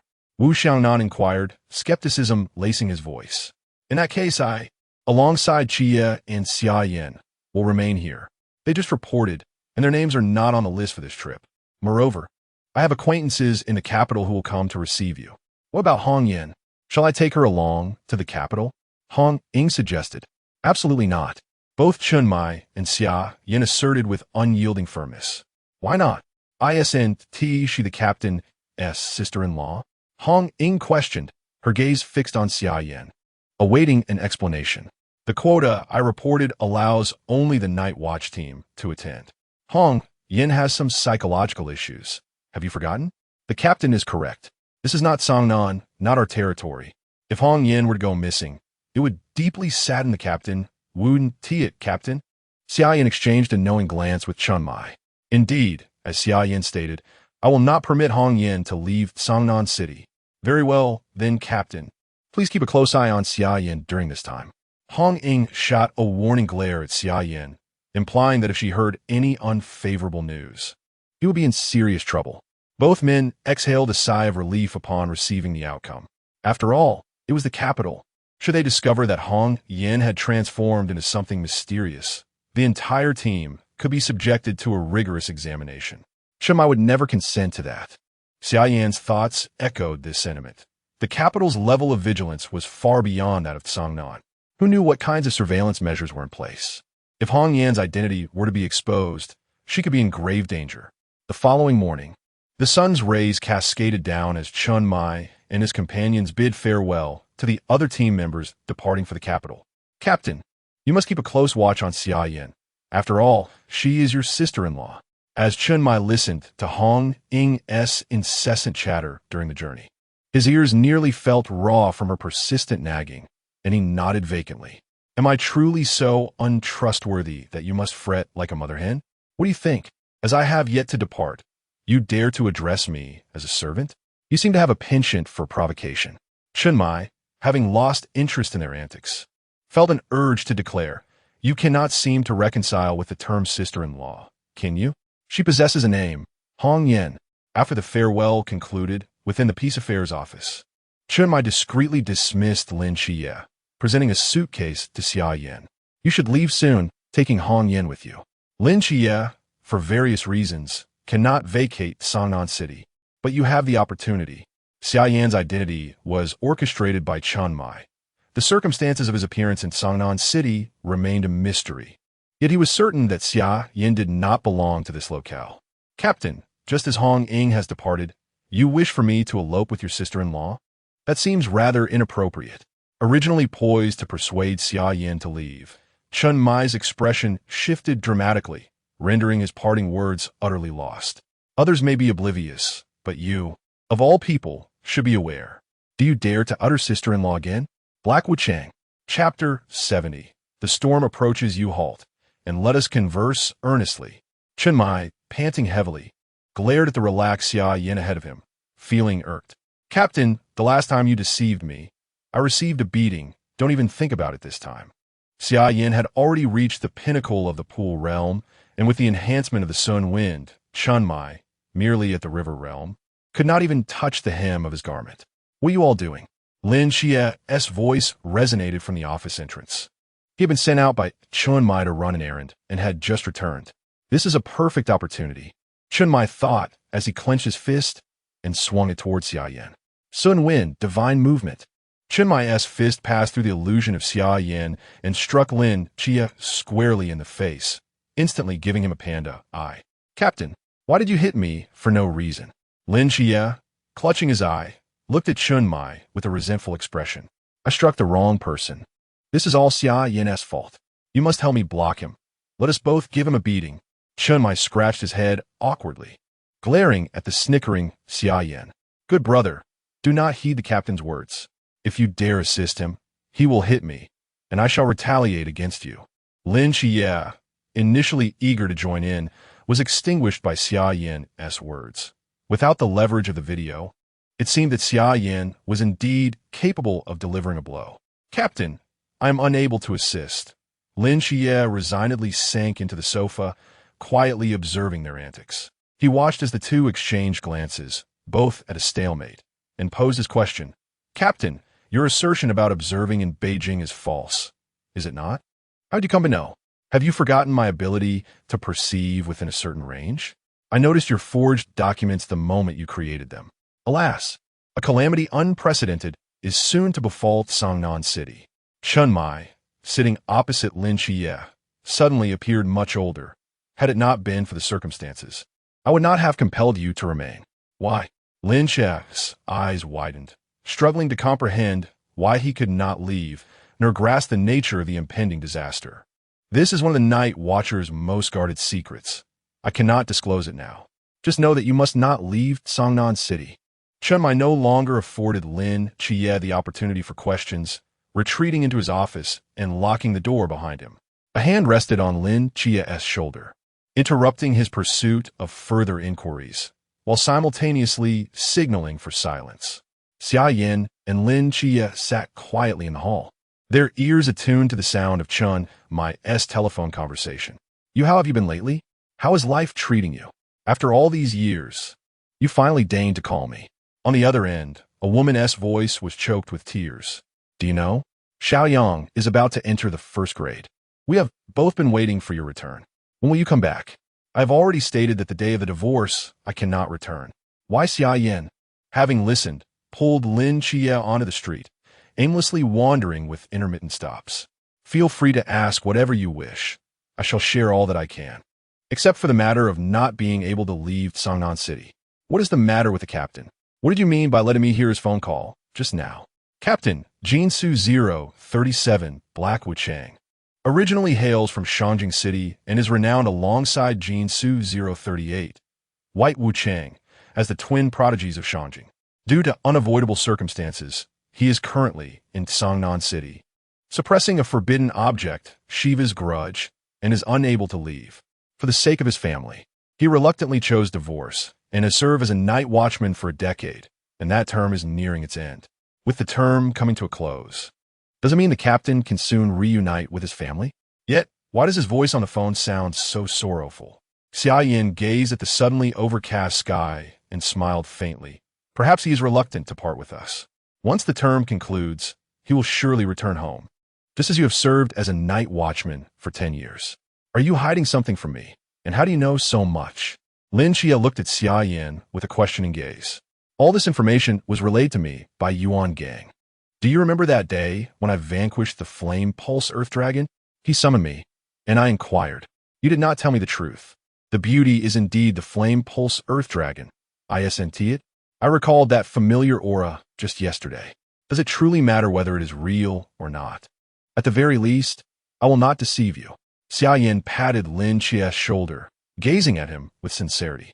Lin Xia was momentarily taken aback and then smiled, stating, sometimes the distinction between truth and falsehood is indeed insignificant for us. What is Shiva's grudge? And what about the scars on a vice captain's hands? Shouldn't I have a right to know? Shiva's grudge is a forbidden object of extinction level, classified as sequence 008. It appears as a parchment made of sheepskin. As long as the corresponding price is paid and a name is inscribed upon it, it can obliterate even the entirety of the great Xia. Lin Xia's pupils constricted as he recalled the incident with the aircraft that night and the eerie aura emanating from Chunmai. Was a disaster that night the cause of all this? Xia Yan nodded and proceeded to answer Lin Xia's second question. The vice captain, Wu Xiangnan, is classified as Jin Su 233 Rebirth. He was formerly the vice captain of the 5th Special Team, Blue Rain, known as the Immortal Swordsman. During a mission to hunt the Yamata no Orochi, he inadvertently entered Takamagara and was wounded by the heavenly sword of Susanoo. All his teammates perished, leaving him as the sole survivor. The scar on his hand was inflicted by the heavenly sword, which is said to possess eternal attributes, even after numerous rebirths. The vice captain has been unable to erase it. Lin Xia felt his head spinning, as these revelations were beyond his current understanding. It was all either divine or catastrophic forbidden objects, none of which seemed to connect with humanity. All right, it's beginning to rain. We should head back. Tomorrow, we have guests coming over. After all, we, at the very least, must fulfill our duties as local hosts. Guests? What guests? Lin Xia followed behind Xia Yan, as a carriage appeared before them, pulled by a young boy who looked at the two. You must be Xia Yan and Lin Xia, right? The scholar requests your presence inside. What for? To drink tea? I am quite busy at the moment. Summer, Yin casually remarked, turning away from the carriage and walking off without a backward glance. Lin Xia, initially taken aback by the human's masterful demeanor, felt a wave of anxiety wash over him as he noted Summer Yan's indifferent tone. Should I enter or not? Two miniature versions of Lin Xia began to bicker within his mind. Forget it. If death awaits, then so be it. I shan't go in, he resolved resolutely. Master, I shall go see him. I will return for tea when time permits. With that, he followed in Summer Yan's footsteps, departing from the scene. Meanwhile, the master seated in the carriage, along with the young driver, experienced a mental lapse, astonished that someone would decline their invitation. Not once, but twice. Master, should we pursue them? The young boy asked uncertainly. Master, Chapter 71.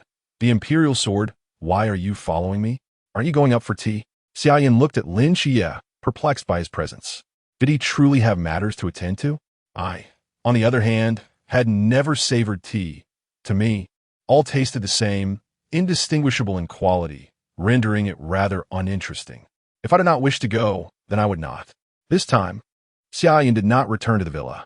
He remained in the office's lobby, seated on the sofa, eyes closed as he entered his dreamscape. Teacher, the yellow emperor stood upon an endless expanse of grass, a gentle breeze rustling his robes. You have arrived. Time is of the essence. I shall teach you the fifth form, the imperial sword. A glimmer of anticipation flickered in Xia Yan's eyes. Ever since he had mastered the first four forms, the emperor had urged him to comprehend the essence of the sword. However, his progress had been hindered by the need to suppress the 9 nether ghost fire and the study of the innate 8 trigrams. You are currently unable to summon the Xia Yan sword. I advise you to meditate on it. Remember this. Your current strength is insufficient to wield both powers simultaneously. The clash of such formidable forces could shatter your soul. Heed my teachings. Xia Yan clasped his hands in reverence, listening intently. The emperor fights to protect the world, sacrificing oneself for the kin, embodying righteousness. You have traversed this path, remaining true to your original intentions, diligently safeguarding those around you, even the innocent whom you have only briefly encountered. You are now deemed worthy. By offering your blood to Xia Yan, you awaken your own bloodline. This technique, though devoid of lethality, significantly enhances the wielder's mental fortitude, speed, and offensive power, granting the bearer the might to rival 1,000 armies. As the bloodline awakened, the magnitude of your enhancement would grow ever stronger, enabling one to stand against legions. Lin Xie observed Xia Yan, who sat silently on the sofa, his heart akin to the rain outside, each drop resonating upon the ground, filled with anxiety as he awaited the arrival of the next day. The following day, dark clouds loomed like a weighty burden, obscuring the line between night and dawn, pressing down upon the cities along the eastern coast and weighing heavily upon every heart. Stifling breath, the sea surged violently, its waters crashing against the shoreline like a ferocious beast, conjuring towering waves exceeding 40 meters, as if a predator were poised to devour.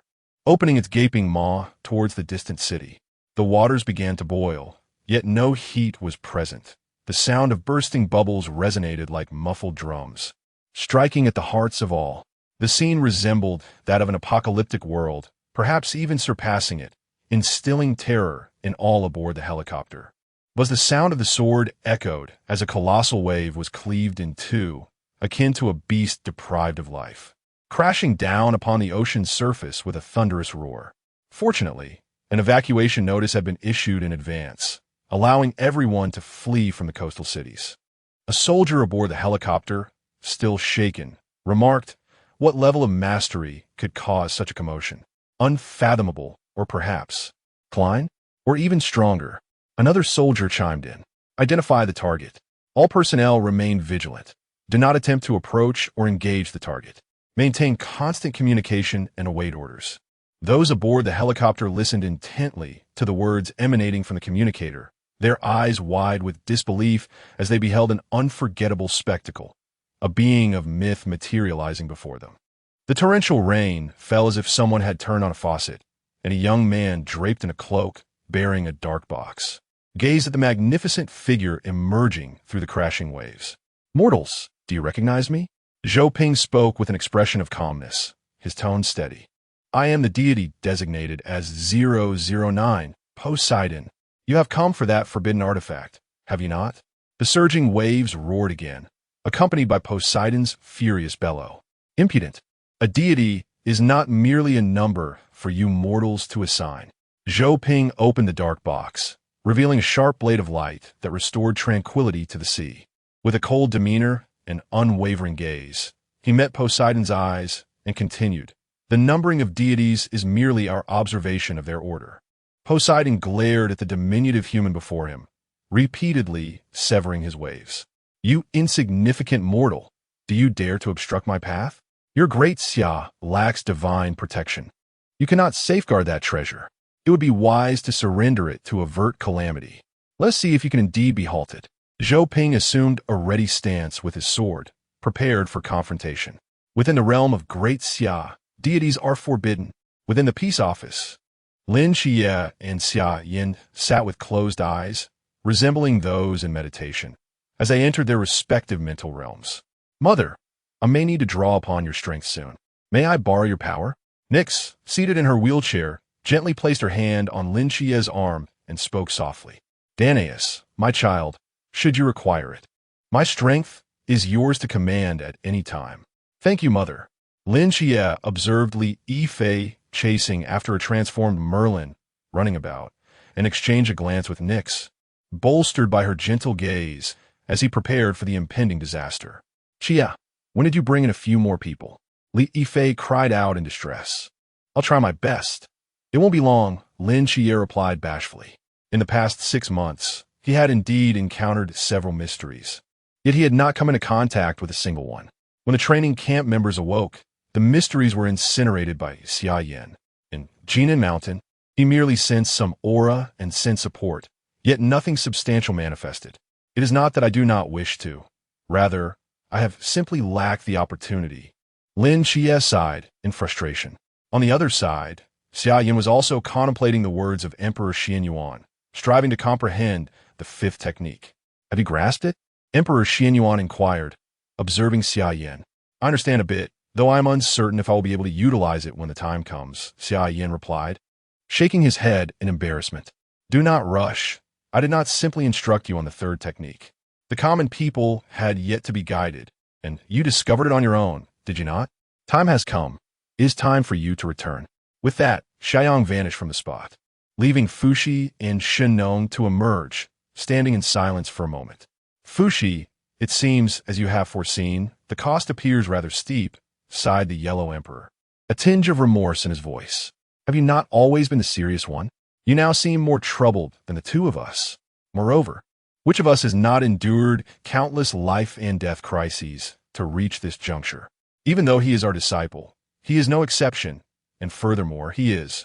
At that moment, Shennong and Lin Xia simultaneously opened their eyes, witnessing the torrential rain outside, when suddenly, the heart-wrenching cries of the Calamity Crow echoed through the air. Caw, caw. Chapter 72. The Divine War commences gently. Take a sip of water before calling. You are quite dedicated, remarked Xia Yan as he handed a cup of water to the Raven of Calamity. The Raven of Calamity responded, You are rather kind. Even at this moment, you still have the leisure to play. Lin Xia frowned, casting a disapproving glance at Xia Yan, who was tending to the Raven, his irritation mounting. Chun Mai hurriedly emerged from his office, having locked himself inside the previous night. Captain, it's time to get to work. If you don't come out soon, I shall force the door open. Chun Mai nodded, recognizing the urgency of the situation. Survival came first, and there was no need for bravado. With that, he slung a black box over his shoulder and exited. Red Yin, let me treat you to something delicious. Xia Yan waved his hand, glancing at the obediently seated Red Yin. Oh, upon hearing of the promised delicacies, Red Yin instantly brightened. The trio, accompanied by a dragon, traversed the street, observing the hundreds of frost giants in the distance, with a portal continually spewing forth more of them, all possessing formidable strength, charging toward them. Captain, let's get started, Xia Yan declared with gravity, holding aloft a sign of the boundless void as he strode forward, with Red Yin closely trailing behind. Xia, go set up the sign over there. Leave this side to me. Understood, Captain. Captain, I've reached the designated point, Chun Mai reported through his earpiece, activating the boundless void. The barrier rapidly unfolded as he drew the star blade, the cold wind rustling his garments, raindrops cascading down the blade's edge. In the land of the great Xia, the divine are forbidden.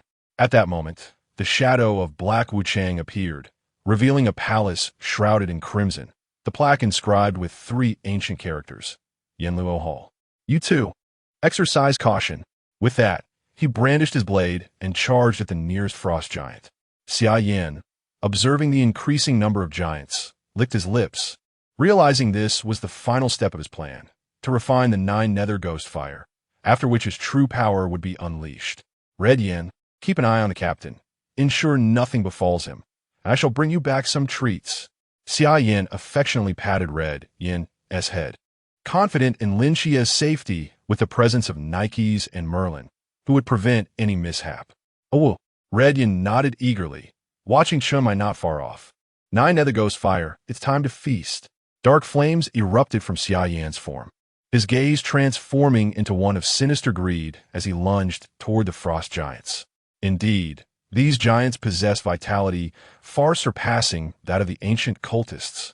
After slaying 2 giants, Lin Xie joined Chun Mai, both aghast as they beheld the seemingly frenzied Xia Yan, whose laughter, filled with malice, echoed through the air. Xia, what is happening to Xia Yan? Has he succumbed to madness? Chun Mai observed as every frost giant in Xia Yan's wake was engulfed in immense black flames, swiftly reduced to a sea of white bones, sending shivers down his spine. This is bad. Xia Yan is charging toward the portal. Has he lost his mind? The 2 individuals exchanged no words as they swiftly ran towards the direction of Xia Yan, intent on intercepting him. Unbeknownst to them, the circumstances behind them were dire. Captain Shun, the path ahead is restricted, and Xingyu declared, gripping her icy blade firmly, positioning herself in front of Chun Mai. Who are you? And why do you impede my way? Step aside if you wish to live. Chun Mai shouted, his voice laced with fury. Have you not been searching for me all along? And Xingyu adjusted her spectacles, gazing at the enraged Chun Mai. Are you a thief of secrets? Are you affiliated with the ancient god sect? Chun Mai's eyes glinted with murderous intent as he scrutinized Xingyu. Over the past year, he had pilfered numerous mysterious corpses, always in pursuit of her.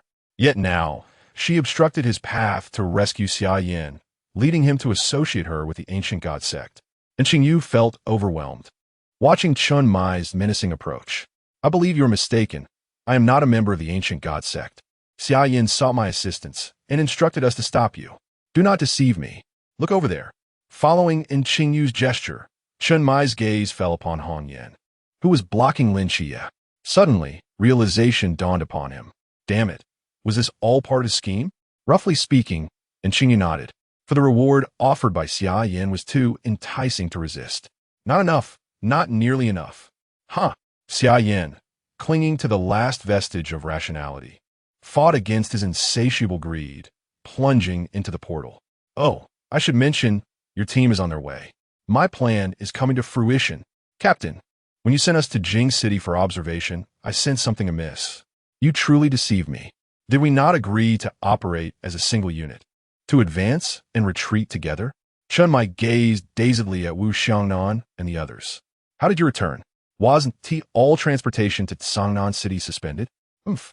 If it weren't for the transportation halt, I would still be in the dark, Hong Ying replied, puffing her cheeks in feigned defiance.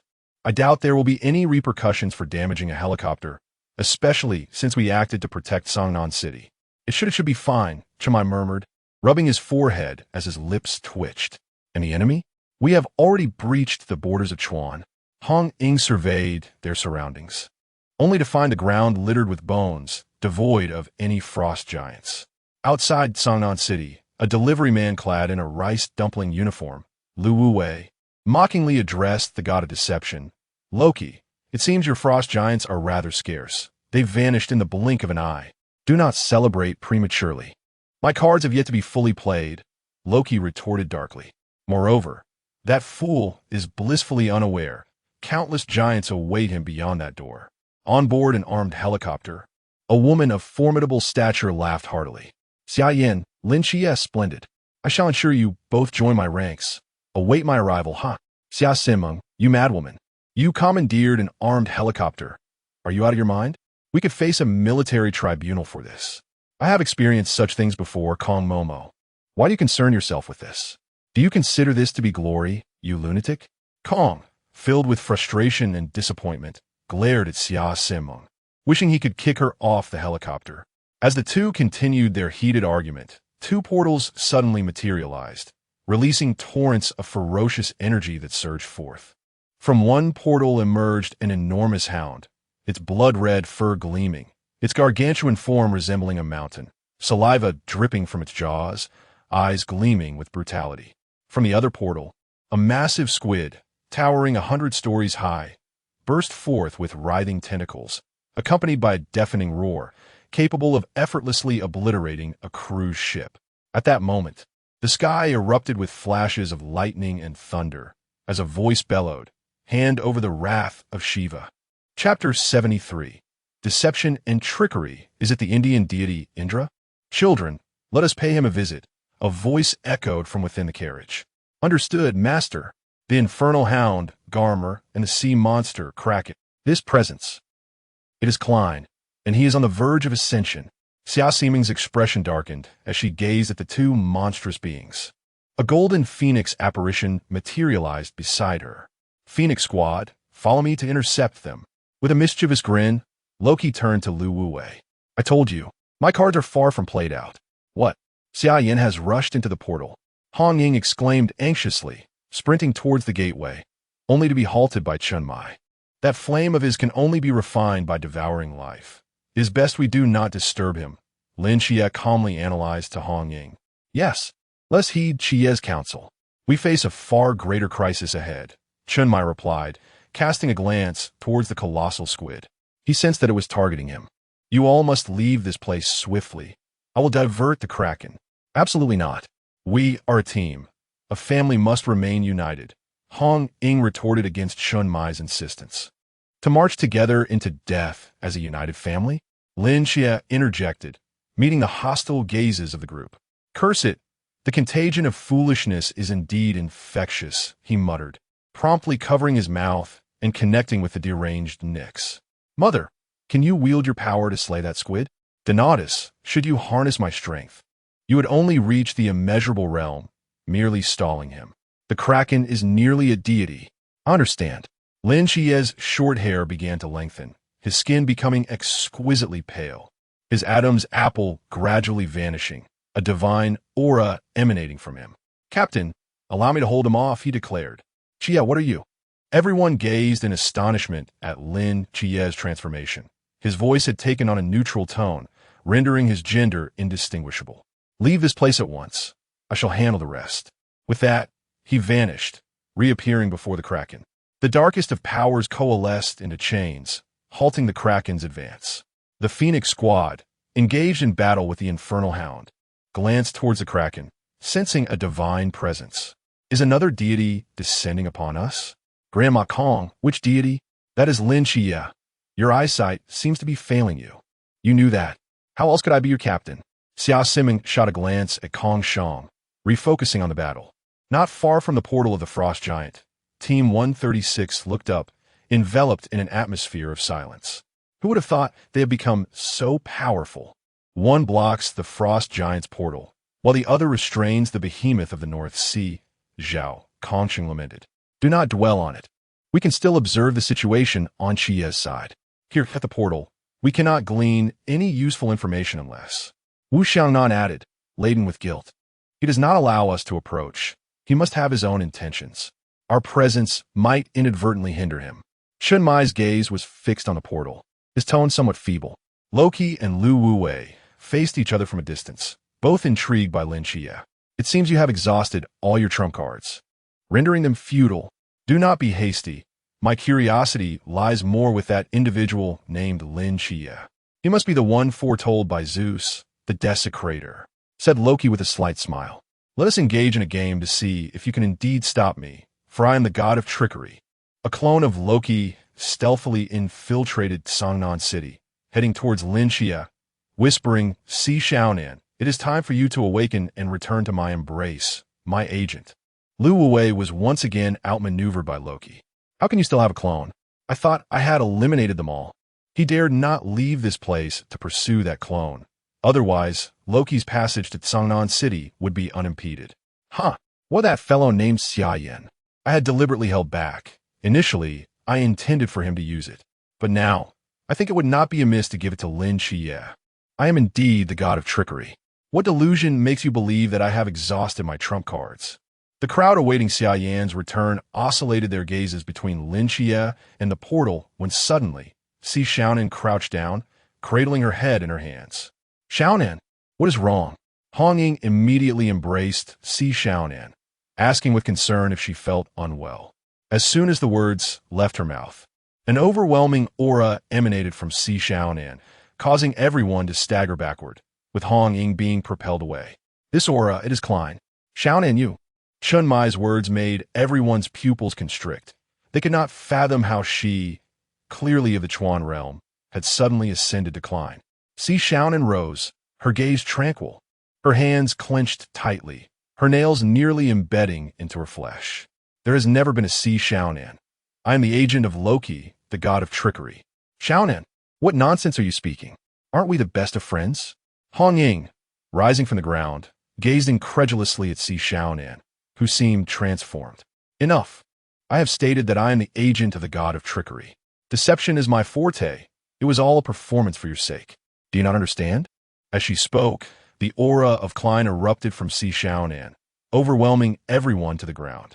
My purpose here is to enact the wrath of Shiva. Xia Yan was merely a fictitious persona. Xia Yan produced a weathered piece of parchment from the hall of Yama, a wave of destructive energy emanating from it. Meanwhile, the buildings of Songnan City began to disintegrate into shimmering particles, gradually falling into ruin. Xia Yan, why have you come here? Lin Xie, restraining the kraken, looked at Xia Yan in confusion. The captain and the others have been injured. The god of trickery Loki has infiltrated. We must go help. What? What shall we do here? Without my restraint, what will become of the people in Songnan City? And the special squad is still engaged in battle against the Hellhounds. Do not concern yourself with them. They lack a captain and are of little importance. Do you truly intend to abandon them to their fate? Xia Yan's tone was urgent as she grasped Lin Xie's arm and urged him forward. After a brief distance, Lin Xie abruptly halted. No, you are not Xia Yan. You seek to deceive me into leaving Songnan City. Who are you truly? Have you uncovered my identity? I am intrigued by how swiftly you reacted. Xia Yan's visage began to contort, morphing into that of a Western man. He could never utter such words as to forsake others. You are indeed the god of trickery. Loki, clap, clap, clap. Loki applauded mockingly, replying, Indeed, your deduction is astute, yet have you not realized that you have already exited the confines of Songnan City? Deception is but one of my many talents. Chun Mai observed as his own form began to dissipate gradually, and he sighed, a hint of acceptance gracing his smile. Even miracles must eventually fade, as he caught sight of the terrified and bewildered expressions of those around him. He had intended to offer an explanation when a thunderous roar interrupted him. The five-clawed golden dragon burst forth from the portal, its triumphant roar echoing throughout Songnan City, seemingly proclaiming to all the return of the sovereign. Chapter 74. The holy arrival. Xia Yan, perched atop a mountain of bones, inquired with a hint of curiosity. I have long wished to ask you, do you not claim to devour all things? Why then do you leave behind so many skeletal remains? What? Does this lend an air of sophistication? A being of flame, such as yourself, entangled in such convolutions. The thoroughly refined Jiu Guahua was now entirely under his command. To his surprise, this flame retained a flicker of sentience. Scanning his surroundings, he noticed that every frost giant who met his gaze quivered and instinctively recoiled. They could not fathom the madness that drove someone to enter the portal and commence a slaughter. One touch of that flame would instantly reduce them to mere bones, accompanied by chilling cries that paralyzed them with terror. The Xianyuan sword awaits me at the entrance. I shall return to entertain you another time, if you have no objections.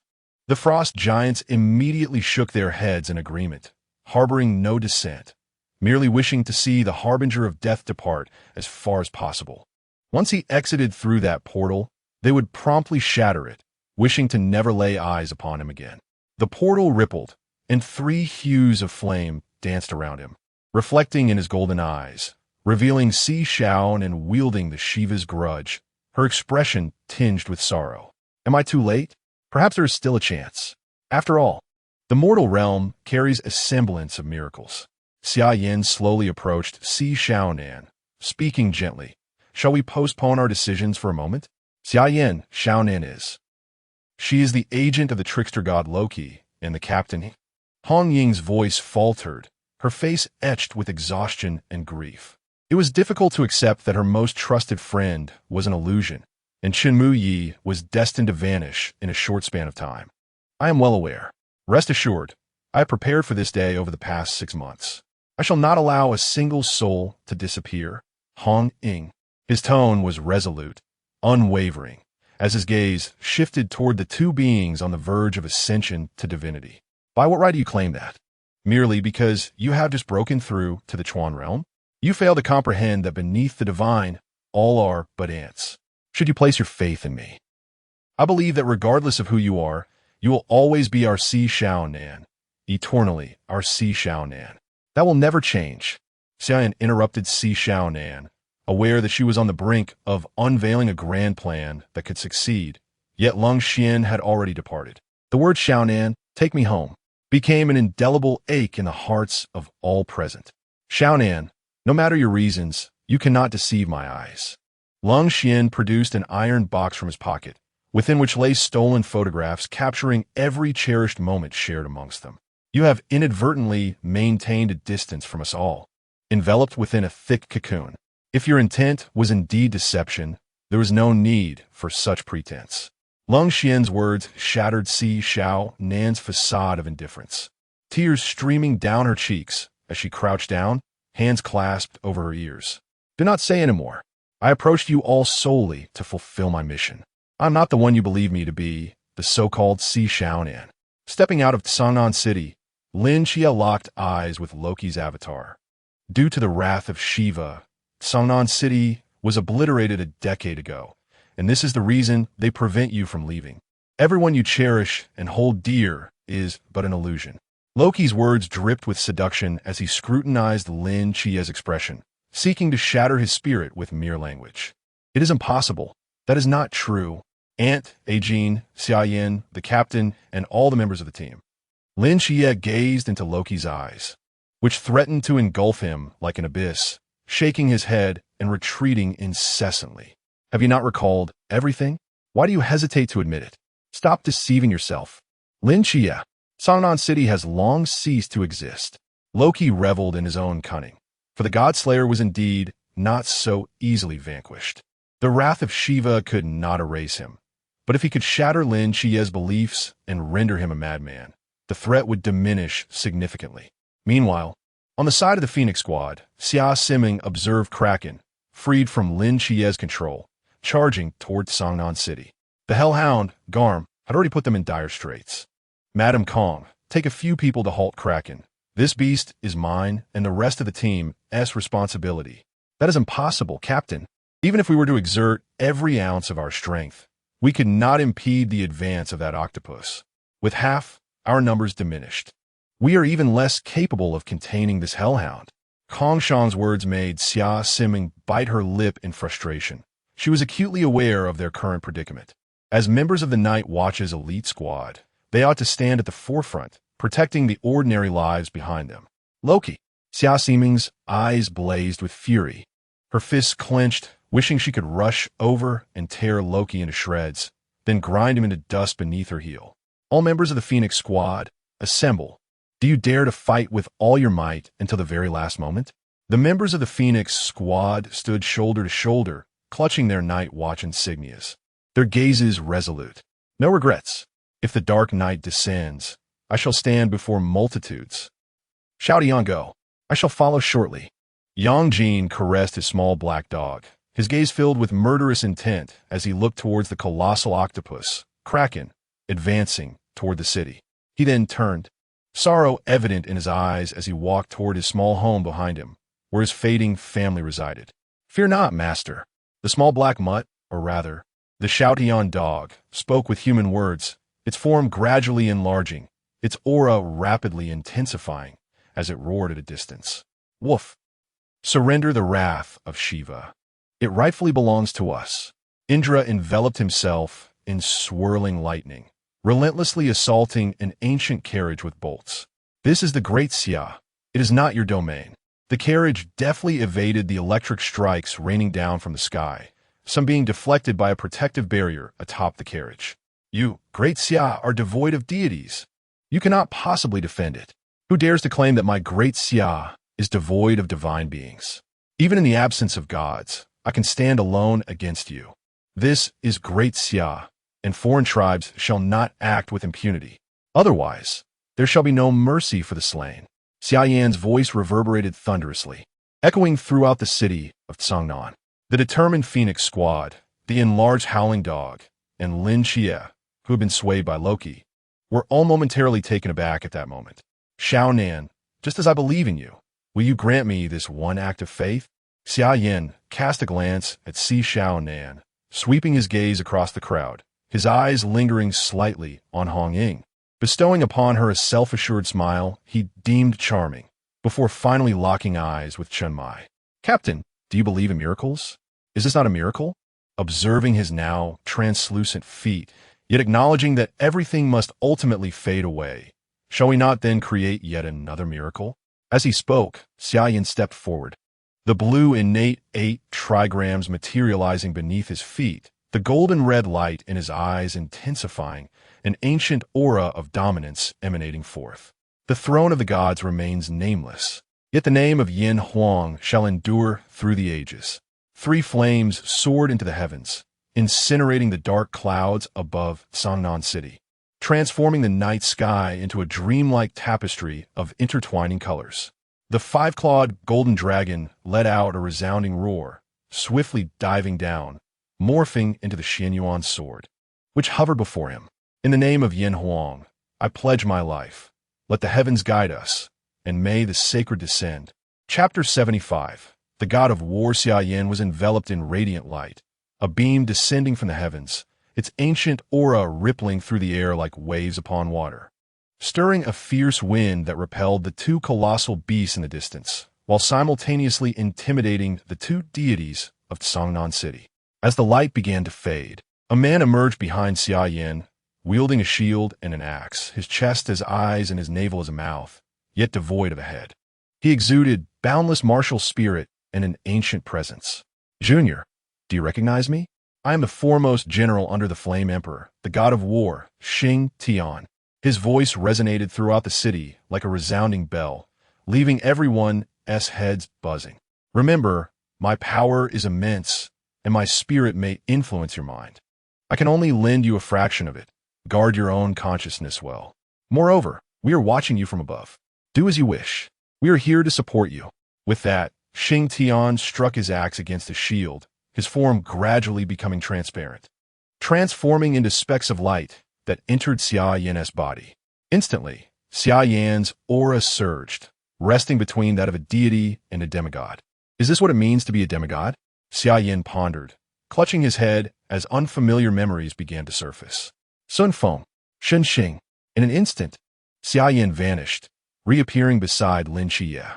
The golden blade swept through the air, and Loki's avatar offered no resistance, dissipating like a bubble. "Xia Yan, none of this is real, is it?"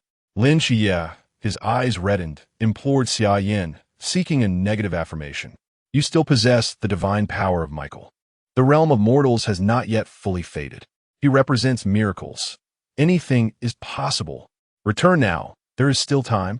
"Xia Yan, Xia Yan abruptly grasped Lin Xie's collar, interrupting his words with a roar. "Do you not remember what you said yesterday? Trust me, my good brother. It is not too late. Leave the rest to me." Lin Xie gazed into Xia Yan's sincere eyes, retracting all doubts as he nodded, his expression resolute regardless of the outcome. "I believe in you," he declared, extending his fist towards Xia Yan. Their fists collided, and Xia Yan smiled at Lin Xie. "Then let this be a relay. I will handle this." Lin Xie swiftly vanished, appearing before Chen Mai, observing the half-dissolved figure. "Captain, we will save you. Neither of us will give up." His tone unwavering, he closed his eyes, channeling the remnants of Michael's divine power within him. His body radiated a golden glow, and as the golden beam pierced through him, his gradually vanishing form seemed to be placed on pause under its illumination. "Xia Yan, I can hold on for half an hour at most. The rest is up to you." Hearing Lin Xie's voice from afar, Xia Yan replied, "You won't need that long. Maintain your miracle."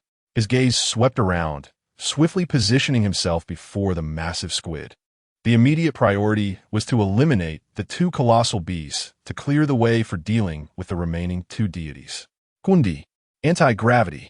The Kraken's body lightened rapidly. Xia Yan delivered a powerful kick, propelling him like a cannonball towards the nearby hellhound. The 2 monstrous entities collided with a resounding thud. Xingyuan's sword ignite. The blade ignited in black flames. Sun and Moon, the sword light, vast and overwhelming, coalesced into a colossal sword, cleaving through the heavens and descending with ferocity. Instantly, the hellhound and the Kraken were severed in 2, engulfed in black flames. Duize, devour the soul. Verdant vitality surged through the black flames, swiftly converging upon the palm of Xia Yan. Within mere breaths, the two titanic beasts were reduced to mere bones, leaving the onlookers in sheer astonishment, witnessing the unbelievable spectacle in an instant. "Are you Xia Yan?" Xia Siming gazed at the youth who had suddenly appeared before her, brimming with indomitable fighting spirit and an aura of unmatched power. The Night Watchman of Team 136, Xia Yan. Within the Great Xia, divine beings are forbidden to act. Violators shall be met with merciless execution. Her tone was calm, yet imbued with a solemn killing intent as she cast her gaze towards Indra in the distance. "Kong Mama, retreat and research how to sustain severe injuries without being left disabled." Kong's expression twisted in exasperation. "You mad woman, is this the time for such talk?" Indra's gaze met Xia Yan's, filled with the look of one observing an inanimate object, a mere mortal seeking death. He exclaimed, instantly enraged, unleashing a torrent of lightning towards Xia Yan. "Be careful," the coachman inside the carriage warned, caught in a trance. His heart was skilled in defense, but lacked the ability to counter the divine assault. "With my sword, I shall invoke the command of the divine," Xia Yan proclaimed, "for the sake of all beings." Gripping his sword with both hands, he exerted force through his feet and leaped high into the air. The golden blade clashed against the violet lightning, and both forces were sent reeling backward. "Loki, why do you not intervene?" Indra was momentarily shaken by the earlier strike. Though not yet a deity, he was engaged in a battle of equal might. Loki's face darkened, unprepared for such a turn of events. The half-formed deity emanated an ancient yet fervent battle spirit that made Loki uneasy. Yggdrasil, a giant serpent, appeared behind him, its breath already divine, lunging towards Lu Wuwei. Seizing the opportunity, he dashed towards Lin Xie. As the god of trickery, combat was not his forte. Identifying the opponent's weaknesses and employing strategy to ensnare them was the most favorable outcome for him. Lin Xie's eyes glimmered with a golden light. The moment Loki stepped into Sangnan City, his mortal realm sensed it. "Lord Merlin, lend me your power." "Dana Dus, you are currently wielding the strength of other deities. If you attempt to use another power simultaneously, your body and soul may." "Mother, Xia Yan is still in battle. I could do it too." Lin Xie's hair turned white, and magical sigils appeared on his body, causing him and Chun Mai to vanish from their location in an instant, leaving Loki grasping at thin air. "Loki, you seek death." Loki's actions had incensed Xia Yan to the core. Already influenced by Xing Tian's spirit, an overwhelming fury surged within him, causing his blood to seem to boil at that moment. The Xianyuan sword emitted a series of resonant sounds akin to the rhythm of his heartbeat. "In my name, stained with blood, I vow to guard the realm with this sword." As his palm glided across the blade, crimson blood flowed forth, swiftly absorbed by the Xianyuan sword.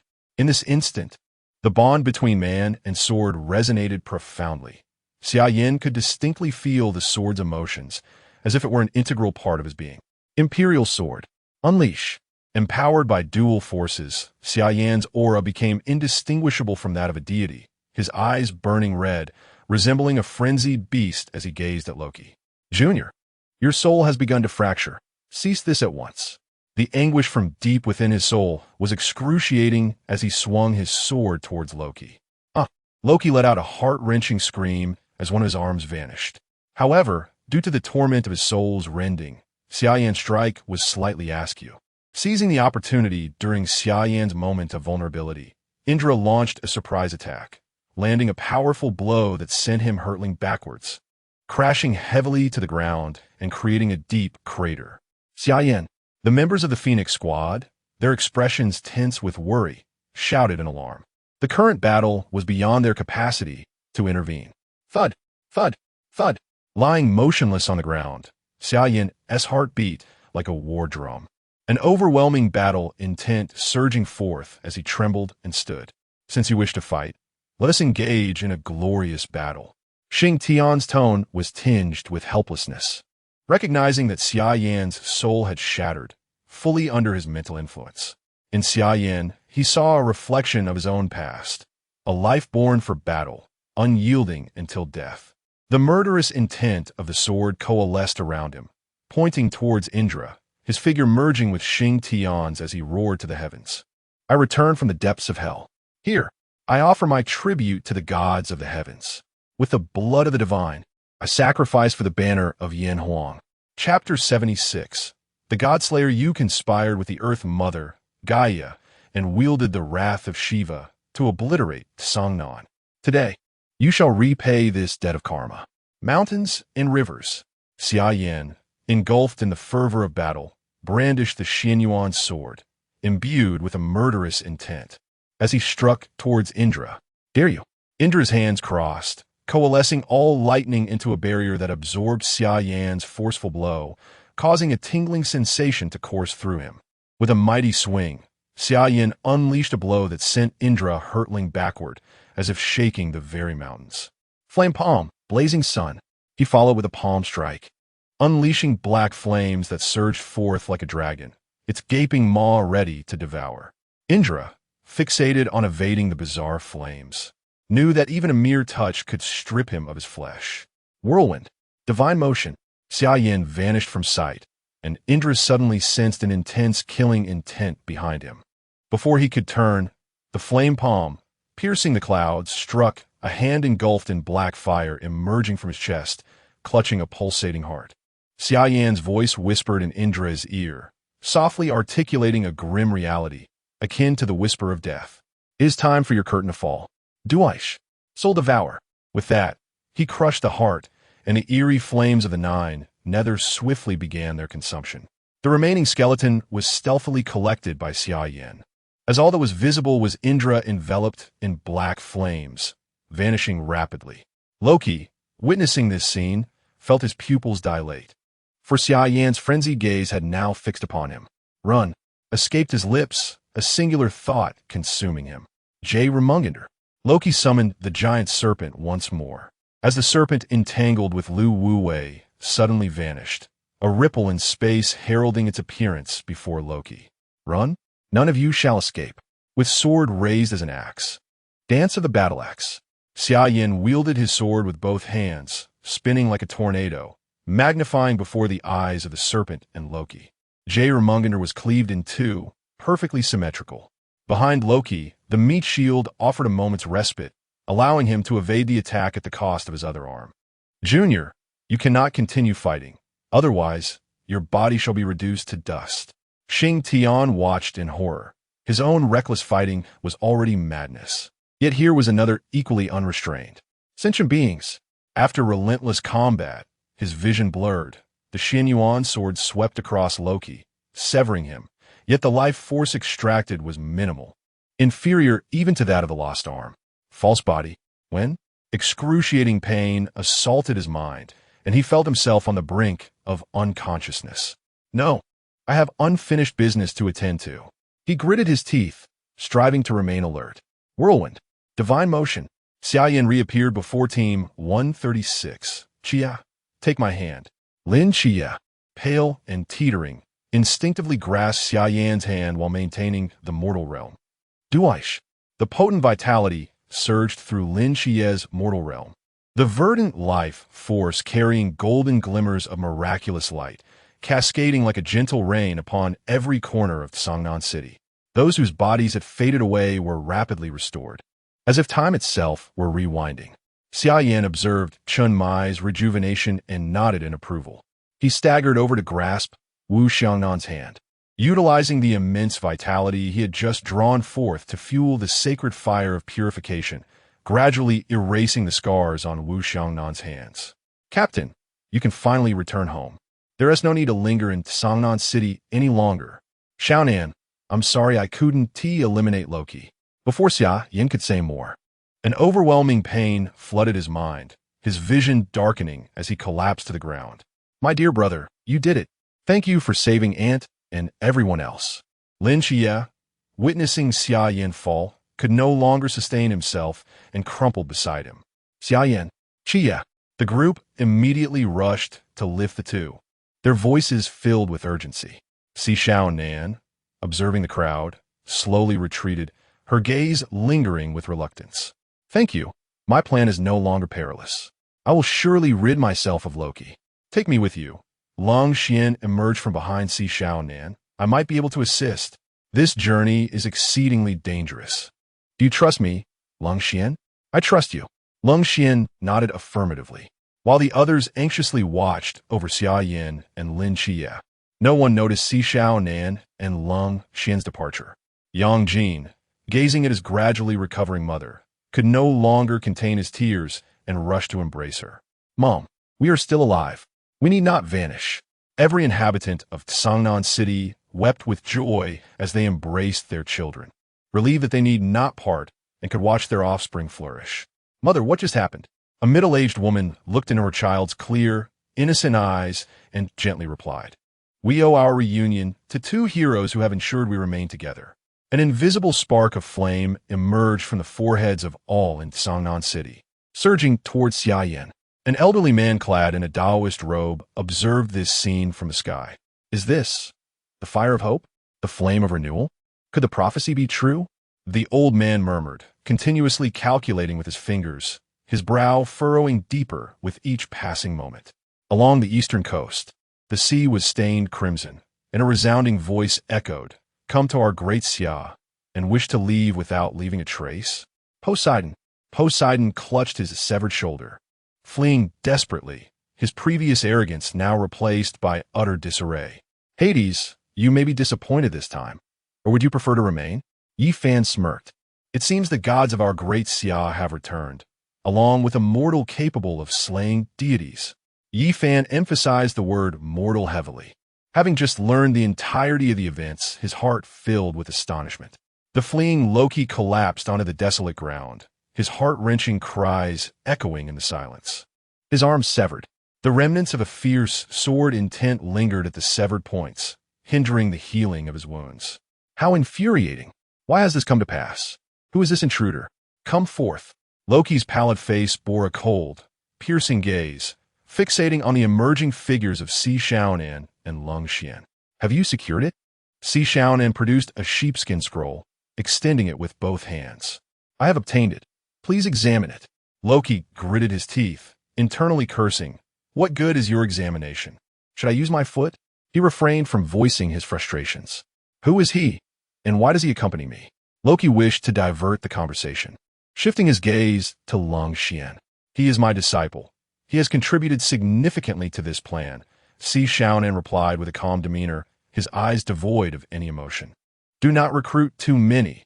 It may jeopardize our scheme. Come here. Loki intended to beckon for assistance, but hesitated, his gaze lingering on his bare upper body.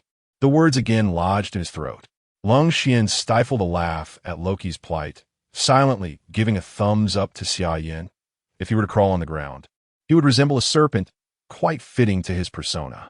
The trio of Shennong sat together, exchanging glances as they activated the formation. Let us commence. Indeed, flames surged into Xia Yan's body, converging towards the center of the formation among the three. P.S. Thank you all for your support. I have revised chapters 74 to 76 multiple times, and in some areas, I have rewritten entirely. I will exert my utmost effort to continue my writing. Chapter 77. Suffering Siblings? Eldest Brother. Second Sister. In Sangnan City, numerous houses have fallen into disrepair. Yet, each face in the city radiates a hopeful longing for a brighter future. Within a hospital room, a crowd gathered, anxiously observing two individuals locked in an embrace, their expressions marred by concern and helplessness, as if their hearts were being pierced by a sharp blade. Doctor, what has happened to Xia Yan and Qi? Hong Ying urgently inquired, grasping the shoulder of a man in a white coat. The situation is dire. Both individuals have sustained severe damage to their souls and minds due to the tremendous force they encountered, the doctor sighed, casting a glance at the two seemingly dazed figures. In simpler terms, they are now mentally unstable, their faculties reduced to that of mere children. Hong Yin, unable to comprehend the doctor's words, found Xia Yan's current state rather amusing and approached him. Third Sister, Xia Yan exclaimed, pulling Hong Yin close with one arm while draping the other around Lin Qie's shoulders. Second Sister, this is our third sister. Let's all coexist harmoniously. Xia Meng, observing Xia Yan's actions from within the confines of the hospital, turned to Chen Mu Yi with a puzzled expression. Why does Xia Yan refer to Lin Qi Yi as second sister instead of second brother? Alas, I am uncertain, he replied. Perhaps when Lin Qi Yi transformed, she appeared too feminine, leaving some fragments of memory lingering in Xia Yan's mind. Kong Shang interjected, his voice tinged with admiration for the two, who had, with mere mortal strength, turned the tide of the conflict, ensuring no casualties in the divine battle. Woof, woof. Amidst the oppressive atmosphere of the hospital room, a small black dog squeezed through the door, its gaze fixed intently on the trio entwined together. The people of Sangnan City knew only that two individuals had saved them, oblivious to their identities. Yang Jin could not boldly appear in this place, and had instead sent the celestial hound to ascertain the situation. How did a dog get in here? When Chi Mo remarked, glancing down at the suddenly arrived black pup. Perhaps it is a stray from the vicinity. One must have slipped in, the doctor instinctively replied. I shall fetch security to remove it. You are the stray. Your entire family are strays. The celestial hound. Have an owner. The celestial hound barked twice, expressing its discontent. Let us forge a bond of brotherhood. This dog shall serve as a sacrifice to the heavens. Hong Yin replied, her gaze fixated on the small black dog, drool unconsciously pooling at the corners of her mouth. Third sister, do not be foolish. Once the sacrifice is complete, I shall prepare it for you. Eldest brother, I have heard that neutering reduces the gaminess. Let's proceed with that, and then feast. Lin Qi exclaimed, her face alight with excitement as she looked at the small black dog. Celestial hound, I am not human, but you truly are dogs. I long to reveal my true form and vanquish you three. What began as a crowded space quickly devolved into chaos as the trio and the dog engaged in a wild chase, sending Xia Meng tumbling to the ground. Mom, oh my grandma, eldest brother, let us eat together, the crowd exclaimed in astonishment. On the ground lay Xia Meng, her face flushed as she gazed at Lin Qi and Xia Yanchun with innocent eyes. With a swift motion, she pushed them away and rose to her feet, clutching her chest as she stepped back. I intended to deceive you. Ugh, it is true that I wish to recruit you into our team, but not through this manner, she exclaimed. I'm not even married, and suddenly there are two large sons appearing out of nowhere, not much younger than myself.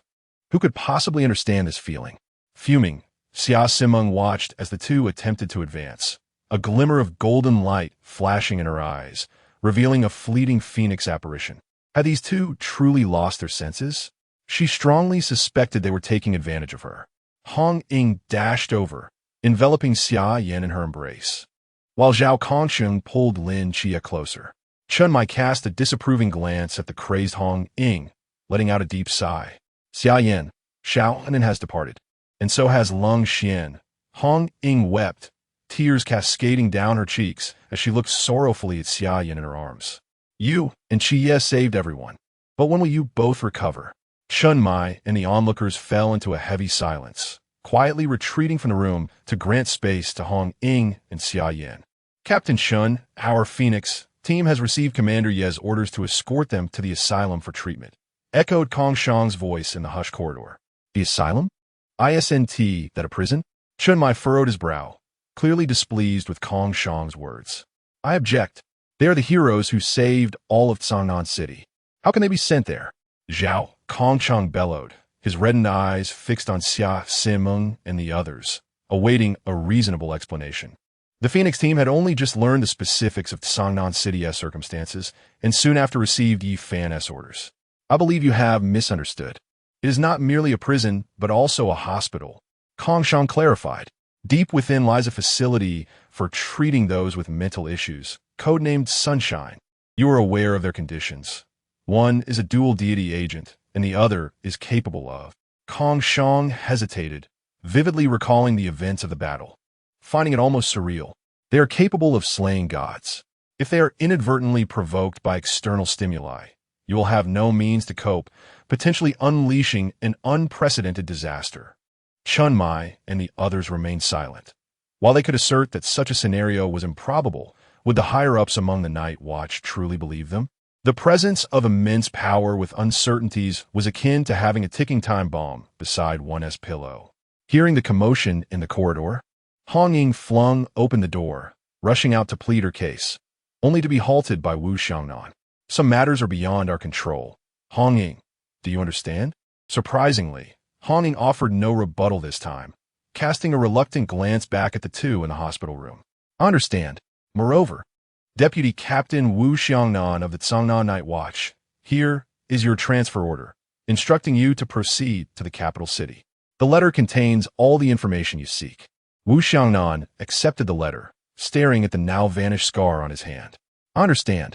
Not far from the hospital, Yang Jin observed a small black dog running towards him, and he embraced it gently, whispering, "How are they faring, Xiao Tian? I have just observed the souls of both individuals. They're being mended by a mysterious force. Your brother's injuries are somewhat lighter than Xia Yan's." "What brother? Isn't he your brother?" Yang Jin lightly tapped the dog's head, responding with a hint of annoyance. Yet he still regards Xia Simeng as his mother. As Yang Jin walked home, he paused momentarily, casting a furtive glance at the dog in his arms. Perhaps it would be better to call him Qi Yi. A gentle breeze rustled the uniforms of the 136th Squad as the dawn's light pierced through the shroud of night. Shun Mai, gazing at the rising light, calmly addressed Wu Xiangnan, "Go. It is your heart's burden. It is time to untangle it. We shall await your return here. We will be waiting for you, Xia Yan, Qi Yi, as well as Xiao Nan and Lung Xian." "I understand, Captain. Once I have clarified everything, I shall return." Wu Xiangnan earnestly looked at the others and saluted. "Wait for my return." "Captain, are you not leaving here to go to the capital?" Zhao Kongcheng observed the departing Wu Xiangnan with a reluctant gaze. "Xia Yan has urged you to return home for a visit. I shall not be going back. I intend to bring them here. For this place is where you all are. Old Zhao, you two should contemplate your own future. When they return, present them with a little one, and give them a delightful surprise." Zhao Kongcheng. "Captain, are you certain this will be a surprise for them, rather than a fright?" Chapter 78. No regrets. In the fasting chamber of Yangwang Hospital, he awaited the moment of awakening. Lin Xie gazed at the figure clad in a white coat, his fingers tightly gripping the armrest of the bed, yearning for a definitive answer. I have detected that his soul and spirit have healed. He should awaken within a few days.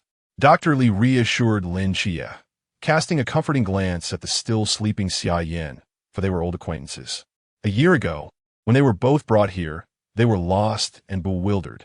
Shortly thereafter, they both succumbed to slumber, only to have Lin Xie awaken a month prior. In the quaint courtyard, the three figures of Shennong sat cross-legged at the three cardinal points of a formation, with Xia Yan's soul positioned at the center. As the final flicker of flame settled upon his brow, Shennong wiped the sweat from his forehead, exclaiming, "At last, we have succeeded. Indeed, just as we anticipated." Shennong sighed in relief. The trio watched as the last trace of fissure in Xia Yan's soul vanished, replaced by a fiery mark upon his forehead. "Fuxi, conceal that mark. It is not yet time for it to be revealed," Shennong urged, his expression grave as he regarded the radiant flame emblem. "Understood." A blue Bagua pattern materialized, and the flame mark gradually melded into his brow. Xia Yan's eyelids fluttered, and he slowly opened his eyes, meeting the reassuring gazes of his three mentors, though they were laced with profound fatigue. "You are awake. Rise now. Eiju, brew a pot of tea and bring it forth." The Yellow Emperor called out into the room, as the three, wearied yet resolute, settled beside the table. "Coming right up." Eiju sprang up from the bed. Having spent the past year either sleeping or on the verge of slumber, life now felt imbued with promise. "Masters, Xia Yan stammered, overwhelmed with gratitude, unsure where to begin. "Enough. This time, you have turned misfortune into fortune. Your soul and spiritual strength have become more solidified, and your future integration with fire will be considerably swifter," Shennong interjected, understanding the unspoken words lingering in Xia Yan's heart. This rapid recovery is also thanks to the human flame of Cangnan City. The human flame? Yes, it symbolizes the hope that has emerged from calamity. You may also regard it as a flame of inheritance, the Yellow Emperor explained, sipping his tea as he addressed Xia Yan. You have mastered the imperial sword. Now, with the remaining time, I shall impart the sixth sword to you. You need not return for the rest of this period. Fuxi, observing Xia Yan's bewilderment at the Yellow Emperor's words, clarified, we have not closed our eyes for a year. We must take a respite. Cultivation requires a balance of effort and rest. Having just recovered, you must also take time to recuperate. Xia Yan felt a surge of guilt as he looked at the three, recognizing that each of his reckless actions had necessitated their aid in mending the aftermath. Do you really need to say that? The Yellow Emperor replied, somewhat impatiently. Are you going to learn or not? The current Huangdi resembles an individual who has endured prolonged sleepless nights. His temperament is no longer as benevolent as it once was, and his patience has significantly waned. Did not Master Fuxi mention that I had only just recovered? Perhaps we should wait a moment. As Xia Yan gazed at Huangdi, he took a few steps back, hoping to subtly remind himself of his status as a patient, wishing for a gentler approach when practicing sword techniques later on. Indeed, you have a point, Huangdi nodded, akin to a hen lifting its chick, and with a swift motion, he tossed Xia Yan outside and forcefully shut the courtyard door. A gentle breeze swept through, causing Xia Yan's hair to dance in the air, his bewildered gaze fixed upon the closed door. After a brief pause, he hurriedly knocked on the door. Master, I was merely joking. I wish to learn. Please let me in. He found it perplexing that the usually resolute teacher would unceremoniously throw him out, granting him no time to react. When did you become so? Shennong observed Huangdi, whose lips curled ever so slightly, as the door echoed with the sound of his knocks. To accept disciples is not solely about imparting skills. It can also be a source of amusement, Huangdi remarked. His previously stern demeanor transformed into one of mirth.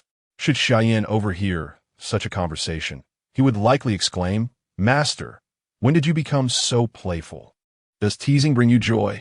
Observing Xia Yan's forlorn expression, Huangdi appeared quite pleased with the recent interlude. Now, I shall teach you the sixth form of the Xianyuan sword technique, regretless. However, before we proceed, I wish to pose a question. In your quest to save Songnan City, have you ever regretted your actions? Listening to Huangdi's inquiry, Xia Yan turned the question back upon him. Master, as you journey through life, have you ever felt regret? Huangdi, momentarily taken aback, had not anticipated such a counter-question. He gazed at the vibrant grassland surrounding them and the azure sky in the distance, remaining silent for an extended while. Do you understand? This is my domain. Each of us possesses our own essence, and this is my realm. Throughout my journey, I have experienced both regrets and discontent, yet I have never known regret. Do you comprehend why? Xia Yan shook his head, sensing the pain in Huangdi's eyes, but at a loss for words, wanting to articulate something yet unable to. As if a lump lodged in his throat transformed a multitude of unspoken sentiments into a mere two words. I don't know. The sovereign experiences both gain and loss. Each step is accompanied by a lament of blood and tears. A true sovereign, in pursuit of their ideals, must act without bitterness or remorse, sacrificing oneself for righteousness, placing all bets on their cause. My ideal is akin to this expanse of grass, symbolizing the ceaseless vitality of humanity, imperial sword, regretless. These four words are profoundly weighty, yet inseparable. Your imperial sword has been drawn. You are destined to forge your own path. Now, seize your sword and strike at me. Let me witness your resolve. Doctor, Li furrowed his brow as he gazed at Lin Xia. Xia, there's a public activity area over there. Perhaps you should take a look? Yi Fan had instructed him to take good care of the two individuals, while Lin Xia had spent the past month by Xia Yan's side, ensuring he remained in good health and did not succumb to illness. No need. Did you not say he is on the verge of awakening? I shall wait a little longer. I am not mistaken in saying this. However, the issue lies in your persistent lack of cooperation, which makes it difficult for me to report the progress of the treatment to Commander Yi. Dr. Li expressed his frustration as he cast a discontented glance at Lin Xia, inwardly lamenting, You seem to have a mental issue.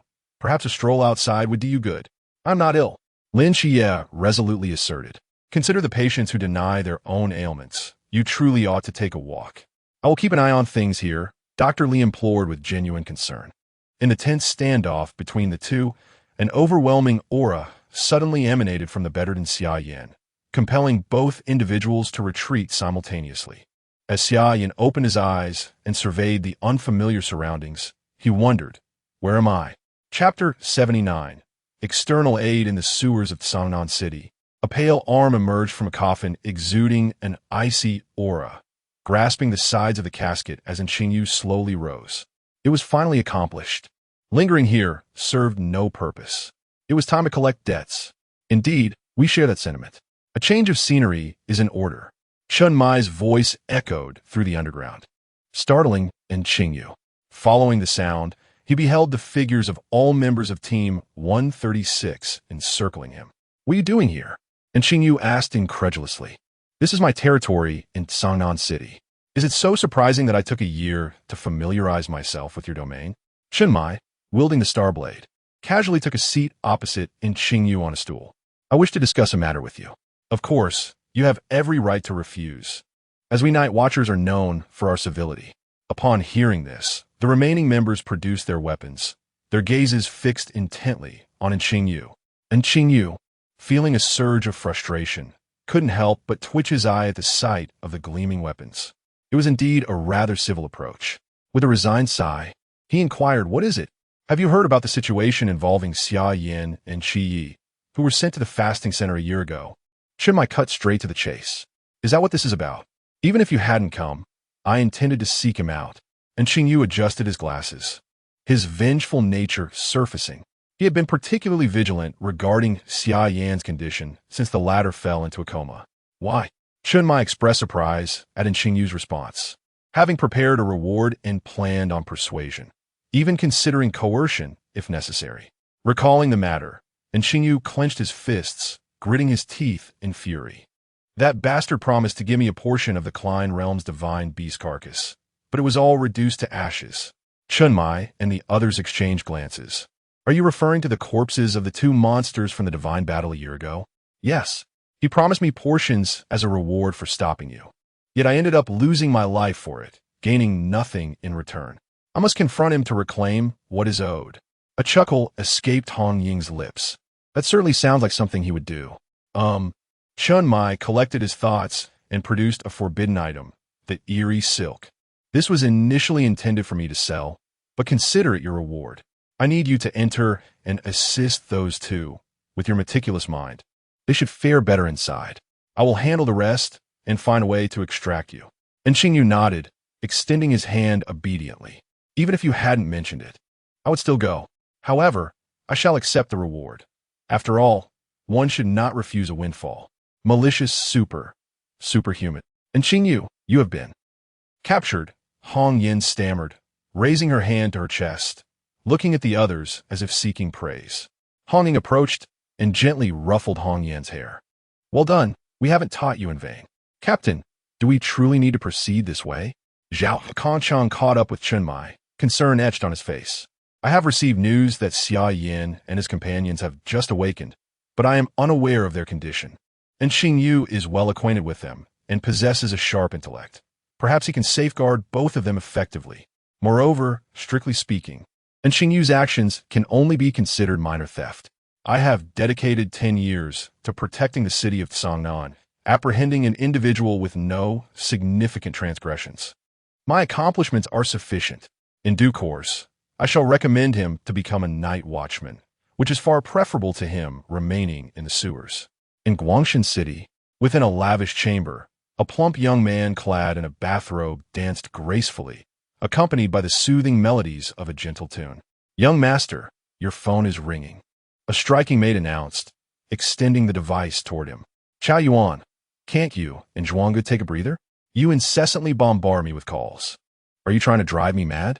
Bai Li, the rotund young man, huffed as he sank onto the plush sofa, addressing Chao Yuan on the other end with irritation. "Fatty, have you gathered any information on Xia Yan and Qi Yi? We are certain they are alive, yet we remain oblivious to their whereabouts. If you keep babbling, I swear I will catch the next flight to Guangshan to teach you a lesson." At this, Bai Li's hand trembled as he held the phone, hastily gesturing for the surrounding maids to leave. "No, I have indeed found something." Recalling Chao Yuan's time in the training camp, when he would lash out indiscriminately in a frenzy, Bai Li proposed, Let me create a group chat for easier communication among the three of us. Otherwise, I will have to repeat everything to Zhuangge later. Zhuangge has joined the group chat. The Cougar Killer has joined the group chat. I have just received word that Xia Yan and Qi Yi are being detained in a fasting facility. The Cougar Killer. What have they done to warrant being sent there? As the ID appeared, Shun Qingzhu, who had intended to continue querying, halted her typing, casting an odd glance at the avatar labeled Cougar Killer. Fatty, why is my ID this name? You must be joking. Unexpectedly, this is our Bili group's internal communication software. I didn't feel secure using another platform and forgot to change it back. Bili swiftly altered the Cougar Killer to Chao Yuan and continued typing. As far as I know, they were sent to the fasting facility due to mental health issues, and they recently awakened. I have not yet gathered all the remaining details. Yan and Huang Hospital? That seems plausible. Chao Yuan nodded in agreement while observing the chat screen. He had been there and deemed their actions reasonable. Zhuangge, Chao Yuan. Shall we orchestrate a grand scheme? Given their mental state and the fasting facility you are aware of, the facilities for men and women are separate. We must be cautious to avoid any unfortunate incidents. Therefore, in the spirit of our brotherhood and their innocence, let us break them out. Shen Qingzhu frowned at the incessant chatter of Bai Li in the group. Is your information accurate? If they aren't there, wouldn't our attempt at a prison break render us a laughingstock?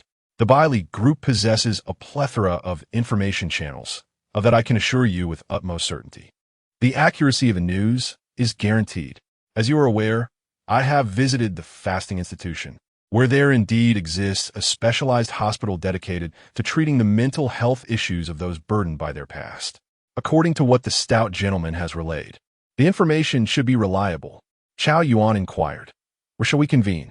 To which Zhuangge responded, "When shall we initiate our actions?" Now that you are all in agreement, we shall designate our operational plan as the operation to safeguard innocence, fighting for the purity of the two individuals involved. Furthermore, I intend to enlist an additional ally to preempt any unforeseen circumstances. What ally? Chao Yuan and Shen Qingzhu frowned, unable to fathom who could possibly accompany them in such a reckless endeavor. A secret, Bai Li Pang concluded with a mischievous expression before shutting off the screen of his phone. The matters concerning the divine war are well understood within the Bai Li group. Bai Li Pang harbored doubts about the mental stability of the two, particularly considering that if Xia Yan were to lose control, the three of them would be no match for him. She should be capable of restraining Xia Yan, even if her mental state is compromised. Chapter 80.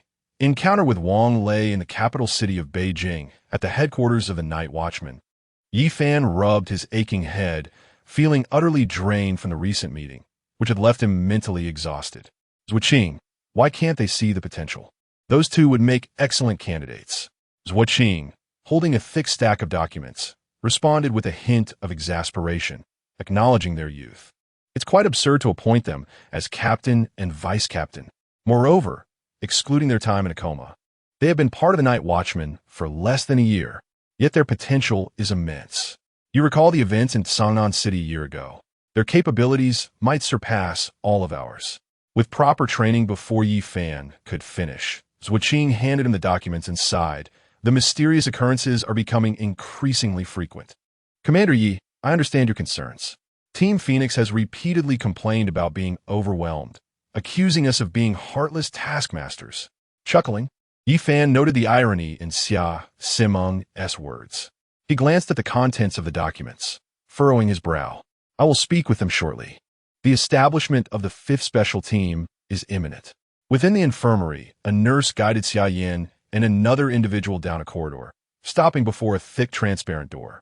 The nurse raised her identification badge into the view of the surveillance camera, and a voice echoed through the hallway. What do you wish to play today? Play 'em. Lin Xie swiftly covered Xia Yan's mouth, casting a warning glance to silence him. The nurse, observing their peculiar behavior, thought little of it, considering their mental state could justify such oddities. Pikachu plays, and it will call out Pika Pika while bouncing around in a rubber ball. Lin Xie listened to the lengthy string of coded phrases, somewhat impressed by the nurse's ability to recall such intricate details. After navigating through multiple fingerprint and iris scans, the nurse paused, pointing to the sunlight-drenched floor outside. Beyond this door lies the common area where the criminals operate. Further ahead is the cafeteria, which you should be able to see. One more thing, the inmates held here are far more dangerous than what you may be familiar with. However, as long as you maintain your distance, they are unlikely to provoke you. Offering a kind reminder, the nurse prepared to leave when Xia Yan interjected. Those transparent doors aren't completely sealed, are they? I can feel the airflow. The nurse halted, looking at Xia Yan with a puzzled expression. This is not a virus research facility. There is no need for airtight doors. Dismissing it as a bizarre question from a patient, she chose not to elaborate. Are you sure your mental state is intact? Lin Xia expressed concern, feeling a twinge of guilt. Don't worry, once we're out, I'll take care of you for life. Xia Yan replied, what? You're the one with a mental issue. Even if someone were to support me, it certainly wouldn't be you. Isn't it more appealing to be a kept man? Xia Yan shot a disgruntled glare at Lin Xia. What were you thinking just now? What did you want to convey with that signal? I merely wished to test the consequences of miscommunication, to be better prepared. Lin Xia, more perplexed than ever, responded, prepared for what? What precisely were you attempting to say? Frolicking about aimlessly, what do you think you're doing? Lin Xia exclaimed, exasperated. You truly are a remarkable character, surpassing all expectations. He placed a hand on his forehead, a gesture encapsulating his current state of mind. Thank you for the compliment. After all, I am a cherished companion of youth. Xia Yan puffed out his chest with pride. Why do you consider yourself a companion of youth? Lin Xia, unable to suppress his curiosity, inquired, fully aware that Xia Yan was unlikely to provide a sensible answer. Ah, the beauty of youth. Lin Xia sighed. I should have known. Why did I even ask? How foolish of me.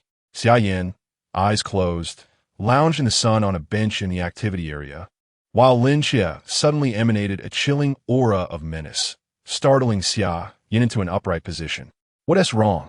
Are aliens invading Earth? Lin Xia extended his hand, pointing at a man with triangular eyes. Do you recognize him? Following Lin Xia's gesture, Xia Yan's expression grew cold as he spotted a man who was bowing and scraping before a burly figure. Wang Lei, meeting their gaze, appeared to relish the encounter. His eyes gleamed with malice as he jovially remarked to the man beside him, Boss, what do you think of those two? Quite the tender morsels, aren't they? How? The boss grinned, revealing a set of crooked yellow teeth as he licked his lips. Indeed, they are quite the catch. I'll call them over now. Let them serve you well, boss. Not so fast. How interrupted, eyeing the hospital gowns adorning the two. Let others test the waters first. We shall act accordingly. Should I eliminate him? Lin Xia rose, ready to engage, but was abruptly restrained by Xia Yan. Not yet. Observe your surroundings. This is not the right moment. Lin Xia gazed towards the distant watchtower, where a sniper was clearly stationed, as well as the patrolling prison guards. Are we really letting him go? Xia Yan shook his head. No, a mere pawn isn't worth such a significant effort right now. He understood that, Doctor. Li had deliberately sent them here to assess their mental state, intending to report back to Yifan once he confirmed their stability. They were currently in an observation phase. Although the pressure from the town's monument didn't greatly affect him, a reckless act could prolong this scrutiny. Do you have a plan in mind? Your behavior has been rather peculiar since earlier, Lin Xia remarked, furrowing his brow as he scrutinized Xia Yan. Didn't Dr. Li mention a 1-year observation period? I suspect if we remain composed, it could be shortened significantly. Rest assured, Wang Lei's situation won't be brushed aside easily. Opportunities abound. Let the bullets fly a while longer. As Xia Yan conversed with Lin Xia, a burly man accompanied by 2 lackeys approached them, a lewd grin adorning his face. Beautiful ladies, let me entertain you. I assure you, no one will dare to bully you here in the future. Xia Yan was repulsed by the man's words, desperately suppressing his urge to retch. He fixed his gaze on the man, who bore a covetous look, and retorted, You must be referring to my companion beside me. It has nothing to do with me. Observing Xia Yan's reaction, Lin Xia's fists clenched, filled with an overwhelming desire to strike the man. The man, undeterred, continued, No, I am speaking of both of you. At that moment, Xia Yan felt utterly violated by the man's words and the brazen tone and expression that suggested he had them both at his mercy, igniting a fire of fury within him. Damn it, I used to be the one teasing others, and they were always undeniably female. And now you come here to disgust me. Xia might endure it, but I cannot. Xia responded, Damn it, when have I ever been able to endure this? Chapter 81.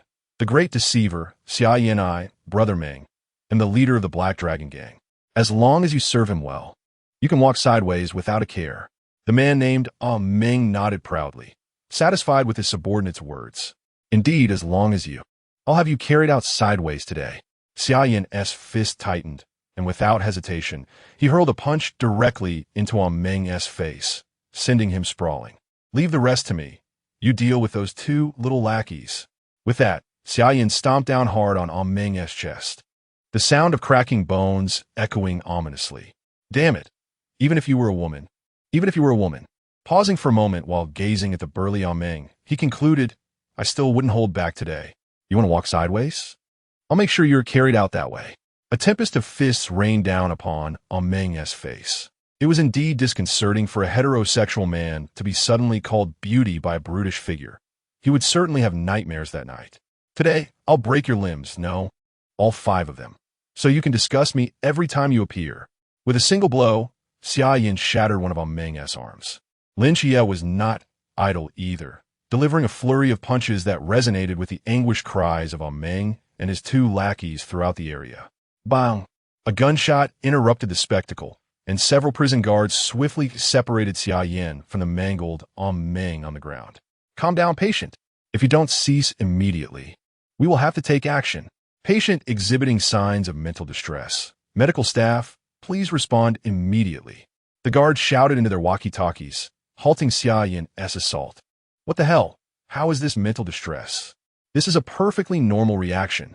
Since that was the case, why not go all the way? Xia Yan cast a dangerous glance towards Wang Lei in the distance, causing him to cower behind a menacing figure. Ugh, how disgusting. Picking up soap and ending up like this? Leader Han observed as Xia Yan and Xia were escorted away by the medical staff, glancing back at Wang Lei. Do you know them? Wang Lei shook his head, forcing a smile. No, I don't know them. Perhaps I got too close while watching. A year in the reformatory had taught him to maintain a calm demeanor, conversing with humans as if they were merely ghosts. Knowing or not knowing is irrelevant. Leader Han dismissed the matter, confident that as long as they were in this prison, he held the reins. Here, the rules are mine to dictate. You two may be able to fight, but you cannot escape my grasp. He leered at the departing duo. Han observed Meng, resembling a lifeless dog as he was dragged away by the guards, and instructed his subordinate, find an opportunity to dispose of that useless fool. He can't even handle a trivial matter. Turning to Wang Lei, he added, Come with me to the restroom, and don't forget the soap. The head nurse looked at the two with a pained expression. I just left for a few minutes. Wasn't I clear about keeping your distance from those inmates? How did it escalate to violence so quickly? He revolts us. Just imagine, a burly man with a repulsive demeanor approaches you and calls you beauty. How could you possibly endure that? The caregiver, listening to Xia Yan, nodded in agreement, admitting that she could hardly restrain herself. Perhaps she would even consider castration. She was well aware of the circumstances here and had no doubts about Xia Yan's words. Indeed, our behavior is entirely normal. There's nothing amiss, is there? Absolutely not. Moreover, as you just mentioned, your actions are even more extreme than ours. Our mental state is likely more stable than yours, correct? Right, or perhaps not, the caregiver, entangled in Xia Yan's rhetoric, looked at the two with a sense of disbelief. Are you implying that my mental state is even more problematic than yours? Would a person with mental illness admit to having a problem? Xia Yan interjected, insisting that one must first acknowledge their issues to prove their sanity. Is that so? The caregiver scratched her head, feeling the need for a bit of clarity. I should consult Dr. Li for some psychological guidance.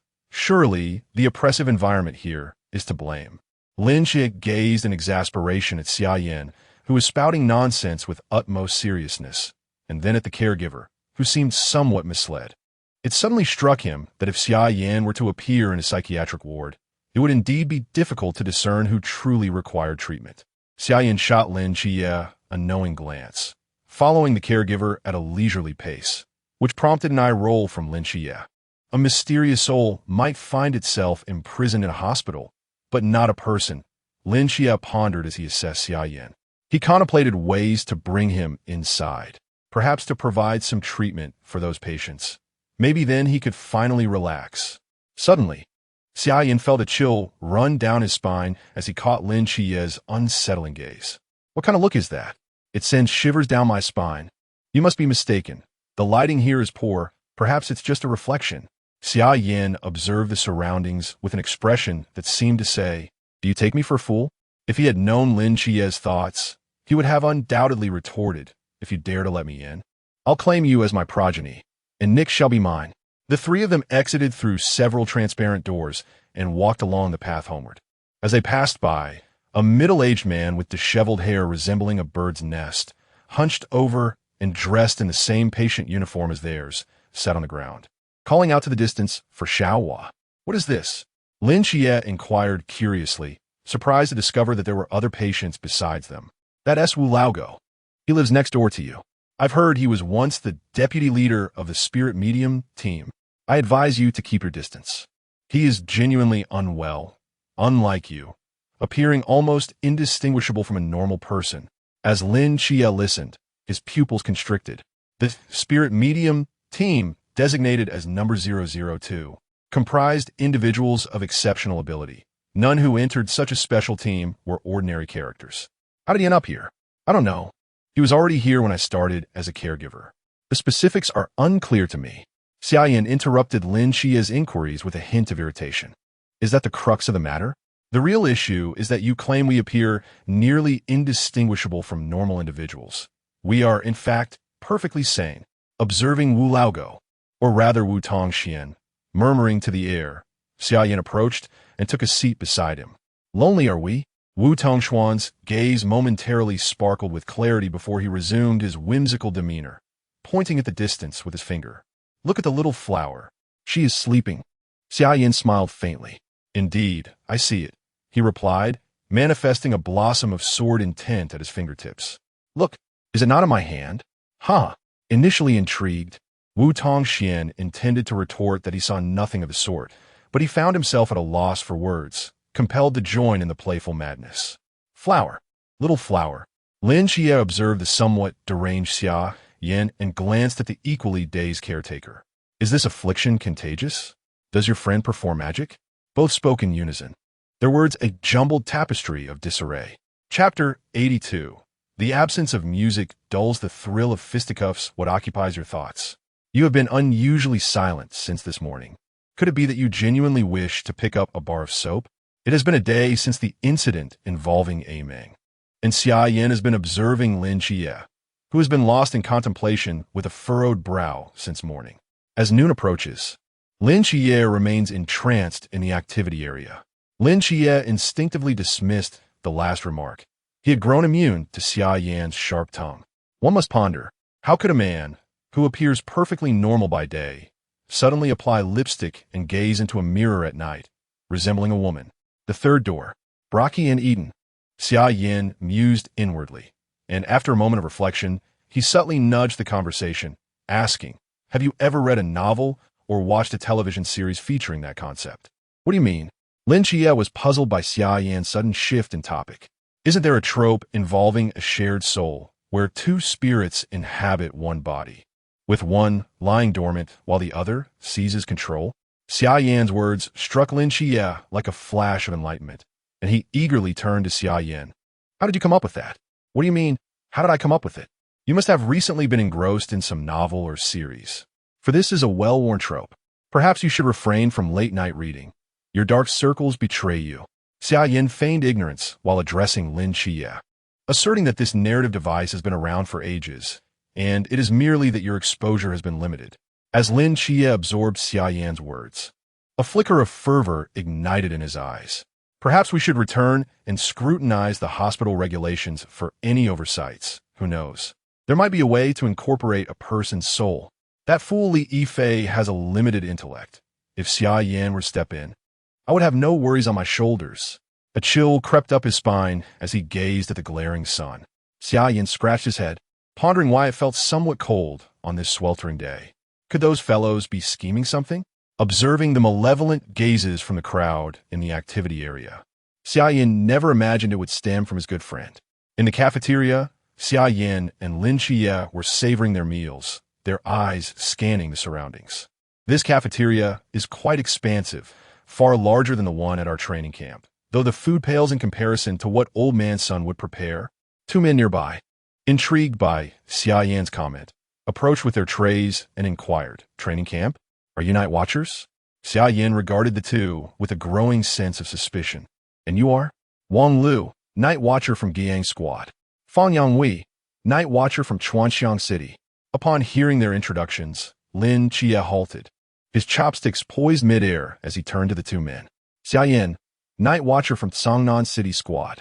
"The gentleman opposite me is my good brother, Lin Xie, a member of my squad." The news regarding the Divine War in Songnan City has been suppressed, aside from a handful of high-ranking officials and those who experienced it firsthand. The remainder remains oblivious to what transpired in Songnan City. Xia Yan's words caused Lin Xie to frown. "Are you not being a bit reckless? After all, this is a place of fasting. Surely, no legitimate night watchman would enter here, would they?" Wang Lu echoed Lin Xie's sentiments, noting their attire. They wore prison uniforms, while Lin Xie and his companions donned hospital garb, which was distinctly different. Heroes are not defined by their origins, and virtuous talents are not judged by their purity. Sometimes, certain matters leave us with no choice, do they not? Perceiving the discomfort between the two, Xia Yan sought to ease the tension. He was aware of their backgrounds. One had killed a human trafficker in a desperate bid to save abducted children and was imprisoned without evidence, while the other had attacked a convoy transporting a malevolent force out of personal vendetta, resulting in the death of that malevolent entity and his subsequent incarceration. "We appreciate your words," Wang Lu remarked, their discontent dissipating under Xia Yan's influence, which only served to strengthen their bond. At that moment, Boss Han approached, observing the four engaged in lively conversation. He tossed two bloodied pouches onto the ground before them. Lin Xie grimaced, opening the pungent bags. One contained a collection of visceral fragments, while the other held a severed finger, accompanied by a prison identification tag belonging to a Ming. "You two would do well to be sensible. Here, I hold the reins." Boss Han raised an eyebrow, glancing at his numerous subordinates lurking nearby. A malicious grin etched on his face. "Boss Han, do not push your luck. This is a fasting house." Fan Yanghui clenched his fists, glaring at Boss Han. It was a rare opportunity to meet two like-minded individuals, both night watchmen, and he could not allow them to be bullied. Xia Yan, noting Lin Xie's darkening expression, turned to Fan Yanghui and Wang Lu with a playful grin. "Brothers, this place is rather dull. How about I put on a lively performance to liven things up?"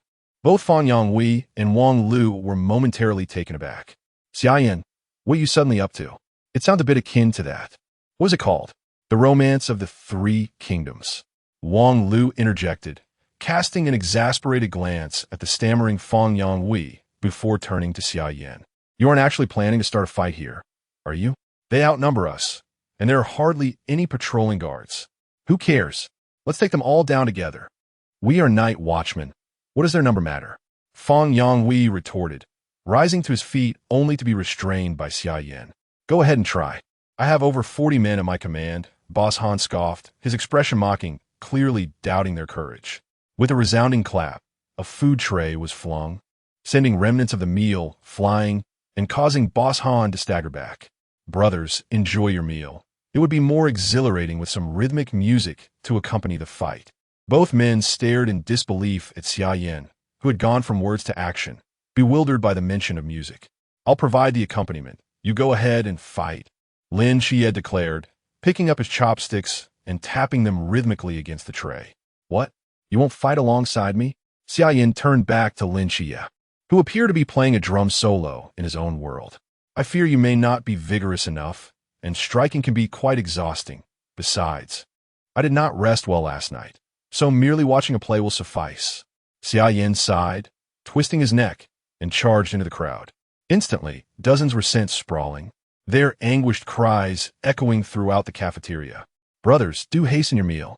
Is it my music that spoils your appetite, or is Xia Yan's performance lacking in vigor?" Lin Xie cast a mischievous glance at Wang Lu and the others, then turned to Xia Yan, shouting, "Xia Yan, these two gentlemen say your blows lack intensity, diminishing their appetite. When did we ever say such a thing?" Fan Yonghui, fixated on Xia Yan, who was dispatching the crowd, continued to shovel food from his tray into his mouth. Wang Lu discreetly nudged Fan Yonghui with his elbow, signaling him to notice the attire of the two men. In patient garb, "Are you not aware of the situation here? The patients possess severe mental disorders. We ought to cooperate." They exchanged knowing glances and began applauding in the direction of Xia Yan, exclaiming, "Bravo! Well struck. Xia, you two strike quite well, haha," they added, flashing Lin Xia a smile that was both awkward yet polite. Lin Xia nodded, feeling a twinge of confidence in his musical talent. "Even if I falter, I am still better than that Bragi." While others charge for their melodies, he demanded life. Chapter 83. Wang Lei, the soap picker, alas, having conquered all. Why is it that none have laid a hand on Wang Lei? Xia Yan observed the moaning individuals sprawled on the ground, having traversed from the east to the west, swatting away flies. Yet Wang Lei remained elusive. Wang Lei, clutching his posterior, gazed at the suddenly ajar restroom door, through which a one-eyed man entered, leading a fair-skinned youth, his face awash with lewd intentions. "What are you doing here?"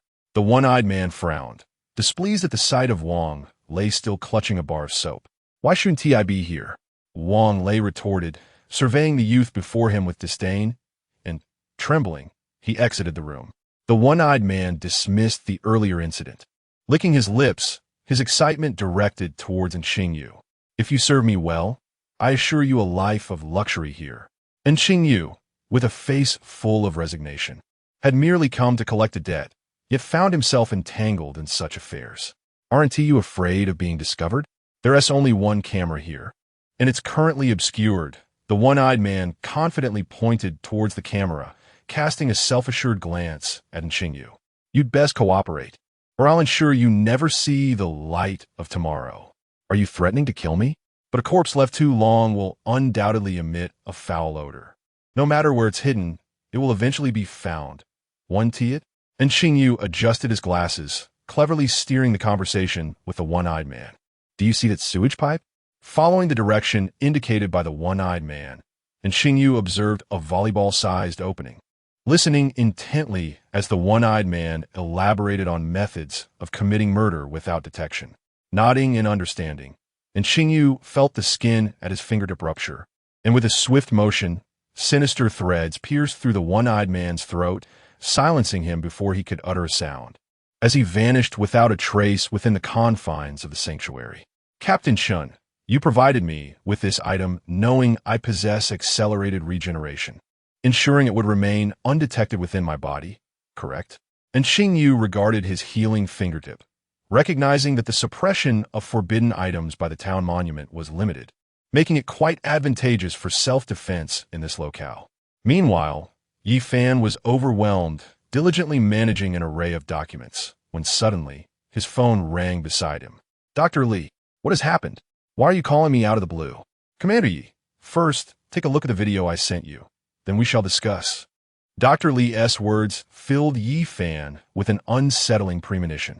Upon opening the video, he beheld Lin Xia in a frenzied state, using a dining tray as a percussion instrument, while Xia Yan maneuvered through the crowd, occasionally turning back to give Lin Xia a thumbs up.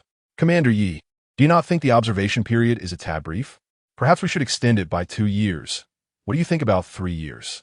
Yi Fan felt an involuntary twitch at the corner of his eye, taking a deep breath to steady his emotions. After much effort and worn lips, he had finally persuaded the others to agree to the formation of the 5th Special Squad, and the documents were about to be finalized. "Dr. Li, I believe this is a normal human reaction.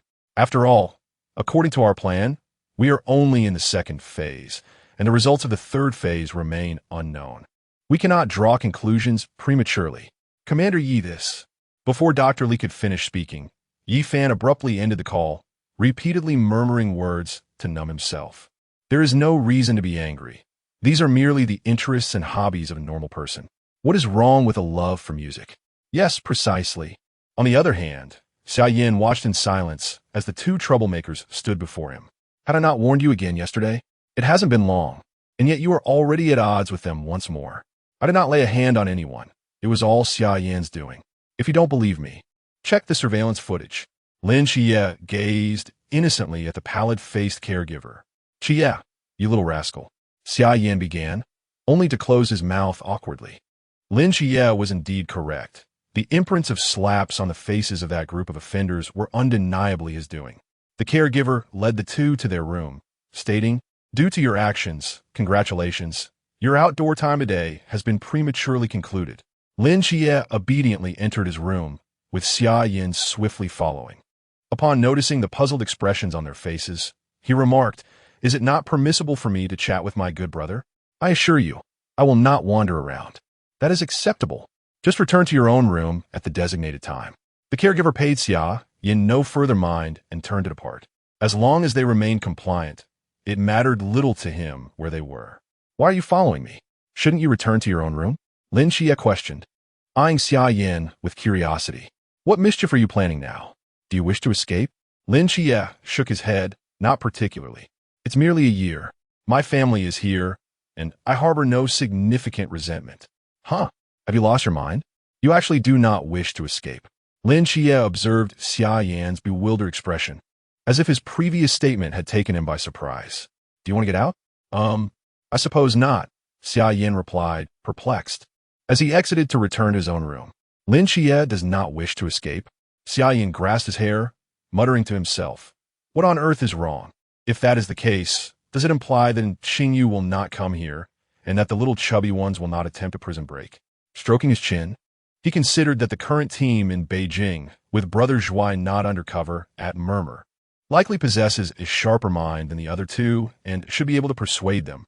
As for Xingyu, he must have his own means to gather some bones from those two colossal beasts, and is likely busy with research now.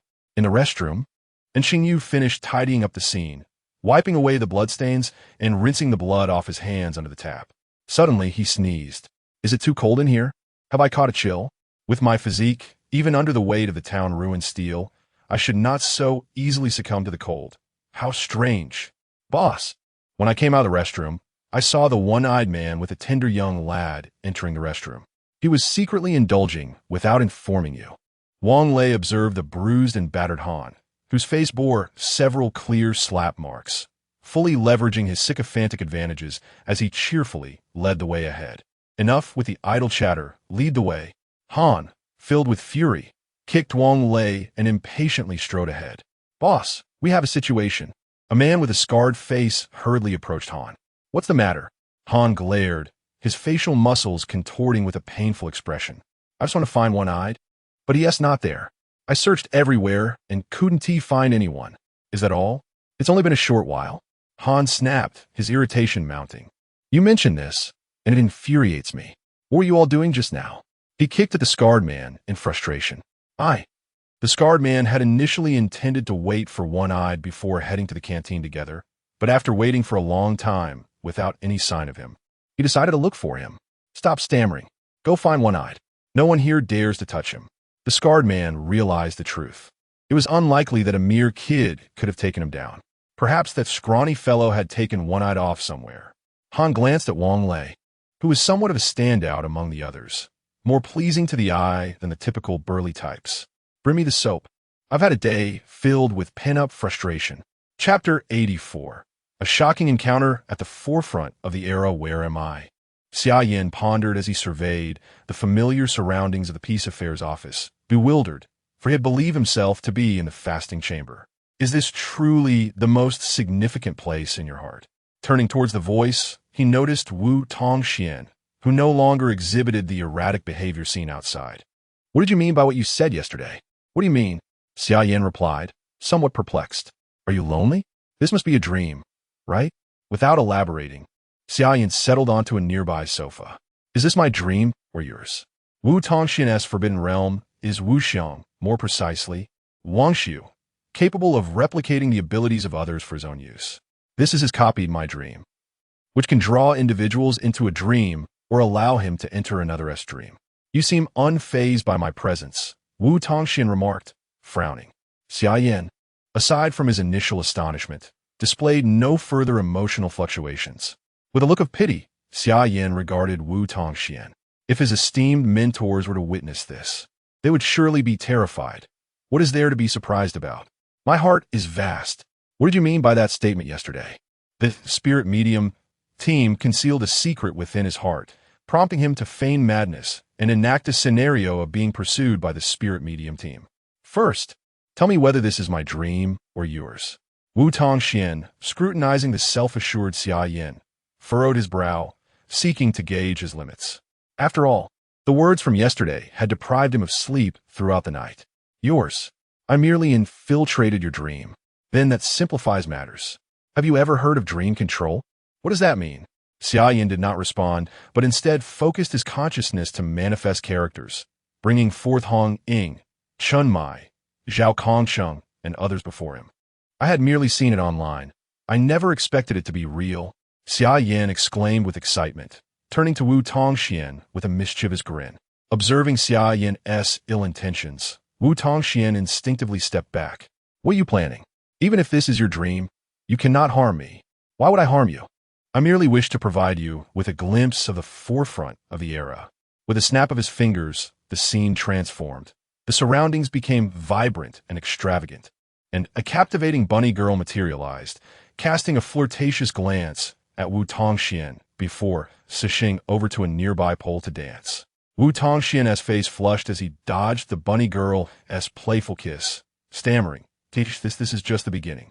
Prepare yourself for an even greater shock. Vice captain of the spirit medium team, Xia Yan remarked with a devilish smile. Beach. Bikinis. With another crisp snap of his fingers, the scene shifted once more, revealing scantily clad women encircling Wu Tongxian, their fragrant whispers sending shivers through him. Do you like it? If not, I can change it again. Tell me what you prefer, and I shall strive to fulfill your desires. After all, isn't it a joy to have friends come from afar? I must treat you well, lest others perceive me as petty. One snap after another echoed, as the environment and characters within the dream incessantly transitioned from the three-dimensional to the two-dimensional. Summer Yan, increasingly absorbed in the experience, completely disregarded Wu Tongxian's awkward demeanor. Trembling, Wu Tongxian extended a finger towards Summer Yan, his face flushed, teeth chattering. The overwhelming visual impact left him stammering, unable to articulate a single coherent sentence. You. Summer Yan gazed at the vanishing Wu Tongxian, his expression tinged with amusement. TSK. He just ran away. I still have plenty of learning materials to share. At his age, one would expect greater composure. If he were to see my browsing history from my past life, he might just explode on the spot. Wu Tongxian, blushing, opened his eyes wide, gasping for breath. He leapt from the bed and splashed cold water from the basin onto his cheeks, forcing himself to regain composure. In the communal activity area, Lin Xia and Summer Yan were drenched in sweat, having discarded their heavy burdens and staggered to a nearby public bench to sit down. What was that about? Why did you suddenly drag me into training? Summer Yan panted, glancing at Lin Xia, who appeared equally worn out. Did he not wish to go out?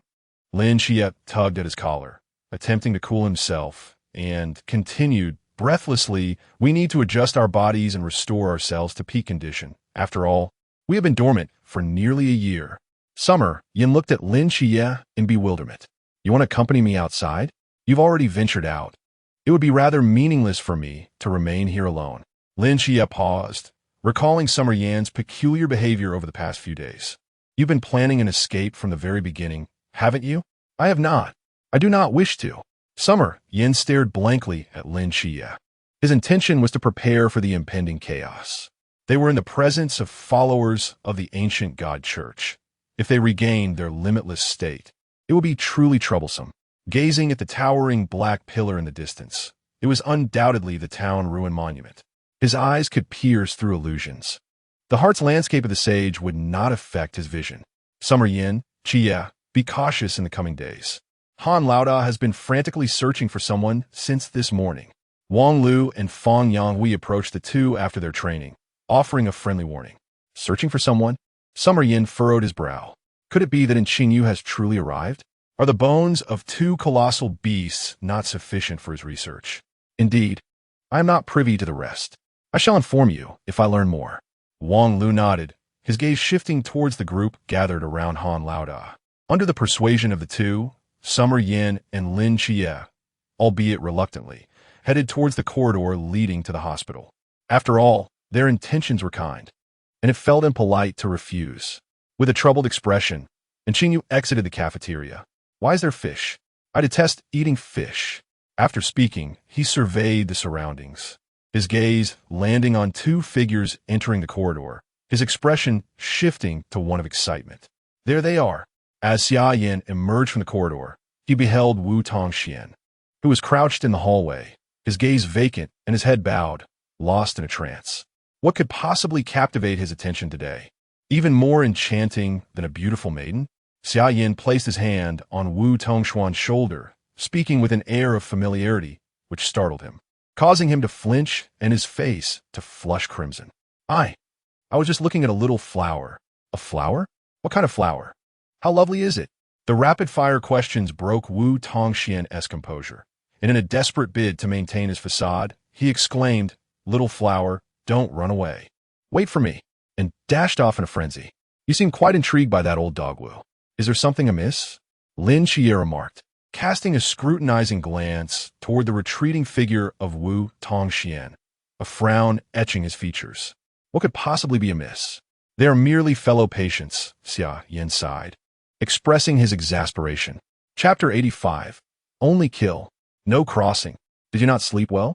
Lin Xia pondered over the peculiar dream he had last night, in which he encountered the old dog Wu, who uttered a series of strange remarks. I had a bizarre dream. Was it a spring dream? Elaborate. Perhaps I can assist you in locating the heroine within. Xia Yan teased with a mischievous grin. Get lost. I dreamt of Wu the old dog. Lin Xia shot a grim look at Xia Yan. The heroine was actually Wu the old dog. Do you have a penchant for that? You seek death. Boss.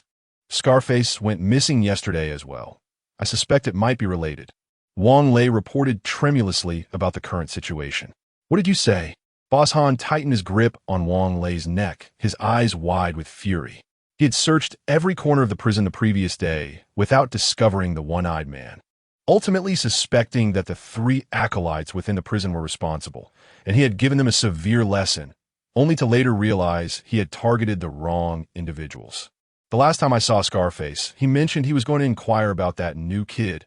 After that, he vanished. Wang Lei concluded, I suspect that kid is suspicious.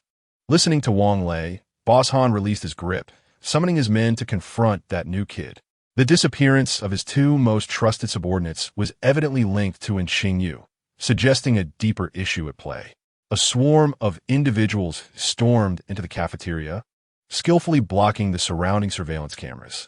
Observing the scene, the other inmates instinctively vacated the area, resulting in an immediate clearance. What are you doing? And Xingyu, encircled by the group, maintained a calm demeanor as he regarded the leader, Boss Han. I ask you, did you kill the one-eyed man in Scarface? Boss Han kicked the tray from Xingyu's hands, his face radiating murderous intent. Yes, I killed him. So what? Xingyu replied, his expression unruffled.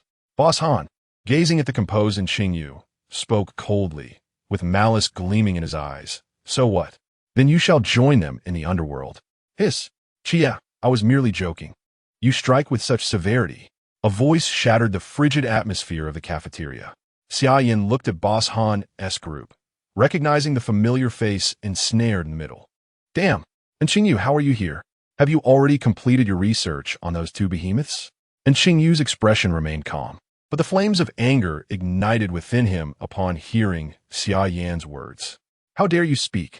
My research involved dissecting corpses, and you provided me with a pile of bones. Do you take me for a dog? Moreover, you burned all the marrow dry. The more Xingyu spoke, the angrier he became. The components of the bones were limited. What more could he discover? Just admit it. Is that not a part of the corpse? Xia Yan, feigning embarrassment, looked at Xingyu, blinking innocently as he continued. I mentioned I would give you a portion of the corpse, but I never specified which part. Then today, I shall dissect you and see whether your tongue is more venomous or your heart more wicked. And Xingyu, at this moment, wished he could tear Xia Yan into pieces. Enough.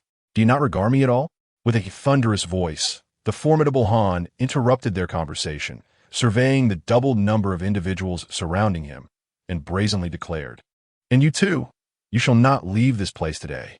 Alas, some things remain unalterable, Xia Yan sighed, realizing that he must revise his plans. "Han Qingyu, step aside. You're a prisoner. In this place where blood is spilled, no one can guarantee your safety." He turned to Lin Xie, commanding, "No one is to leave." Lin Xie's pupils constricted as he comprehended the implication. "You mean, after all, I am deemed insane. It is quite reasonable to be provoked into violence, is it not?" Xia Yan's words elicited uproarious laughter from Han and his entourage. "Did you hear that? He intends to murder us all. Gulme, let us see you slay one of us." Suddenly, a head toppled to the ground, severed cleanly. Xia Yan, with his fingers poised like blades, emanated a sharp aura of lethal intent. "You lot are stained with the blood of the innocent, are you not? Given that, today, I shall only kill, no mercy, with the invocation of Xuanfeng." Shennong, Xia Yan's figure blurred, akin to a wolf infiltrating a flock of sheep. Wherever he vanished, corpses would follow, the ground awash with blood, the pungent scent permeating the entire refuge through the dining hall entrance. "Is there not a town monument here? How can you still wield such power?"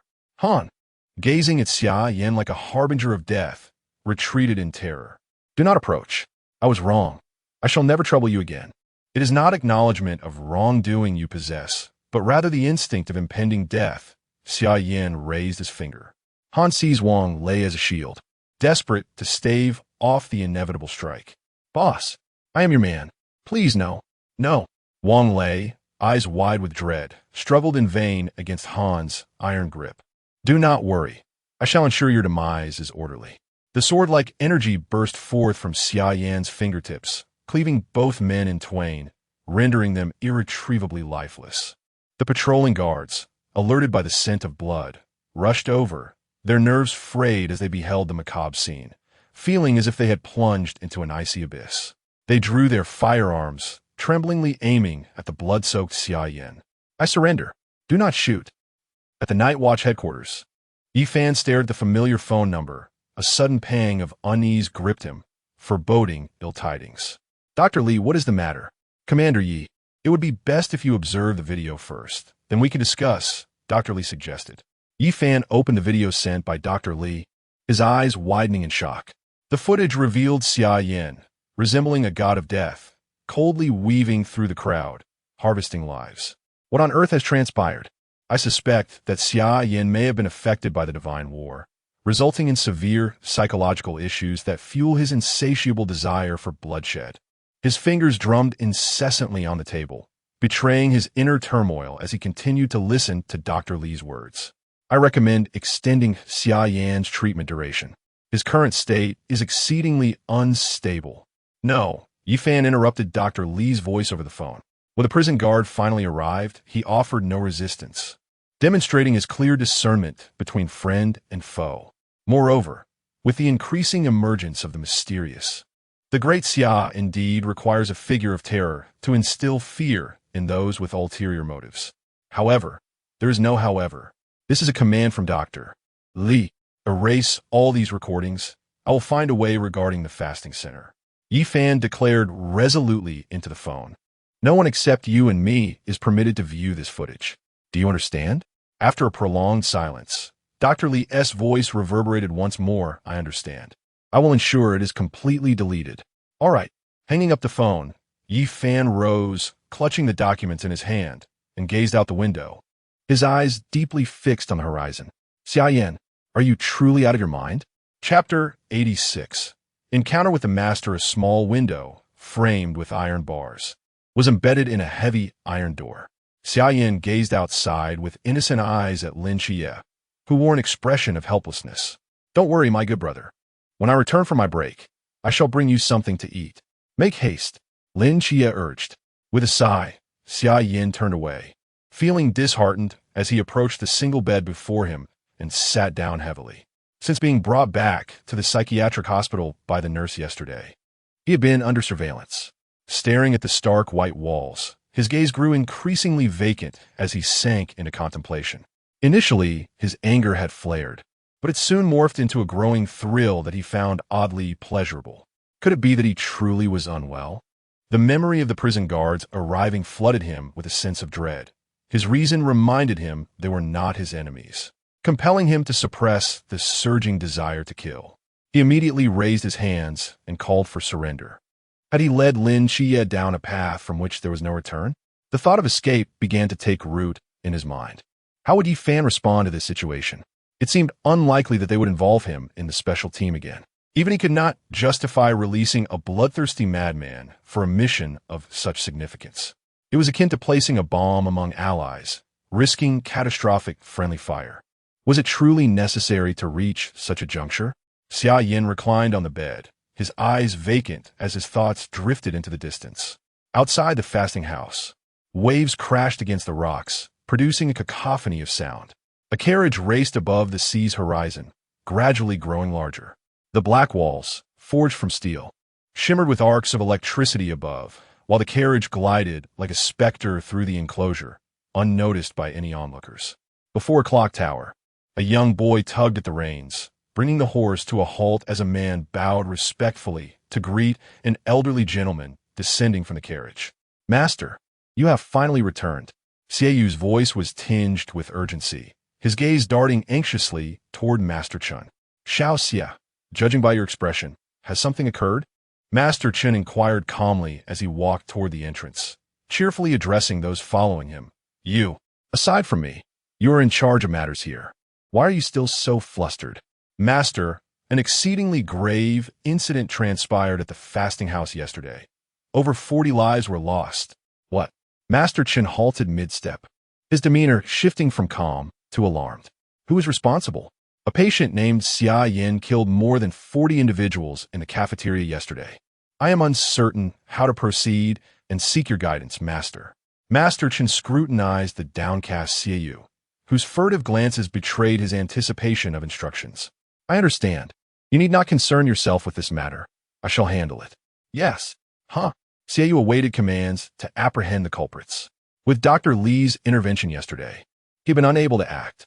Now, Master Chan was instructing him to refrain from involvement, without inquiring about the specifics, leaving him perplexed. "Do you have any further questions?"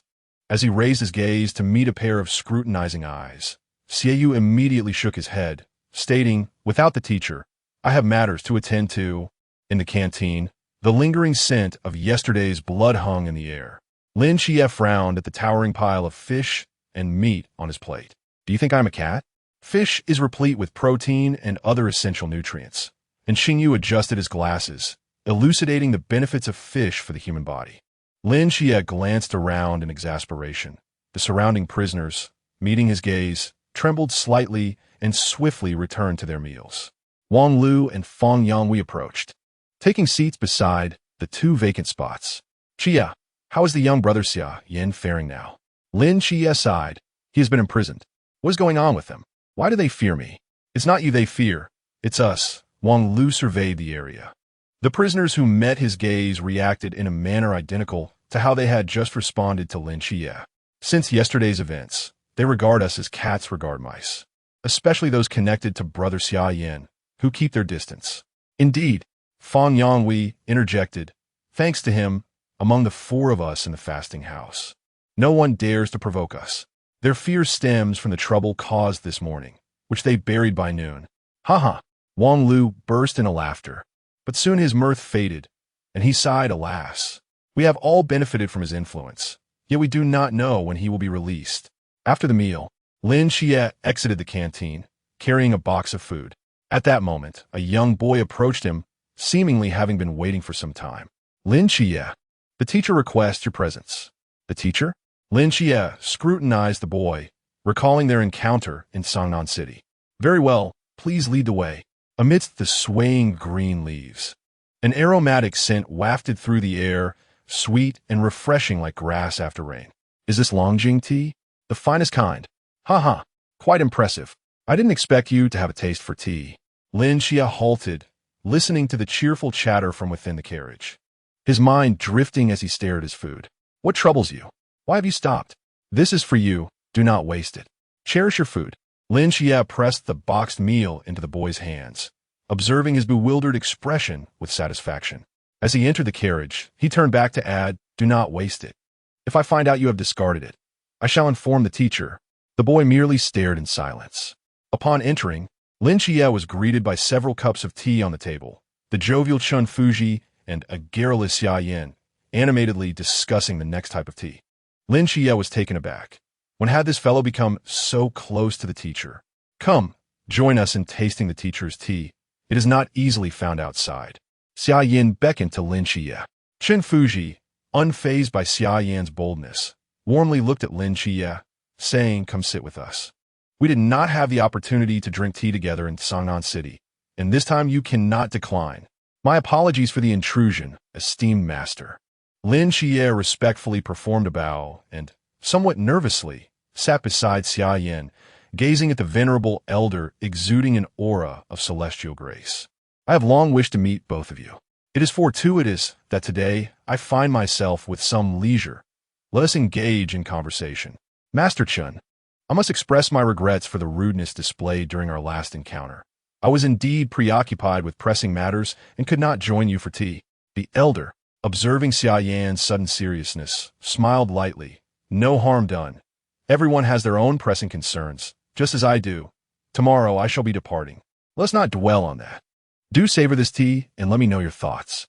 It is, after all, my favorite." The flavor of the tea was reminiscent of the delicate fragrance of wild chrysanthemums kissed by the morning dew, the liquid gliding over the tongue like silk. "This must be Bai Hao Injin. Ah, quite perceptive, young man. You possess a certain discernment." Xia felt bewildered, as every tea he tasted seemed rather similar to him. Little did he know that Xia Yan had often shared tea with 3 esteemed teachers in his dreams, and through such experience, he had naturally developed a refined palate. Chapter 87. Are you also sneaking away to enjoy the private beach? In the activity area of the retreat, Xia Yan lounged comfortably, basking in the sun with his legs crossed. "How fortunate to have the master, who after sharing a cup of tea, released me. Truly a commendable warden." Xia sighed in resignation. "The master just departed yesterday, and here you are, acting so carefree. It would be wise for you to behave. What is there to fear?" Xia Yan replied nonchalantly. "Do you not understand the art of clinging to powerful allies? Take notes. I do not comprehend that. All I know is that you still owe me 2 mysterious Klein corpses. When will you deliver them?" And Xingyu's words rendered the boastful Xia Yan momentarily speechless. "At that time, my considerations were lacking. Who could have foreseen that you could not extract biological information from bones? Your ability is truly inadequate. My sole correct approach involves dissecting corpses to study biological structures and thereby acquire abilities," Xia Yan declared, causing Xingyu's forehead to throb with rage as she suppressed the urge to strike him. "Moreover, you scorched the marrow dry. Could you not extract DNA and clone a few more? Unattainable is unattainable. Do not fabricate excuses."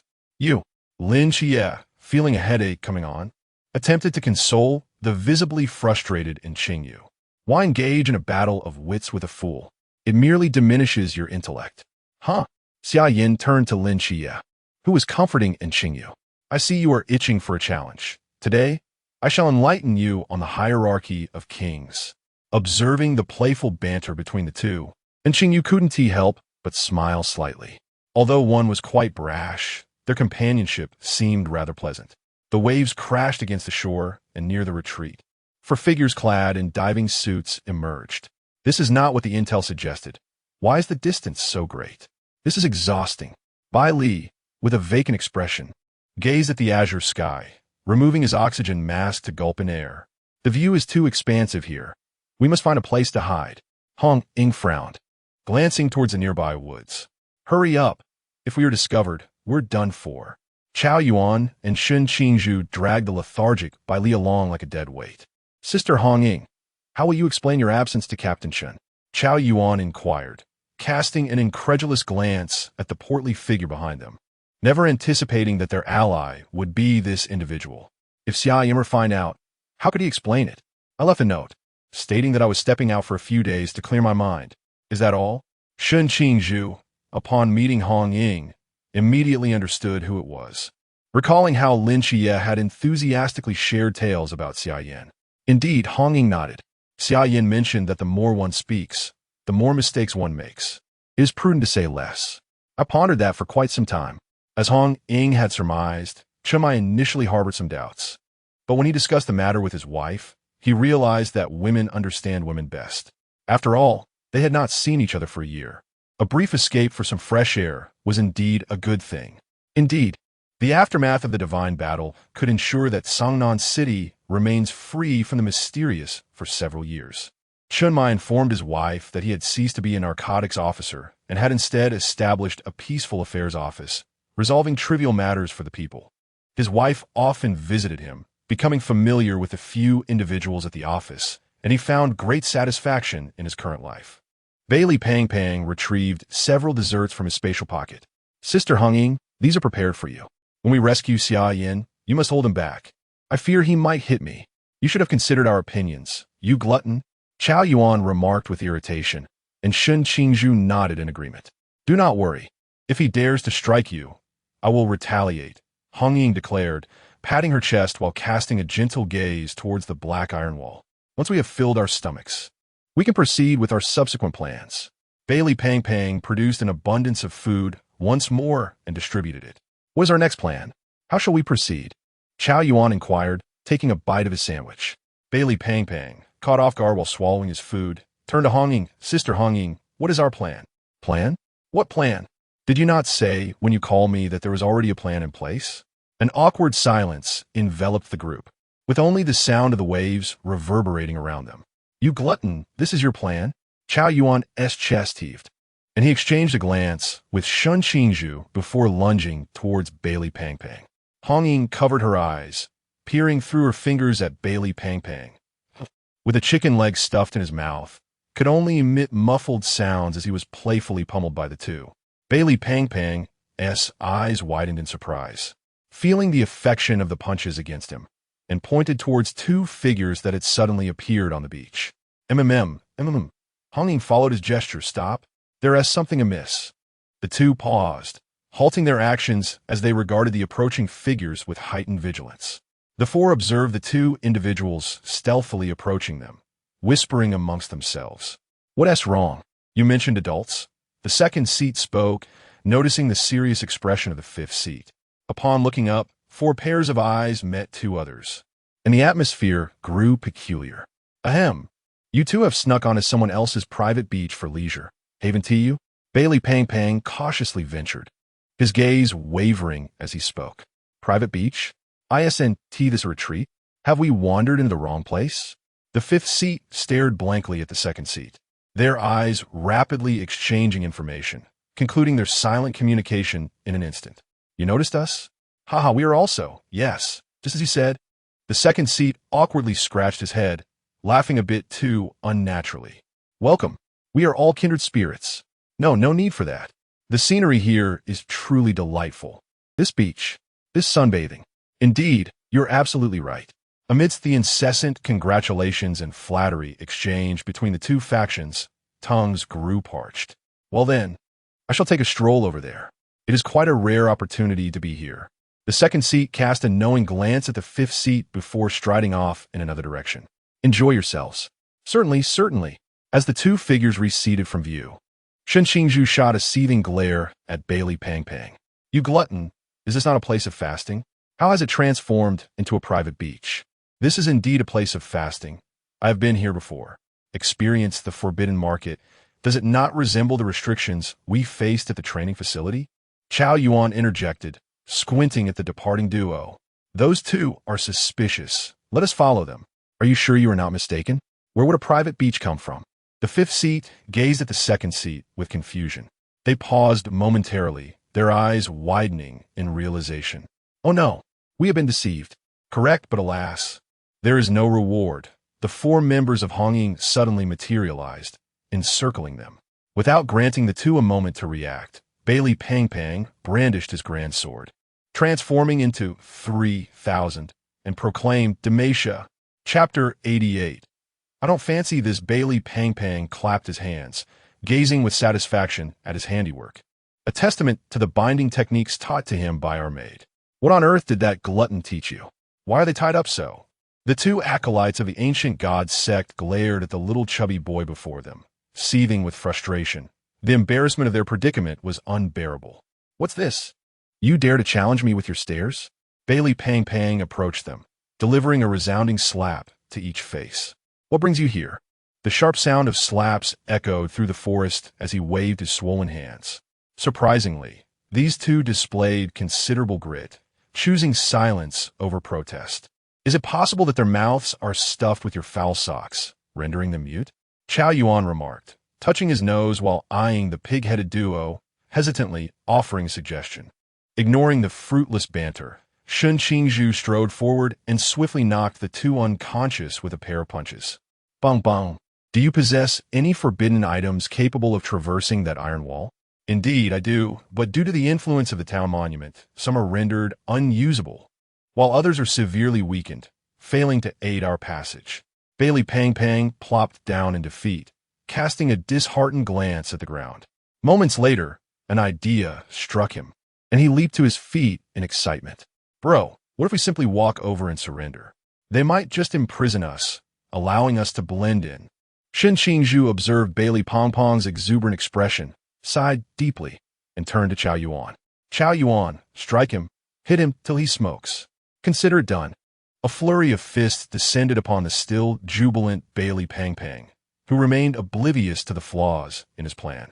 First, the prison separates male and female inmates. Sister Hongying will be scattered from us, complicating our rescue efforts. Second, can you guarantee that if we surrender, they will imprison us and not execute us on the spot? Think carefully. This is a prison. Having expressed his grievances, Shun Qingzhu could no longer contain his frustration and joined in the assault on Bailey Pang Pang, bewildered by his choice of friends. "What should we do?" Bailey Pang Pang whimpered, cradling his bruised face and looking at the panting duo, having endured 2 beatings in quick succession. "Sister Hongying, do you have any thoughts?" "Me?" Hongying pointed to herself, glancing shyly at the three, shaking her head. "No, if only Xia Yan were here. He is clever and might have a solution." Silence enveloped the group, the atmosphere turning somber. "I have a potential plan, though I cannot guarantee its efficacy." Shun Qingzhu broke the silence, looking at the two he had knocked out. "Let us turn the tables on them." "Bro, you can do it. This past year in the capital wasn't in vain. Share your plan. We shall untie them and find a concealed spot to hide.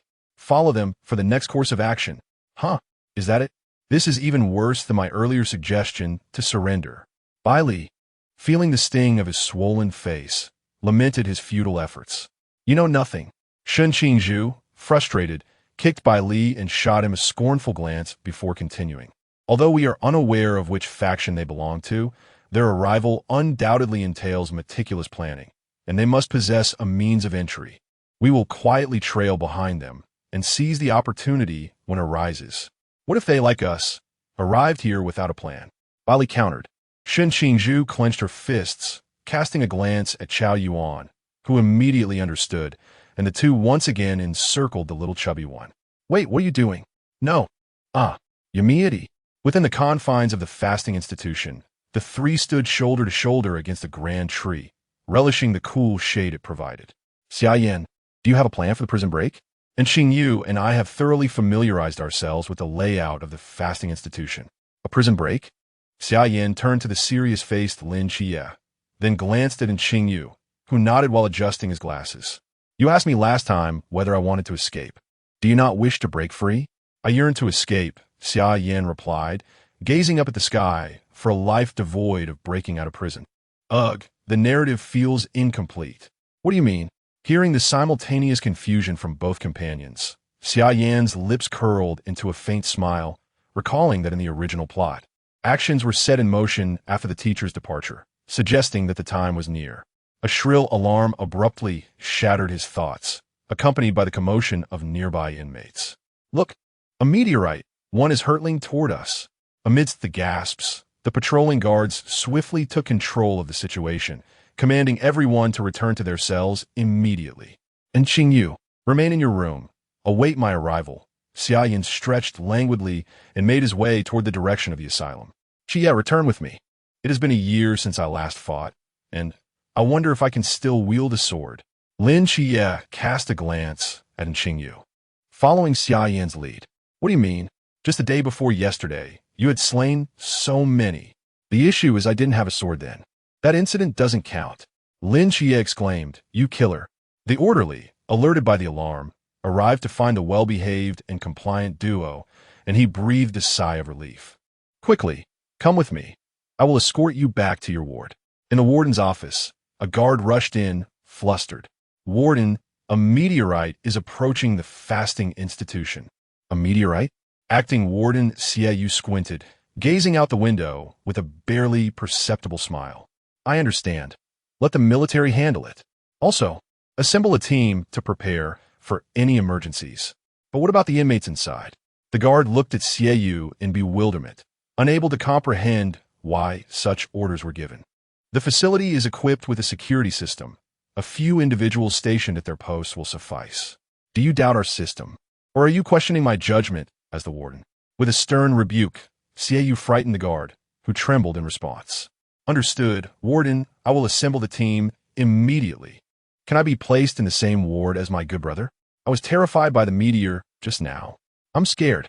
The caregiver observed Xia Yan's trembling form, his tear-filled, pleading eyes fixed upon her. She turned to Lin Xie beside her, asking, "What do you think?" "What do you mean, what do I think? I'm merely standing here observing." Lin Xie thought to himself, perplexed by the antics of this individual, lamenting that he had not received an Oscar for his performance. "Then let me stay with him. It must have been the meteor that frightened him. My presence will surely provide you with some reassurance." The caregiver nodded in agreement. After all, he was mentally unstable. Should he go into a frenzy, with Xia Yan's combat prowess, this place could very well be in jeopardy. Moreover, they had observed that when these two were together, their emotional states tended to stabilize significantly. "Very well, but if anything goes wrong, notify me immediately. There is an emergency call button by your bedside." With that, the caregiver secured the door to the ward and departed. Without further ado, Xia Yan pulled Lin Xie into the restroom, blocking the camera within. Lin Xie, eyes wide in disbelief at Xia Yan's actions, was suddenly overcome with goosebumps. "What are you doing? I must inform you. I am not inclined toward such things." Chapter 89. Is this even possible? "Transform me. Hurry." Listening to Xia Yan's anxious voice, Lin Xie immediately retreated to the corner, shaking his head fervently. "No way. Absolutely not. I must go out and inform Sister Hongying." "What? You're really going to tell Hongying?" Xia Yan met Lin Xie's gaze, which was laced with fear, disbelief, and a resolute refusal. "Don't come any closer." Lin Xie trembled as he brandished a toilet plunger at Xia Yan. "You just want to use transformation magic to turn me into a woman to satisfy your desires, right?" "Not a chance." Xia Yan was bewildered. "What on earth? I do want you to use transformation magic. That's true.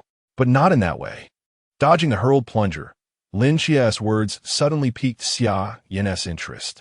"In this transformation magic, if I were to become a woman, would it be a complete transformation or just a part of me?" "Damn it. You say you're not interested, but even if you got my body today, you'll never possess my heart." "Xia Yan, I can't take this anymore." Frustrated, he swiftly covered Lin Xie's mouth, fearing he would utter something that would leave him utterly bewildered. Observing Lin Xie's willingness to face danger, a sudden idea struck him. "In a moment, find something and transform into my likeness. I want to pull off a big score." Lin Xie nodded in comprehension. Xia Yan, seeing him nod, yet shake his head, was perplexed. "Do you understand or not?" Lin Xie pointed at Xia Yan's hand that was covering his mouth, apologizing for forgetting. Taking a deep breath, he relaxed upon hearing Xia Yan's words, nearly believing he would lose his purity. "I cannot create another version of you. My transformation magic only alters myself." Furrowing his brow, Xia Yan listened to the hurried footsteps outside. His earlier action of blocking the camera must have been noticed by the supervising nurse, and they would be arriving shortly. "I can't worry about that. You need to figure it out yourself." "You can't?" "Isn't your mental hospital Merlin capable of transforming Li Yifei into my likeness? Just summon him." Xia Yan looked at Lin Xie with a knowing gaze. Creak! The sound of the door opening echoed. Xia Yan gave Lin Xie a look that said, "It's up to you." Wind to the west, invisible. "Hey, what are you two doing?" The nurse pushed open the restroom door, finding the two locked in a staring contest, a breeze slipping past him unnoticed. Xia Yan, like a phantom, evaded the patrolling guards and the surveillance cameras, entering the control room. Having been undercover for so many years, this place was akin to his own backyard. With a sly smile, a black USB drive appeared in his palm, which he plugged into the main computer, taking control of the console. Beep. The firewall has been disabled. Beep. The surveillance system has been turned off. Beep. The lighting system has been deactivated. Doors to cells 21231, 33456, and 15223 have been opened. A low hum resonated as all the bulbs within the fasting chamber flickered briefly before plunging everything into darkness, the clamor of prisoners echoing through the cells. What is happening? A power outage? Let us see if the cell door can be opened. The prison guard, listening to the raucous banging on the cell doors, issued a stern warning, urging silence. Anyone who dared to incite chaos would experience the sting of my baton. What's going on? Is there a malfunction in the lighting system? Perhaps it will be resolved shortly. That matter is over there, and we need to maintain order here. As the guard conversed, he ensured the prison's decorum, harboring no suspicion regarding the abrupt blackout. At that moment, 3 cell doors creaked open silently, and 3 figures emerged, the surrounding noise and enveloping darkness concealing their presence. Outside the prison, 3 shadowy figures huddled together, recalling their operational plan. The remaining 2 nodded, noting that most of the guards had congregated, leaving the area largely unpatrolled. We must act swiftly. According to the intelligence provided by Xia Yan, the town's monument lies here.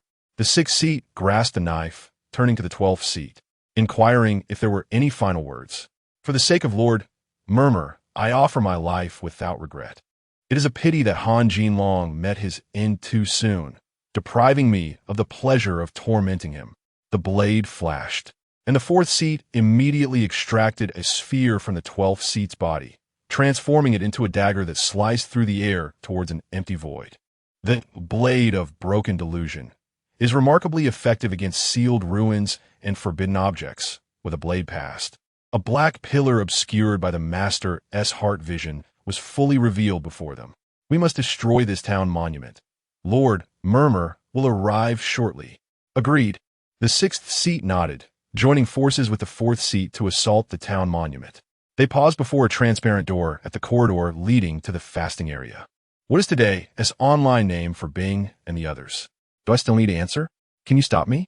Xia Yan confidently intended to use a shield technique to pass through, but his foot, suspended mid-air, suddenly halted. I've always been curious about the consequences of an incorrect answer. Will it be a hail of gunfire or a fiery barbecue? Pondering for a moment, he retreated a step, unwilling to leave without satisfying his curiosity. The little cow is soaring skyward, moving like a rocket. Correct answer. Please proceed. Xia Yan fell into silence, casting a dubious glance at the camera, and after a lengthy pause, reluctantly uttered, "Damn. This works too." As Xia Yan's expression turned vacant, the surrounding lights extinguished abruptly, yanking him back to reality. Damn, there's no time. With that, he transformed into a gust of wind, racing towards the town monument. Outside the fasting chamber, the 2nd and 5th seats of the ancient god church awakened, their eyes blinking in confusion. Where are those individuals? I will make them pay. The 5th seat rose in fury, the strange bindings on his body dissipating, his teeth grinding ominously as he surveyed the surroundings. Let us set aside those matters for the moment. The task entrusted by Lord Murmur is of utmost importance. Have you not noticed that darkness has fallen? Although the 2nd seat harbored some reluctance, the immediate concerns took precedence. As he spoke, a glimmer of realization illuminated his eyes. My powers have been unsealed to the realm of the sea.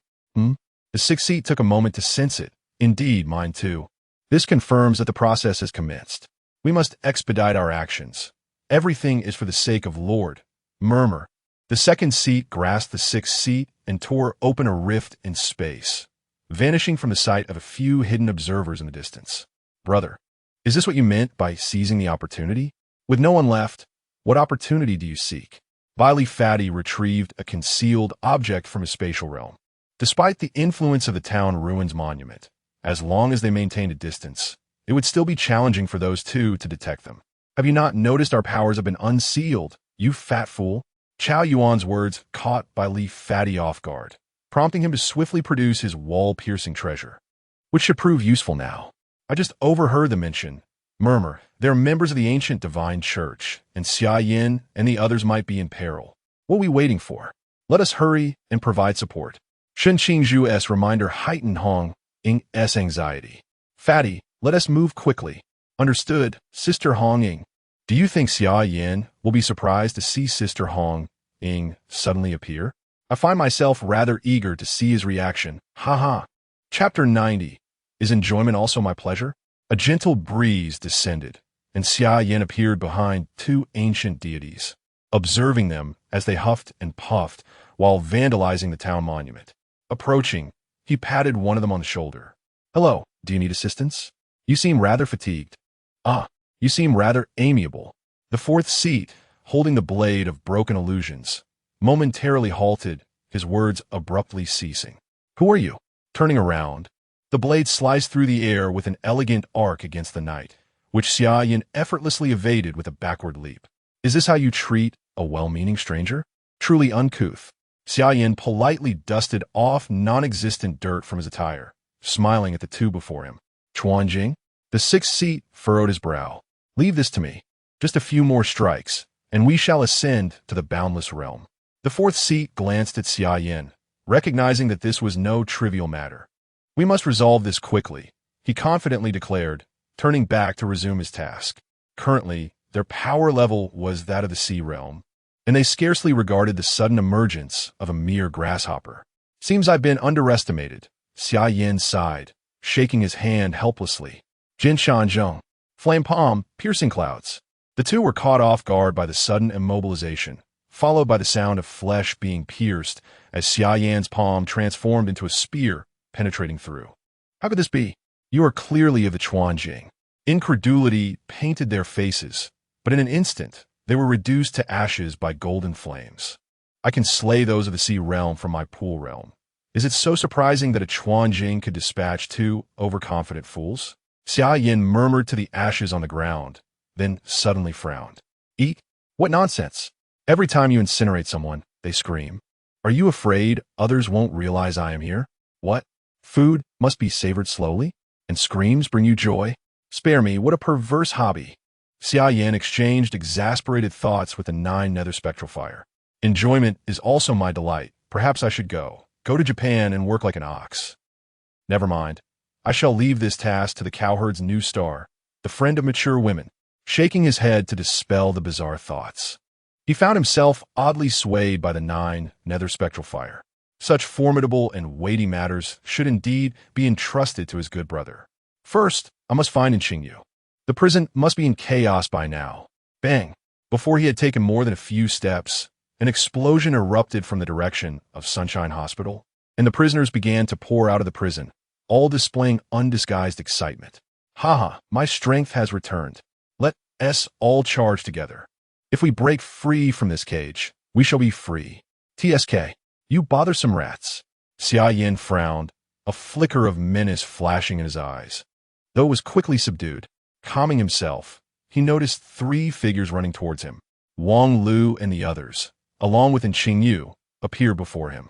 Before they could speak, several meteorites began to descend upon the fasting site, intercepted mid-air by missiles, painting the night sky in crimson hues. Brother, the situation here is too chaotic. We must intercept them. You have other matters to attend to, do you not? No, that group is far too frenzied now. Approaching them would be akin to courting death.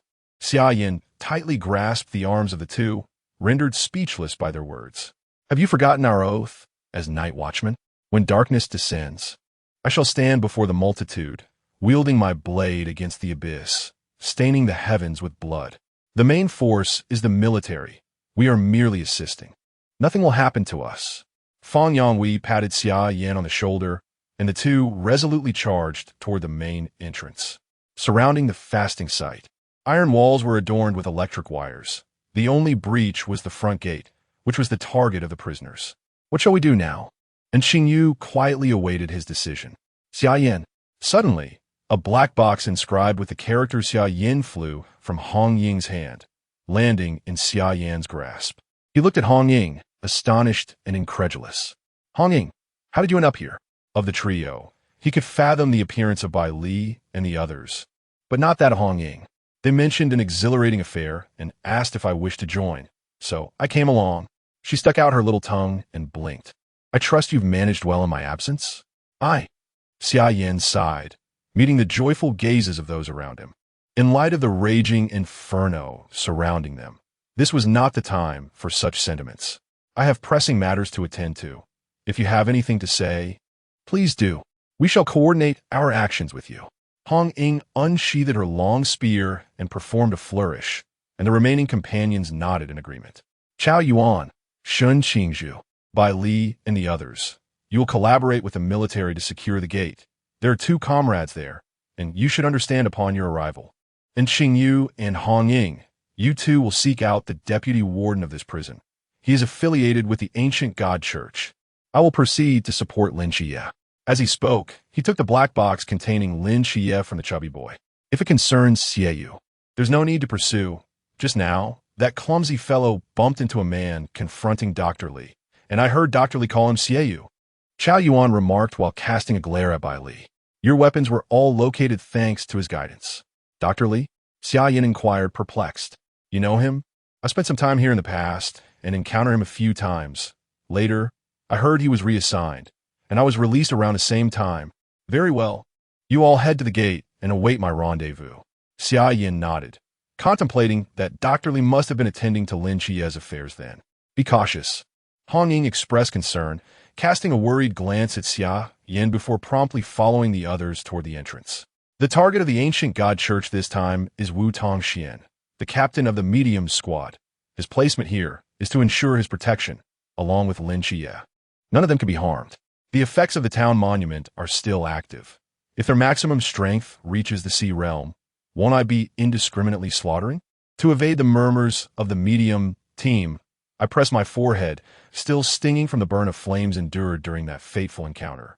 Each time I summoned my abilities, a searing pain pierced my very soul. Had the plan faltered? I cast a furious glance at the few relentless pursuers behind me, gritting my teeth in frustration.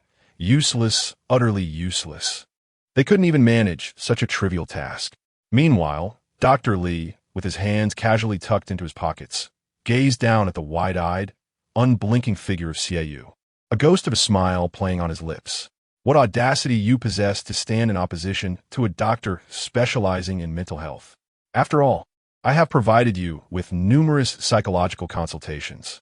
Is it not entirely reasonable to leave a few subtle tactics within the realms of your psyche? Chapter 91. Fury-clad in a robe woven from shadows, Wu Tongxuan's eyes were as dark as the abyss, effortlessly contending against 2 adversaries, delivering a relentless beating to the followers of the ancient deity church before him. Just how many forbidden realms do you possess? He queried, casting a peculiar glance at Lin Xie, who appeared somewhat bewildered. What is your forbidden realm? Why are you employing my abilities? After Wu Tongxian had struck him once, Lin Xie was left perplexed, and after another strike, he found himself unable to inquire further, as one of his own secret powers had been wielded by someone else. It felt akin to having a devoted fan who had followed him for years suddenly running off at someone else's beckoning. This left him feeling unsettled. As he sensed that his own dark divine realm remained intact, he pondered deeply, furrowing his brow. Old Dog Wu, one of the Fifth Seed's followers, warned, "The Master of Whispers will arrive soon. You had best be prudent. We could still grant you a swift end. Should you fall into the hands of the Master of Whispers, you will find yourself unable to live or die." No sooner had the Fifth Seat spoken than dark energy coalesced around him. The Second Seat, quick-witted, seized him and tore open a rift in space to evade the lethal strike, sacrificing an arm in the process. Whispers? He mused. Isn't he currently being pursued by the spirit medium squad? Does he truly have time to be here? Hastening to the scene, Xia Yan heard the followers of the ancient deity church and smirked. I eagerly await his arrival. It would allow me to offer his head as a tribute to an old friend sooner. Fortunately, the town ruin monument arrived just in time, sustaining only partial damage. The highest realm of the fasting sanctuary was the sea realm, If the Master of Whispers dares to come, I assure you he will lose his head. Who are you? The second seat squinted at Xia Yan, who had come to their aid, pausing before continuing. A river realm? Old dog Wu, you truly amuse me by bringing a river realm for support. Support? With the two of you, you hardly warrant my seeking assistance. Lin Xia interjected, you take this. This irreverent fellow and leave. I shall handle matters here. Wu Tongxian had encountered Xia Yan once before and had been frightened away. To this day, he remained unaware of the latter's name. Each time he thought of it, a flush crept across his face. What do you mean by irreverent? Allow me to introduce myself. I am Xia Yan. Should you find the opportunity, do visit me in my dreams for a more exhilarating experience. What you have seen thus far is merely the tip of the iceberg. Xia Yan shrugged helplessly. Is sharing good fortune with a middle-aged man truly deemed irreverent? After being confined in a mental institution for so long, is it not permissible to seek some excitement? Wu Tongxian. Then, a black box was tossed to Lin Xia as Xia Yan mockingly approached the second and fifth seats. I am somewhat pressed for time. I offer you a chance. Take your own lives. It will save me the trouble of intervening. Huh? Who is this foolish boy?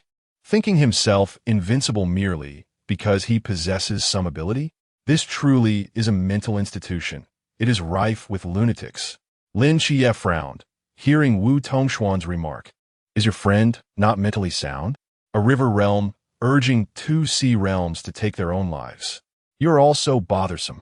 If I command you to take your own lives, do so without further ado. The tumultuous rage within could no longer be contained. As Xia Yan thought of Hong Ying and the others still by the gate, he unleashed a fierce shout, his figure blurring in emotion. When clarity returned, his long sword had already pierced the chest of the second seat who had just spoken. Bear with it. The pain will soon subside. Xia Yan whispered into the ear of the second seat, wrapping his arms around his neck. Yet, the murderous intent exuding from him swept through the surroundings like a tempest, causing the air to chill to an almost bone-deep cold. With a swift motion, he withdrew his sword, and blood gushed forth from the fallen second seat. Spraying like a fountain, his gaze, now a crimson hue, turned towards the fifth seat, who was rendered speechless by the sudden turn of events. And a cruel smile crept upon his lips. It is your turn now. How do you wish to meet your end? Why you? What are you? The fifth seat's words trailed off as Xia Yan appeared behind him. Incredulity etched on his face as he clutched the fresh wound at his neck. Xia Yan, are you? Are you all right?